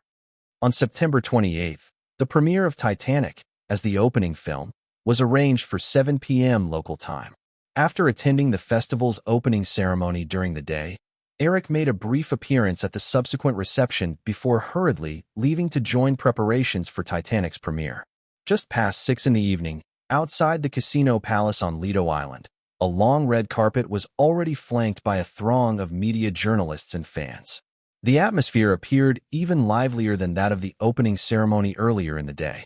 Although most of Firefly Group's management held little faith in Titanic, with Eric's strong support, the company had still invested a significant promotional budget for the film. To make the premiere more exciting, everyone, including Eric, tried to contact stars who could attend the event. The guest list included most of the jury members of the Venice Film Festival, the entire creative team behind Titanic, as well as heavyweight Hollywood and European stars like Liam Neeson, Dustin Hoffman, Pierce Brosnan, Nicolas Cage, Bridget Fonda, Holly Hunter, Sophie Marceau, and Juliette Binoche. Even though many were predicting doom for Titanic, the sight of these stars on the red carpet still elicited screams from fans and frenzied photography from the press. As the host, Eric appeared on the red carpet with Katzenberg and Cameron. The three crossed the red carpet, took pictures in the media area, briefly answered a few questions, and then entered the Casino Palace to welcome the guests who had come to support the film. "Hey, Liam, I'm glad you could make it. I heard the jury really liked your movie, Michael Collins. Good luck," Eric greeted. "Oh, Bridget, you still look beautiful." "Of course, I'll definitely reach out to you for future projects if possible, he mentioned. Nicholas, I thought you might not have time to make it, Eric added. After exchanging pleasantries with Nicolas Cage, Sophie Marceau approached, wearing a long black gown and exuding a relaxed demeanor. Sophie had hardly changed from a few years back. Her smooth black hair, watery eyes, and delicate features. Her smile extremely pleasant. Hey, Sophie, long time no see. Eric stepped forward, extending his hands. After the success of Braveheart, although Sophie had taken a few roles in Hollywood, they hadn't crossed paths many times. This time, Eric had tentatively called her, expecting a rejection due to their long silence. However, Sophie surprised him by agreeing to come. After a gentle hug, Sophie pulled back, displaying a hint of dissatisfaction on her face. Eric, I was almost going to ignore you. Oh, may I ask why? Eric feigned surprise. Sophie rolled her eyes. Do you remember what you promised me back then? Eric put on a clueless expression. Seeing her mockingly wrinkling her nose, he quickly replied, All right, I remember. The Bond girl. But I sincerely apologize, Sophie. The production plans for the 007 series have changed significantly. This sequel doesn't feature a villainous Bond girl role, so you'll have to wait for the next one. Fine, for the fact that you finally remembered, I forgive you. Sophie waved her hand and then broke into a smile. I initially thought you just said those things to charm women and would forget. Oh, thinking that way really hurts my feelings. Eric pretended to be hurt and said, But all right, this was my fault for not notifying you in advance. How about giving me a chance to apologize? I'm curious about how you plan to apologize. Sophie shot him a teasing glance and added, Mr. World's richest man, you better be sincere. No problem, Eric replied cheerfully. I'll buy the Eiffel Tower tomorrow and have it delivered to your house. Sophie showed a face of disdain. I don't want second-hand items. Fine, I'll just build a new one in your yard then. Ha ha. Sophie laughed, and seeing more guests arriving at the entrance, she waved goodbye. Go on and greet your guests. I'll head in first. Eric nodded, adding, Let's grab a meal. Sometime. Sophie agreed, saying, Sure, as long as you have time. I know you're a busy guy. For a beauty like you, I can make time no matter how busy I am. Ah, sweet talk, Sophie chuckled, lightly tapping Eric playfully, and without saying anything more, she turned and walked inside. Eric turned his attention back to the guests, this time greeted by the Weinstein brothers, Harvey and Bob. Daniel Day-Lewis and Julia Roberts had just wrapped filming Shakespeare in Love, and post-production was underway to target the Oscars. This project didn't relate to the Venice Film Festival at all. However, as award veterans, Miramax definitely wouldn't miss out on the Venice Film Festival. Their film featured there was titled Basquiat, a biopic about American street art, boasting an impressive cast including David Bowie, Dennis Cooper, Willem Dafoe, and Gary Oldman. While Titanic was the opening film, it was purely an exhibition piece, not competing for any awards at the festival. Thus, many famous figures attending to compete for awards felt free to come support, and the Weinstein brothers were among them. After chatting briefly with Harvey Weinstein and welcoming several more guests, the time quickly arrived at 7 o'clock. Entering the screening hall, Cameron took to the stage with Leonardo and a few key creatives for a short address before the film officially began.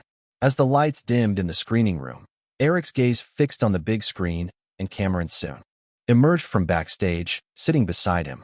Being Titanic's first public display, though he maintained an outwardly easy demeanor, Eric noticed Cameron gripping the armrest tightly. Hey, Jim, relax a little. I bet everyone will love this movie.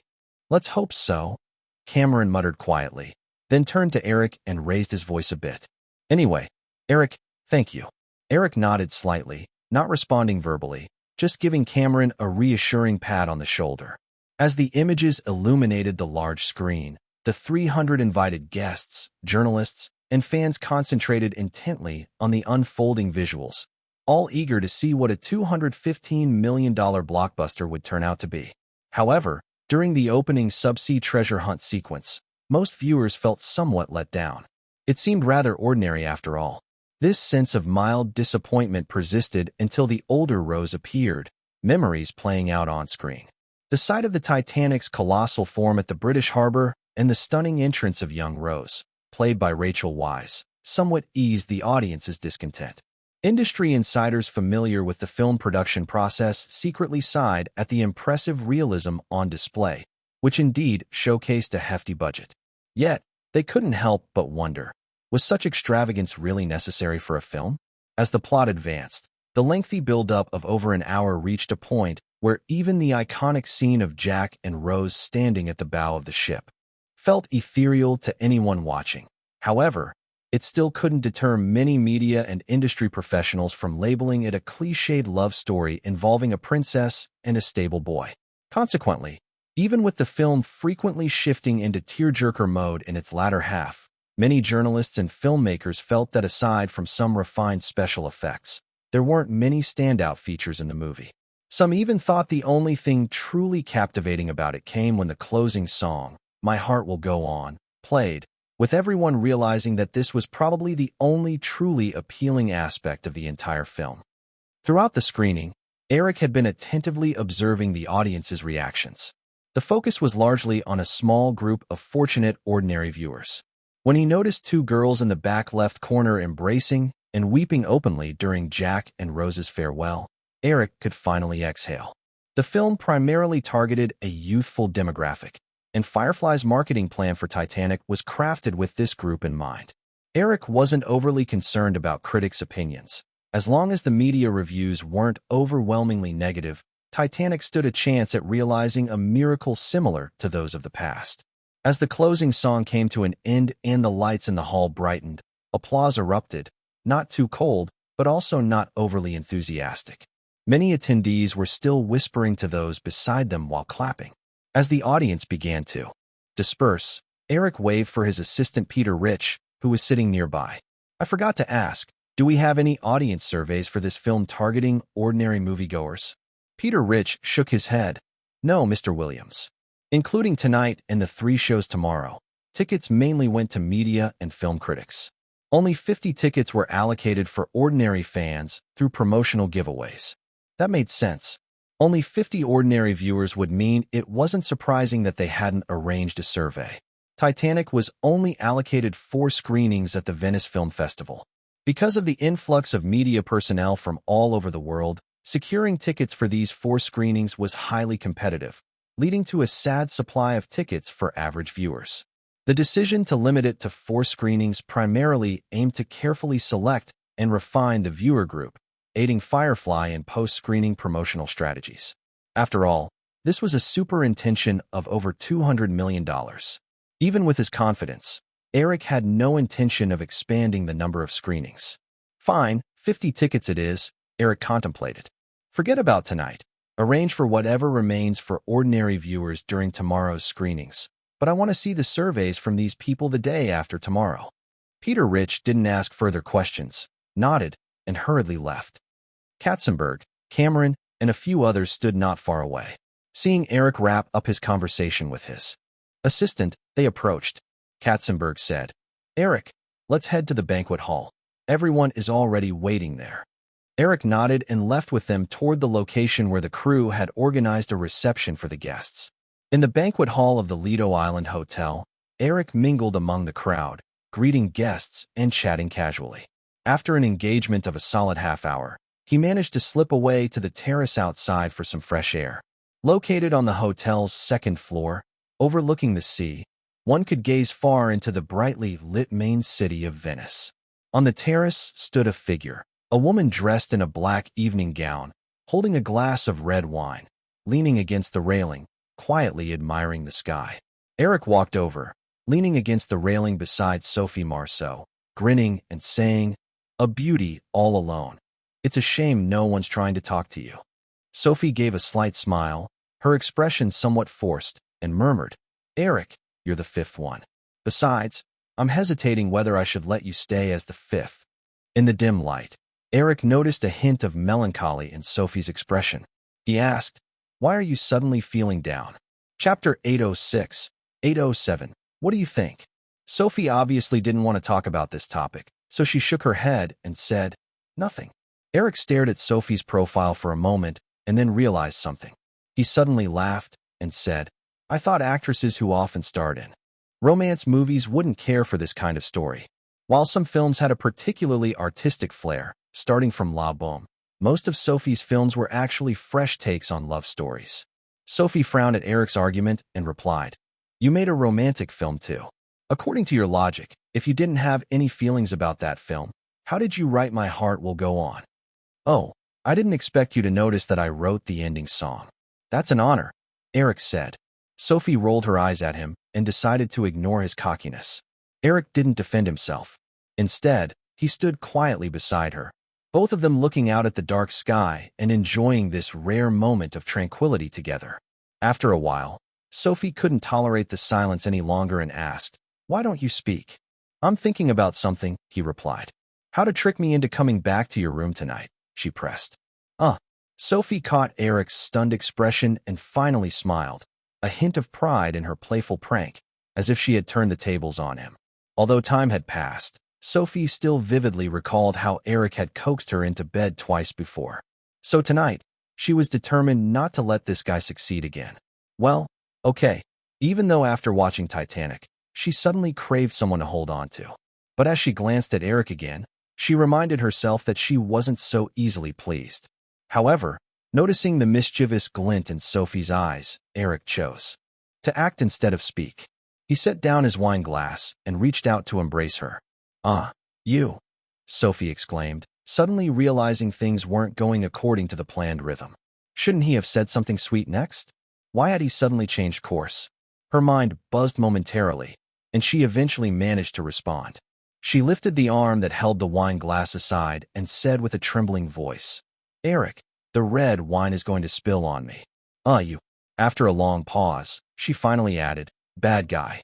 It was the third time in a not-so-little while that Sophie woke up in the arms of the same man, prompting her to ponder a profound question. Why was this happening? Maybe it was because he held her so tightly in his sleep, creating a sense of security. Or maybe it was because he had various identities mixed together, making him instinctively difficult for women to resist. Or perhaps this infuriating guy was some sort of legendary wizard who had cast a mysterious spell on herself. Feeling the large hand around her waist start to stroke her gently, Sophie realized Eric was awake, so she turned to look into his eyes, her own bright with curiosity. Eric leaned over and kissed her on the cheek.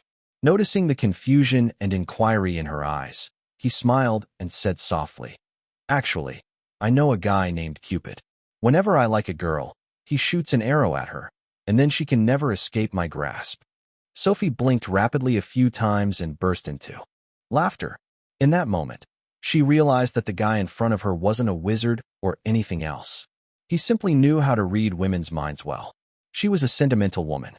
While watching the movie last night, she had abandoned her filmmaker mindset and simply immersed herself as an audience member. She was profoundly moved by the straightforward love story. As she reflected on her own experiences over the years, a wave of melancholy washed over her. So, in this moment of vulnerability, she found it easy to be influenced by someone. "Eric, I think you should stop doing this," she said. "Who knows what will happen in the future," he said, kissing her on the lips again. Sophie responded instinctively. After a moment, they pulled apart, but Sophie sat up and began putting on her clothes. Eric looked at Sophie and asked, "You're not going to leave like this again, are you?"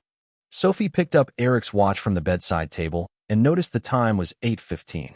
Even though she was eager to stay, she didn't have time for breakfast with Eric.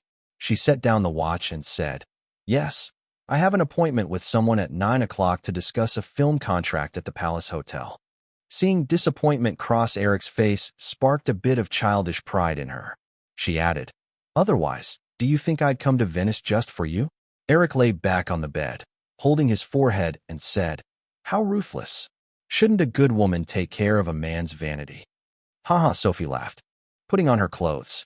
She leaned over and kissed Eric on the cheek, saying, "If I were a good woman, I wouldn't be so easily tricked into bed by you. Bad guy, I'm leaving now." Eric started to get up after Sophie went into the bathroom to wash up briefly. Then she pushed the door open and left. There was a lot to get done. Considering the time difference, the reviews for Titanic in North America should have been released around noon, but the European media must have already started reporting. Apart from tracking the media response for Titanic during his 2 days in Venice, he also needed to discuss Clover Holdings with Katzenberg. The contract for the Matrix was about to be finalized, and Eric hoped to invest as soon as he secured the $300 million in funds. Additionally, FFM was set to launch online in mid-September, and he needed to discuss the pay cable TV station with Harvey Weinstein. On top of that, there were unavoidable social engagements, so Eric had to plan his schedule down to the minute for the next 2 days. After getting up and heading to the restaurant, Katzenberg and Cameron were already waiting. Several newspapers lay on the table before them, but their expressions did not seem relaxed. "Good morning, Jeffrey, Jim." Eric greeted them, taking a seat next to them. "Good morning, Eric." Katzenberg glanced at Cameron, sitting across from him, and pushed a few newspapers toward him. "Take a look first. The comments from Europe don't seem very good." Eric opened the top newspaper, which was in Italian and whose name eluded him. The section about Titanic was specially marked in red, with an English translation note beside it. A cliched love story set against a disaster backdrop. While the film excels in special effects, cinematography, and music, it is overall mediocre. Furrowing his brow, Eric opened the next newspaper and dove into the translation.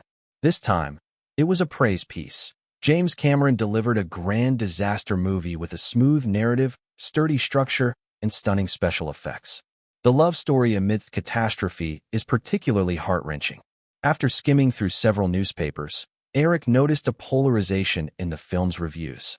Some critics praised it while others slammed it. After reviewing the media's take, Eric looked up at Katzenberg and Cameron and smiled, saying, "Let's wait for news from North America. You know the European media. They prefer more artistic and profound films. Now, let's have breakfast first." With that, Eric waved to summon the waiter, maintaining a relaxed demeanor and inquiring about what his serious companions wished to eat.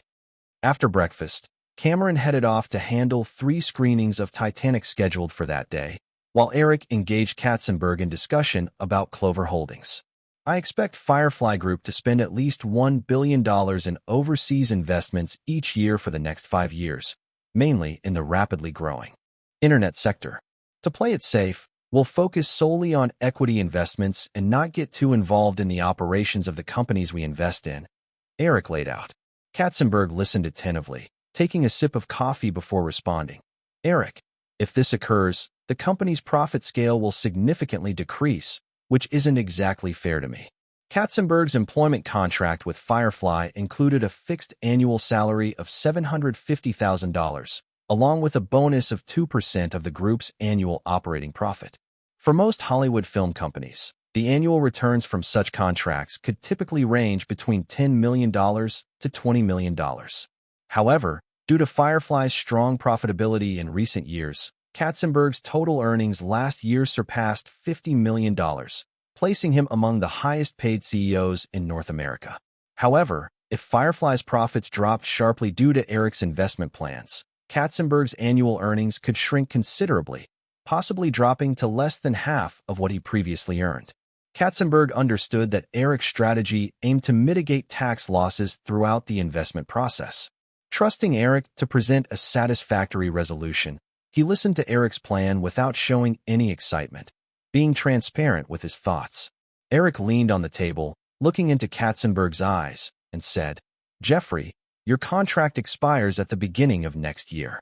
We've had a very pleasant partnership over the past few years, so I don't think there's any doubt we'll renew the contract." Katzenberg smiled and nodded. "Of course. I'm sure you know my investment intentions." The Nasdaq index rose from just over 700 points last year to 955 points now. We're on the verge of breaking through the 1,000 mark. Everyone says the Nasdaq is slightly inflated, but I'm very optimistic about its future trend. Of course, risks exist. Even Buffett wouldn't make any hasty judgments about the stock market. So, I can offer you 2 options. Katzenberg's curiosity piqued. Eric paused, then continued. Your contract remains unchanged, with the 2% annual profit bonus intact. But there are 2 calculation rules for the bonuses. First, we can create a separate remarks clause and include funds invested in Clover Holdings in your bonus calculation. You wouldn't have to bear the investment risk, but any profits wouldn't contribute to your bonus share. The second option is that since we're making equity investments, as long as we achieve an appropriate rate of return, the company will sell its holdings.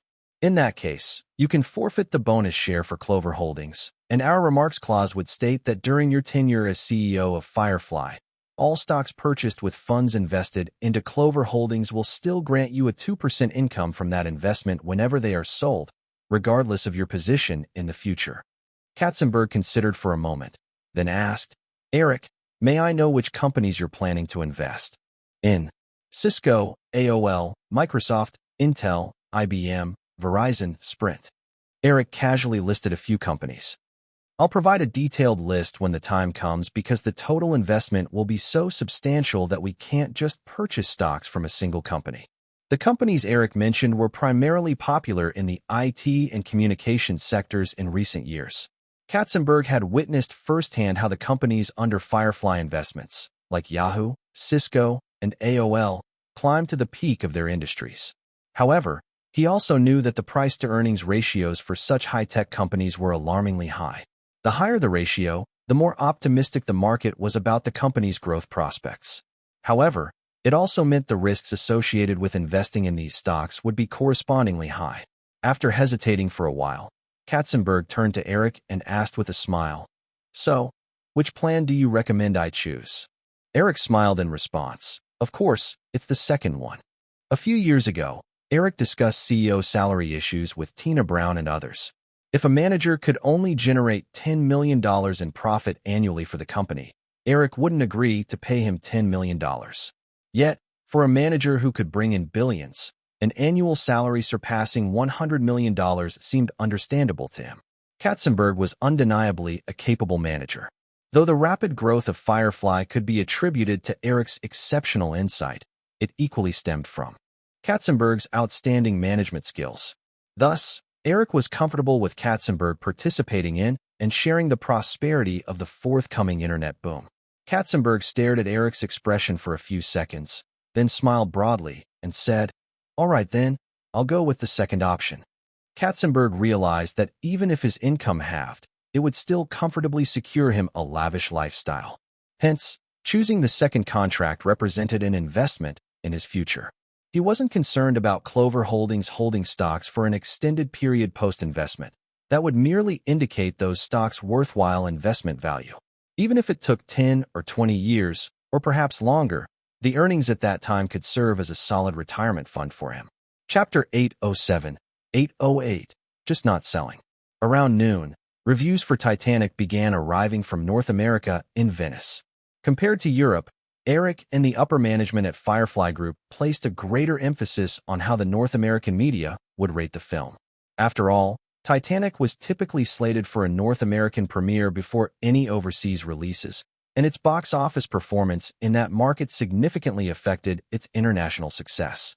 However, the news from North America regarding Titanic was similarly pessimistic.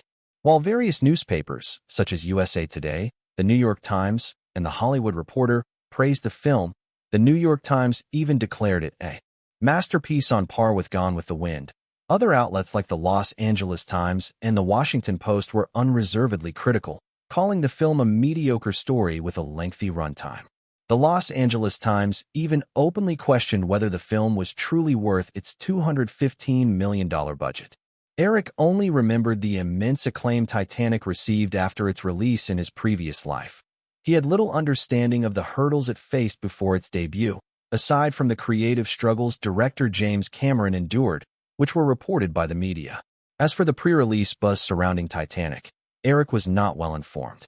Thus, witnessing the film's split reception in Europe and North America made him feel anxious. Eric recalled many movies that had similarly polarized reviews, which shared a common trait. They were fan-driven films adapted from novels or comic books. Typically, such films enjoyed a strong opening weekend due to aggressive marketing, even if they struggled to maintain momentum afterward. However, Titanic certainly did not belong to that category. Given the current polarizing reviews, its future became even more uncertain. Fan films could still leverage their source material's existing popularity to rake in significant box office revenue during their opening weeks, even if their legs were weak. But Titanic lacked that advantage. It couldn't score fan-like high earnings in the weeks preceding its release. If reviews remained divided, Post-release, its total box office earnings would likely be far worse than a traditional fan film, given its lower potential for strong late-period performance. The following day, Peter Rich presented Eric with the survey results from dozens of average moviegoers who attended a screening. The majority provided positive feedback on Titanic, though a few complained about its lengthy runtime and excessive setup. On July 29th, in the afternoon, Eric prepared to board a flight to London at 7 p.m. This would be the Titanic crew's final meeting. The film was definitively set for a Christmas release on December 20th, with public promotion already announcing the date, leaving no room for further changes. At that moment, Eric sat in his suite's living room at the Lido Island Hotel alongside Jeffrey Katzenberg, James Cameron, and other mid-level executives from Firefly Group. "The situation is certainly not great right now," Eric addressed the executives, "but I want you to follow the established marketing strategy, focusing on young audiences." After glancing at Katzenberg and a few other senior executives, he recalled some details from his previous life and added, "One more thing. Regardless of what others say about Titanic, I don't want any undermining comments from within Firefly. If I find out any executive is carelessly expressing opinions to the media, they should prepare to pack their bags. That's all I have to say. Anyone else?" Mr. Williams, "It's like this," spoke one executive from the distribution department. "I received a call yesterday from an executive at Toho International in Japan. They want to buy the Japanese distribution rights to Titanic, covering theater distribution as well as video and DVD rights." Eric raised an eyebrow. That executive seemed to assume he was unaware of Toho International and continued, "Toho International is one of the major distributors in Japan." "I'm aware of that," Eric nodded. Although he felt uneasy, he had no intention of selling the rights off early like Fox did in his previous life. Still, his curiosity led him to ask, "What did they offer?" 3 billion yen. The executive glanced down at his memo, which is about $25 million. Upon hearing the bid, Katzenberg quickly calculated in his mind. Due to the Terminator franchise, Cameron was very popular in Japan, which likely explained Toho's early interest in Titanic. Moreover, the film's astronomical budget and its current mixed reviews were significant factors compelling the Japanese company to make a move.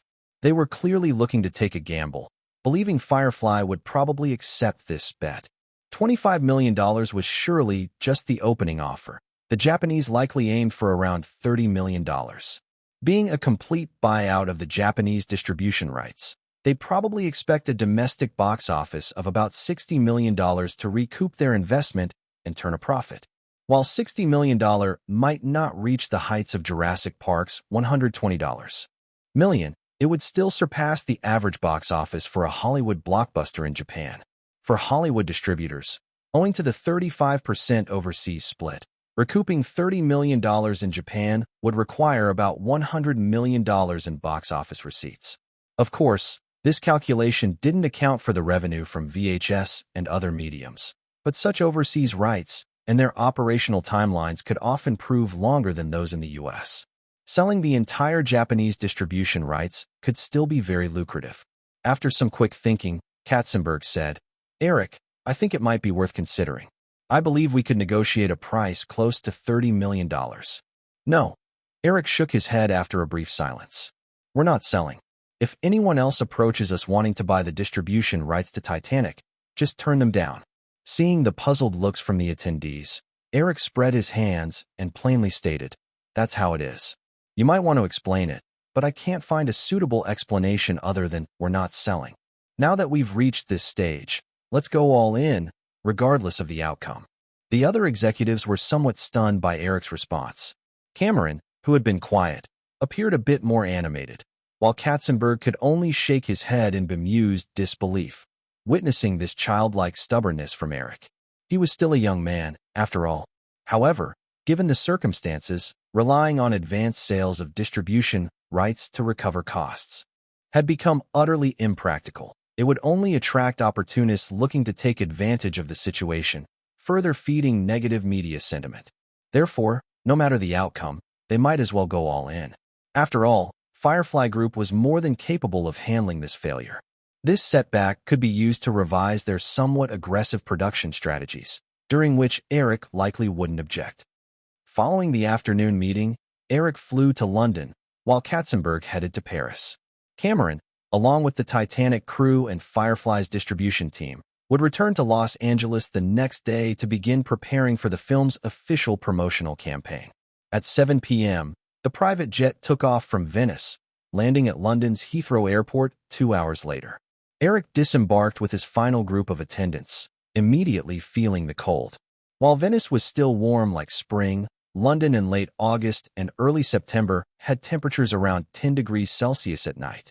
Barbara Broccoli and Michael Wilson, producers of the James Bond series, came to greet him, and after some small talk, they all drove toward Pinewood Studios, which wasn't far from Heathrow. Speaking of the 007 series, it was impossible to ignore the Broccoli family, who created this legendary franchise, as well as Pinewood Studios, located just northwest of London. Since the release of Dr. No in 1963, most interior scenes for Bond sequels had been filmed at Pinewood Studios. The 007 series had become a primary financial driver for Pinewood, allowing it to survive the decline of the European film industry amidst the rise of television. Due to the significance of the 007 series, Pinewood boasts several structures named after elements of Bond, with key roads in the studio park named Broccoli Avenue, 007 Avenue, and Goldfinger Avenue. That night, the crew settled in the nearby town, and the next morning, the Broccoli siblings escorted Eric into the studio grounds. There were no filming plans that day, so Eric's purpose was to familiarize himself with the shooting locations for the next 2 months. Walking through the roughly 30-hectare premises, they checked a few sets that had been arranged for Casino Royale. Barbara Broccoli mentioned, "The temperature in London will keep dropping over the next 2 months, so we scheduled the underwater scene between Bond and Vesper for 3 days from now. Eric, let's go check out the water tank." Pinewood Studios had Europe's largest underwater filming facilities, capable of holding 1,200 tons of water, created specifically for the Bond series. Eric retained the original scene in which Bond and Vesper share a fateful underwater goodbye after their building in Venice collapses, but this scene could not be filmed in Venice. It would instead be shifted to Pinewood's underwater facility. Nodding, Eric followed the Broccolis into a soundstage. At first glance, the soundstage resembled a huge swimming pool, but it was much more complex. Any studio around the world could construct a simple indoor pool.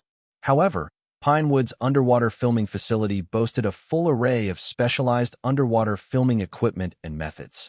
Veterans in the film industry understood that whether shooting above or below water, the complexity of filming increased dramatically.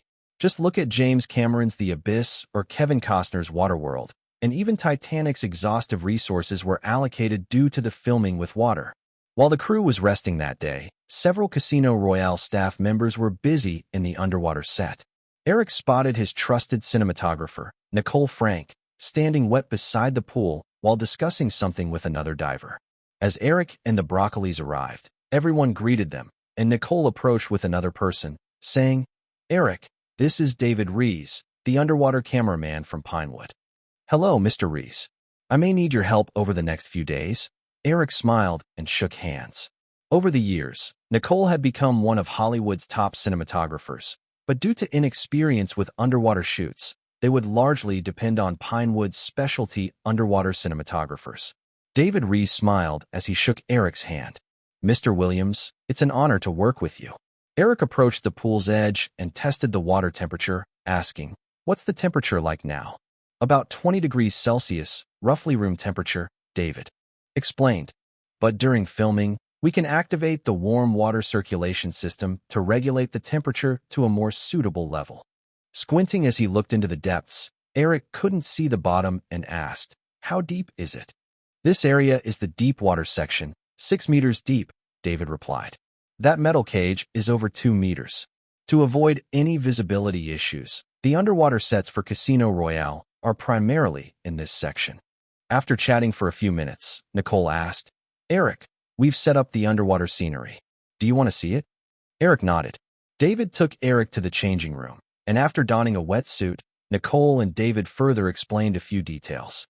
The three of them slowly descended into the water. The cold enveloped him, but Eric's robust physique quickly acclimated. Though the water's surface appeared mysterious and deep from above, descending revealed the surroundings, illuminated by some lights. The decor mimicked the wreckage of the building in Venice, with remarkably realistic pieces strewn about, giving the impression that a structure had just sunk beneath the water. After swimming around the set for a few minutes with Nicole and David, they resurfaced to discuss more details. As Eric prepared to have David fetch an underwater camera to test the filming effects, his assistant, Peter Rich, approached from a distance, waving a phone at him. "Everyone hold on. I need to take a call," Eric said, moving up the ladder to exit the pool. He took a large towel handed to him by a crew member, wiped off some water, then walked over to Peter Rich. Chapter 808, 809, Music Copyrights. The call came from Kelly, who was in Los Angeles, regarding an MP3 player. The Firefly Electronics Company's R&D center in San Francisco had finally developed a finished MP3 player utilizing microdisc technology for storage.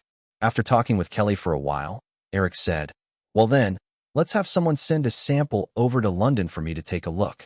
As for the sales and promotional plan, let the electronics company work together with Yahoo to come up with a suitable proposal." About the music copyrights? Eric hesitated before adding, "Sony Records definitely won't easily grant us a license. Besides their own music resources, we can focus on negotiating with Warner and Universal Records. Have Yahoo start working on this for now, and when I return to Los Angeles in November, we'll assess the situation again." Caroline, since she is heading back to London for a vacation, let her bring the sample with her. Okay, that settles it. Goodbye. After hanging up, Eric stood in place, contemplating. To effectively promote the MP3 player, the primary challenge remained securing music copyright resources. Sony initially invested heavily in acquiring Columbia Records and other smaller music companies to promote their Walkman, ultimately merging them into what became Sony Records. When they lured the team from Jive Records to Firefly Records, the label had released hugely popular teen pop artists like the Backstreet Boys over the past 2 years, plus they held the soundtrack distribution rights for all the movies under Firefly Group. However, compared to established music giants like Sony Records and Warner Records, Firefly Records' overall strength was still vastly inferior, especially in the music copyright library. While those legacy labels boasted millions of song licenses, Firefly Records' collection barely amounted to tens of thousands, which simply wasn't substantial enough to support the Yahoo Music Store initiative. Eric intentionally separated the MP3 player from the Yahoo Music Store, with each product belonging to Firefly Electronics and Yahoo Network Corporation individually. This strategy aimed to establish Yahoo Music Store as a monopoly in online music sales. Firefly Electronics didn't have plans to tightly control the MP3 player patent. By this time, Nokia had already secured all technical licenses and set up a department for developing Nokia music phones. Going forward, the MP3 player would similarly be licensed out to more stakeholders affiliated with Firefly. Eric's plan was that in the future, all companies acquiring MP3 player patents would have to purchase music albums exclusively from the Yahoo Music Store. In the end, although the MP3 player was simply a transitional product with a shorter popularity cycle, the Yahoo Music Store could sustain itself long-term. Once users became accustomed to buying music from that store, even amid rapid updates to electronic hardware, the Yahoo Music Store would continue to maintain a strong industry position, generating substantial profits over time. After a brief day of adjustment to familiarize themselves with the Pinewood Studios' shooting environment, the crew resumed operations the next day. Most of the outdoor scenes had already been filmed in the Bahamas, Czech Republic, and Italy. The filming during the final 2 months would mostly wrap up inside Pinewood Studios. Pinewood Studios was also among the earliest filming locations in Europe to undergo digitization. As filming progressed, initial post-production work commenced on-site at Pinewood as well. London was continuously cloaked in dreary weather, with fine rain drizzling outside the car window. Caroline Wilson had returned to London the previous evening and drove out to Pinewood Studios early that morning. The Wilson family estate was located on the banks of the Thames in the western suburbs of London, only 10 kilometers away from Pinewood Studios. Caroline drove carefully, making it there in under 20 minutes. The navy blue mini car left the highway and turned onto Pinewood Road, heading north. It soon arrived at the parking lot of Pinewood Studios. Caroline picked up a small locked briefcase from the passenger seat, locked the car, opened her umbrella, hesitated momentarily, then carefully bent down to tidy her voluminous blonde hair before walking towards the studio. Since it wasn't too far from her home, Caroline had visited Pinewood Studios multiple times before. She was familiar with the layout of the area. The iconic 007 filming stage was positioned at the northernmost part of the complex and was the largest soundstage in the studio. However, when she called the night prior, she had learned that today's shooting wasn't happening in the 007 stage, but rather in the underwater filming base. Navigating confidently to the soundstage of the underwater filming unit, a security guard at the entrance noticed the petite blonde girl approaching with a briefcase, feeling somewhat curious but finding it hard to feel any wariness. He approached and asked, "Excuse me, miss, who are you looking for?" "Sir, my name is Caroline Wilson. I have an appointment," Caroline said politely while putting her umbrella away. The guard was a middle-aged man in his 40s, slightly balding and a bit overweight. Perhaps it had been a long while since he had heard a respectful address like "sir" from someone, and Caroline carried an air of aristocracy that automatically prompted a little more respect from him. He nodded cheerfully. "Miss, please hold on a moment. I'll check." Moments later, Peter Rich emerged from the soundstage. "Caroline, it's great to see you again. Come with me." Caroline followed Peter Rich, asking, "Is Mr. Williams in?" There. Everyone in Eric's assistant office knew about Caroline's feelings for Eric. Peter Rich noticed Caroline's deliberate change in how she addressed him and smiled, nodding. "Of course, he's in there. However, everyone is quite busy, so you might have to wait until noon. In fact, you could have come here at lunchtime." I really didn't have much to do at home, so I thought I'd come early," Caroline explained with a blush, stealing a glance at Peter Rich, a bit worried he might tease her. Peter Rich wouldn't do that. He casually changed the topic, leading Caroline to the shooting site within the stage. Around the central pool, approximately 50 people were bustling about. Large green screens surrounded the pool, and it was evident people were working underwater. The atmosphere was surprisingly orderly, with the occasional noise from moving props and the director's voice amplified over a megaphone breaking the stillness. Arriving at a designated waiting area, Peter Rich gestured around and said, "We'll have to wait here." There were a few simple chairs, several large towels, and a steaming coffee pot on a long table. A resting area. Two middle-aged men, wrapped in towels, sipped coffee and chatted. They noticed Peter Rich arriving with a petite girl and exchanged curious glances, nodding in acknowledgement. Caroline politely returned their gaze, scanning the area for Eric but not spotting him. She turned to Peter Rich in confusion.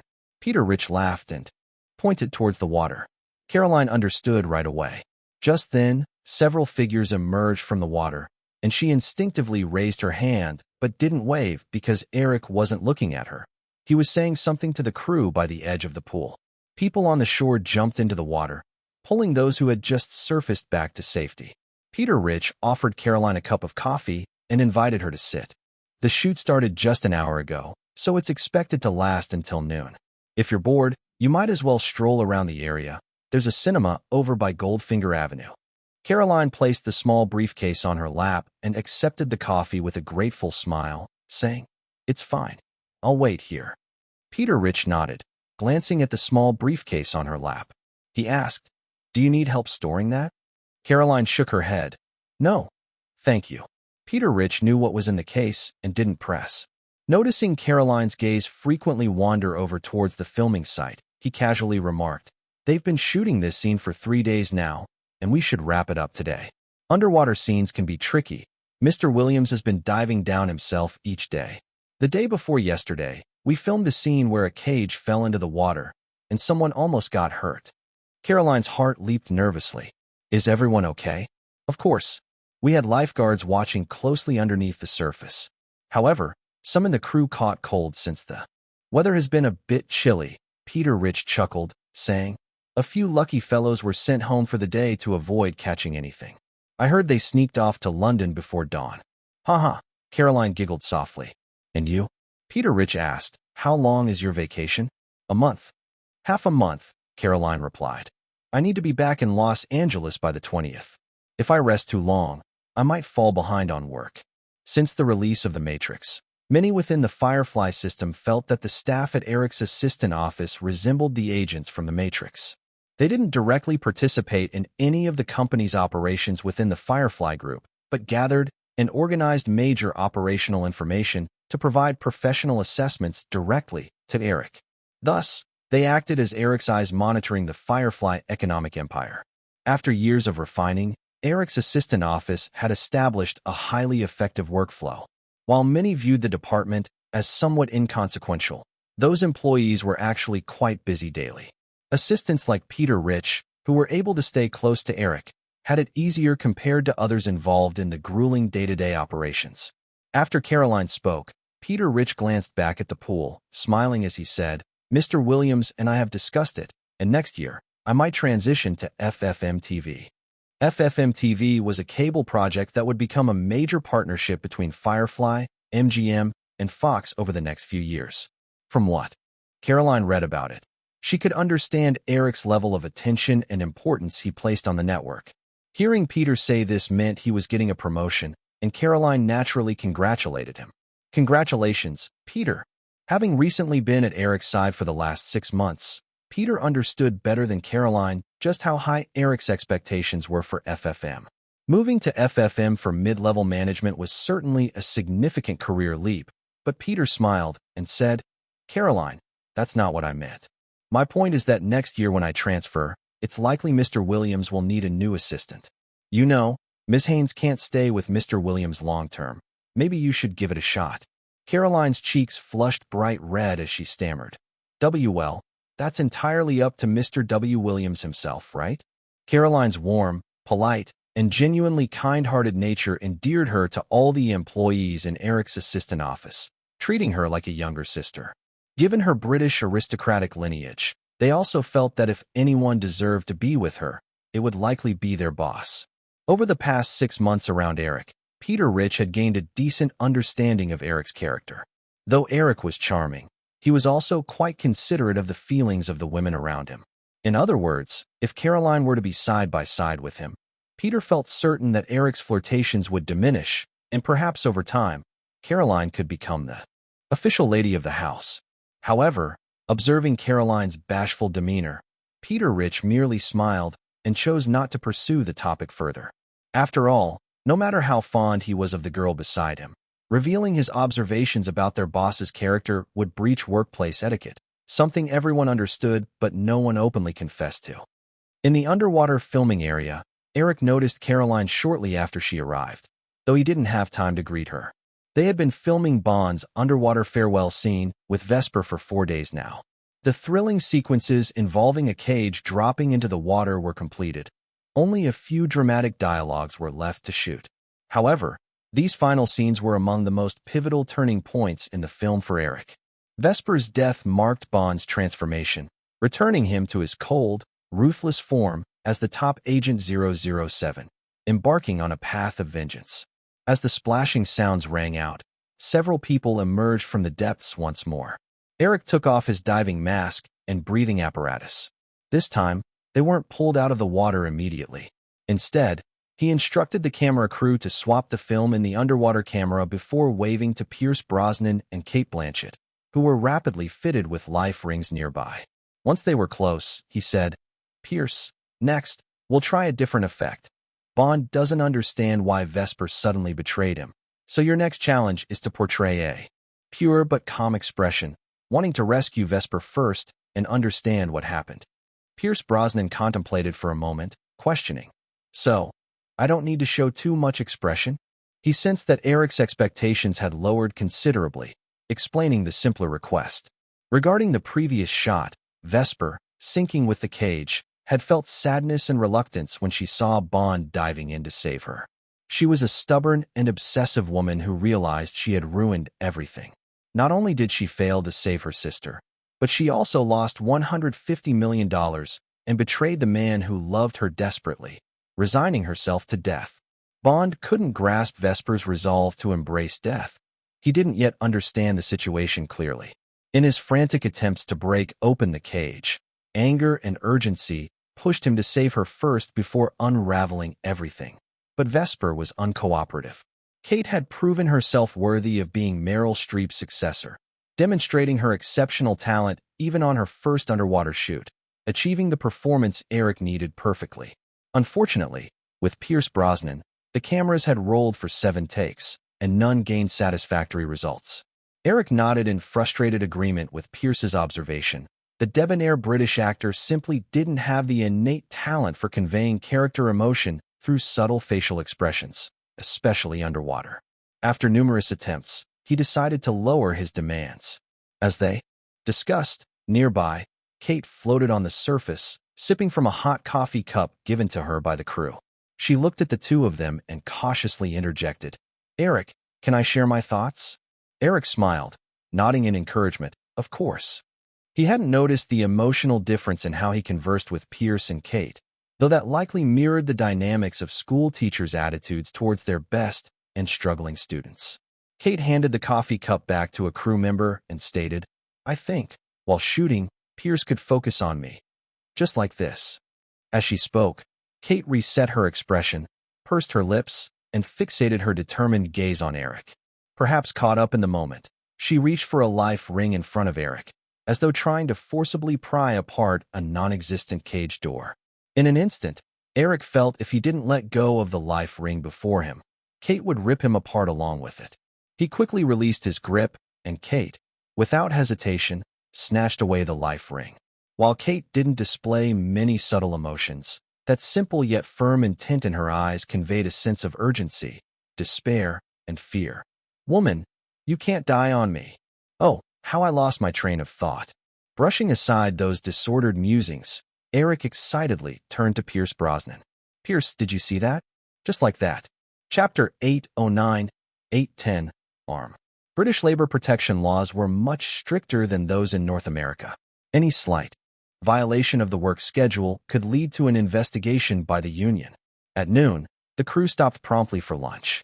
Eric instructed Peter Rich to prepare 2 lunch boxes and then headed toward the office exclusive to the 007 crew with Caroline.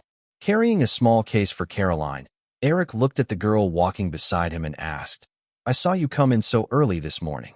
You don't live around here, do you?" Caroline felt a bit awkward following Eric with empty hands, but she was too shy to ask for the case back. She occasionally glanced at Eric and nodded in response. "Yeah, I live by the River Thames." Caroline was clearly used to describing her home location this way, while Eric had no idea where the River Thames was but assumed it was nearby. He decided not to pry further and asked, "How are your parents doing?"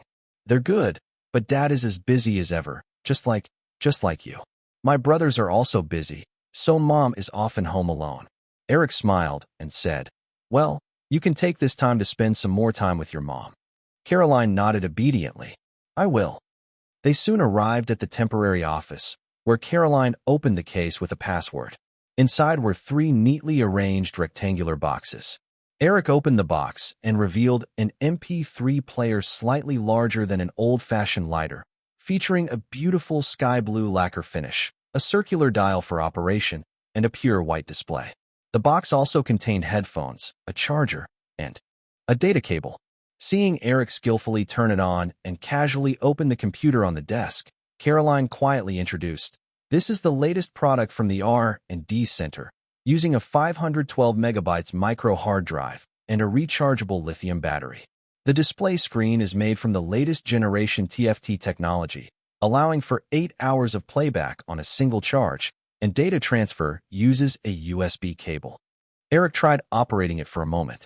The player had preloaded a few songs, and he put on the headphones, enjoying the pleasant music coming from them. He took another box out of the case and handed it to Caroline. "You should try it out." "Me? Is it okay?" Caroline asked uncertainly. Seeing Eric pushing it toward her, she accepted and opened it carefully. Even though she carried these samples from Los Angeles, good manners prevented her from opening them beforehand, despite her curiosity. This one happened to be pink, and Caroline knew the final model would be pure white. The finalized MP3 player from the R&D Center would come in 3 colors: sky blue, pure white, and pink. Caroline followed the developments at Firefly Electronics, but was using an MP3 player for the first time. Not as familiar as Eric, she needed to read the manual to operate it properly. Seeing Caroline struggling with the MP3 player, Eric chuckled. Noticing the computer was already on, he connected to the internet. Yahoo had started to expand internationally over the past 2 years and established branches in major English-speaking countries, as well as in Japan, Germany, and France.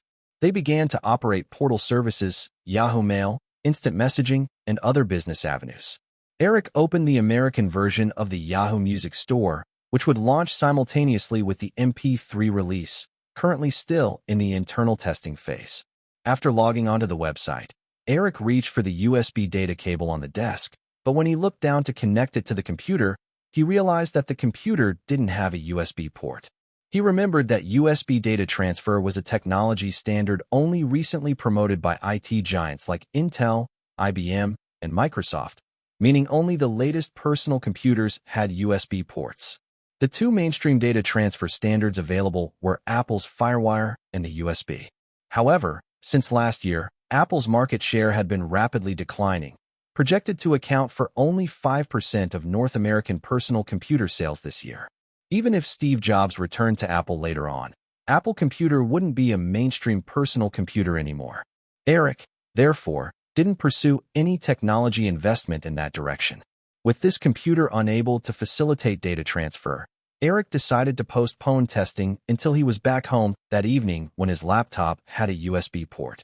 At that moment, Peter Rich entered, carrying 2 lunch bags, placing them on the coffee table in the lounge area. Noticing Eric had no further instructions, he nodded to Caroline and left. Caroline had just figured out how to play songs when she saw Peter Rich bring in lunch, quickly taking off her headphones. Eric and Caroline sat down on the couch. "Time is tight, so we can only grab a quick lunch here. Is that all right?" "It's fine." Caroline shook her head and took out the lunch from the bags. The lunch was simple: sandwiches, roast beef, small cakes, and vegetable salad. It looked decent, but anyone who tasted it would know the truth.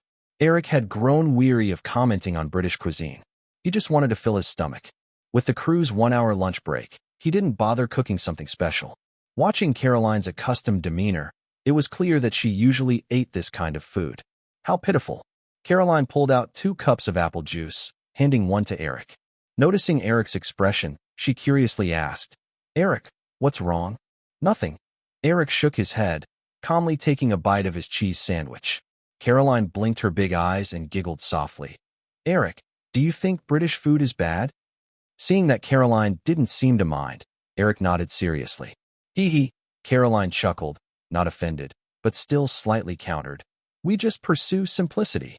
From the moment he met Caroline, Eric could sense a subtle pride in her as a British girl. He decided not to pursue that topic further and switch subjects. "The MP3 player is done. How's the progress on the e-reader?" "It mainly depends on the processor chip. ARM has focused on developing mobile phone chips with Texas Instruments over the past 2 years and isn't able to provide us with much technical support.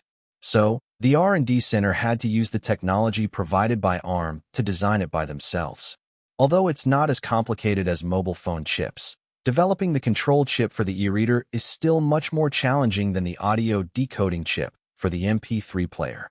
As Caroline spoke, Eric suddenly looked up and interrupted. "ARM?" ARM is a company based in Cambridge that focuses mainly on licensing the core design technology for microprocessor chips, Caroline explained. Noticing Eric deep in thought, she asked, "Eric, is there a problem?" There certainly was a big problem.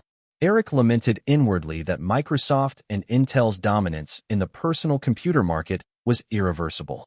Besides their lead in the internet through Yahoo, AOL, and Cisco, he had also been considering and implementing strategies for the future of smartphones and the mobile internet age. Qualcomm, Nokia, Yahoo, and investments in the mobile communications company Sprint were all significant pieces in Eric's plan for the next decade. However, considering the Wintel alliance, it was clear that to secure dominance in the mobile era, it was essential to focus on mobile operating systems as well as mobile processor chips.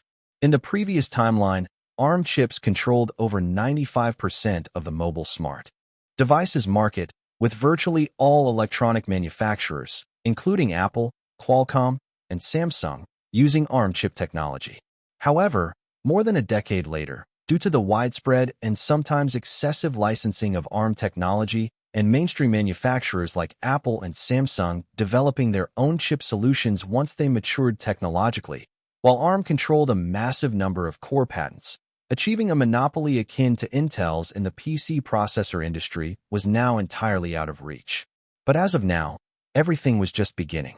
If they could secure ARM early on, even if new mobile chip technology standards emerged later, the proven superiority of ARM's technological solutions, combined with support from industry giants like Qualcomm, Nokia, and Sprint in terms of channels and markets, could lead to ARM once again unifying the mobile chip landscape. Achieving a status akin to Intel in the PC chip market was not impossible. Realizing this, Eric looked up to find Peter Rich, but instead encountered Caroline's puzzled gaze. Taking a moment to calm down, Eric remembered that Peter Rich would certainly be nearby to help with his daily affairs. Since there was someone right in front of him, he asked, "Caroline, how long is your vacation?" Caroline, unsure of why Eric was asking, replied, "Half a month. Let's extend your vacation." "How does a month sound?" Caroline was even more confused. Eric continued, "It so happens that I suddenly thought of something. Since you're already here, there's no need to bring someone over from Los Angeles. During this time, I want you to help me gather information on ARM. Since you have prior experience collecting data for Qualcomm, you should be quite familiar with it. I need everything about ARM, including management information, shareholders, business status, partners, etc." Remembering Qualcomm, Caroline began to understand Eric's intentions. "Eric, are you planning to acquire this company?" Eric nodded. "You might need to make a trip to Cambridge. I'll arrange for a driver for you." No need." Caroline quickly shook her head. "I can drive myself. I also know many people in Cambridge." "Then never mind. If you need any help, you can contact Peter or call me directly," Eric said, noticing that Caroline's expression had changed and no longer appeared as relaxed as before. He realized, "Is this disrupting your vacation? If you don't want to do it, I can call Kelly to send someone over." No, I want to." Caroline quickly shook her head. The truth was, she was just thinking that if she could spend a month in the UK and have a specific job to do, it would mean finding excuses to see Eric more often. Thinking of this made Caroline feel a little flushed. The two enjoyed their lunch while discussing some details. Before leaving, Eric gifted Caroline the pink MP3 player. Although Caroline was excited about the player, she protested, "This is a sample. How can I take it? Samples are meant for trial use." Eric laughed as he stuffed the box into her hands. "I'll have someone send you a Yahoo Music Store account tonight, but you might need a newer computer with a USB port to download music. I can't help with that. When you finish using it, feel free to write a user report." "Well, okay." Caroline finally accepted the player. An hour was actually quite brief. Caroline glanced at the clock, realizing it was already 12:55 p.m., and bid farewell. Eric instructed Peter Rich to send the remaining 2 MP3 players to his place and briefed him on assisting Caroline in gathering ARM data before starting his afternoon work. Since Kate joined the cast, she had always been quite cautious as a newcomer, especially as an outsider from Australia. However, after Eric accepted her suggestions that morning, she gradually became more open and began expressing her ideas more boldly. After Kate joined the cast in Italy, Pierce Brosnan had been feeling a bit frustrated because he kept having trouble keeping up with her pace. But with Eric's support from behind, plus the fact that no matter how outstanding Kate performed, she was still just a Bond girl, which didn't impact his standing in the crew too much. Thus, Pierce Brosnan had managed to maintain a relatively positive demeanor, except for occasionally showing a bit of tension during scenes with Kate, while the rest of the filming went smoothly. The underwater photography portion wrapped up successfully in the afternoon, and most of Kate and Pierce Brosnan's scenes were completed. The remaining shots for Kate would be with Christina Aguilera, who played her sister. This storyline was entirely separate from the original version and naturally had little screen time since this was a James Bond film, where James Bond was always the core focus. Although Eric obtained absolute control of the Bond series, he wouldn't make drastic changes to the overarching style of the James Bond franchise. Chapter 8:10, 8:11. I can't make any promises right now. As September rolled in, Eric was busy shooting Casino Royale in the UK, while the North American summer movie season came to an official close. Firefly Group had released 3 films during the summer: The Matrix, The Rock, and New Line's Final Destination, which collectively grossed $420 million. Although these films were still playing sporadically in North American theaters, their box office revenue of tens of thousands each week had negligible impact on the overall totals. Compared to previous years when they led the box office by a wide margin, Firefly Group's box office revenue this year not only lost that advantage completely, but also saw Universal Pictures snatch the summer box office crown with a slight lead of $435 million. With The Mummy 2 and The Nutty Professor leading the pack, Universal also found success with 2 other films. Following Firefly's performance, Warner Bros. Released 6 films during the summer. While none were major blockbusters, they still managed to secure $380 million due to their sheer number of releases, trailing Firefly closely. Perhaps due to Firefly's sharp decline in summer performance, the competitive landscape shifted in favor of Universal, Warner Bros., and later Paramount and Fox, among other major studios, which all saw a noticeable increase in summer box office revenue compared to previous years. Once Variety magazine officially released this year's summer box office figures along with related commentary articles, other media quickly followed suit. Many professional outlets openly stated that Firefly's declining performance signaled Hollywood's return to a more balanced state among the Big 7 studios. Before Firefly's rise, the 7 major studios maintained a relatively equal market share based on their fixed production scales and distribution channels, occasionally producing blockbusters, but generally balancing their market presence according to overall strength.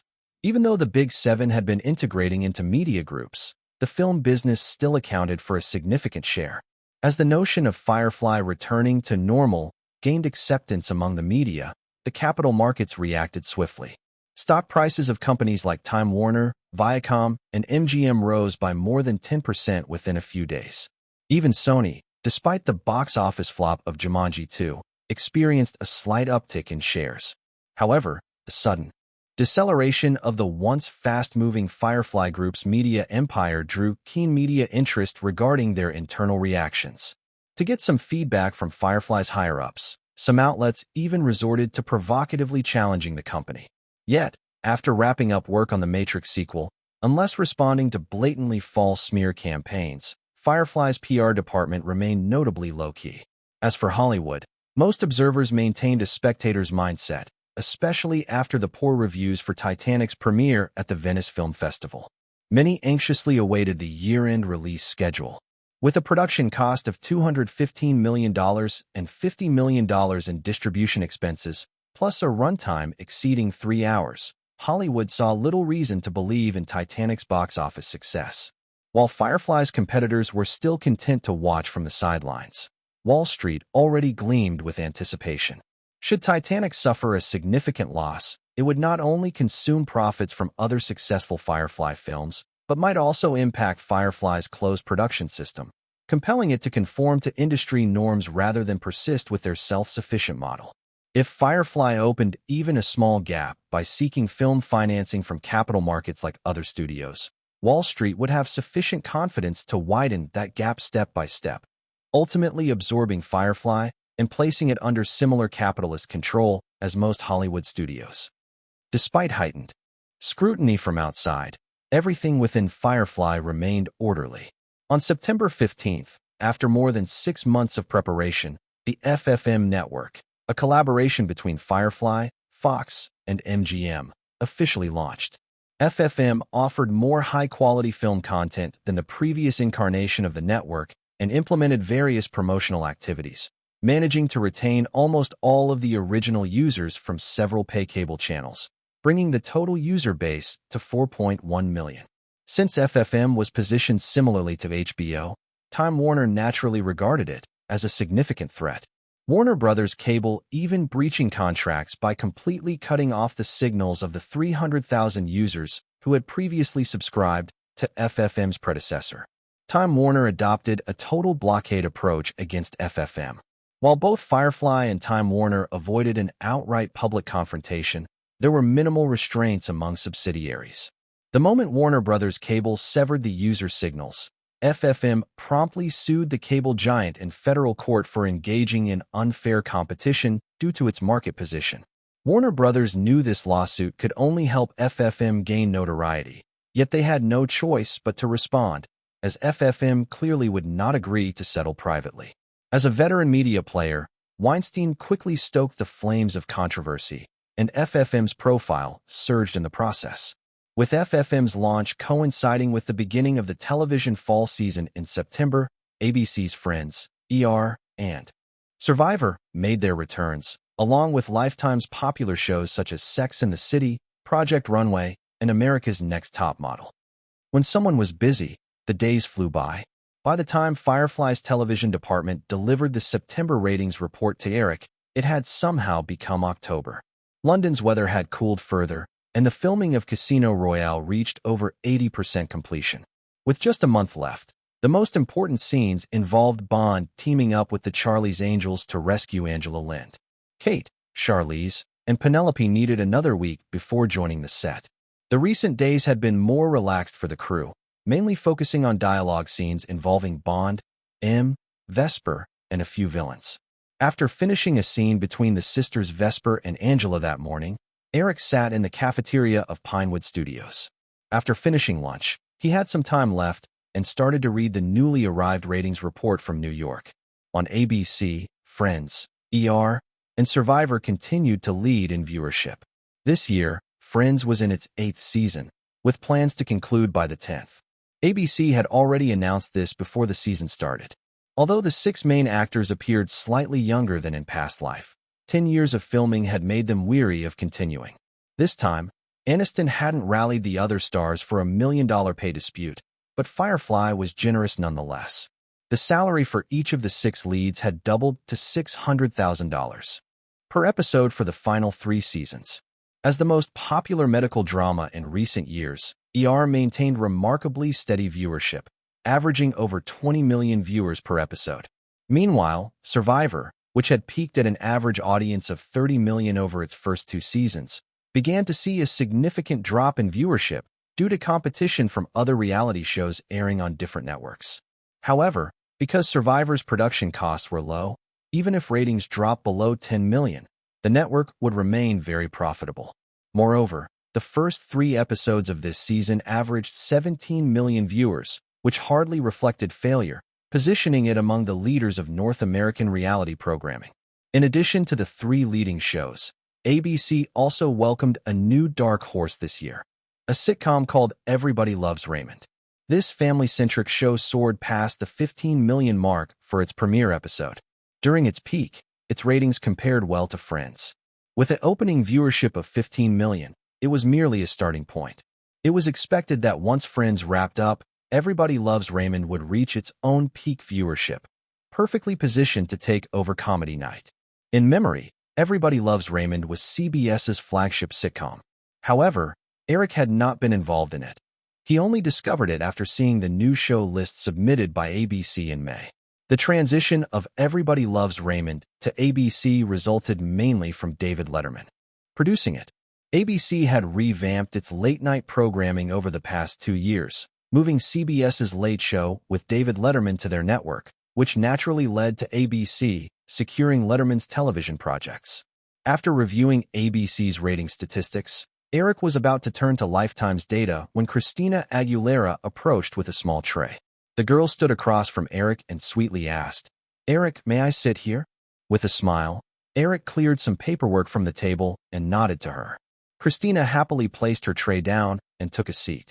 While they had become close, Christina was far from clingy and never publicized their relationship. Her discreet and intelligent behavior pleased Eric immensely. Since the entire day's scenes involved Christina, her sitting beside Eric would only make people assume she wanted to discuss film matters with the director, not raising any suspicion. Watching Christina pick up her utensils and eat a small portion of the vegetable salad, Eric smiley asked, "What have you been up to? Why did you take so long to come to the table?" Christina replied sweetly, "My mom called from Los Angeles, and we talked for a bit longer." "Oh, were you feeling homesick?" "Not really." Christina shook her head. She truly wasn't homesick. Having grown up in a single-parent household, Christina was much more independent than Brittany. She had no desire to attend school and relished the opportunity to travel the world with her work. Eric smiled and turned his attention back to the papers in front of him. But Christina then spoke up. Eric, I suddenly feel like Angela isn't that cool. Eric raised an eyebrow. What do you think would be cool then? Having seen Charlie's Angels, Christina immediately replied, definitely like Kate Beckinsale's character, Selena. But Angela seems more like a bookish tech geek who loves tinkering with machinery. I think that if Charlie's detective agency actually existed, they would surely overlook Angela Lind. In the script for Casino Royale, Angela Lind was depicted as a tech-savvy geek obsessed with precision instruments, influenced by her father during childhood. Thinking Angela Lind isn't cool might stem from the fact that Casino Royale is a James Bond film, and the role isn't given much room for development. However, that character is well-rounded and is akin to Q in the 007 series, who will eventually provide the Angels with all sorts of cool high-tech gadgets. You know, after the film is released next year, Marvel Entertainment will publish comics related to Angela Lind, and you'll get to see it then. Initially, Eric had handed that character to Christina without sharing too much information. There was a time when Christina thought Angela might just be a minor character in the Casino Royale series. Now hearing Eric say this, Christina's eyes sparkled, and she asked, so, Eric, does this mean I could appear in the movie again in the future? Eric chuckled. Your character will definitely feature in the comic stories. Marvel has already started on that. As for whether you can appear again in MGM's spy movie universe, there are too many factors: your career development, audience feedback on your character, the storyline needs, and so on. I can't make any promises right now. Chapter 811, 812, Many Bridges. Cambridge was located roughly 70 kilometers northeast of London. On October 5th, a Saturday, Eric woke up early and took Caroline to Cambridge. To avoid being followed by the paparazzi that constantly surrounded Pinewood Studios, they flew in by helicopter. Caroline had spent the last month gathering extensive information about ARM and had even contacted ARM's president, Roger Wilson or Sophie Wilson, since 1994. Upon realizing Eric's interest in ARM, she expressed great enthusiasm, and they agreed to meet today. Although they shared the Wilson surname, Sophie Wilson had no relation to Caroline's family, much like Barbara Broccoli's half-brother Michael Wilson. Wilson was a common British name. Eric took a keen interest in this and casually discussed it with Caroline during the helicopter ride. She merely stated that her family was from the Buckinghamshire Wilsons. While she spoke without any sense of pride, her tone conveyed a certain entitlement. This historic city of Cambridge lacked tall buildings, filled instead with ancient-looking structures that appeared to be at least a few hundred years old. It would have been a more enjoyable experience had it not been for the modern cars parked along the roads, which disrupted the quaint atmosphere of the quaint historical town. They were set to meet Sophie Wilson at 2 o'clock in the afternoon, so Eric and Caroline decided to wander around Cambridge in the morning. Although they planned to enjoy a leisurely day, the two of them attracted attention, not due to their good looks, but because of their height difference. Even in high-heeled boots, Caroline barely came up to Eric's shoulders. Dressed in matching black trench coats, despite her coat being several sizes smaller than Eric's, they still resembled a couple. Eventually, they passed a women's clothing shop. Eric had an idea and led Caroline inside. When they emerged, Eric still looked the same, but Caroline had switched to a pink women's hoodie paired with light pants, replacing her high-heeled boots with white sneakers. After tossing the clothes Caroline had changed out of to a nearby assistant, Eric looked her over and said, "This looks a lot better on you." Noticing the mischievous grin on Eric's face, Caroline shyly replied, "Eric, you're up to something, aren't you?" Eric shook his head. "Not at all. Now we won't attract any attention. Everyone will just think you're my sister or something." Caroline scrunched her nose in frustration and said, "I don't want to be your sister." Eric replied casually, "Then how about a cousin?" Once Caroline realized Eric was merely joking, she stopped arguing, though her mind wandered to legal and genetic questions. As they continued to stroll through the narrow streets of Cambridge, they passed a boutique. Eric spotted a light gray deerstalker hat and decided to buy it. He also tucked away the plain glasses he had been wearing as a disguise. Seeing Eric fiddling with the hat, Caroline clumsily teased, "You don't look anything like Sherlock Holmes." Eric pulled the brim down and joked, Is it because I'm too handsome? Caroline laughed. Not at all. The original Sherlock was an older man with a mustache. Eric mused. Who knows? I might invest in a younger version of Sherlock Holmes, set in the modern era. Charlotte and Watson could have a gripping storyline. Caroline chuckled at the thought of Eric ruining a classic and said, that would definitely be chaotic. Eric laughed along. Maybe people would actually love it. Cambridge University boasted over 30 colleges and research institutes scattered throughout the southwestern part of the city. Caroline took Eric on a tour of a few of the more renowned colleges and even visited the dormitory where she used to live with Rachel.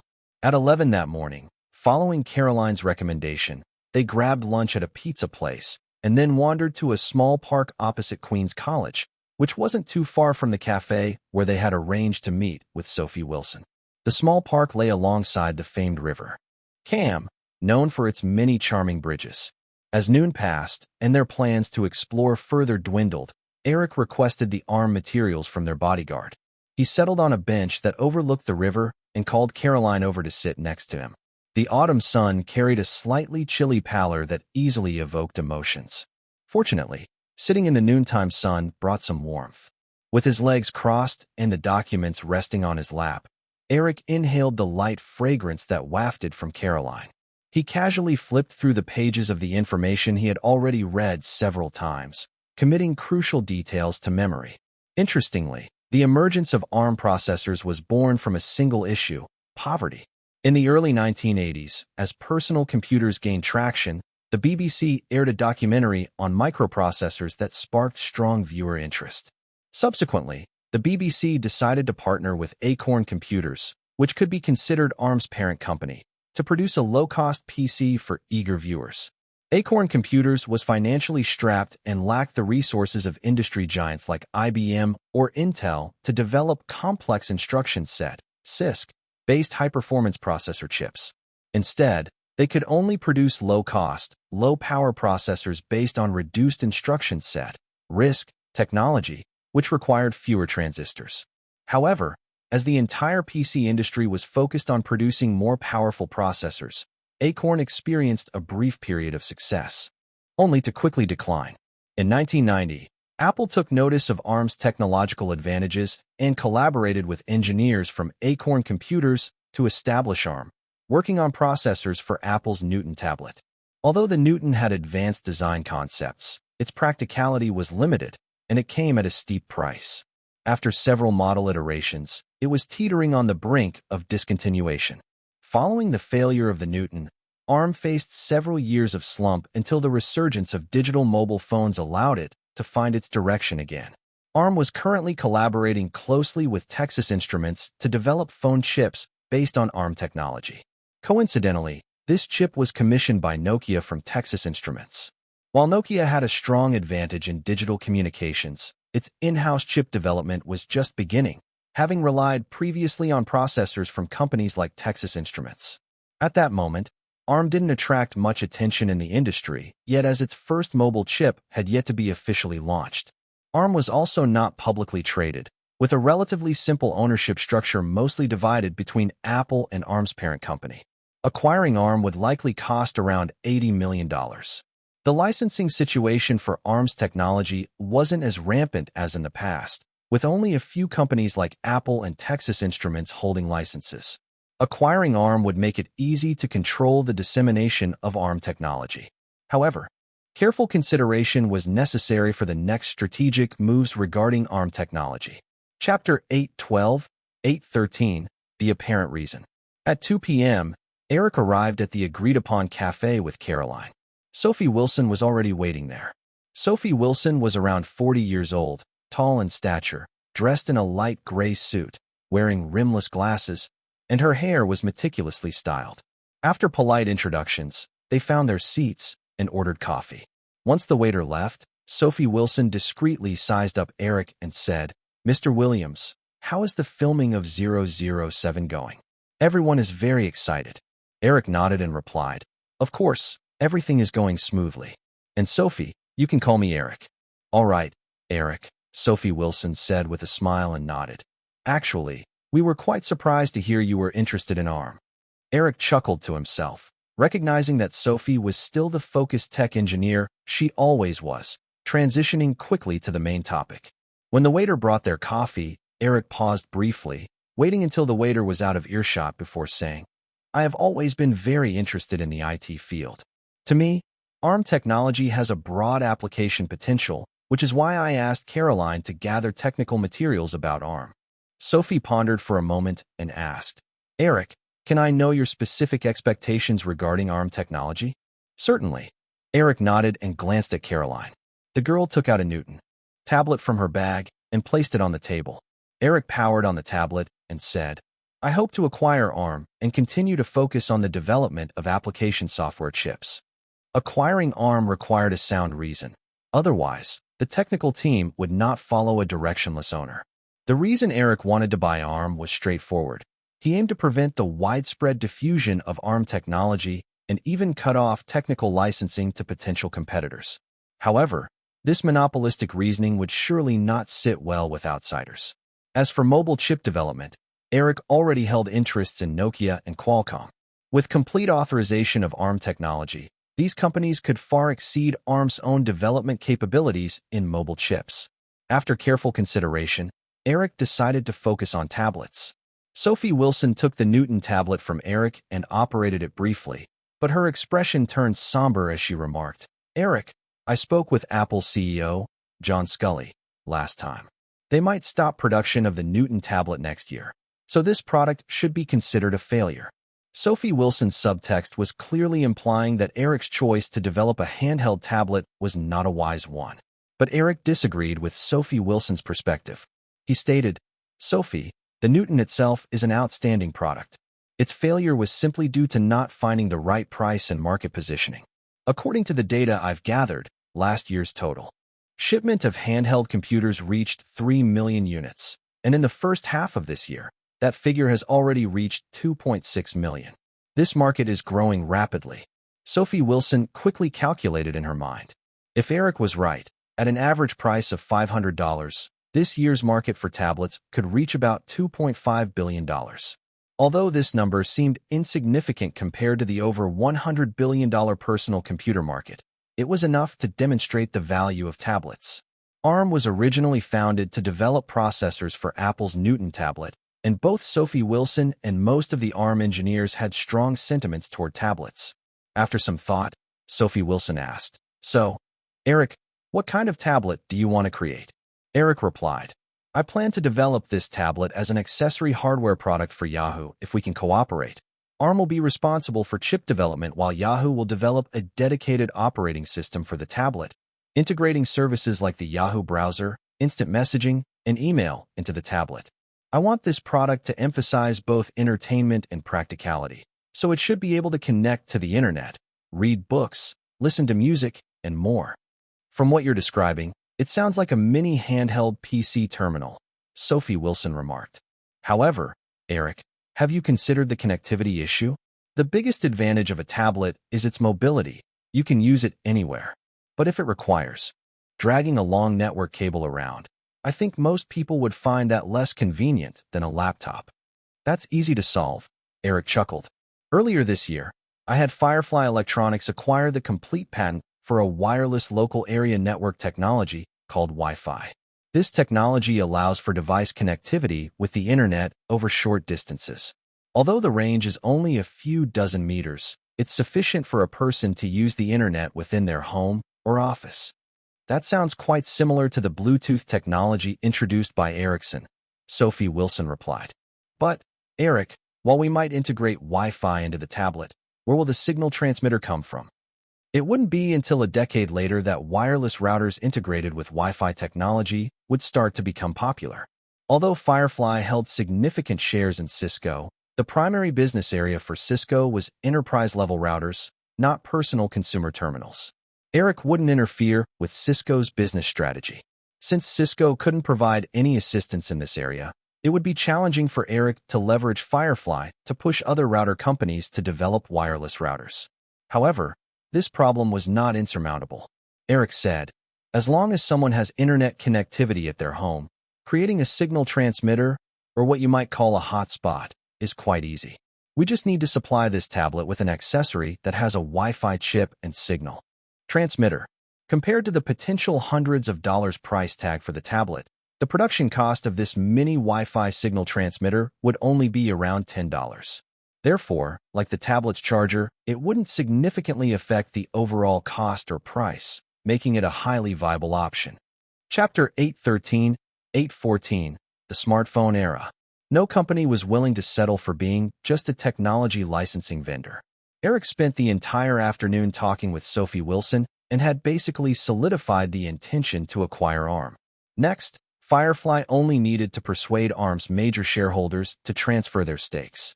ARM's market capitalization was around $80 million, and it didn't show any astounding growth potential. As long as Eric offered a reasonable price, acquiring the company wouldn't be difficult. The autumn skies of London were short, and the helicopter landed at a helipad in Playa Vista Studio as dusk settled in.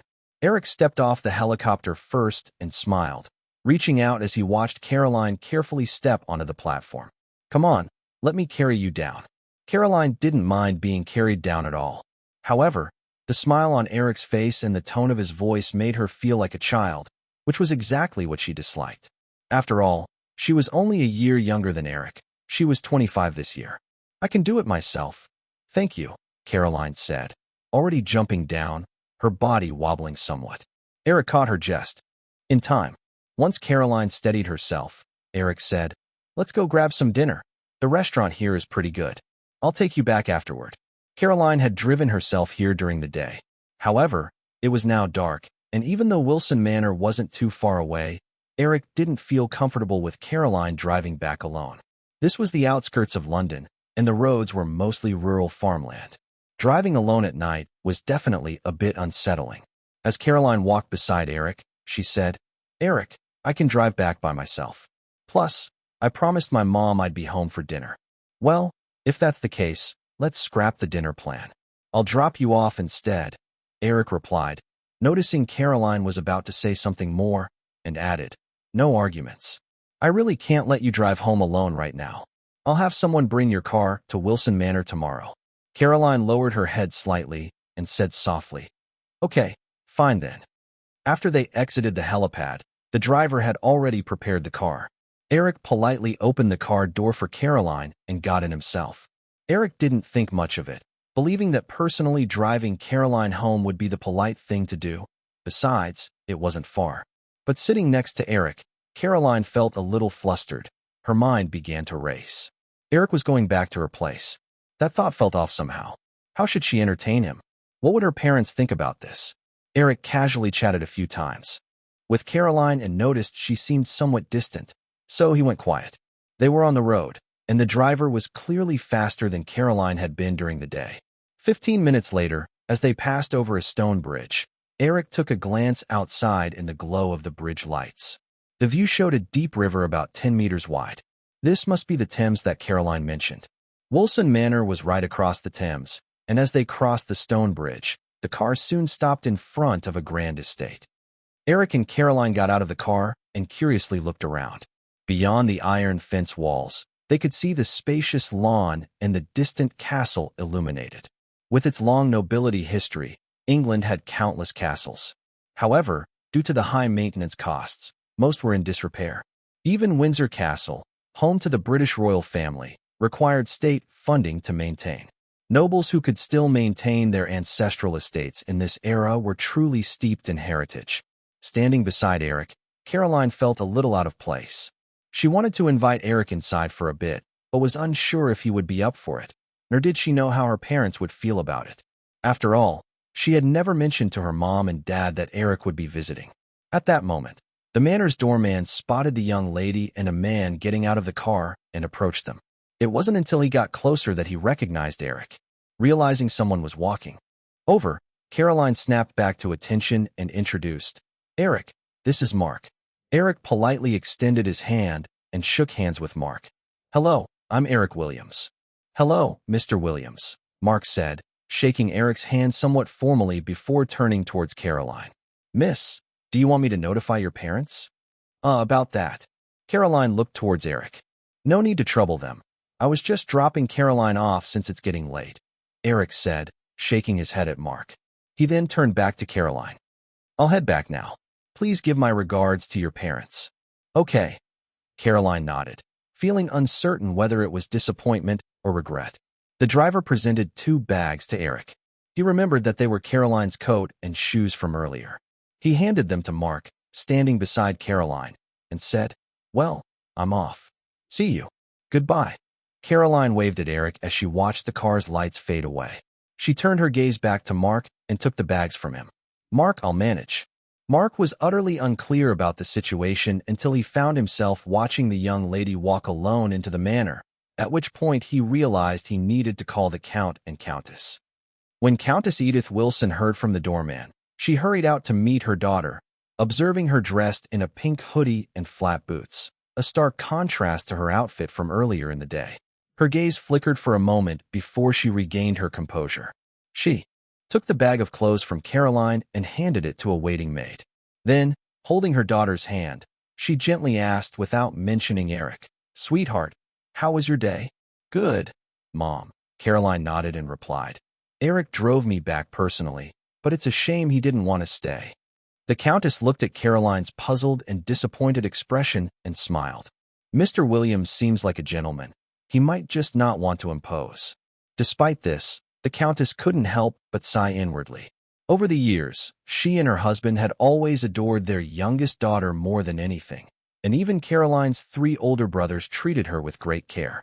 They initially hoped Caroline would find a suitable partner, like many young noblewomen, leading a calm and happy life. Unfortunately, several years ago, after graduating from Cambridge, when her father began organizing matchmaking opportunities for her, Caroline surprised them by showing strong resistance, even going as far as to run away from home. Later, Caroline incidentally met Eric Williams, and her parents thought that if the two got together, it would be a good match. Yet, things didn't go as hoped. Afterward, Caroline boldly expressed to her parents that she didn't want to continue living the way she had, and she left to attend Harvard Business School, eventually finding herself working for Eric Williams almost by accident. Over the years, as Eric's fame rose, the Count and Countess learned more about his accomplishments.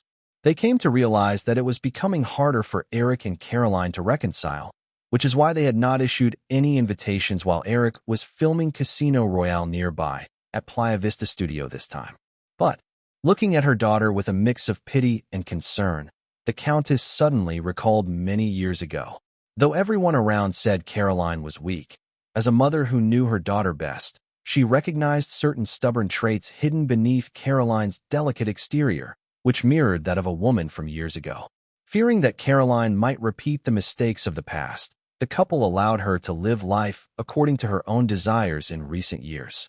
After all, this was their cherished daughter, and while the traditions of nobility were certainly important, they paled in comparison to her happiness. Having 3 well-regarded sons, the couple didn't expect Caroline to inherit the family estate. As long as their daughter found happiness, that was enough. Noticing her mother looking lost in thought, Caroline asked, Mom, what are you thinking about? The Countess shook her head. Oh, it's nothing. Your father is waiting for us to have dinner together, so let's go inside. Returning to Playa Vista Studio after a simple dinner, Eric went to the study in his residence. These days, in between filming, he had been contemplating the future landscape of mobile internet and the smartphone era. Today's confirmation of interest in acquiring ARM meant he was about to take control of another crucial piece of the puzzle. However, there was still a long road ahead. Over the years, companies like Nokia and Qualcomm, investments from Firefly Group, had thrived and developed according to the established trajectories set by their management teams.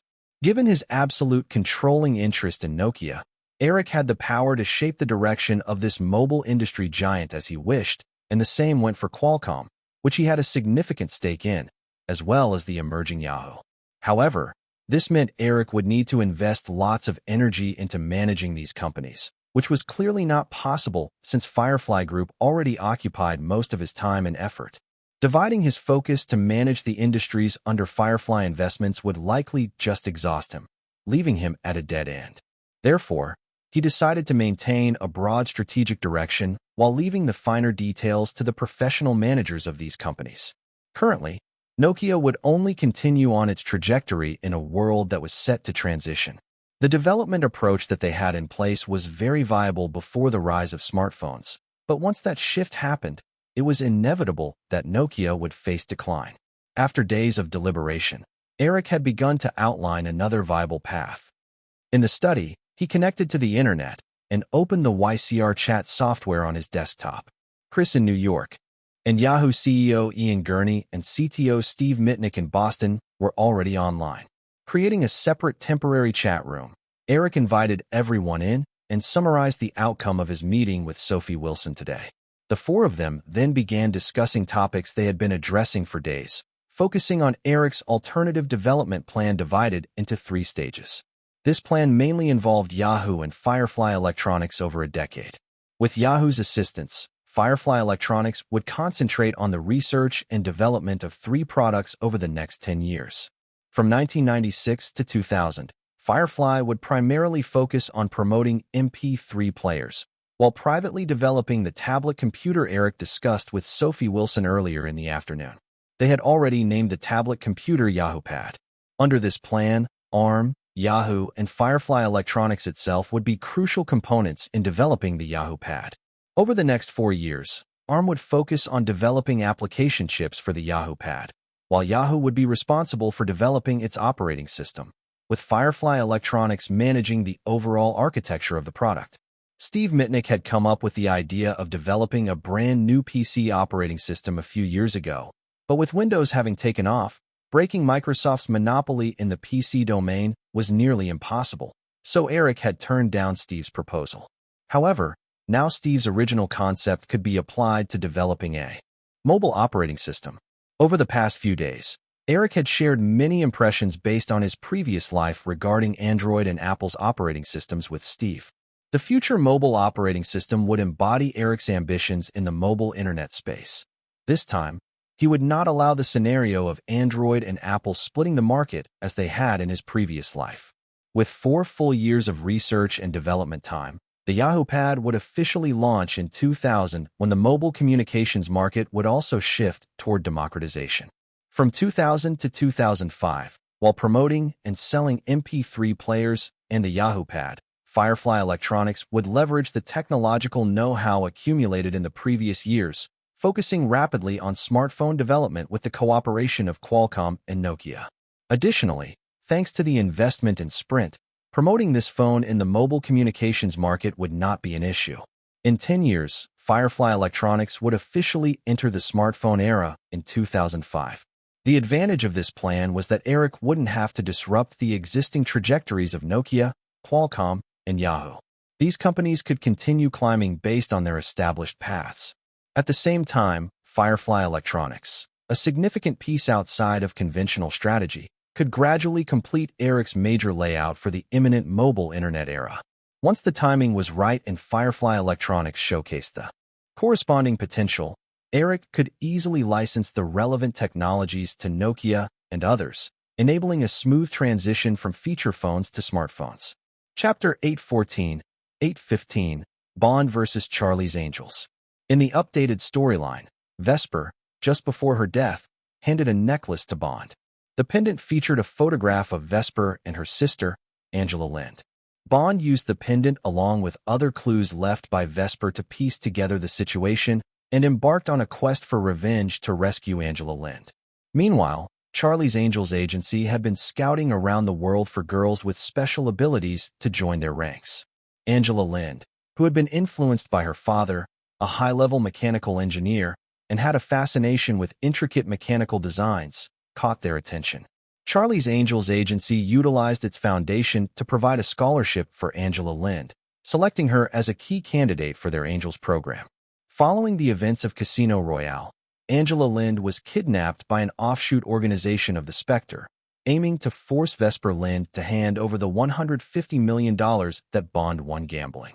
Angela's disappearance alerted Charlie's Angels agency, and since Selena, Jill, and Lucine were in the UK at the time, they received the task of finding Angela Lind.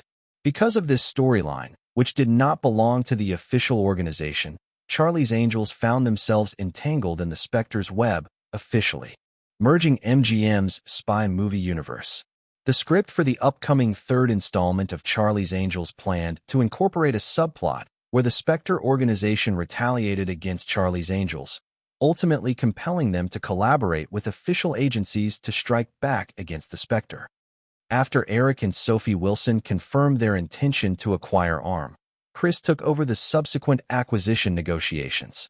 Over the years, despite Eric continuously injecting large sums of money into Firefly Investment Company through various equity incentives, Chris's stake in the company remained at the promised 3%.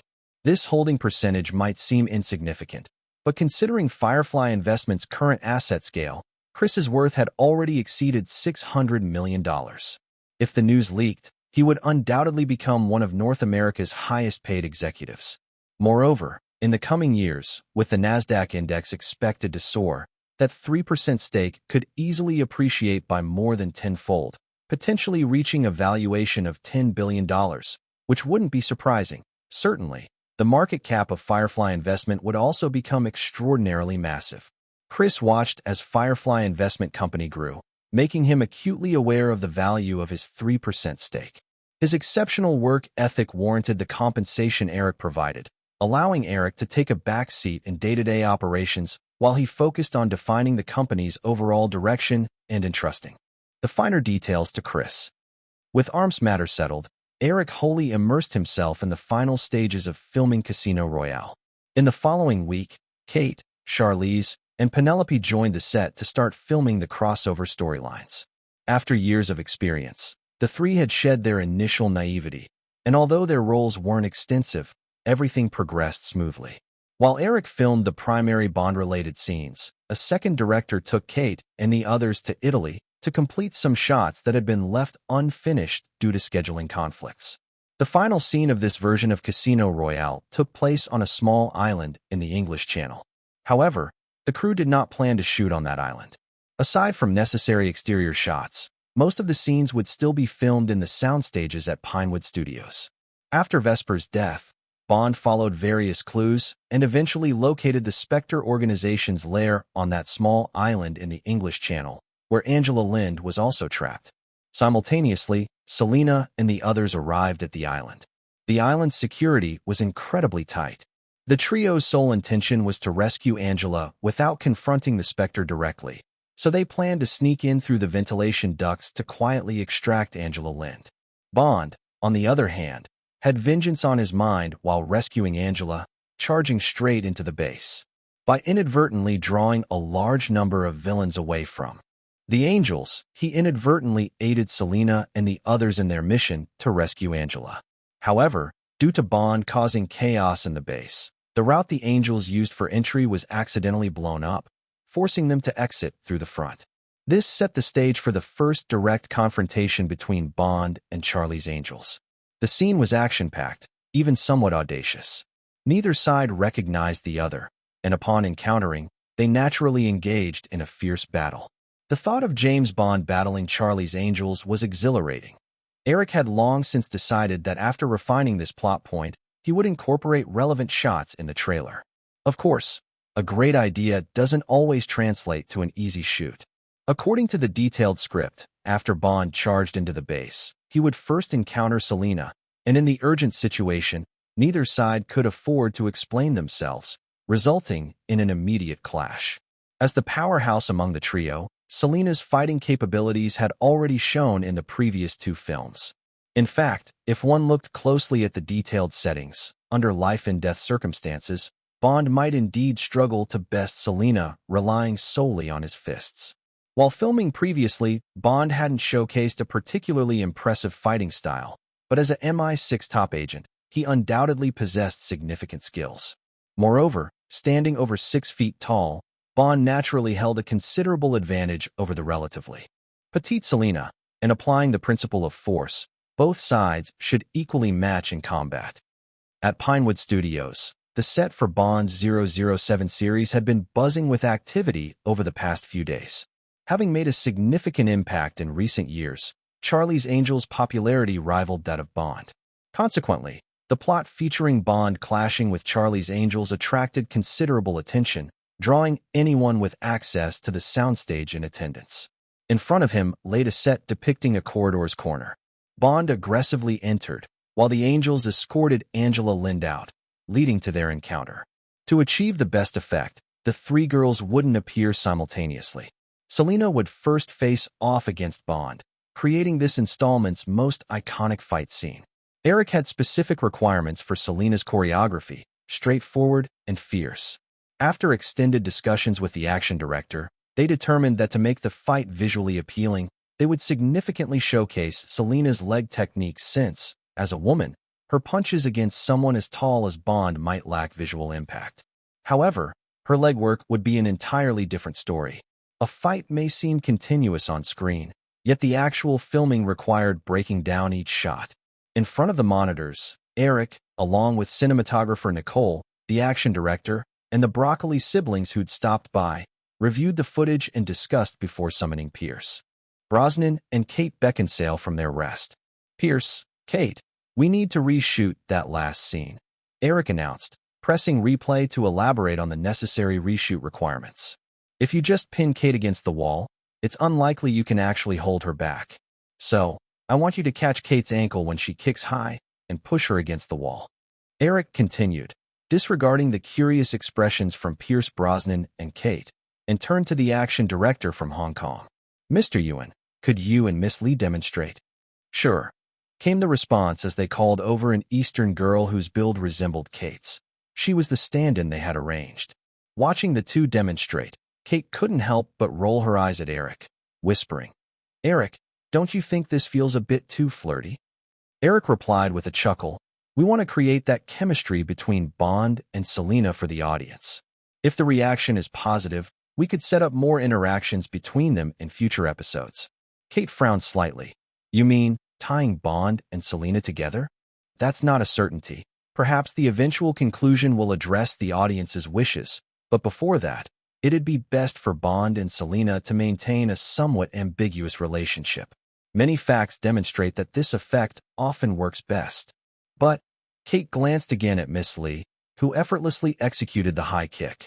Following her gaze, Eric quietly asked, "Have you slacked off on your training these past 2 years?" "Me?" Kate's cheeks flushed a bit. Despite not quitting her workouts for the role, her rising fame over the years meant she no longer trained with the same intensity as when Eric originally scheduled their training. After a moment's thought, Eric asked, "If we break that shot down, could you do the splits?" Kate considered, then nodded. "All right, let's go with that," said Eric as he approached again to finalize a plan with the action design team before filming continued. As Eric readied everyone for the next scene, background actors playing the villains found their spots, lying on the floor as if defeated, illustrating the aftermath of Bond's recent clash with the villains. The initial portion of the action was soon completed. After a brief preparation, the script supervisor yelled action. In the shot, Kate emotionlessly swept a high kick towards Pierce, who reached for her but unexpectedly missed, ended up getting his face kicked despite the force being light, leaving him in a slightly awkward position. Eric stepped forward, watching the medical staff check on Pierce and asked, "Pierce, do you need a moment?" "Nope." Pierce shook his head, smiling gallantly at the apologetic Kate. "It's all right, Kate. No need to worry about it." Occasionally, taking a few hits during fight scenes was unavoidable. Seeing Pierce was fine, Eric quickly resumed filming. After a few more takes, Pierce finally completed the intended action. Successfully, dressed in a tight black leather outfit, Selena lifted one leg high, pinned firmly against the wall by Bond, unable to move. In this shot, the camera focused on their intense gaze. After a brutal struggle, Bond managed to subdue the fierce little wildcat before him, his expression slightly grim.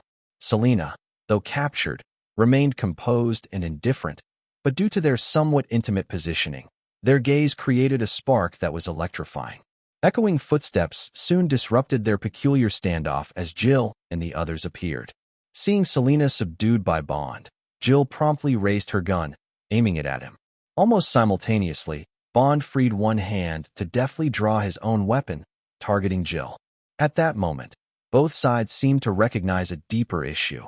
Hence, no communication or further combat was initiated.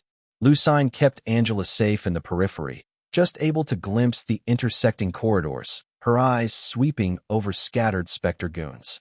Hey, everyone, why do I suddenly feel like we're on the same team? Jill, close to Lucine, noted the similar scene in both corridors. The goons they faced were from Selena's recent battle, while the ones on the opposite side matched the one in front of them. Since they shared a common enemy, Jill slowly lowered her gun. While Bond's wariness had not entirely faded, he recognized Angela and noticed how Lucine was protecting her, prompting him to gradually relax his hold on Selena. Casting a glance at the trio, Bond took Vesper's necklace from his pocket and handed it to Angela. Your sister sent me to rescue you. Angela accepted the necklace, her expression confused. A very clever girl, she already sensed that the recent events were unusual, looking up at Bond to ask, "Where's my sister?" Bond's face darkened slightly, but before he could explain, footsteps echoed in the distance. "Get her out of here. I'll find you," Bond warned vigilantly, pulling his gun from his waist. The Angels, who initially aimed only to rescue Angela without an intention to engage the Spectre organization, couldn't fight alongside Bond for no reason. Thus, they made a hasty withdrawal. Bond eliminated several reappearing goons as he made his way toward the main villain responsible for Vesper Lynd's death, determined to settle the score. Chapter 815, 816, Reverse Public Relations. Along the coastal highway, a black Buick LeSabre pulled over to the side.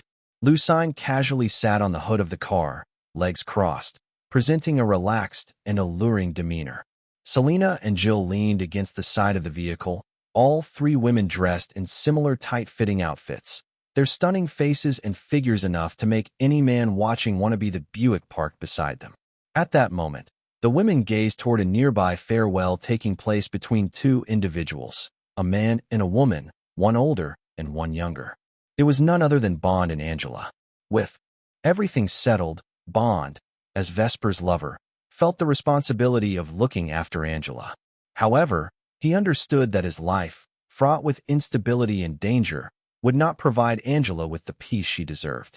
After considering this deeply, Bond decided to entrust Angela to the Charlie Detective Agency, which was also her request. The camera captured Angela, who seemed to grasp the situation, handing the necklace back to Bond and saying, "I think you might need this more than I do." Bond took the necklace, hesitated for a moment, then held it in his hand and told Angela, "Take care of yourself. If I have the chance, I'll come back to see you." "Okay." Angela nodded obediently. Not lingering, Bond nodded toward Selena and Jill, then turned and walked toward his Aston Martin. Angela watched him leave and suddenly remembered something crucial, calling out, "Hey, you still haven't told me your name." Bond raised a hand and waved, but without turning back, replied, "Bond, James Bond." As Pierce Brosnan delivered that iconic line, customary in every 007 film, Eric smiled and nodded from behind the camera, raising his voice. "Good. I officially announced that the shooting of Casino Royale is wrapped." Everyone gathered for this scene spontaneously burst into applause, exchanging nods, hugs, and farewells. Eric shook hands with Michael Wilson and embraced Barbara Broccoli, saying, "Barbara, I hope we get a chance to work together again." "Of course. I'm looking forward to our next endeavor." Barbara Broccoli smiled back. After nearly a year, the Broccoli family had mostly accepted the reality that MGM had regained control of the 007 series. They no longer fixated on this, understanding that while they had lost control, their share of profits from the series had not been diminished by MGM. With Eric at the helm, the Broccoli family could actually benefit more. Eric exchanged a few words with Barbara Broccoli, then turned to Pierce Brosnan. After completing Vesper's scenes, Cate Blanchett had already left the set ahead of schedule. Without the pressure of Kate's acting, Brosnan found the final stretch very relaxed, and the earlier minor tensions dissipated. After chatting with everyone on set, the crew departed from the beach to return to Pinewood Studios, where a grand wrap party awaited them. It was now November 3rd, just after Halloween in North America. Following the wrap party, Eric headed back to Los Angeles with the post-production team and filming materials for Casino Royale. With just 2 weeks remaining until Thanksgiving, the release date for Mission Impossible 2 was set for November 22nd. During the post-production of Casino Royale, Eric's first task was to incorporate the Casino Royale Easter egg into the ending of Mission Impossible 2. This practice had begun with the Easter egg from the first Charlie's Angels added to GoldenEye and had become customary in MGM's spy film universe. Fans had grown increasingly curious about every Easter egg in the series. By November, winter had settled over London. When Eric left, the city had already seen its first snowfall of the year, while Los Angeles, located on the west coast of the U.S., was still warm and spring-like, with daytime temperatures around a pleasant 68 degrees Fahrenheit. Even at night, temperatures rarely dipped below 50 degrees. At Playa Vista, Firefly Studios, Eric emerged from the post-production studio with the film's editor. Editing the movie's Easter egg wasn't an easy task. Unlike trailers, which can be lengthier, Easter eggs are often only a few brief shots, barely lasting a moment. Thus, how to provide the audience with enough information and intrigue without revealing the main plot became a considerable focus for both the director and editor. Eric planned to set the scene where M would introduce 007 to the Phantom Protocol details he received from Ethan Hunt, but the specific content needed careful consideration. After 2 days of discussion in the editing room, he had roughly drafted a plan for a 10-second clip. By the evening, after saying goodbye to the editor, Eric didn't leave the studio immediately, but instead headed to Jeffrey Katzenberg's office in the lot. Earlier that day, Katzenberg had called, hoping to discuss upcoming Thanksgiving and Christmas movie releases.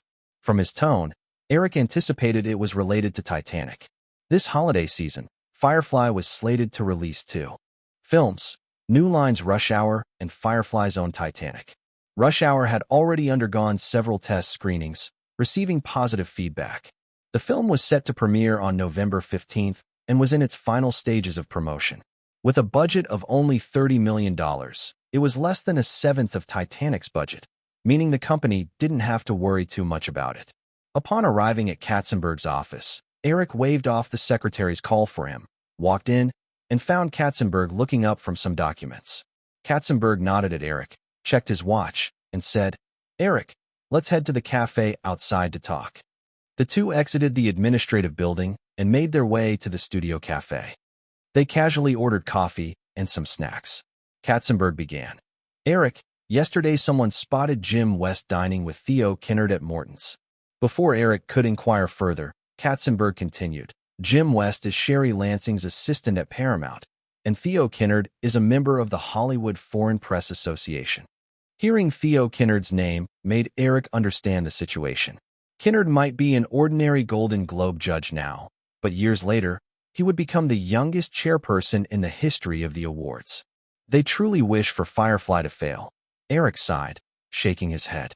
Eric knew the company had been working on PR for Titanic's Golden Globe nominations. The nomination criteria were similar to those for the Oscars. However, the Golden Globe nominations were generally announced around December 10th, whereas Titanic's wide release was set for December 20th. Before that, there would be a few limited screenings to satisfy the nomination requirements, but serious campaigning was needed to secure actual nominations. Typically, other Hollywood studios refrained from engaging in reverse public relations against competing films. Such tactics almost invariably backfired, and the retaliatory strikes could be fierce. The competition tended to target their rivals' weaknesses and attack them publicly to deter judges from voting for a film. Rarely did any studio engage in outright reverse public relations, especially as Firefly faced this unprecedented situation with Titanic. Eric understood that Firefly had taken a hard stance against the other major players in recent years. Even though the film market was growing, the overall size remained somewhat fixed. He couldn't hold back Firefly's box office performance simply to spare his competitors' feelings. Katzenberg wore a serious expression and added, "We're also trying our best, but aside from Paramount, Warner Brothers and Universal are also making moves. Chances are, Titanic will only receive a few inconsequential nominations at the Golden Globes." "We can only do our best," Eric replied.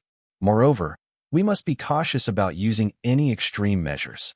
So many eyes are watching. If we get caught, it would stir even more trouble." "I certainly know," Katzenberg replied, nodding. He understood that extreme measures referred to voting manipulation tactics.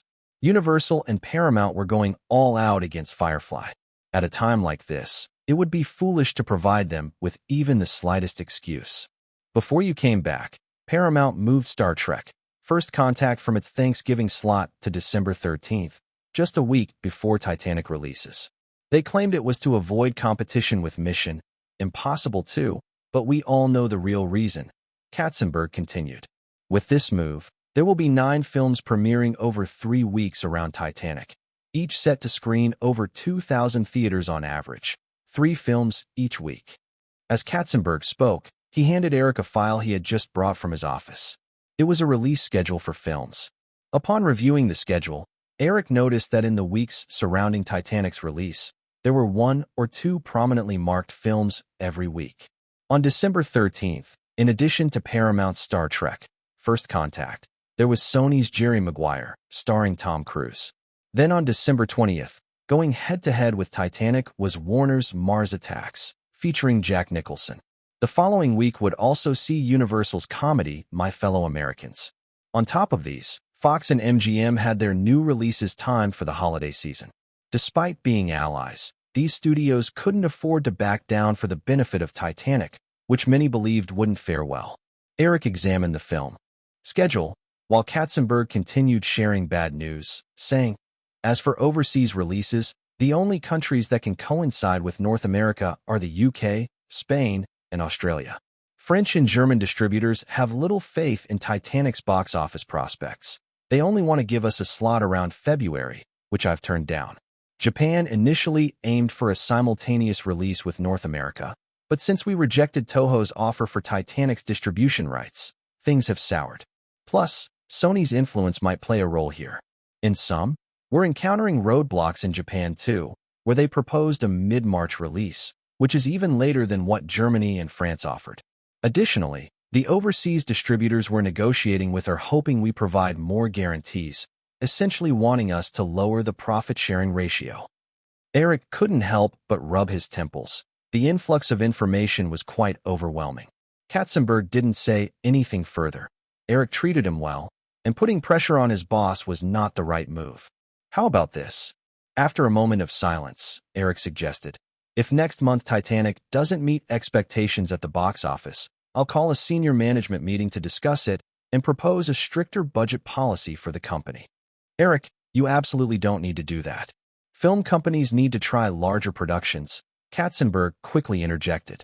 During Michael Eisner's leadership at Disney, Katzenberg held significant responsibilities in the film studio. Much of his work often involved shielding Eisner from critique. If a movie that Eisner was involved in struggled, the criticisms would usually fall on Katzenberg to bear. To maintain Eisner's reputation, Katzenberg avoided explaining things too much. Hollywood highly valued authority. Eric's proposal to apologize could damage his standing. Everyone understood that over the years, Eric had been the soul of Firefly. Without his sharp vision for film production, Firefly couldn't have grown to its current scale. "Let's settle on this for now," Eric said, shaking his head as he turned down Katzenberg's offer. "But before that, I expect all departments to remain undistracted by external information, focusing on marketing and releasing Titanic. And overseas? If we can't secure a good release date, and given that these distributors want to negotiate a lower revenue share, we can revisit this after the film releases. If the box office in North America fell short of expectations, Firefly would need to lower its revenue share for overseas distribution. Alternatively, the advantage would revert back to Firefly." "No problem, I'll personally oversee this," Katzenberg assured him with seriousness. Chapter 816, 817. How Could Elves Not Be Beautiful? After discussing Titanic with Katzenberg, Eric rode back to Liberty City Manor. As dusk settled, he entered the villa, walked through the hall, and arrived at the glass wall where he spotted Nicole lazily sitting on the sofa, engrossed in a comic book. Yes, it was indeed a comic book. Around the sofa, where Eric often rested, there were thousands of various comics stacked high. Back in America, while working on the post-production of Casino Royale, Eric had also begun preparations for the Marvel Cinematic Universe. Although the first Marvel superhero film, Spider-Man, wouldn't debut until around 2000, he needed to start strategizing for the entire Marvel Cinematic Universe plan. Eric was keen on avoiding the same mistakes that led to the rushed launch of the DC movie universe, which ended up with a string of box office flops and critical failures. The main responsibilities for setting up the Marvel Cinematic Universe rested with Marvel itself. However, Eric wanted to be involved in its creation, so he needed to thoroughly understand the comic book characters under Marvel. The thousands of comics before him had all been pulled from the New York Marvel archives. When Eric called for these comics, Stan Lee had repeatedly reminded him to return them after reading, as many had become valuable collector's items over the decades. Many Americans were avid comic collectors, and superfan Nicolas Cage had spent millions on his collection. Thus, this pile of comics, some appearing somewhat outdated, certainly could tempt any seasoned comic enthusiast into theft. Noticing Eric's arrival, Nicole looked up, smiled, and removed the earbuds hidden in her hair, saying, "Eric, you're back." Eric nodded, took off his coat, and walked over. Nicole shifted slightly to make room as they both squeezed onto a single-person sofa. He put on one of the earbuds Nicole had just taken off and asked, "Where's Famke?" With Thanksgiving just around the corner, that girl had been busy promoting Mission Impossible 2. Eric was planning to spend Thanksgiving with Nicole and Famke. After Thanksgiving, once Mission Impossible 2 was released, he would take the young girl to New York to enjoy Christmas with the women and kids. Nicole recently had taken a liking to the new pocket-sized MP3 player developed by Firefly Electronics. She slipped the other earbud on and enjoyed the music, then said, "She went to the supermarket. By the way, before you came back, Ms. Haynes had someone deliver a few documents from New York." Eric wrapped his arm around Nicole's slim waist, leaning back in the chair. "Let's leave them for now. I don't want to see any company documents today." After hearing a string of bad news about Titanic that afternoon, Eric had no mood to deal with company affairs.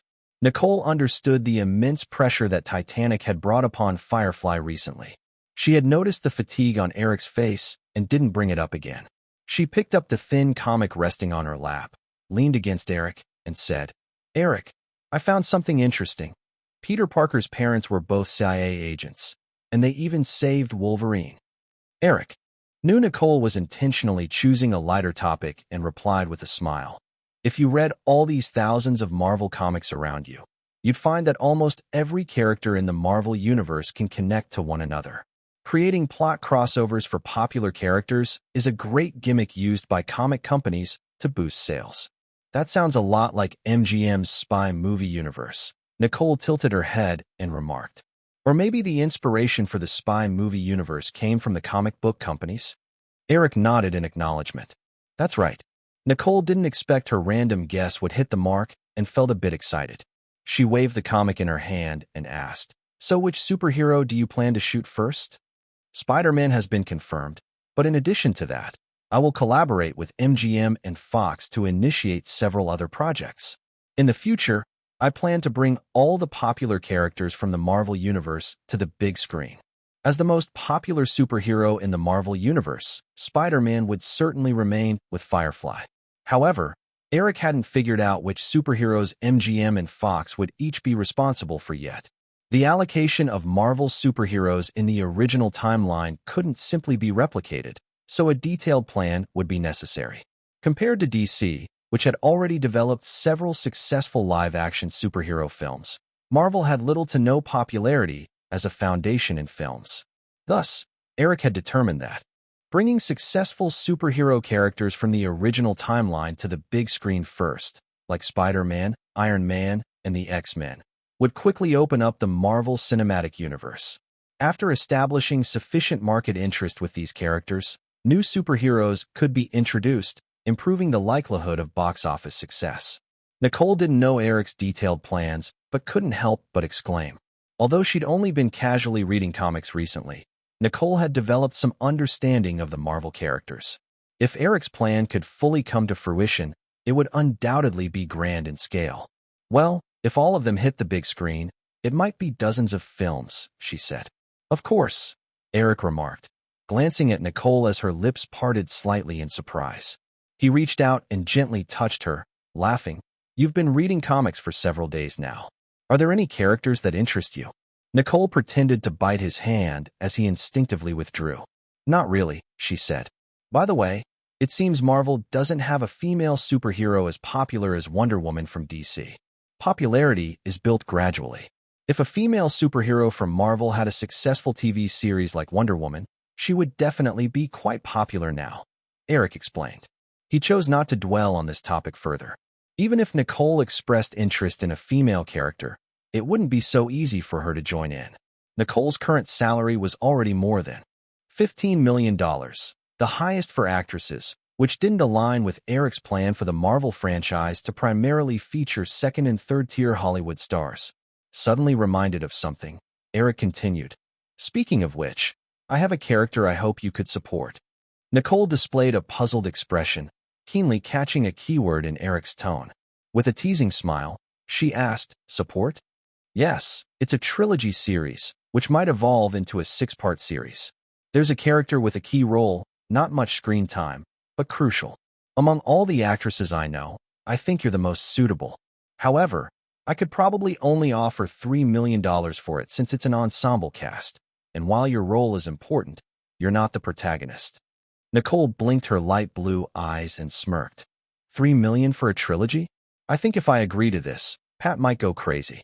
But since you say I'm the one you think is perfect for it, I'll accept. So what role is it?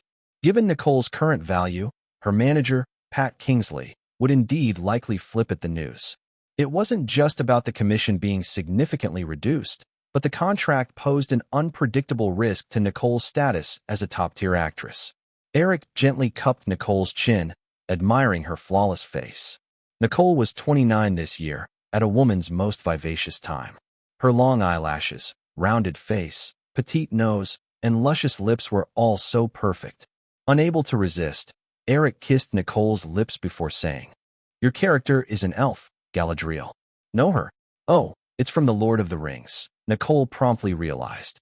Eric nodded. The actress who originally portrayed Galadriel in the films was Cate Blanchett. While Cate was certainly a stronger actress in terms of craft, Nicole's beauty far surpassed hers. To Eric, as the embodiment of nobility and elegance, how could elves not be beautiful? MGM will unveil their plans for the Lord of the Rings series next fall. The trilogy will be filmed back-to-back and will take over a year in New Zealand, but your scenes should only take 2 or 3 weeks, so it won't take too long. From this summer's blockbuster season to next summer's premiere, MGM planned to release 3 heavyweight films as part of its spy movie universe.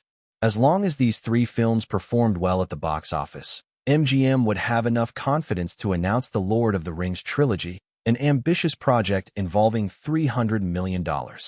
With the support of the spy movie universe's performance, other MGM shareholders wouldn't strongly oppose.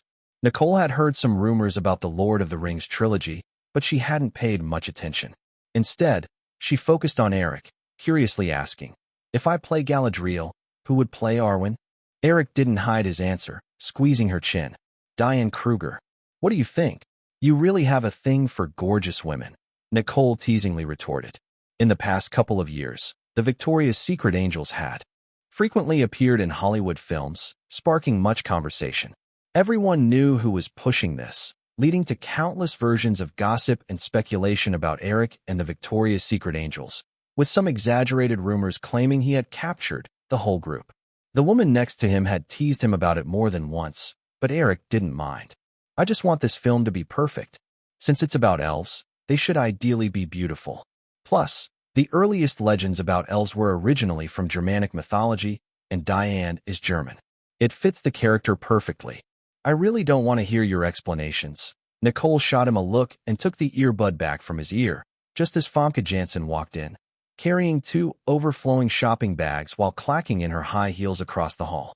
Seeing the cozy scene of Eric and Nicole on the sofa, Famke teased, "I run out to get food, and you two are cozy here." "Ha, come on, let's get in on the fun," Eric said, pulling Famke beside him as she set the bags down. Famke sat down on the armrest of the sofa on Eric's other side and asked, "So what were you two just chatting about?" Eric casually replied, "Speaking of you, what plans do you have after New Year?" The 7th season of The X-Files was airing on Fox, marking the end of this classic sci-fi series. Despite Fox offering generous terms, both Brad Pitt and Famke Janssen, the 2 leads, were unwilling to renew contracts. Brad wanted to seize the chance to enter film, while Famke had grown weary of the grueling schedules that required her to spend months in Canada each year as they filmed to save budgets.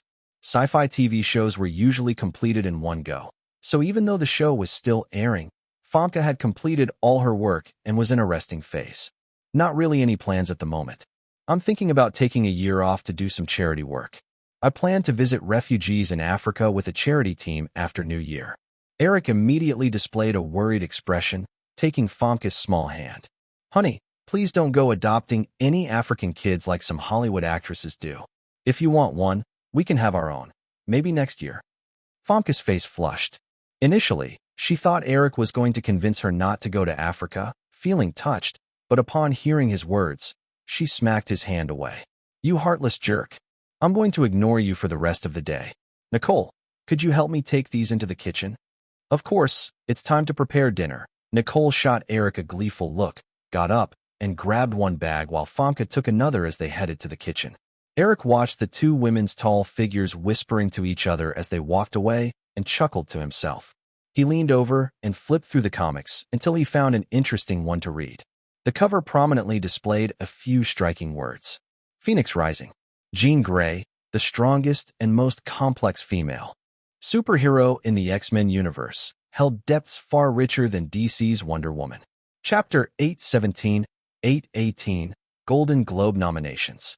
Thanksgiving in 1996 fell on November 28th, a bit later than in previous years, but the Thanksgiving box office season had already begun on November 15th. Rush Hour, which premiered in November, didn't stand out much among the month's releases. While the earlier release of Rumble in the Bronx had garnered a decent response in North America, movies starring Asian leads were considered niche in Hollywood. Although the critical reception following test screenings was positive, the industry had set box office expectations at only $60 million to $80 million. Part of this skepticism stemmed from the fact that one of the two lead actors was black. Black actors had slightly more recognition in Hollywood than Asians, but still faced challenges. On November 15th, Rush Hour opened in over 2,600 theaters across North America, competing against Warner Brothers' hybrid live-action and animated film Space Jam, starring the legendary Michael Jordan and Bugs Bunny. The story revolved around cosmic monsters attempting to kidnap all Warner Brothers animated characters for a space amusement park. To avoid being captured, both sides ultimately decided to settle their fates with a basketball game. The space monsters learned various NBA stars' skills, forcing Bugs Bunny to seek help from NBA superstar Michael Jordan. In 1988, the live-action and animated film Who Framed Roger Rabbit had a production budget of $45 million and took in $150 million at the North American box office. Warner's Space Jam was clearly trying to replicate that success, and the industry expected very high returns. However, upon simultaneous release, the box office performance of Rush Hour and Space Jam turned out to be quite contrary to industry expectations, shocking many. Rush Hour achieved over $42 million in its opening week, surpassing its $33 million budget and easily taking the box office crown. Even based on the box office curve of Rumble in the Bronx earlier in the year, Rush Hour's total earnings could approach $100 million. Audience appreciation for this film, filled with witty humor in its dialogue and action scenes, notably exceeded that for Rumble in the Bronx. Following its release, the media quickly adjusted the North American box office expectations for Rush Hour to between $120 million and $140 million. On the other hand, Space Jam only garnered $32 million in its first week, falling $10 million below Rush Hour and significantly below Warner Brothers' initial projection of $50 million for its opening. Yet, Space Jam's production cost was over twice that of Rush Hour, reaching $80 million. According to its current box office trajectory, while it might recover costs through international releases later, Warner Brothers' ambitious plans to turn this into a series were effectively shelved. Then, on November 22nd, Mission: Impossible 2 officially premiered in 3,000 theaters across North America. This super spy movie was arguably the most anticipated film of the year's end, with a production budget second only to Titanic. Paramount had recently moved Star Trek: First Contact from the Thanksgiving slot to Christmas ostensibly to avoid competition with Mission Impossible 2. However, one could sense the underlying intentions for countering Titanic. Driven by the popularity of its predecessor and the might of the MGM spy movie universe, Mission Impossible 2 lived up to expectations, raking in $82.7 million in its opening week, shattering previous Thanksgiving box office records.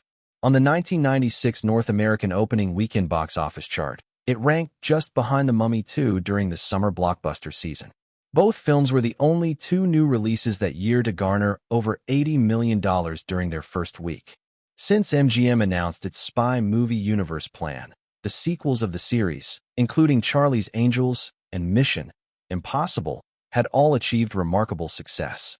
Additionally, with strong faith in Eric's work on Casino Royale after the release of Mission Impossible 2, MGM stock surged again, hitting over $18.50 per share, easily pushing the company's market valuation beyond $8 billion. Despite the media industry's rapid growth over the past 2 years, MGM's valuation was still on the lower end among the Big Seven, just slightly better than Sony Pictures. However, compared to 2 years prior when it was only valued at around $1 billion, MGM's growth rate had been the highest among the Big Seven. Eric spent Thanksgiving in Los Angeles with Nicole and Famke. As December approached, the two women flew back to Australia and the Netherlands, respectively, to spend Christmas with their families. Eric temporarily paused post-production on Casino Royale, taking Drew with him to New York to celebrate Christmas with Joanna and others. At the estate in Southampton, fine snowflakes were falling outside while warmth filled the interior. It was December 12th, and the time was evening. After making a phone call, Eric returned from the living room to the cozy area. The television was on, but the family was gathered around the glass table in the center of the room, bustling with activity. The table was adorned with many beautifully printed holiday cards. Joanna, kneeling on the thick carpet, turned her gaze from her daughter, who was busy writing and doodling on one of the cards, to Eric, her eyes questioning. Eric glanced at the TV, noting that the Golden Globe nominations would be announced at 8 p.m. He observed Joanna's expression and explained, "That was Chris on the phone. He wants to discuss something with me in Manhattan tomorrow." Virginia then asked, "Will you be coming back tomorrow?" "Of course," Eric nodded, settling down on the carpet, picking up his son and holding him close, writing on the holiday card with his little hand. These exquisite cards were prepared for the senior executives and friends of the Firefly Group. Following Firefly's merger with ABC, the company's presence had significantly expanded. Important divisions were now located along the East Coast, West Coast, and even in many inland states. Places like Florida's Disney World and Connecticut's ESPN were among them. Most gift distributions were done via mail. In that process, a package meant for ESPN chairman Steve Bernstein went missing in transit. The previous year, after Firefly had completed its merger with ABC, Steve had received a New Year's gift from Eric, but the following year he got none. Steve, curious, found out that his assistant had received a gift from Eric. He became increasingly anxious, fearing that Eric was unhappy with his work at ESPN and that he might lose his job. Approaching the new year without receiving a gift heightened his worries. Unable to control his anxiety, he flew to New York to inquire with Robert Iger about whether Eric intended to dismiss him. Since Steve took charge of ESPN, the network's rapid growth had been undeniable. Yet, it was a time of personnel adjustments within Firefly's television business after merely over a year following the merger, and it was not uncommon for some executives to be replaced by personnel from Firefly's headquarters. Robert Iger, being inclined towards Steve Bernstein, made a holiday call to Eric to probe his feelings about Steve. Eric found it bewildering that Robert would even mention Steve Bernstein, as he had no intention of firing the manager who had led ESPN's remarkable ascent. Robert, however, commented favorably about Steve's work. Seeing that Eric didn't seem the least bit inclined to fire Steve, Robert cautiously ventured into the issue of New Year's gifts. After some back and forth, the situation was clarified. Eric hadn't anticipated that the missing gift would cause such distress among senior executives. Consequently, he began to take these matters more seriously. Since last year, Eric had ensured that gifts sent to Firefly Group executives were managed by a more professional delivery service. His assistants tracked each gift's delivery, confirming it reached the intended executive. In contrast, the delivery expenses far exceeded the gift's value. This year's gift was a box of maple cookies handcrafted by women, alongside a holiday card. Executives receiving these personally delivered New Year's gifts from Eric were at least at the general manager level of various subsidiaries. Given their income levels, they wouldn't be concerned about the gift's actual value. Rather, they appreciated the broader significance of Eric's gesture. To convey sincerity, the cards were handwritten by everyone. Kevin, Hawaii, and Emma, the three little ones, merely participated for the fun of it, and Eric wouldn't give out their crookedly written cards. The two youngsters would soon turn 4, and since celebrating their 3rd birthday in early January, Virginia had stopped working and even hired several educational consultants to create an early education plan specifically for Kevin. In comparison to the already exceptionally bright Hawaii, Kevin's cognitive development had always been Virginia's concern. Neither Eric nor Joanna doubted that Kevin was perfectly healthy and could speak and walk without any issues expected of a 3 to 4-year-old boy. What more could they ask for? Virginia's worries about Kevin's cognitive development stemmed only from the comparison with a sibling who was unusually advanced. Upon arriving in New York, Joanna secretly informed Eric that Hawaii had already read through 3 volumes of the Encyclopedia Britannica this year, an achievement made possible primarily through Joanna's careful management of her daughter's reading time. Even more astonishingly, Hawaii could recite extensive sections verbatim. Eric felt he lacked such a memory skill. Over the years, even his former life's incompleteness began fading away with time, causing him to feel that his daughter held a strange gift. With these thoughts, Eric looked up to see Hawaii sitting beside Joanna, seemingly oblivious, her beautiful blue eyes wandering curiously across the room, studying her doppelganger twins across from her. Hawaii still maintained a slight fear of Drew, but displayed great curiosity towards the identical Russian twins, as if she yearned to understand how 2 individuals could look exactly alike. Drew, sitting between the twins, caught Hawaii's inquisitive gaze and made a silly face in her direction, grinning mischievously. Eric clearly saw his little daughter shudder slightly before he shot a glare at Drew, who quickly stuck out her tongue at Eric in a playfully guilty manner. Joanna noticed the interaction, hugging Hawaii reassuringly and glancing exasperatedly at Drew, saying, "Drew, you shouldn't always scare Hawaii." Okay, but Hawaii is just too timid. Look at Kevin. He isn't scared at all," Drew replied, making a similar silly face toward Kevin, who was staring blankly at Virginia, seemingly asking his mom what Drew was doing. It seemed Kevin's reaction time was slower than that of the others. Virginia realized that Drew was teasing her son for being silly. Unlike Joanna, she wasn't as lenient. She rolled up a magazine beside her and whacked Drew gently on the forehead. Drew, realizing she was at fault, laughed and dodged a bit, but quickly exclaimed, "Stop, stop, stop. It's starting." The Golden Globe nominations are about to be announced. Everyone knew Eric had been eagerly waiting for the Golden Globe nominations. Virginia put down the magazine, while Joanna pulled a squirming Emma closer to her, and they all turned their attention to the television screen. The Golden Globe Committee had invited Tim Roth and Mira Sorvino, 2 Hollywood stars nominated the previous year, along with a prominent NBC host, to announce the nominations. The first announcements were for television nominations, which, with the rise of reality shows in recent years, the Golden Globes had begun including awards in that category. However, despite being ranked second, the Golden Globes had significantly less influence in the television awards realm compared to the Emmys. The gap between the two was notably larger than that between the Golden Globes and the Oscars. The Emmys were typically announced in late August or early September, coinciding with the kickoff of the new fall TV season, allowing for substantial pre-publicity advantages for new series. Hence, major networks held the Emmys in high regard. Several flagship series and reality shows from ABC and Lifetime did gain nominations, but everyone seemed distracted. As the TV nominations began to roll in, the families focused their attention.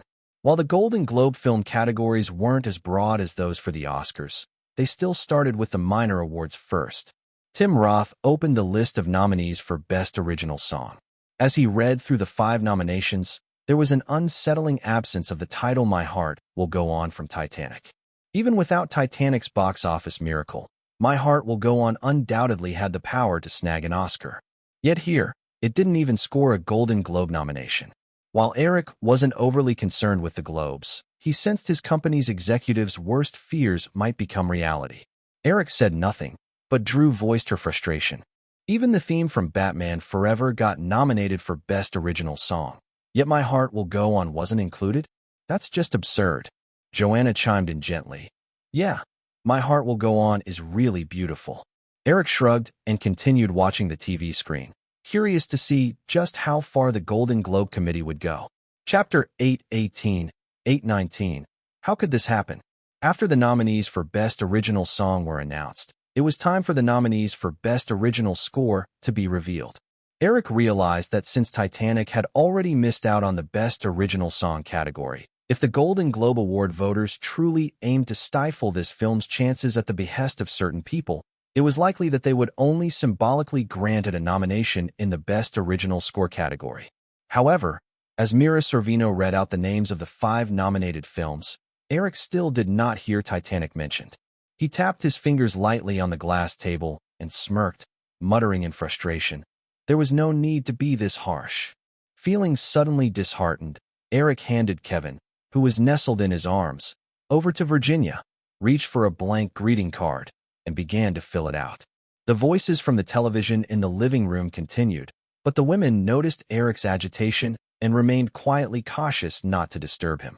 On the screen, the NBC host and his guests continued to read the long list of nominees, using quips to keep the atmosphere lively.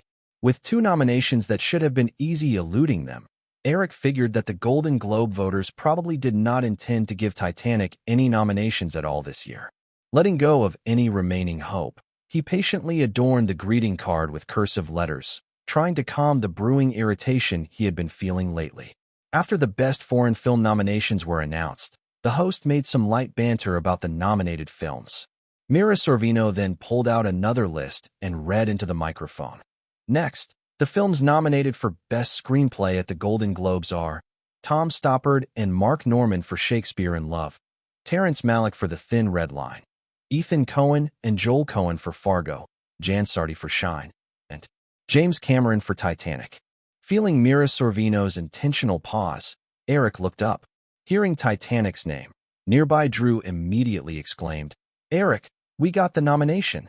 Eric nodded slightly, his expression clouded with confusion. He wondered about the Golden Globe's motives. Was it possible that the 2 preceding nominations were merely coincidences, and that the voters had truly not been swayed, leaving Titanic with a shot at core nominations like Best Picture? With a flicker of hope, Eric quietly listened to the rest of the nomination announcement, but his rising expectations soon fizzled out. He did not hear another mention of Titanic.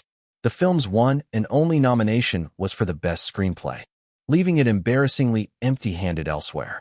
Typically, awards like the Oscars and Golden Globes aim to maintain a semblance of fairness during nomination phases. If this were any other year, Titanic's quality alone would have warranted it recognition. Even if outside pressures influenced the Golden Globes, they would need to weigh the risk of losing credibility. However, as Eric watched the announcement, he began to grasp that this year's climate was much different than in years past. This year was expected to be a banner year for the Oscars, arguably even a blockbuster one. Just from the Golden Globe nominee list, it was clear that films like Shakespeare in Love, The Thin Red Line, Fargo, and Shine had all averaged over 5 nominations, performing extraordinarily well. Other films like Jerry Maguire and Evita also stood out significantly. In this context, the Golden Globe voters felt emboldened. With so many excellent films leading the pack, even if Titanic secured a nomination, no one believed that a purely commercial blockbuster could emerge victorious amongst such competition. Since Titanic had little hope of winning any awards, they felt justified in withholding it from the nominations, avoiding any risk to their credibility. Eric even realized the implications of that Best Screenplay nomination. If Titanic had received Best Original Song and Best Original Score nominations, its strength in score would have allowed it to compete more effectively. Instead, Only granting it a comparatively weak Best Screenplay nomination seemed to be a clear attempt to ensure Titanic left with nothing, a complete shutout, with no chance of a breakout. Eric. Noticing Eric's extended silence, Virginia gently called out to him. I'm fine, Eric replied, bringing himself back to the moment. He looked into Virginia's concerned gaze and smiled, hesitating before mumbling to himself. I'm just pondering whether Hollywood has too many movie companies. Virginia didn't catch the hint of resolve in his eyes and asked, So how many do you think is appropriate? The big four, maybe three, Eric shrugged slightly. Fewer would mean they wouldn't always be looking to see others trip, so they could have more for themselves. Virginia sensed the intensity in Eric's tone and chuckled slightly, responding, Well, how could that happen? Just as he was about to respond, the phone on the glass table buzzed.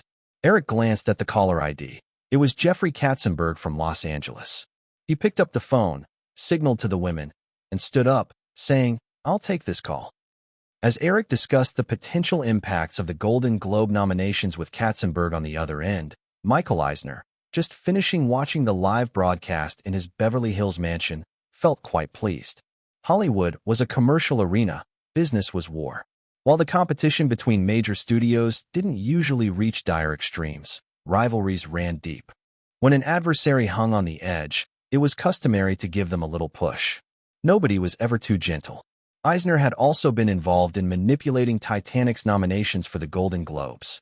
However, he would not repeat the mistakes of years past by trusting any loose alliances. Instead, he orchestrated things from behind the scenes. Whether others were in on it or not didn't matter much. What counted was that there were many forces pushing forward from behind the curtain. Despite a surface-level thaw in relations between him and Eric, he had not forgotten the day he was ousted from Disney. In light of Firefly Group's growing influence in Hollywood over the past few years, Eisner felt that if he hadn't been forced out, the current standing and glory of Firefly may have been his own. After all, in the past couple of years, Universal's film business had seen tremendous growth, almost rivaling that of Firefly. This past summer, Universal's total box office even surpassed that of Firefly, which Eisner believed solidified his capabilities. Yet, he also recognized that Universal had reached a bottleneck in its development.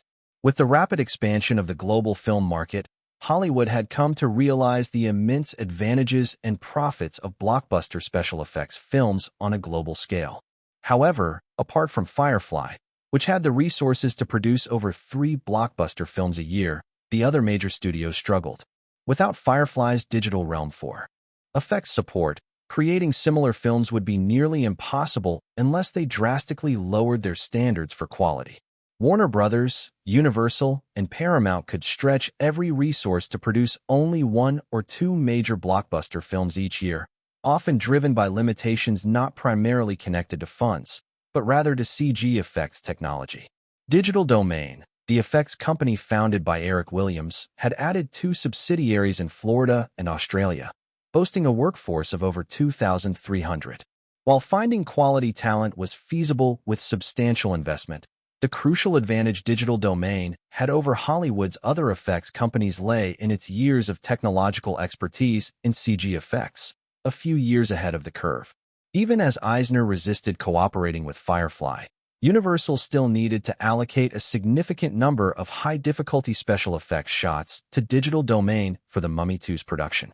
The reliance on Digital Domain by other major filmmakers also created opportunities for continued technological growth and expertise, allowing Eric's company to pull ahead of the competition. At this point, the other major studios had started to grasp a harsh truth. If Firefly cut off Digital Domain's external collaborations, they would struggle to produce films with visual effects competitive enough to match Firefly in the coming years. For the Firefly Group, which boasted over $20 billion in annual revenue, the failure of Titanic would ultimately not have a drastic economic effect. However, many matters couldn't merely be measured in monetary terms. With Titanic's production and distribution investments totaling an unprecedented $265 million in Hollywood history, such a failure would have a catastrophic impact on the confidence of the Firefly Group's filmmaking divisions. This is precisely the outcome Michael Eisner hoped for. Although Eric maintained absolute control over Firefly, he could not completely disregard the voices of the management team and other shareholders. That kind of stubbornness would leave the company in turmoil. Should a mega project like Titanic fail, shareholders and executives would inevitably reflect on the production and distribution strategies employed in recent years, leading to a period of conservatism that would characterize Firefly's filmmaking direction. With Digital Domain's 2,300 employees capable of supporting the production of 4 to 6 special effects films simultaneously, a more conservative approach to filmmaking by Firefly, due to Titanic's box office failure, would mean that preventing employees from idleness would rely heavily on accepting external contracts. This would simultaneously eliminate the possibility of cutting off Digital Domain's collaborative projects, giving rival studios the necessary time to catch up in film production and effects technology. By the time Firefly recovered from Titanic's setback, the gap between them and the competition might not seem so vast. After subtly nudging Firefly during the Golden Globes, Michael Eisner planned no further superfluous actions. The entire industry was already aligning against Titanic. This sentiment permeated even within the Firefly group itself, where expectations for the film were low. Titanic's defeat seemed all but inevitable, and Eisner began considering Universal's development plans for the following year. Making The Mummy 3 posed a considerable challenge. The success of the first 2 films meant that salaries for everyone from producers to stars had significantly risen. Launching production without either swapping out cast members to lower budgets or increasing budgets to invite the original team would involve substantial risk. Therefore, Eisner decided to initiate the production of the Scorpion King film, something that had been an idea of his for some time. Sorting through his various thoughts, Michael lost track of time until nearly 10 o'clock, when his wife, Jane Breckenridge, urged him to rest. After his quadruple bypass heart surgery 2 years prior, although he had recovered well, late nights were particularly detrimental to someone with a weak heart, and she monitored this aspect closely. Hearing Jane's insistence, Eisner rose from the couch and headed towards the bedroom, all the while planning tomorrow's dinner with George Lucas to discuss the collaboration between Universal Pictures and Industrial Light and Magic. Despite the strong backing from Microsoft, Eisner had little faith in the partnership between Spielberg and his colleagues at Amblin Entertainment, which kept Universal from being particularly proactive in competing for the film distribution rights. However, Eisner valued ILM's future prospects. Although they had fallen behind Digital Domain substantially, ILM represented one of the last potential rivals capable of catching up. Eisner understood that only with ILM thriving alongside Digital Domain could both avoid the risk of being pressured by Firefly. Chapter 819, 820, Going with the Flow. The day after the Golden Globe nominations were announced happened to be a Friday, with Sony's Jerry Maguire and Paramount's Star Trek First Contact making their wide debuts. It heralded the arrival of the year's most competitive Christmas season. MGM's December release, Mission: Impossible 2, had showcased a robust performance, opening with over $82 million in its first week. After 3 weeks, its cumulative box office reached $165 million, with an overseas total surpassing $100 million from the 19 countries where it had already been released. The buzz surrounding it was tremendous. After taking a significant hit with Waterworld, Kevin Costner made his strong return to the ranks of Hollywood's top-tier stars through the success of Mission: Impossible 2. Given MGM had secured 2 sequels during Costner's down period after Waterworld, the launch of Mission: Impossible 3 would likely go without a hitch. But with Mission: Impossible 2 outperforming other spy movie series at the box office, it was evident that a potential Mission: Impossible 4, even deeper in plot and character crossover, would inevitably lead to a protracted salary negotiation between MGM and Costner. This predicament, albeit a fortunate one, would be welcomed by any Hollywood studio hoping for similar concerns. New Line Cinema, under the Firefly Group, reported that Rush Hour had grossed $14.38 million in its 4th week since its Thanksgiving opening, with a cumulative total of $101.06 million, becoming New Line's 2nd film of the year to cross the $100 million mark.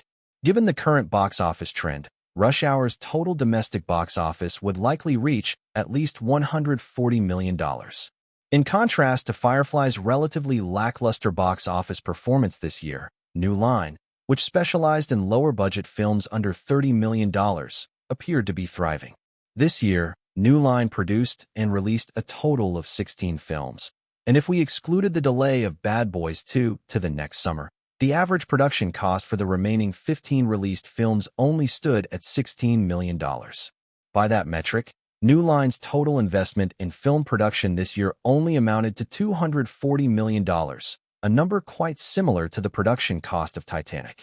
In terms of return on investment, New Line's top 4 performing films this year, Rush Hour, Say 7 On, Final Destination, and Rumble in the Bronx, were expected to collectively reach a domestic box office total of $350 million.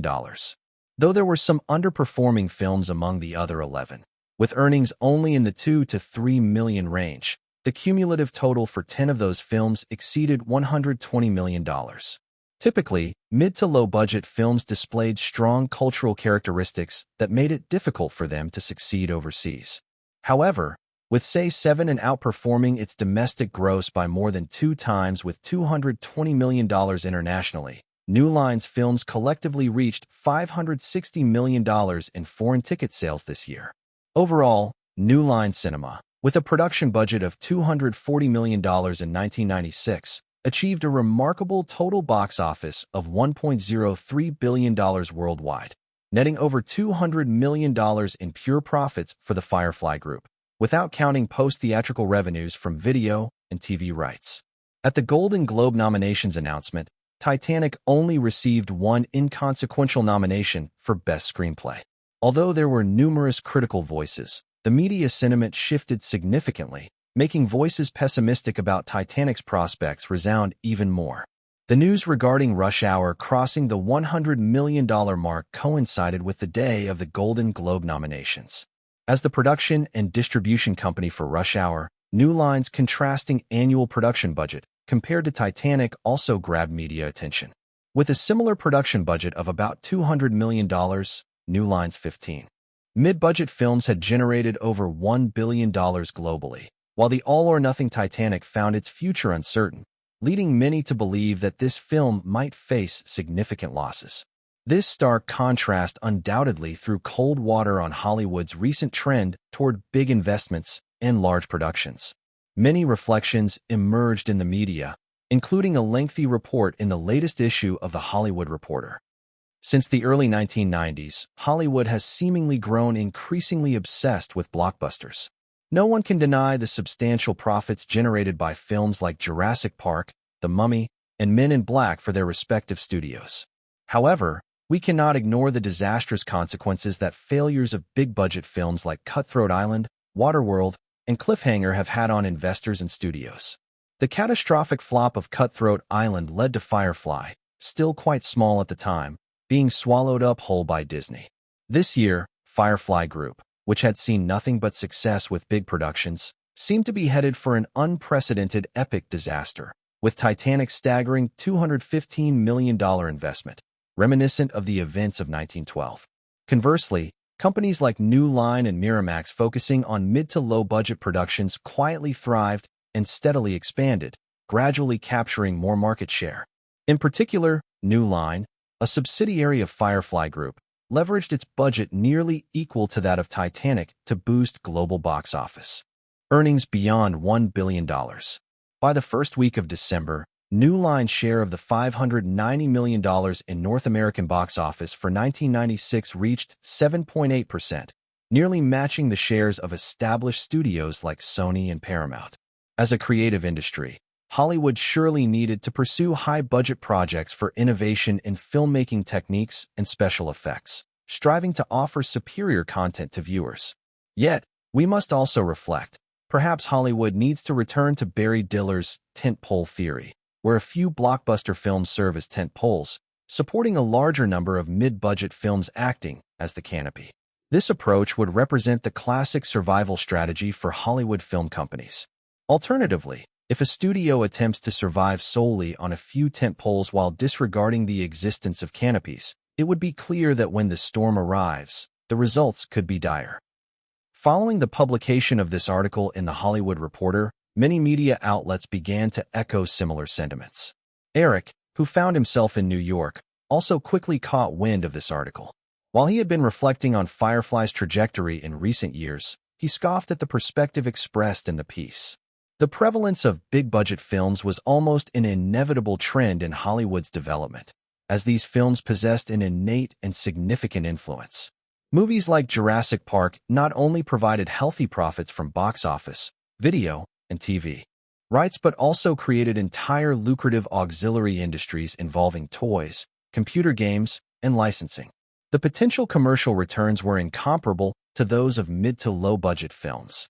Even when mid to low-budget films achieved box office success, the avenues for extracting commercial benefits often ended with video and TV rights.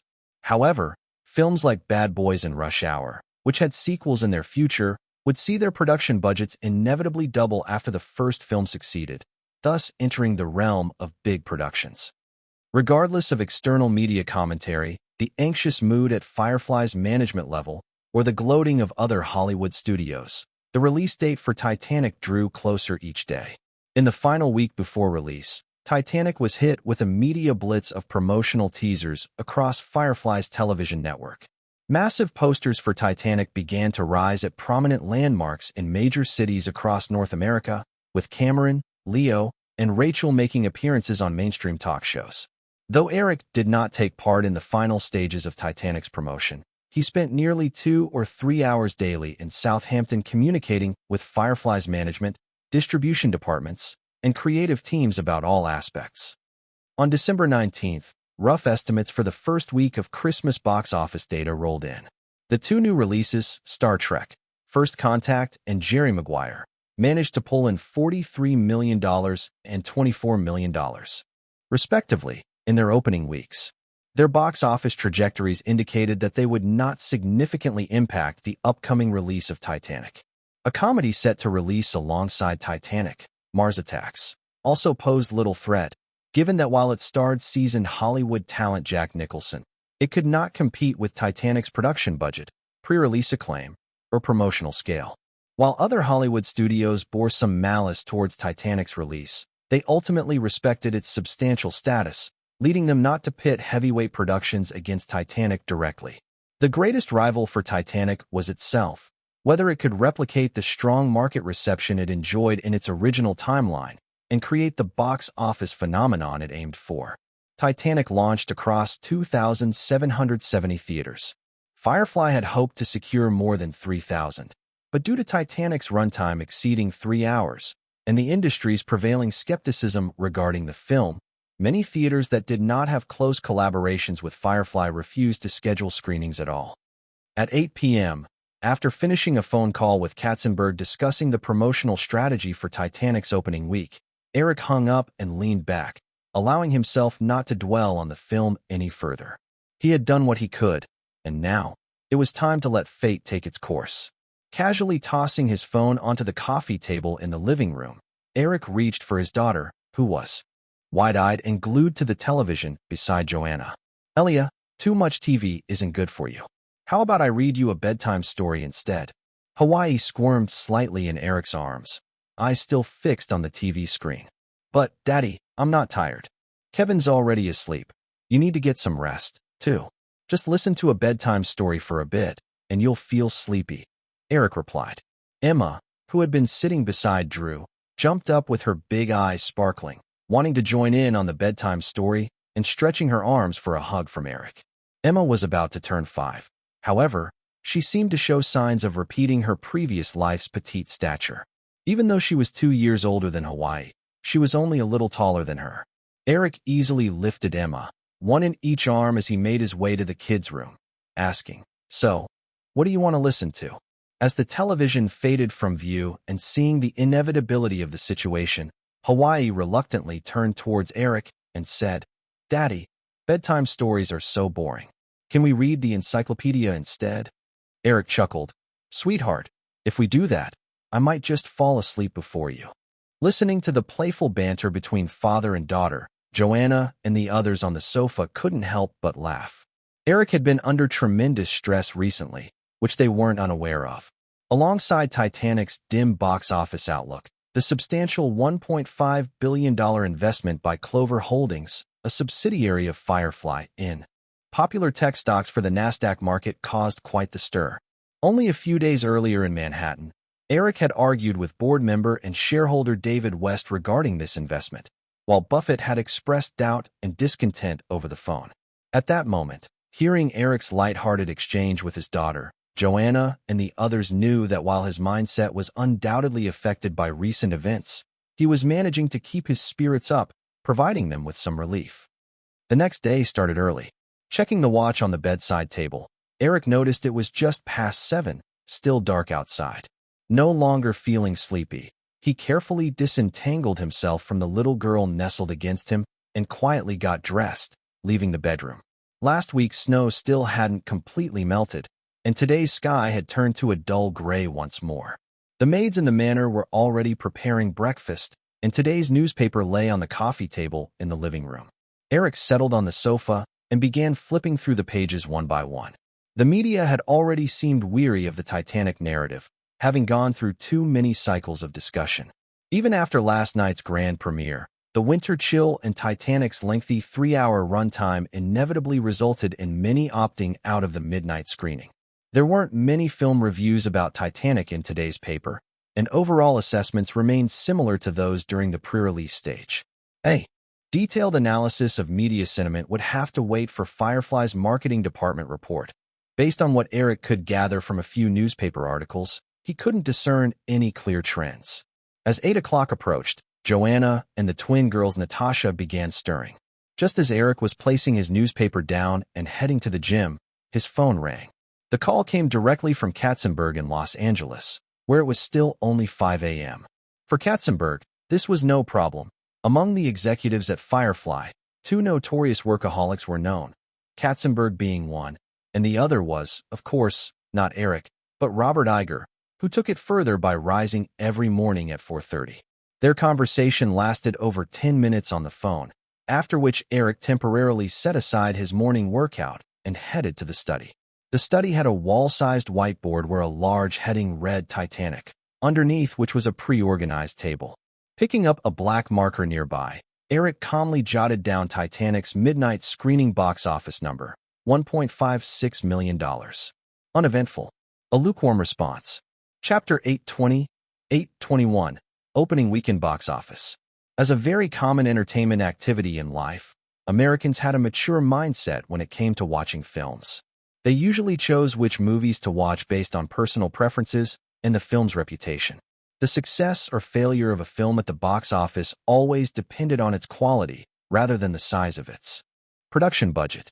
This was evident from the failures of films years ago like Cleopatra and Heaven's Gate to more recent disasters like Cutthroat Island and Waterworld. Despite their astonishing budgets, they all encountered box office flops. Before Titanic premiered, although it received some positive reviews, the media largely painted a bleak picture of the film's box office prospects. They subtly created a perception among the public that this film would be another overhyped disaster like Waterworld, which wasn't worth the ticket price. With $1.56 million in midnight screenings, Titanic's opening was just a third of what Mission Impossible 2 had pulled off the previous month, and even the week-ago release of Paramount's Star Trek: First Contact did better. Undoubtedly, the tepid pre-release buzz and long runtime deterred most curious viewers from braving the winter chill to spend 3 hours in a midnight screening. However, the next day, while there were no dramatic turnarounds in the reviews of Titanic, more interested viewers gradually began to flock to the theaters. New York, Manhattan. At 8 in the evening, Simon Peck stood in line at the ticket booth of the Paris Theater near Central Park, overhearing the quiet discussions of moviegoers around him about the recently released films. Simon Peck was not a film buff. He didn't even particularly enjoy watching movies, or rather, he didn't have the time for it. As a newly hired financial analyst at Lehman Brothers, having moved from a private investment company to this $68,000 a year job, he put all his energy into his career in order to escape his lower middle-class roots. Even now, he was burdened with over $30,000 in student loans from his time at Columbia Business School. Despite the pressure, with a sense of relief since he'd landed at Lehman, he had recently started dating a great girl named Charlotte Davis, who loved movies. She was the reason he found himself in line today. When it was his turn, Simon handed over his change and bought a ticket for Titanic, then turned to walk towards his girlfriend, who was waving at him. "Hey, babe," he said, raising the ticket. "I just heard someone say this movie isn't great and that it's too long. 3 hours." Charlotte Davis wasn't too fond of disaster films either, but seeing as this was an Eric Williams-backed project, she decided to stick with it. That random encounter they had years ago had become a deep-seated secret between her and her best friend, Alice. Neither of the girls had shared it easily with anyone else. Yet, because of that moment, they were both subconsciously attuned to Eric's Hollywood moves and chose to support the films he valued. So far, they hadn't been disappointed, so experiencing a bit of disappointment now could be seen as just another experience. Being Christmas break, Alice went back to Colorado to spend the holiday with her family, leaving Charlotte to catch the movie with her new boyfriend. Listening to Simon, Charlotte rolled her eyes playfully with a smile and asked, "So, what movie do you think we should watch instead?" Simon instinctively opened his mouth to suggest a title, but found himself blanking on any specific film. Charlotte chuckled, recognizing her new boyfriend as a bit of a movie novice. Ignoring his awkwardness, she handed him a bucket of popcorn and said, "All right, let's get inside. It's about to start." Though it was prime time and the first day of Titanic's release, the theater still felt somewhat empty. The screening room, which could hold 100 people, had barely filled half of its seats. Charlotte and her movie novice boyfriend took their seats, surrounded by quiet conversations. They could even hear a pair of high school students in the front row, one girl chastising her boyfriend for choosing this movie. The boy, clearly a diehard fan of the Terminator series, defended his choice as simply supporting his idol.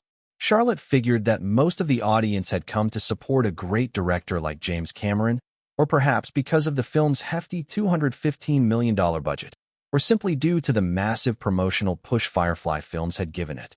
Realistically, she suspected that even 1/3 of the audience wasn't genuinely interested in the story. Most theaters played about 15 minutes of trailers before the main feature. However, considering Titanic's lengthy runtime, this time, there was only a 5-minute preview, and soon the Firefly film's logo appeared on the screen, with an animated girl releasing fireflies. The movie opened with treasure hunter Brock Lovett searching for artifacts from the Titanic. Most viewers immediately realized that the film was employing a flashback technique. Most audiences generally have a strong fascination with treasure hunts, so this setup garnered little disdain. Most viewers were captivated, and very few felt the need to critique this part of the narrative. The elderly Rose appeared aboard the treasure ship, reminiscing about the long-buried past. As the Titanic's massive frame loomed into view at the port of Southampton, everyone let out faint gasps of wonder. Initially going with no expectations, merely killing time with his girlfriend, Simon couldn't help but sit up straight, exclaiming, "Is this for real? It's stunning. I can't imagine how they did this." Charlotte was pleased with Simon's reaction and explained, "They say James Cameron built a 1-to-1 scale model of the Titanic on set." Watching the hustle and bustle of Southampton's port perfectly captured by James Cameron, Simon shook his head in disbelief. No wonder it cost $215 million. Just the money spent building a real cruise ship would have been enough. In the following hour, the film portrayed Jack and Rose's initial meeting, their growing bond, and their love, capturing the Titanic's grand features from their perspectives. It showcased the extravagance, arrogance, ignorance, and hypocrisy of the first-class aristocrats alongside the simplicity, openness, humor, and optimism of the lower-class passengers. Although there were evident biases, the representation resonated well with the audience's disdain for the elite. As a seasoned moviegoer, Charlotte felt that Jack and Rose's romantic scenes felt slightly awkward, and much of the dialogue in the first half seemed unnecessary. Yet, as Jack and Rose took to the ship's bow for that iconic flying scene, followed shortly after by a shipmate on lookout crying out, "Iceberg, right ahead," the audience's impatience melted away, awaiting the inevitable disaster.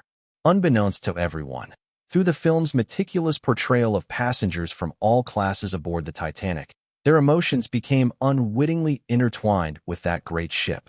Deep down, they all understood the tragedy was unavoidable, yet some still felt an instinctive hope for miraculous outcomes. But miracles did not come. After hitting the iceberg, the Titanic began to take on water. The countdown to sinking commenced. First-class passengers started to evacuate, while the third-class citizens were left behind. In that moment of disaster, humanity's goodness, tolerance, ugliness, and baseness were laid bare before everyone. If the ship's sinking stirred emotions, the final 20 minutes of the film unleashed torrents of tears. Hearing Jack encourage Rose to hold on and fight for her life until he could no longer speak, the audience felt a heart-wrenching pain as he slipped silently into the depths. Even after Rose was rescued, that ache lingered. Charlotte clearly heard the faint sounds of sobbing in the theater. She felt tears streaming down her cheeks, unable to dry them no matter how she tried. Instinctively, she leaned into her boyfriend.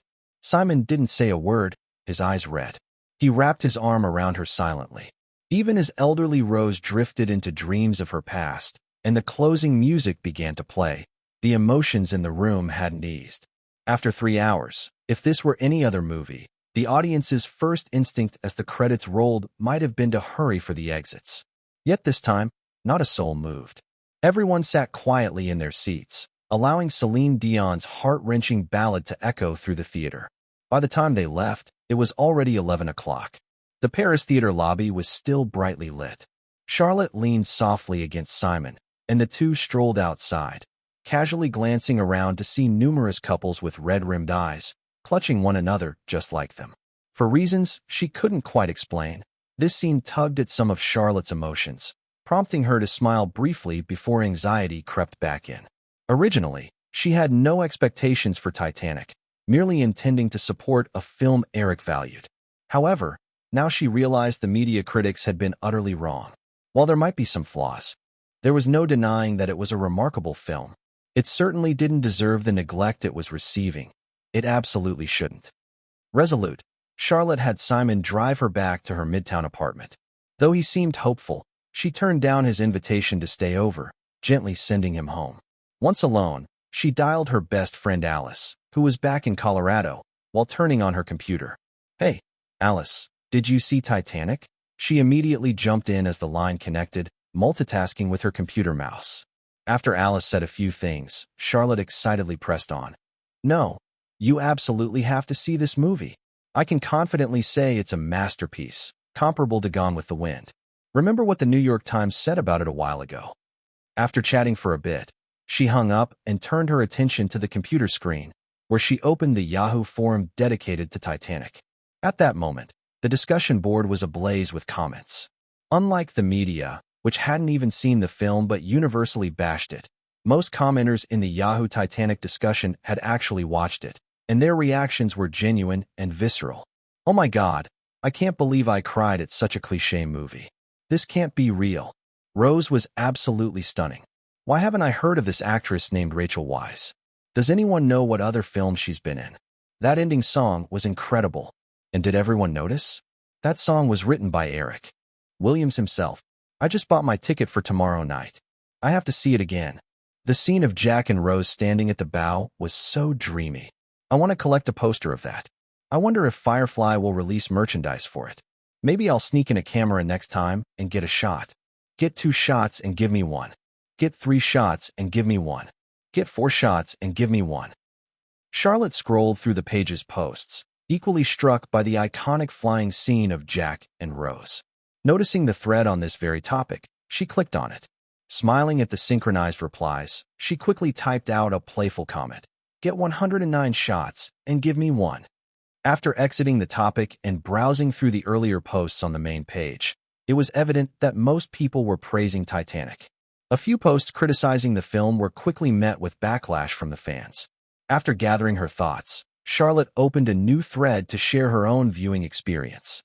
Though she didn't have the knack for film criticism, she felt compelled to share how outstanding this movie was and how no one should miss it. "Before watching this film, I had concerns about its 3-hour runtime and wondered why Firefly let James Cameron produce a blockbuster like this. However, I suddenly realized that every single minute of this movie was essential. Although the sinking portion only constituted a third of the film, Cameron had crafted it perfectly. immersive atmosphere of You Were There. By spending more than an hour illustrating the various characters and the scenery aboard the Titanic, he brought us back to that epic vessel, and we unknowingly became immersed in it. Thus, when disaster came, we could acutely feel every character's joys and sorrows, which explains why so many were moved after viewing the film.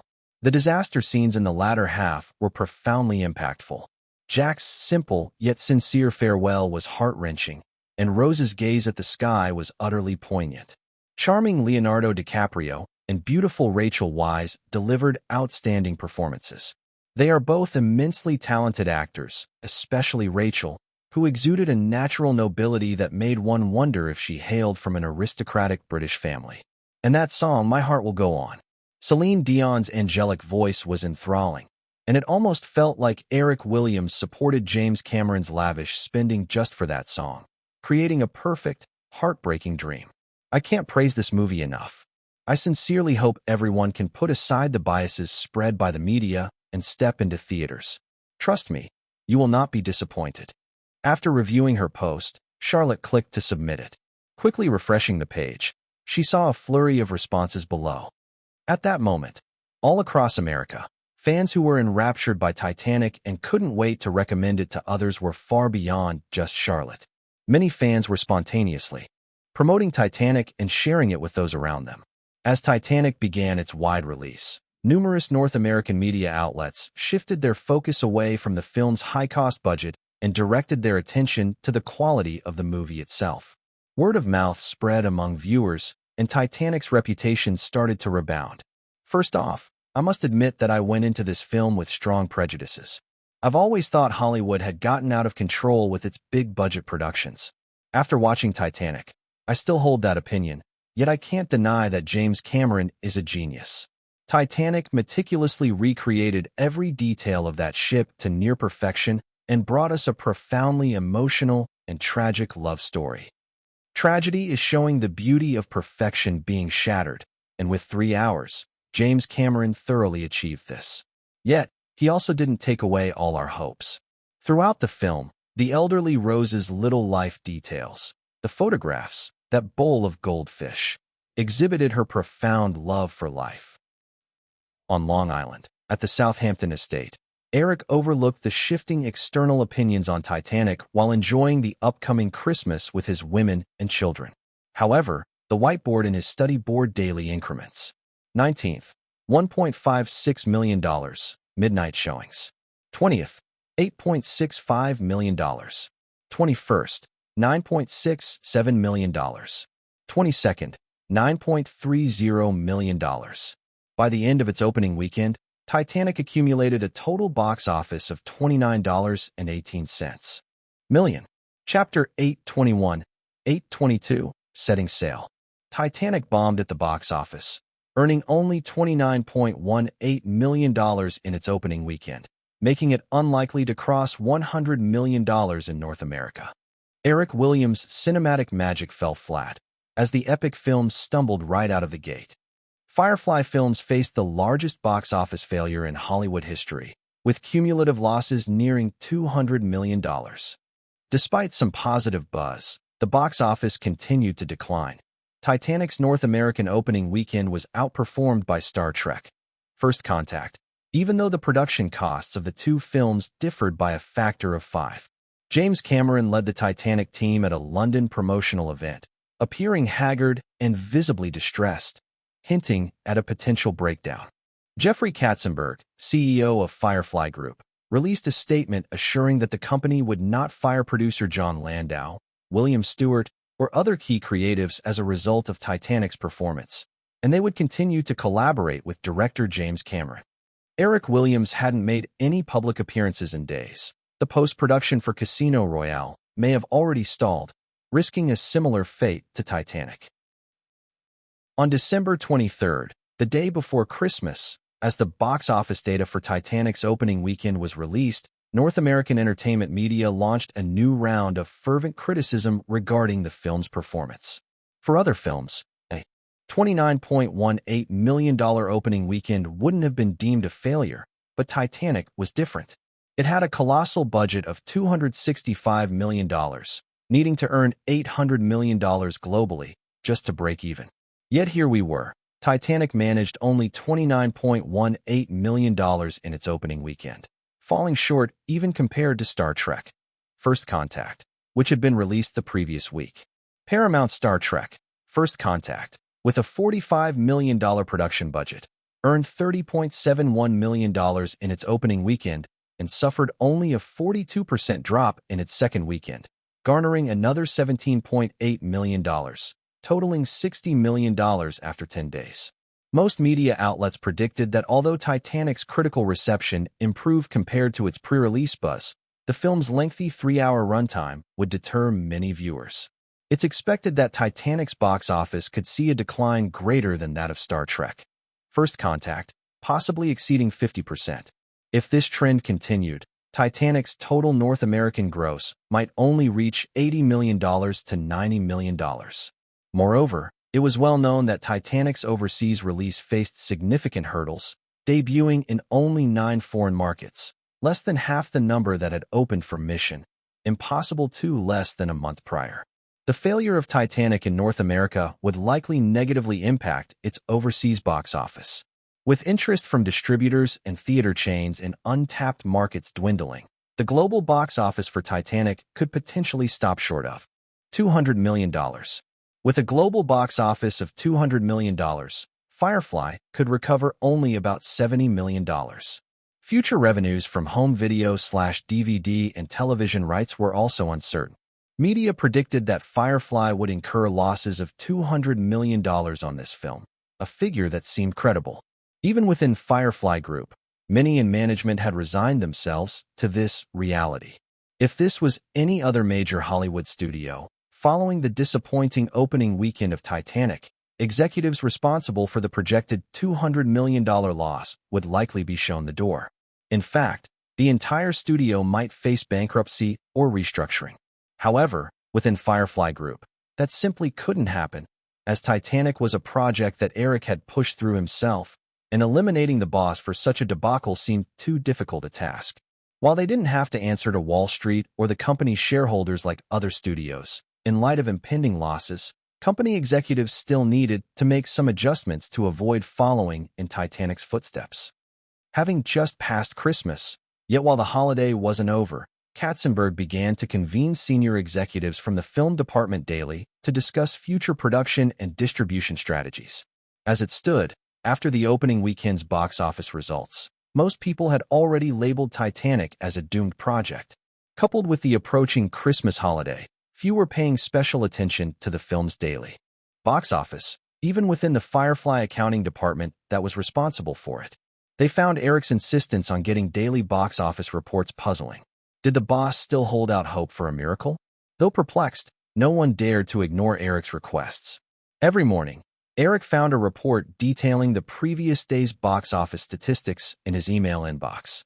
Perhaps considering Eric's state of mind, the women around him refrained from discussing any aspects of film during this time.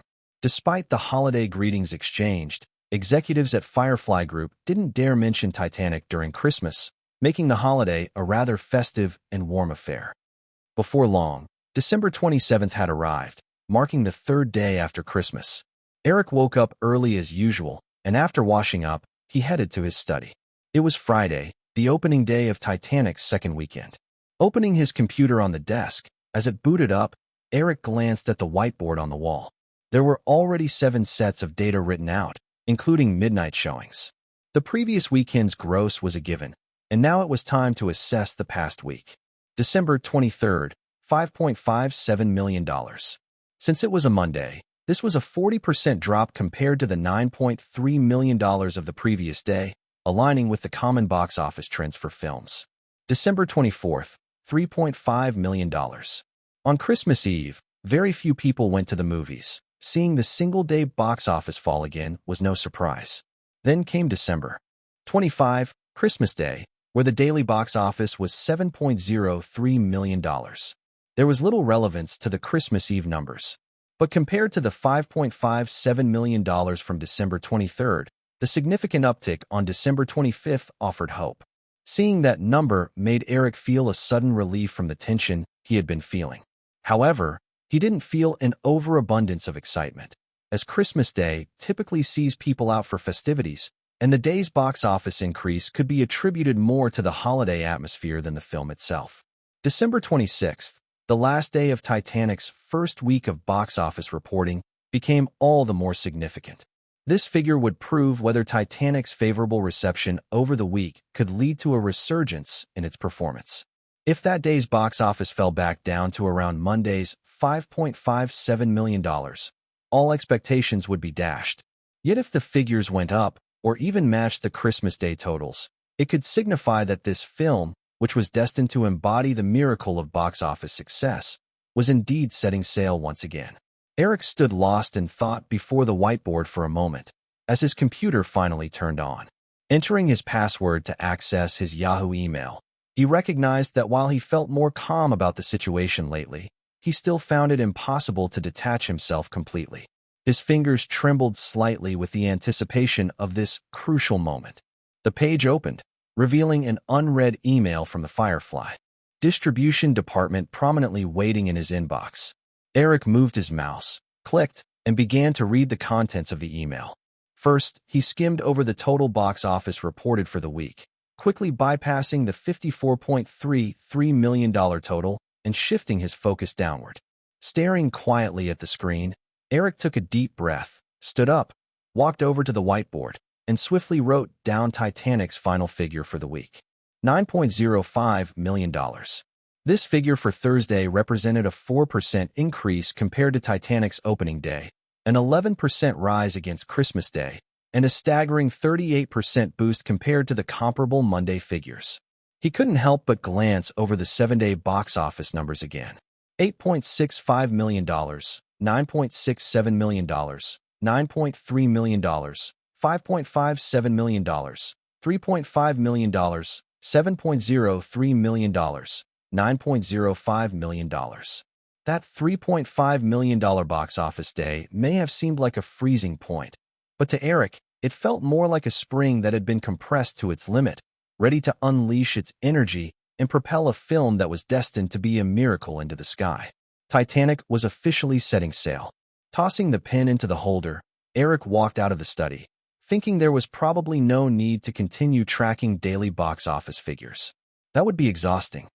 A new day dawned, and while it was Friday in Hollywood, it also marked the start of a new week.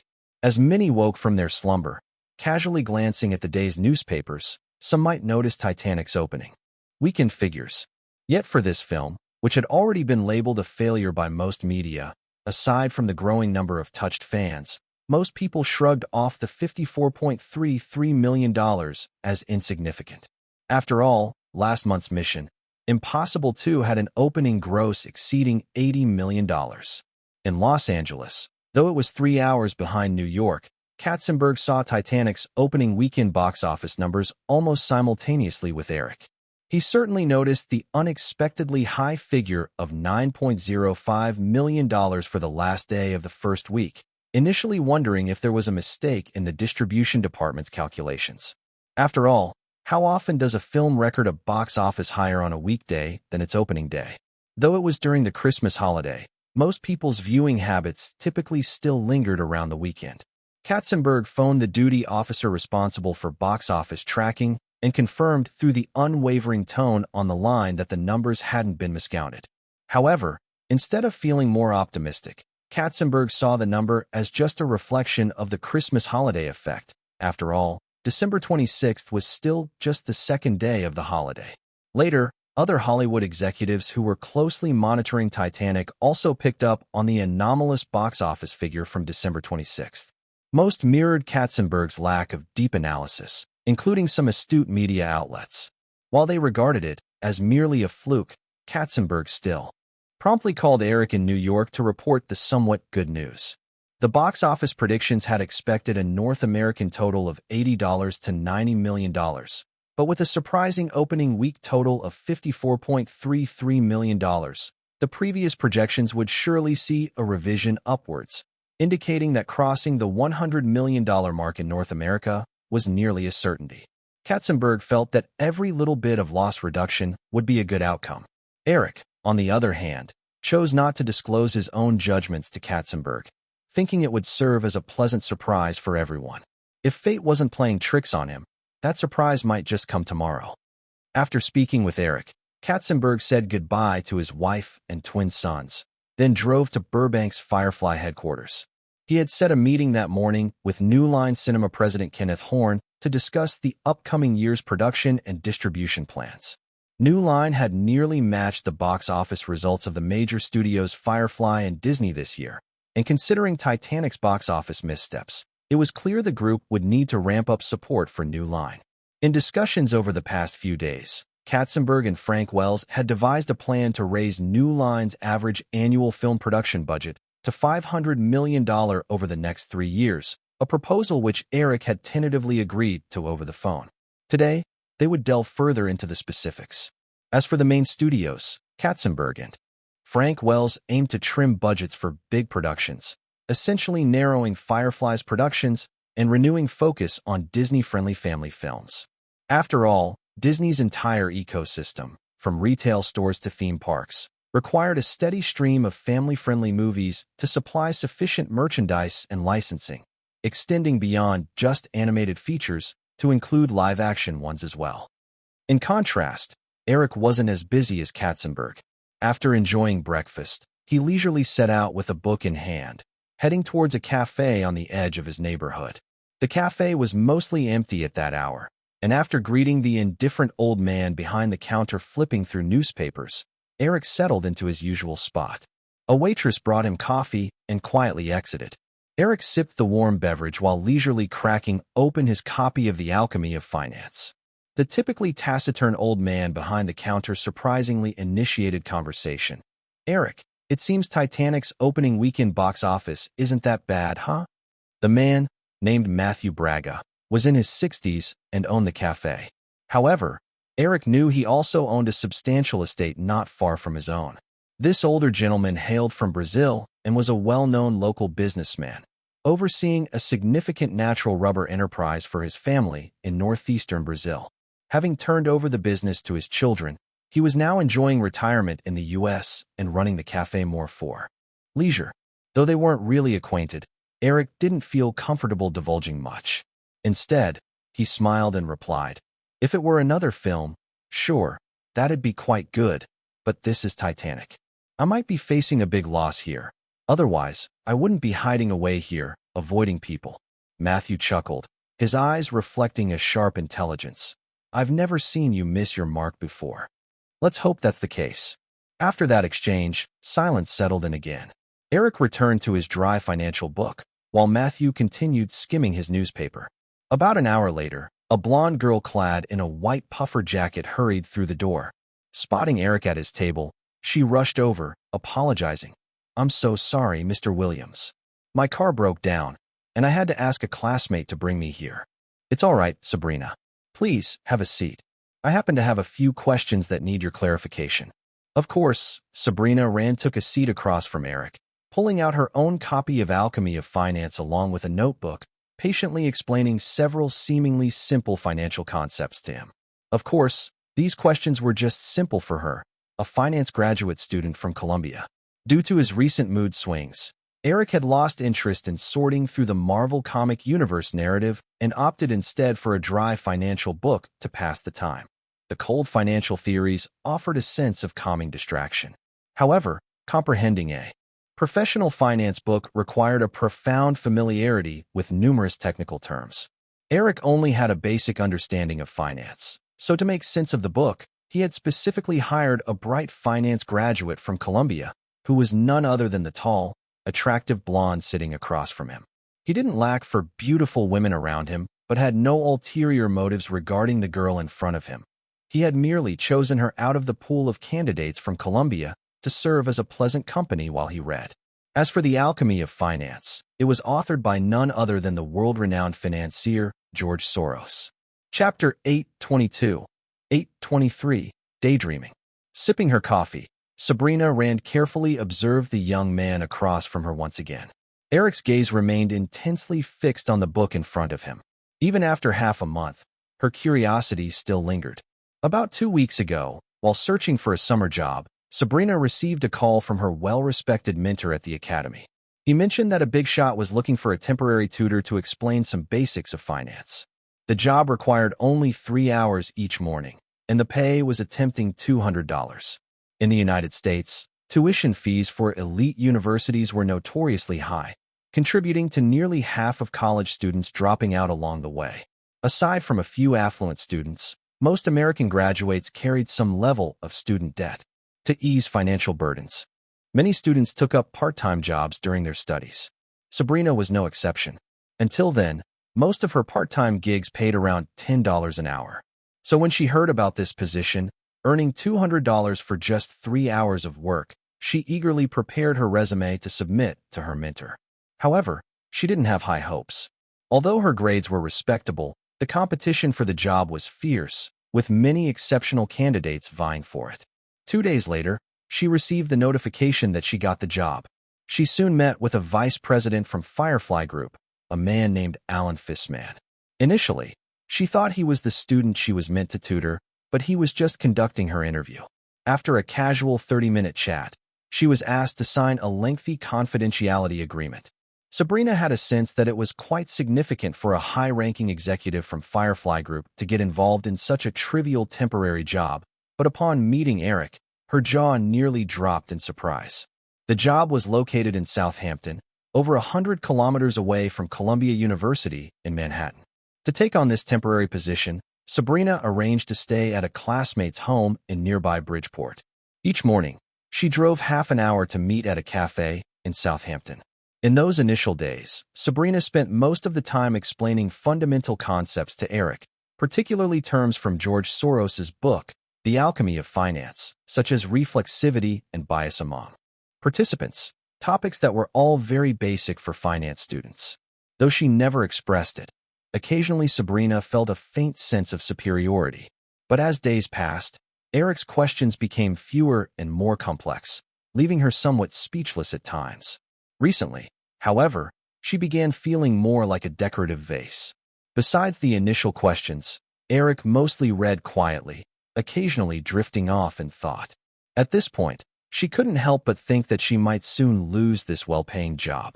Reflecting on her earlier feeling of superiority made her feel foolish. Here was a young man only 2 years older than her, possessing the immense wealth of $46.5 billion, though she recalled that was from the previous year.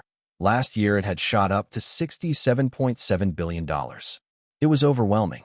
After half a month together, Sabrina whimsically entertained thoughts of Cinderella-like fantasies and had started paying extra attention to her appearance. She even splurged on a brand new set of cosmetics. Yet to date, Eric had only discussed the alchemy of finance with her. She hadn't even visited his residence, although she assumed he lived nearby. Their meetings were confined to the cafe, and if he chose not to come, she would be informed to leave. Noticing Eric's eyes wandering away from the book again, she mustered her courage and said, Eric, I went to see Titanic last night with some friends."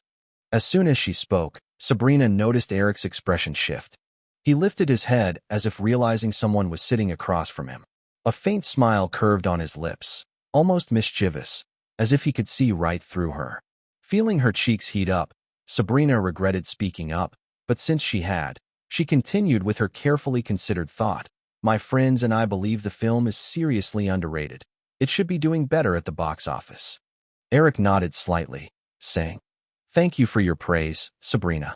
I'm glad you enjoyed the movie." After that, Eric picked up the book again, his attention returning to the pages. Sabrina's attempt at conversation had fizzled out, and she felt relieved yet lacked the courage to initiate further dialogue. As noon approached, Sabrina packed her belongings.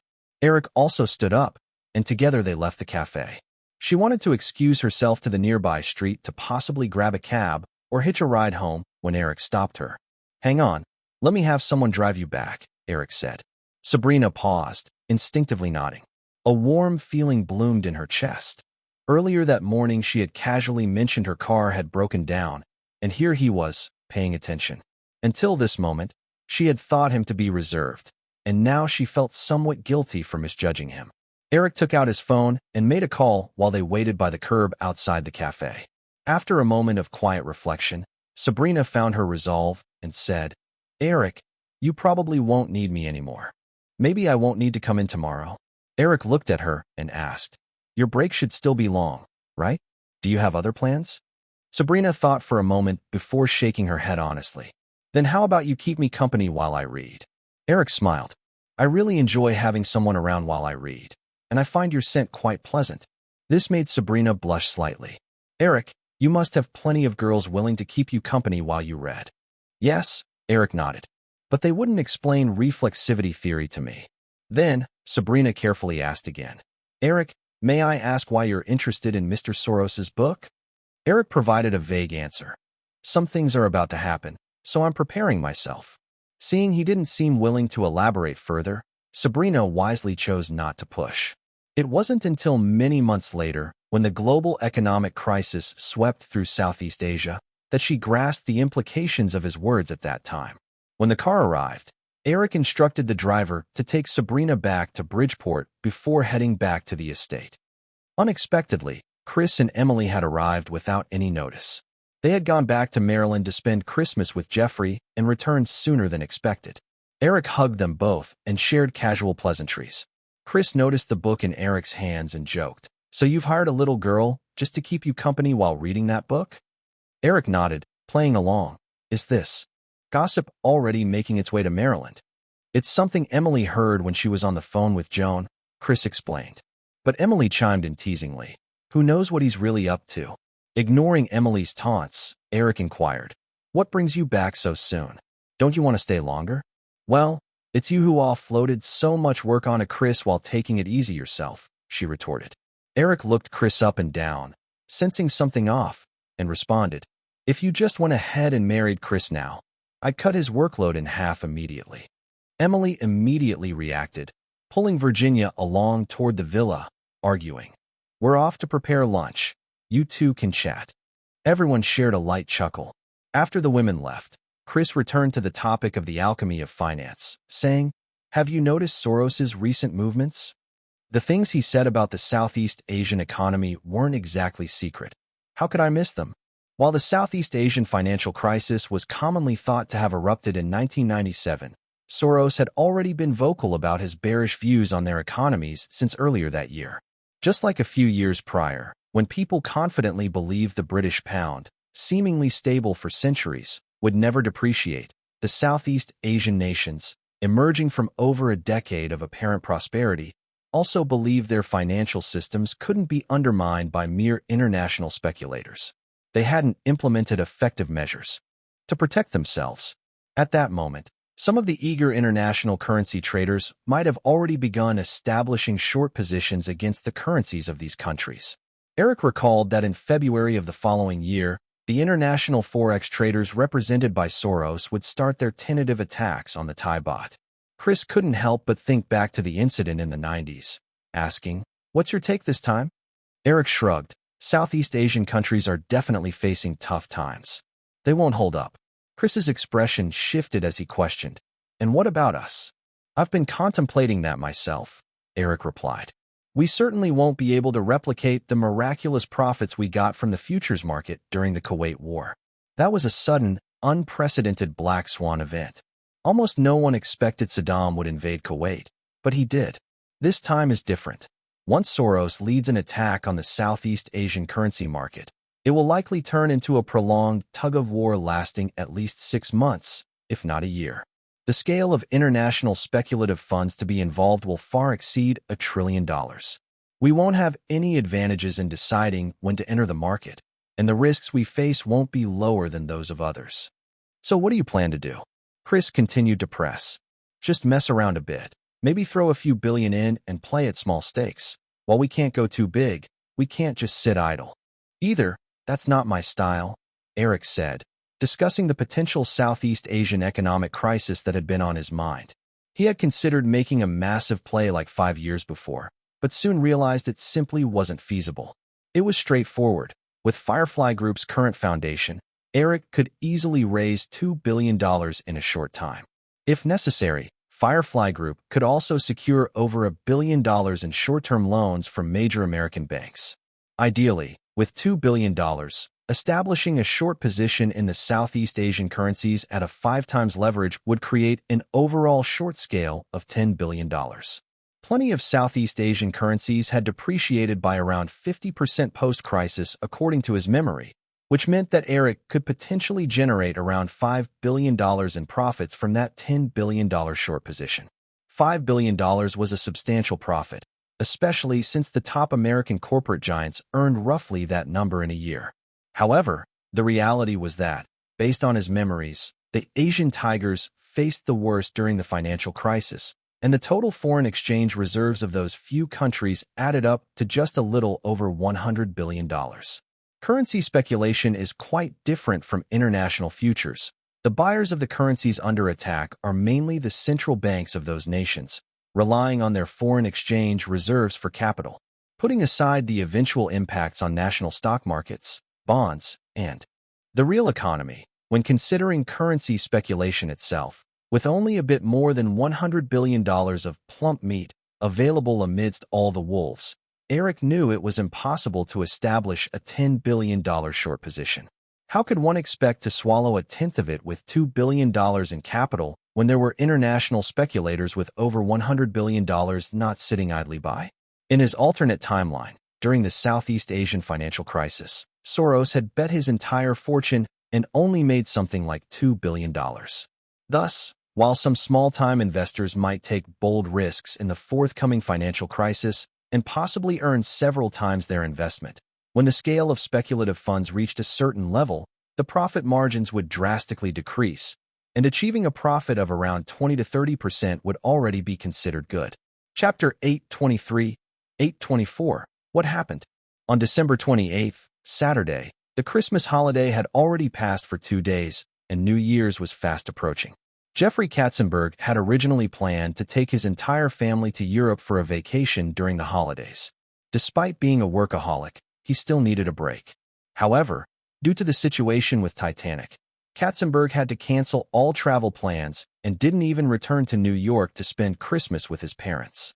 Titanic had grossed $54.25 million in its opening week, far exceeding the initial projections from both Firefly Group insiders and ticketing agencies, which estimated around $40 million. This unexpected number was somewhat of a relief. However, given the film's massive production and marketing costs, this opening week performance still fell short of success. At this point, the situation seemed irreversible. As the CEO of Firefly Group, Katzenberg's main task was to ensure such a box office disaster would not happen again. Habitually waking up at 5, Katzenberg didn't rush into his daily work routine as he normally would, since it was a holiday weekend.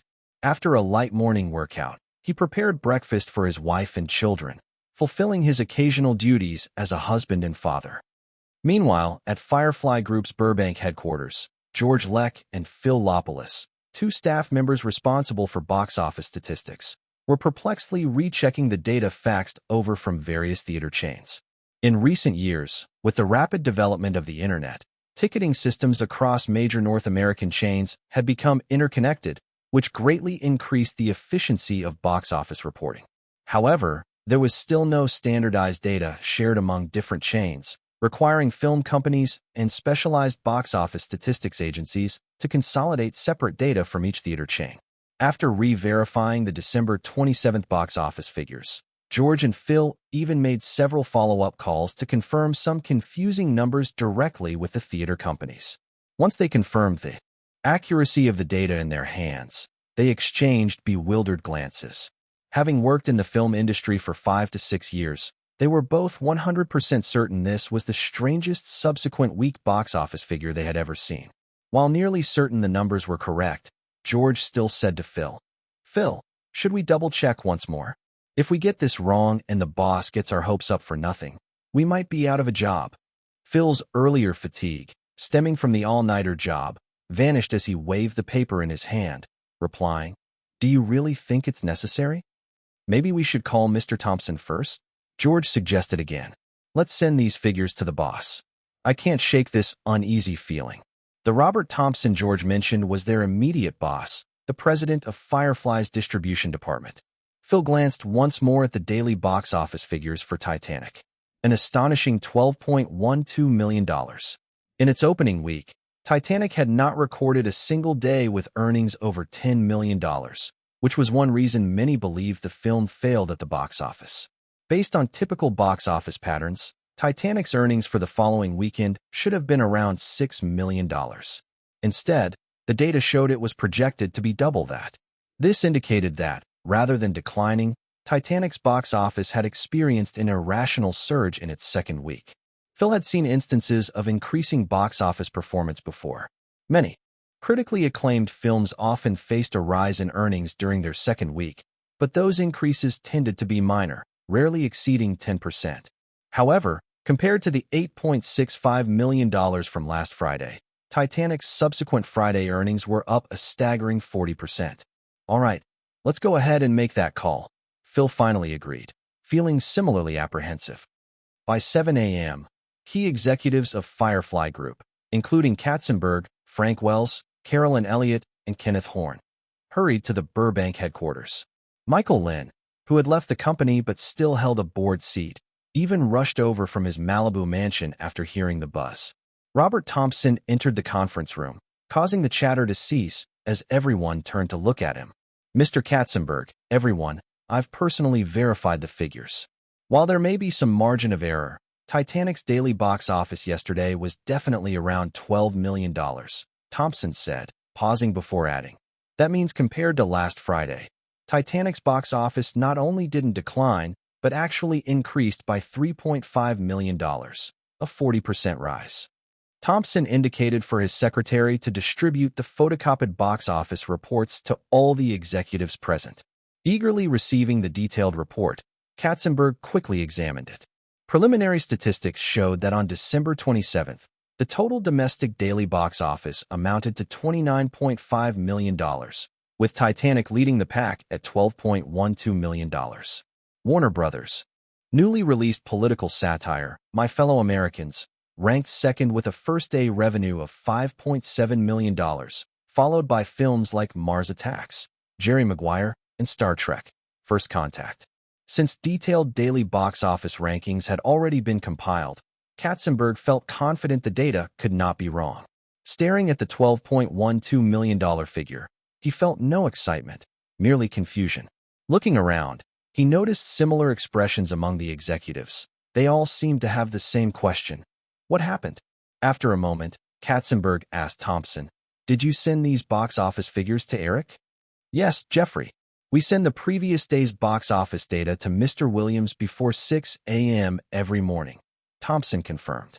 Then Katzenberg began, but shook his head. If Eric had any feedback, he surely would have called either him or Frank.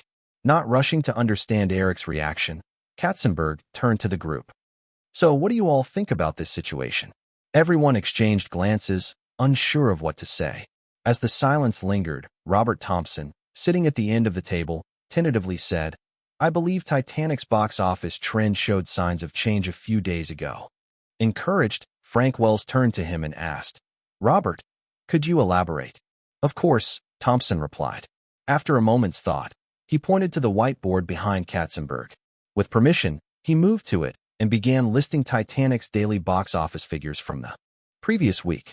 "Look," Thompson said after displaying the first week's 7 days of data.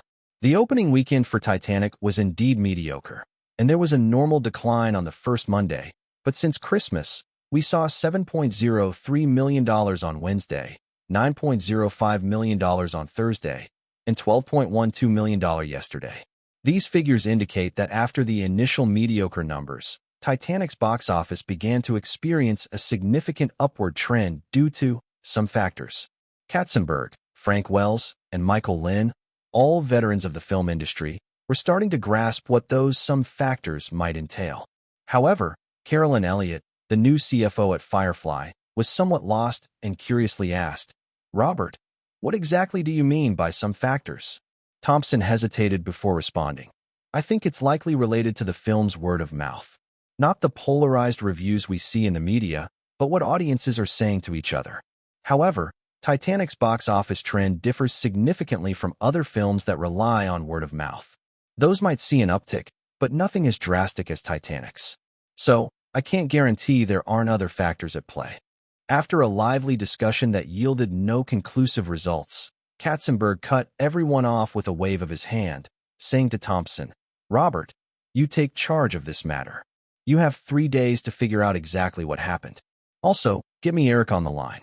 Immediately, the news of Titanic's shocking box office surge would not remain a secret for long. Within the morning, many had already received the relevant information, including Eric, who was among the first to know. However, due to his previous experiences, Eric had always remained unperturbed about Titanic's box office prospects, unlike Katzenberg and Cameron, who felt the pressure. As such, he found it hard to appreciate the excitement from the upper management as Titanic's subsequent weekend box office began to soar. Receiving Katzenberg's call, Eric sat in a Southampton cafe, accompanied by Sabrina, quietly reading George Soros's The Alchemy of Finance. After all, this was merely the first day of the following week. The complete box office figures were not yet solidified, and Eric didn't rush Katzenberg to implement any of his recent ideas still forming in his mind. After a brief, casual chat lasting around 10 minutes, they ended the call. Eric then dialed up Cameron, who was in Australia promoting Titanic. Despite it being early morning there, Cameron was awake. Eric shared the news about the film's shocking box office reversal with Cameron, hoping it would bring some relief to his anxious colleague in Sydney. If the Friday box office figures proved puzzling to Firefly Group executives, the next 3 days as the weekend figures were released left the entire North American media in a state of bewilderment. Nearly all media outlets were asking the same question: what happened? Following Friday's $12.12 million performance, Saturday saw even higher numbers at $12.46 million, with Sunday bringing in $10.86 million. Ultimately, Titanic's total box office for that weekend was $35.44 million, a substantial increase from the opening weekend's $29.18 million, over $6 million more. While not as alarming an increase as Friday's, it still recorded a rise of over 20%. Prompted by Katzenberg's instructions, Thompson prepared an initial report on the box office trend. At this point, mainstream media feedback on Titanic's performance no longer held any reference value. Thompson then hired specialized research firms that collected 20,000 audience surveys over 3 days across major cities in the U.S. The findings revealed that over 20% of attendees during Titanic's subsequent week were repeat viewers, and 30% had been persuaded to watch the film by friends and family's strong recommendations. Although many initially thought the film's 3-hour runtime would deter them from watching, over 80% of viewers reported they completely lost track of time while enjoying the film. The audience approval rating on a 10-point scale reached an astonishing 8.8, far surpassing the media's average of just 7. Titanic's reputation among viewers had also undergone a remarkable turnaround.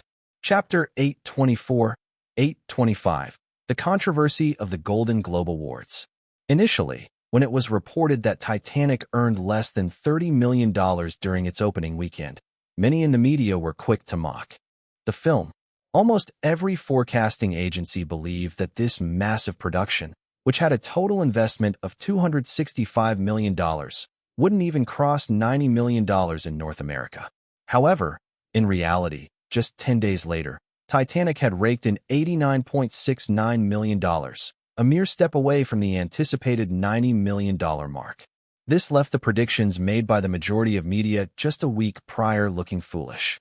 The film's second weekend performance, which netted $35.44 million, silenced all the critics who had once derided it. As the second week rolled around, thanks to the New Year holiday and the growing word of mouth about Titanic, the film's box office didn't experience the expected sharp decline. The single-day ticket sales during the weekdays of that week plummeted by less than 30%, and during the 2 days surrounding the New Year, earnings returned to the $10 million range.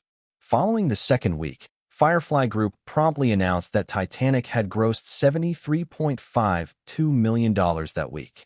With such outstanding weekday performances, the film's box office raised by 35% from the first week, which was remarkable. In the North American market, if a film's second week drop remained around 35% after a major release, it was considered a significant achievement. This indicated that the film's reputation and box office performance were both excellent, showing it was commercially successful. Films that managed to match or slightly exceed box office numbers from their opening weekends were often regarded as major cinematic hits, and such films might not come around to a studio for years. But now, Titanic's box office trend shattered everyone's traditional understanding of movie ticket sales.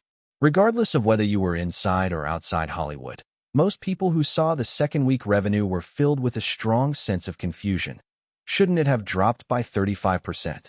No matter how many questions filled people's minds, it couldn't change one fact. Titanic did achieve a 35% box office raise, with a weekly take of $73.52 million, bringing its total to $127 million over 2 weeks. However, everything was just getting started. On January 3rd, a Friday, the new year began, marking the first week of 1997 in North America's film market. After 2 weeks of holidays, Titanic's weekly box office fell to $45.01 million, down 38%. Everyone assumed the film's box office curve had begun to return to normal, but in the fourth week, Titanic's drop shrank significantly to just 16%, generating $37.56 million. By this point, Titanic's total box office had reached $210.34 million.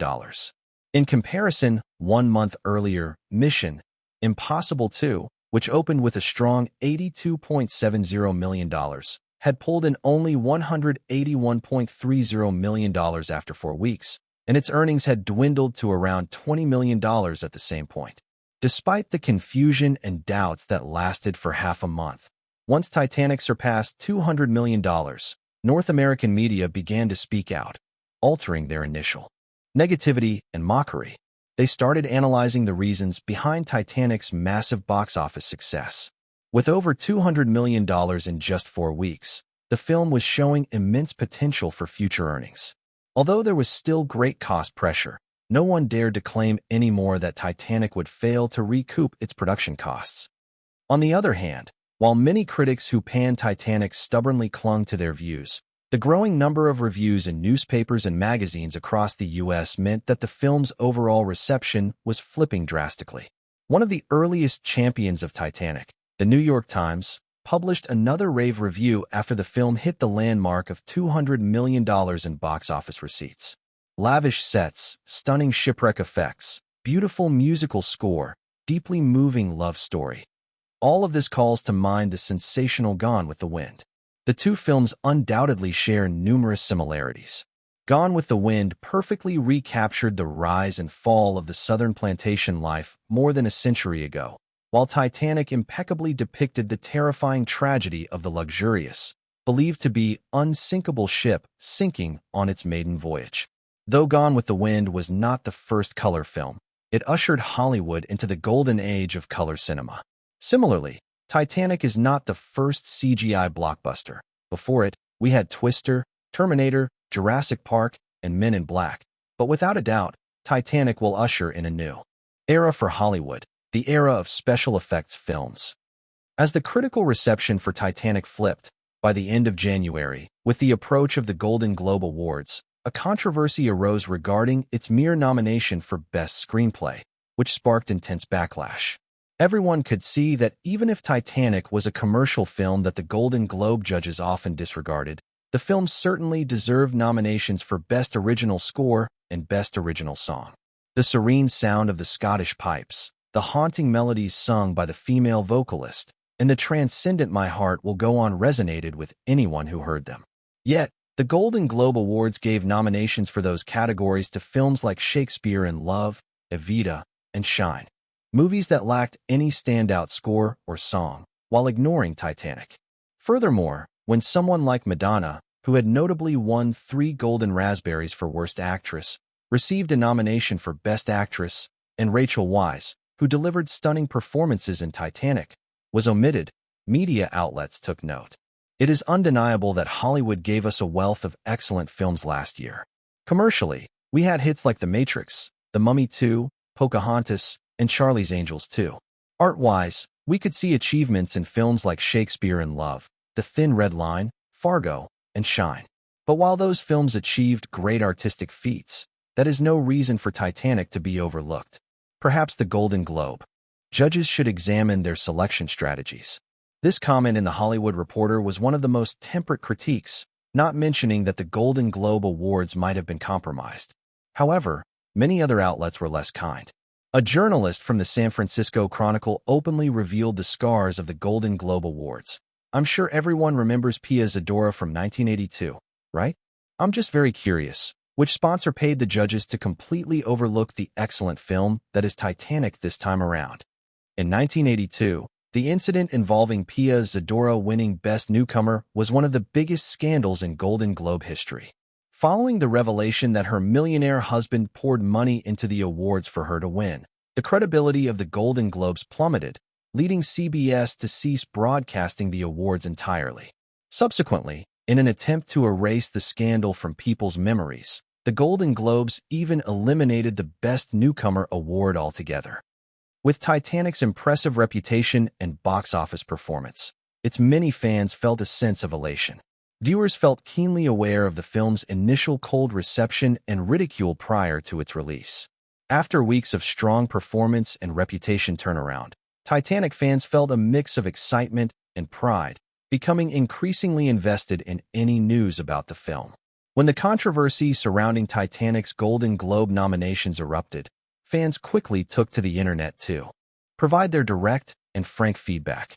It's hard to believe that the Golden Globe judging panel, composed of over 90 members, could ignore all of Titanic's strengths completely. I can only guess that those old geezers fell asleep before the film even started. Since they're clearly too old to sit through a movie, what's the point of the Golden Globes anymore? No matter what, the excellence of Titanic cannot be hidden. The film has surpassed $200 million at the North American box office and, reportedly, performed well overseas. So why should we care about this irrelevant award? Choosing to ignore it might be the best way to respect the Golden Globes. Let's hope everyone avoids NBC on January 19th. Golden Globes? Who cares? Anyone from Queens, New York here? Maybe we can all buy tickets and watch Titanic again tonight. Right now, I only care about Titanic's box office. From the start, this was a scheme. Some want Titanic to fail, which is why they targeted the film concerning the Golden Globes. But Titanic proved once again that what's golden will shine. Clearly, it's not just gold but a diamond. The most dazzling, that heart of the ocean. The campaign to boycott the Golden Globes has begun. We hope all fans supporting Titanic will actively participate. Our website for the campaign is. As the questioning and condemnation became one-sided in media and online discussions, the Golden Globe organizers had no choice but to release a statement before the awards ceremony, firmly denying all accusations from unscrupulous media that questioned the judgment of the Golden Globes Committee. They insisted the award selection process was entirely fair and that Titanic did not receive nominations simply because this year featured too many excellent films, and Titanic's artistry did not stand out. In preparation for the Super Bowl teaser of Casino Royale, Eric returned to Los Angeles after the new year. With a casual laugh, Eric dismissed the Golden Globe judges' ridiculous claim. Recent media buzz revealed that Firefly Group hadn't stoked the flames. Yahoo even deleted some of the more extreme comments regarding the Golden Globes. Although Titanic didn't secure a nomination, Catherine Bigelow's The Thin Red Line and Fox's Shakespeare in Love remained the two frontrunners of the award season. Both films belong to the slowly blooming art film genre, sharing similar release strategies and currently screening in several hundred theaters. Their scale was expected to expand to over 1,000 after the Golden Globes. Both films, categorized as drama and musical, respectively, held no conflict in main nominations, and earning awards would significantly support their post-release box office. Since Titanic had become an established fact, Eric wouldn't allow temporary feelings of anger to alter the release rhythm of these two films. Of course, Firefly could not ignore Titanic's unfair treatment. Although the Titanic crew received an invitation from the Golden Globes organizers to attend the ceremony, and the judging committee even called Eric personally with an invitation, he respectfully declined due to being busy. As for Titanic's principal creative team, none were planning to attend the ceremony. Cameron's grievances with the Golden Globes surpassed those of anyone else in the crew, making it clear he wouldn't show up. During his time back in Los Angeles, aside from restarting the post-production of Casino Royale, Eric placed considerable effort into the marketing of Titanic's continued release. Given the industry's initial negativity toward Titanic, at the time of the film's North American premiere, there were only 9 countries where it had achieved simultaneous release. Just the UK, Australia, and a few key European markets, like Germany, France, and Italy, had yet to screen. If Firefly had forcibly released it, based on the company's strong distribution power, Titanic could have seized a January or February release window in overseas markets. But that wasn't what Eric desired. For the major foreign markets, Europe, East Asia, and Latin America, the first 2 months following the new year were considered a slow period, just after the holiday rush. While this would not halt Titanic's inevitable rise, these periods wouldn't permit the film to fully exploit its box office potential. Based on Titanic's current box office trajectory, Eric anticipated that the film would break North American box office records, surpassing the $500 million mark sometime in late March. Additionally, March held an essential event for Hollywood, the Oscars. It was reasonable to predict that, if managed well, March would be Titanic's time of peak glory. Therefore, Eric planned to focus Titanic's next phase of overseas distribution around the Easter period in March. By that time, buoyed by breaking box office records and securing Oscars, Titanic would undoubtedly achieve extraordinary global box office figures, exceeding the previous record of $1.8 billion. With Titanic's North American box office trajectory on solid ground, Firefly's next move was to ensure Titanic garnered a sufficient number of Oscars. Chapter 825, 826, Issues in Digital Domain. I spoke with John Landau and the team this morning. Robert is personally overseeing this. With the 10 technical nominations for the Oscars, we should be able to secure all of them. There's no doubt that Titanic is a front-runner in this regard. However, for the 6 core nominations of Best Picture, Best Director, and the 4 acting awards, we have little hope for Best Actor and Best Supporting Actor. Leonardo's performance was merely passable, and there are no standout male supporting roles in the film. The other 4 nominations should be locked in already. In the spacious loft office of Firefly Studios' Digital Domain, Eric and Jeffrey Katzenberg sat together in the lounge area. After hearing this, Eric instinctively replied, "So, is it still 14 nominations?" Jeffrey, not catching on to the hidden implications of Eric's statement, assumed Eric had calculated that beforehand and nodded. "Yes, 14 nominations. There are a total of 24 Oscars, but Titanic definitely won't get nominations for Best Foreign Language Film or Best Animated Feature, which are completely irrelevant. That eliminates 7 right off the bat.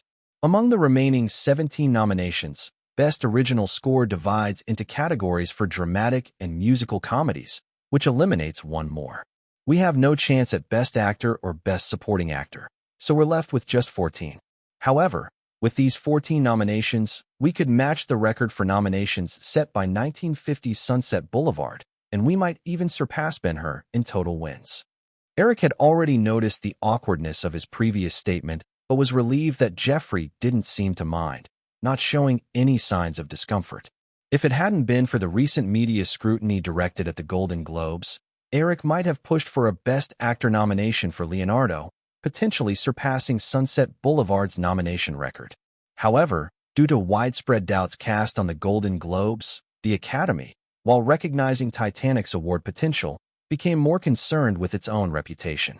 If Leo received a nomination for a performance that clearly didn't meet the standards, the media would surely turn its criticisms toward the Oscars once the nominations were announced. While they couldn't break the nomination record set by Sunset Boulevard, as Jeffrey mentioned, surpassing Ben-Hur's record of 11 Oscars was certainly achievable. The two discussed various PR details in depth, and Eric then asked, "How's the overseas release going?" Similar to North America, Titanic had been performing well in the countries where it was already released. The UK, in particular, had already crossed $36 million. If the current trend continued, Titanic's ticket sales in the UK would easily surpass the $71 million record set by Jurassic Park a few years earlier, and breaking the $100 million mark wasn't out of reach. Additionally, countries like Spain and Australia were also showing outstanding box office results. Just from these 9 overseas markets alone, they had accumulated $92 million in 1 month. With such impressive box office numbers, the overseas distributors that had initially been lukewarm about Titanic had completely shifted their attitudes and were now incredibly enthusiastic. I'll be flying to Europe next week, and Robert will head to Japan to negotiate directly with local distributors and theaters. Jeffrey paused. Eric, my thought is that we don't need to pursue a higher revenue share. An average of 35% is already quite good compared to the last few years. If we push for higher shares, it would definitely deter the local distributors. However, we can ask for more resources in terms of marketing, schedules, and theater access. While Firefly had its branches in major box office countries, the actual distribution work still required cooperation with local companies, making it unavoidable to share some revenue. Jeffrey was responsible for European distribution, while President Robert Thompson managed Japan, and Eric was quite satisfied with this arrangement. Considering for a moment, Eric nodded. Let's proceed with your plan. Also, ask Robert to swing by China and see if there's a chance to secure a revenue-sharing qualification for Titanic. Jeffrey hesitated, considering Eric's past reminders.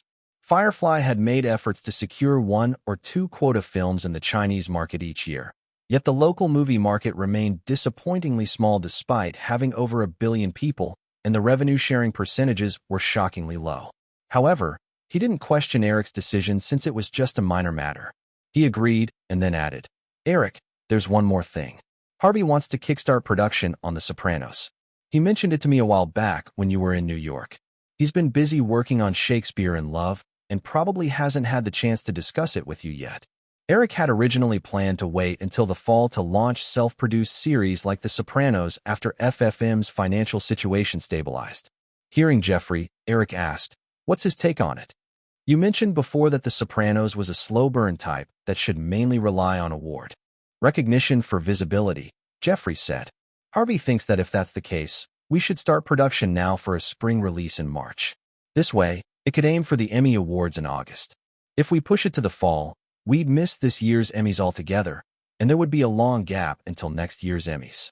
Even if The Sopranos wins, the impact from the first season would diminish significantly, which wouldn't bode well for future videotape/DVD releases. After spending nearly a month in New York and fretting over Titanic, upon returning to Los Angeles, Eric realized he had accumulated quite a bit of work. There's no need to mention the post-production work on Casino Royale. On other fronts, Eric had instructed Chris to acquire the UK-based arm company before the year ended, and while they had signed a purchase agreement, he still needed to make many decisions. Additionally, there were the plans for the Marvel Cinematic Universe, the launch of the MP3 player, equity investments in Clover Holdings, the operations of FFM, and so on. Though each matter had dedicated personnel, there remained a substantial amount of work for Eric to personally decide. Harvey is an expert in award campaigning. Since he thinks that's the right approach, let's go for the spring release. I'll find time tonight to call him about it. Tonight? Jeffrey raised an eyebrow, chuckling. Harvey might be busy tonight.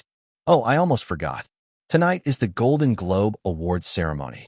We can wait until another time. Eric shrugged, not inclined to discuss further. Firefly would only have the creative team from the Thin Red Line attending the ceremony, while Titanic's team had already decided against attending. Lastly, about Clover Holdings, Jeffrey clearly wasn't in the mood to discuss the Golden Globes either. They both had full agendas, so he quickly switched to the next topic. With recent purchases added in, we've invested $1.98 billion in major IT stocks on Nasdaq. Based on the trends of the past few months, these stocks have already netted us over $210 million in paper profits. Eric nodded. He was aware of these numbers already. Due to the stock investments in Nasdaq, Firefly's net profits would shrink to around $1 billion this year. Adding the last installments from the previous 2 years' sales of print media assets and the animation studio, that total wouldn't exceed $2 billion. This was because Eric needed to draw substantial profits out of Firefly Group to reinvest into internet companies under Firefly Investment. Otherwise, the momentum of Clover Holdings acquisitions would have been even more aggressive, and they could have temporarily saved even more tax. Eric thought Jeffrey would likely not bring up this matter independently. Sure enough, Jeffrey quickly added, Warren Buffett, Tom Murphy, and David West have been calling me quite a bit recently. I'm sure you've received just as many calls. If it weren't for the profitability of the stocks held by Clover Holdings, their concerns would have been even greater. I already spoke with David West last time. Eric poured himself another cup of coffee from the pot beside him. I told them if they had doubts about Firefly Group's business strategy, I could buy back their shares at any time. David West had played a significant role during Firefly's acquisition of ABC, which earned him a board seat as one of 3 external directors of Firefly Group. The group of small shareholders he represented from various investment funds was currently holding nearly 14% of Firefly Group shares, whereas Buffett and Tom Murphy merely controlled 10%. Although they had maintained a somewhat close relationship at first, the two groups ultimately represented different interests. In the previous 2 years, through the continuous sale of print media assets, hand-drawn animation studios, and the group's strong profitability, these investment funds had received around $500 million each year in dividends from their 14% stake in Firefly Group. This amount allowed those fund managers to present impressive figures in their annual financial reports. However, this year, due to Clover Holdings' additional expenses, the dividends received by smaller shareholders like Berkshire Hathaway and State Street Global Advisors would suddenly drop by over half. Furthermore, because they were experts in the investment field, there was evident skepticism regarding Eric's insights in stock investments, leading to dissatisfaction with his aggressive buying in Nasdaq stocks. Hearing Eric's remarks, Jeffrey chuckled. Unless they are out of their minds, they wouldn't request for you to buy back their stocks. However, David West discussed another matter with me yesterday over the phone, which you've mentioned before, and I also think the timing is right now. Eric pondered for a moment and suddenly realized. He wants to take Digital Domain public? Although he figured that Eric was likely to guess it, Jeffrey was nonetheless surprised at his quickness. Laughing, he nodded. Exactly, Eric. Based on Titanic's current box office trajectory, it's absolutely feasible for it to surpass $1 billion globally. Being a film that showcases cutting-edge CG effects, Titanic's success will further stimulate the growth of Hollywood's effects industry. So I believe the time is ripe for taking Digital Domain public. David also mentioned that if Digital Domain goes public, Wall Street could value it at around $3 billion.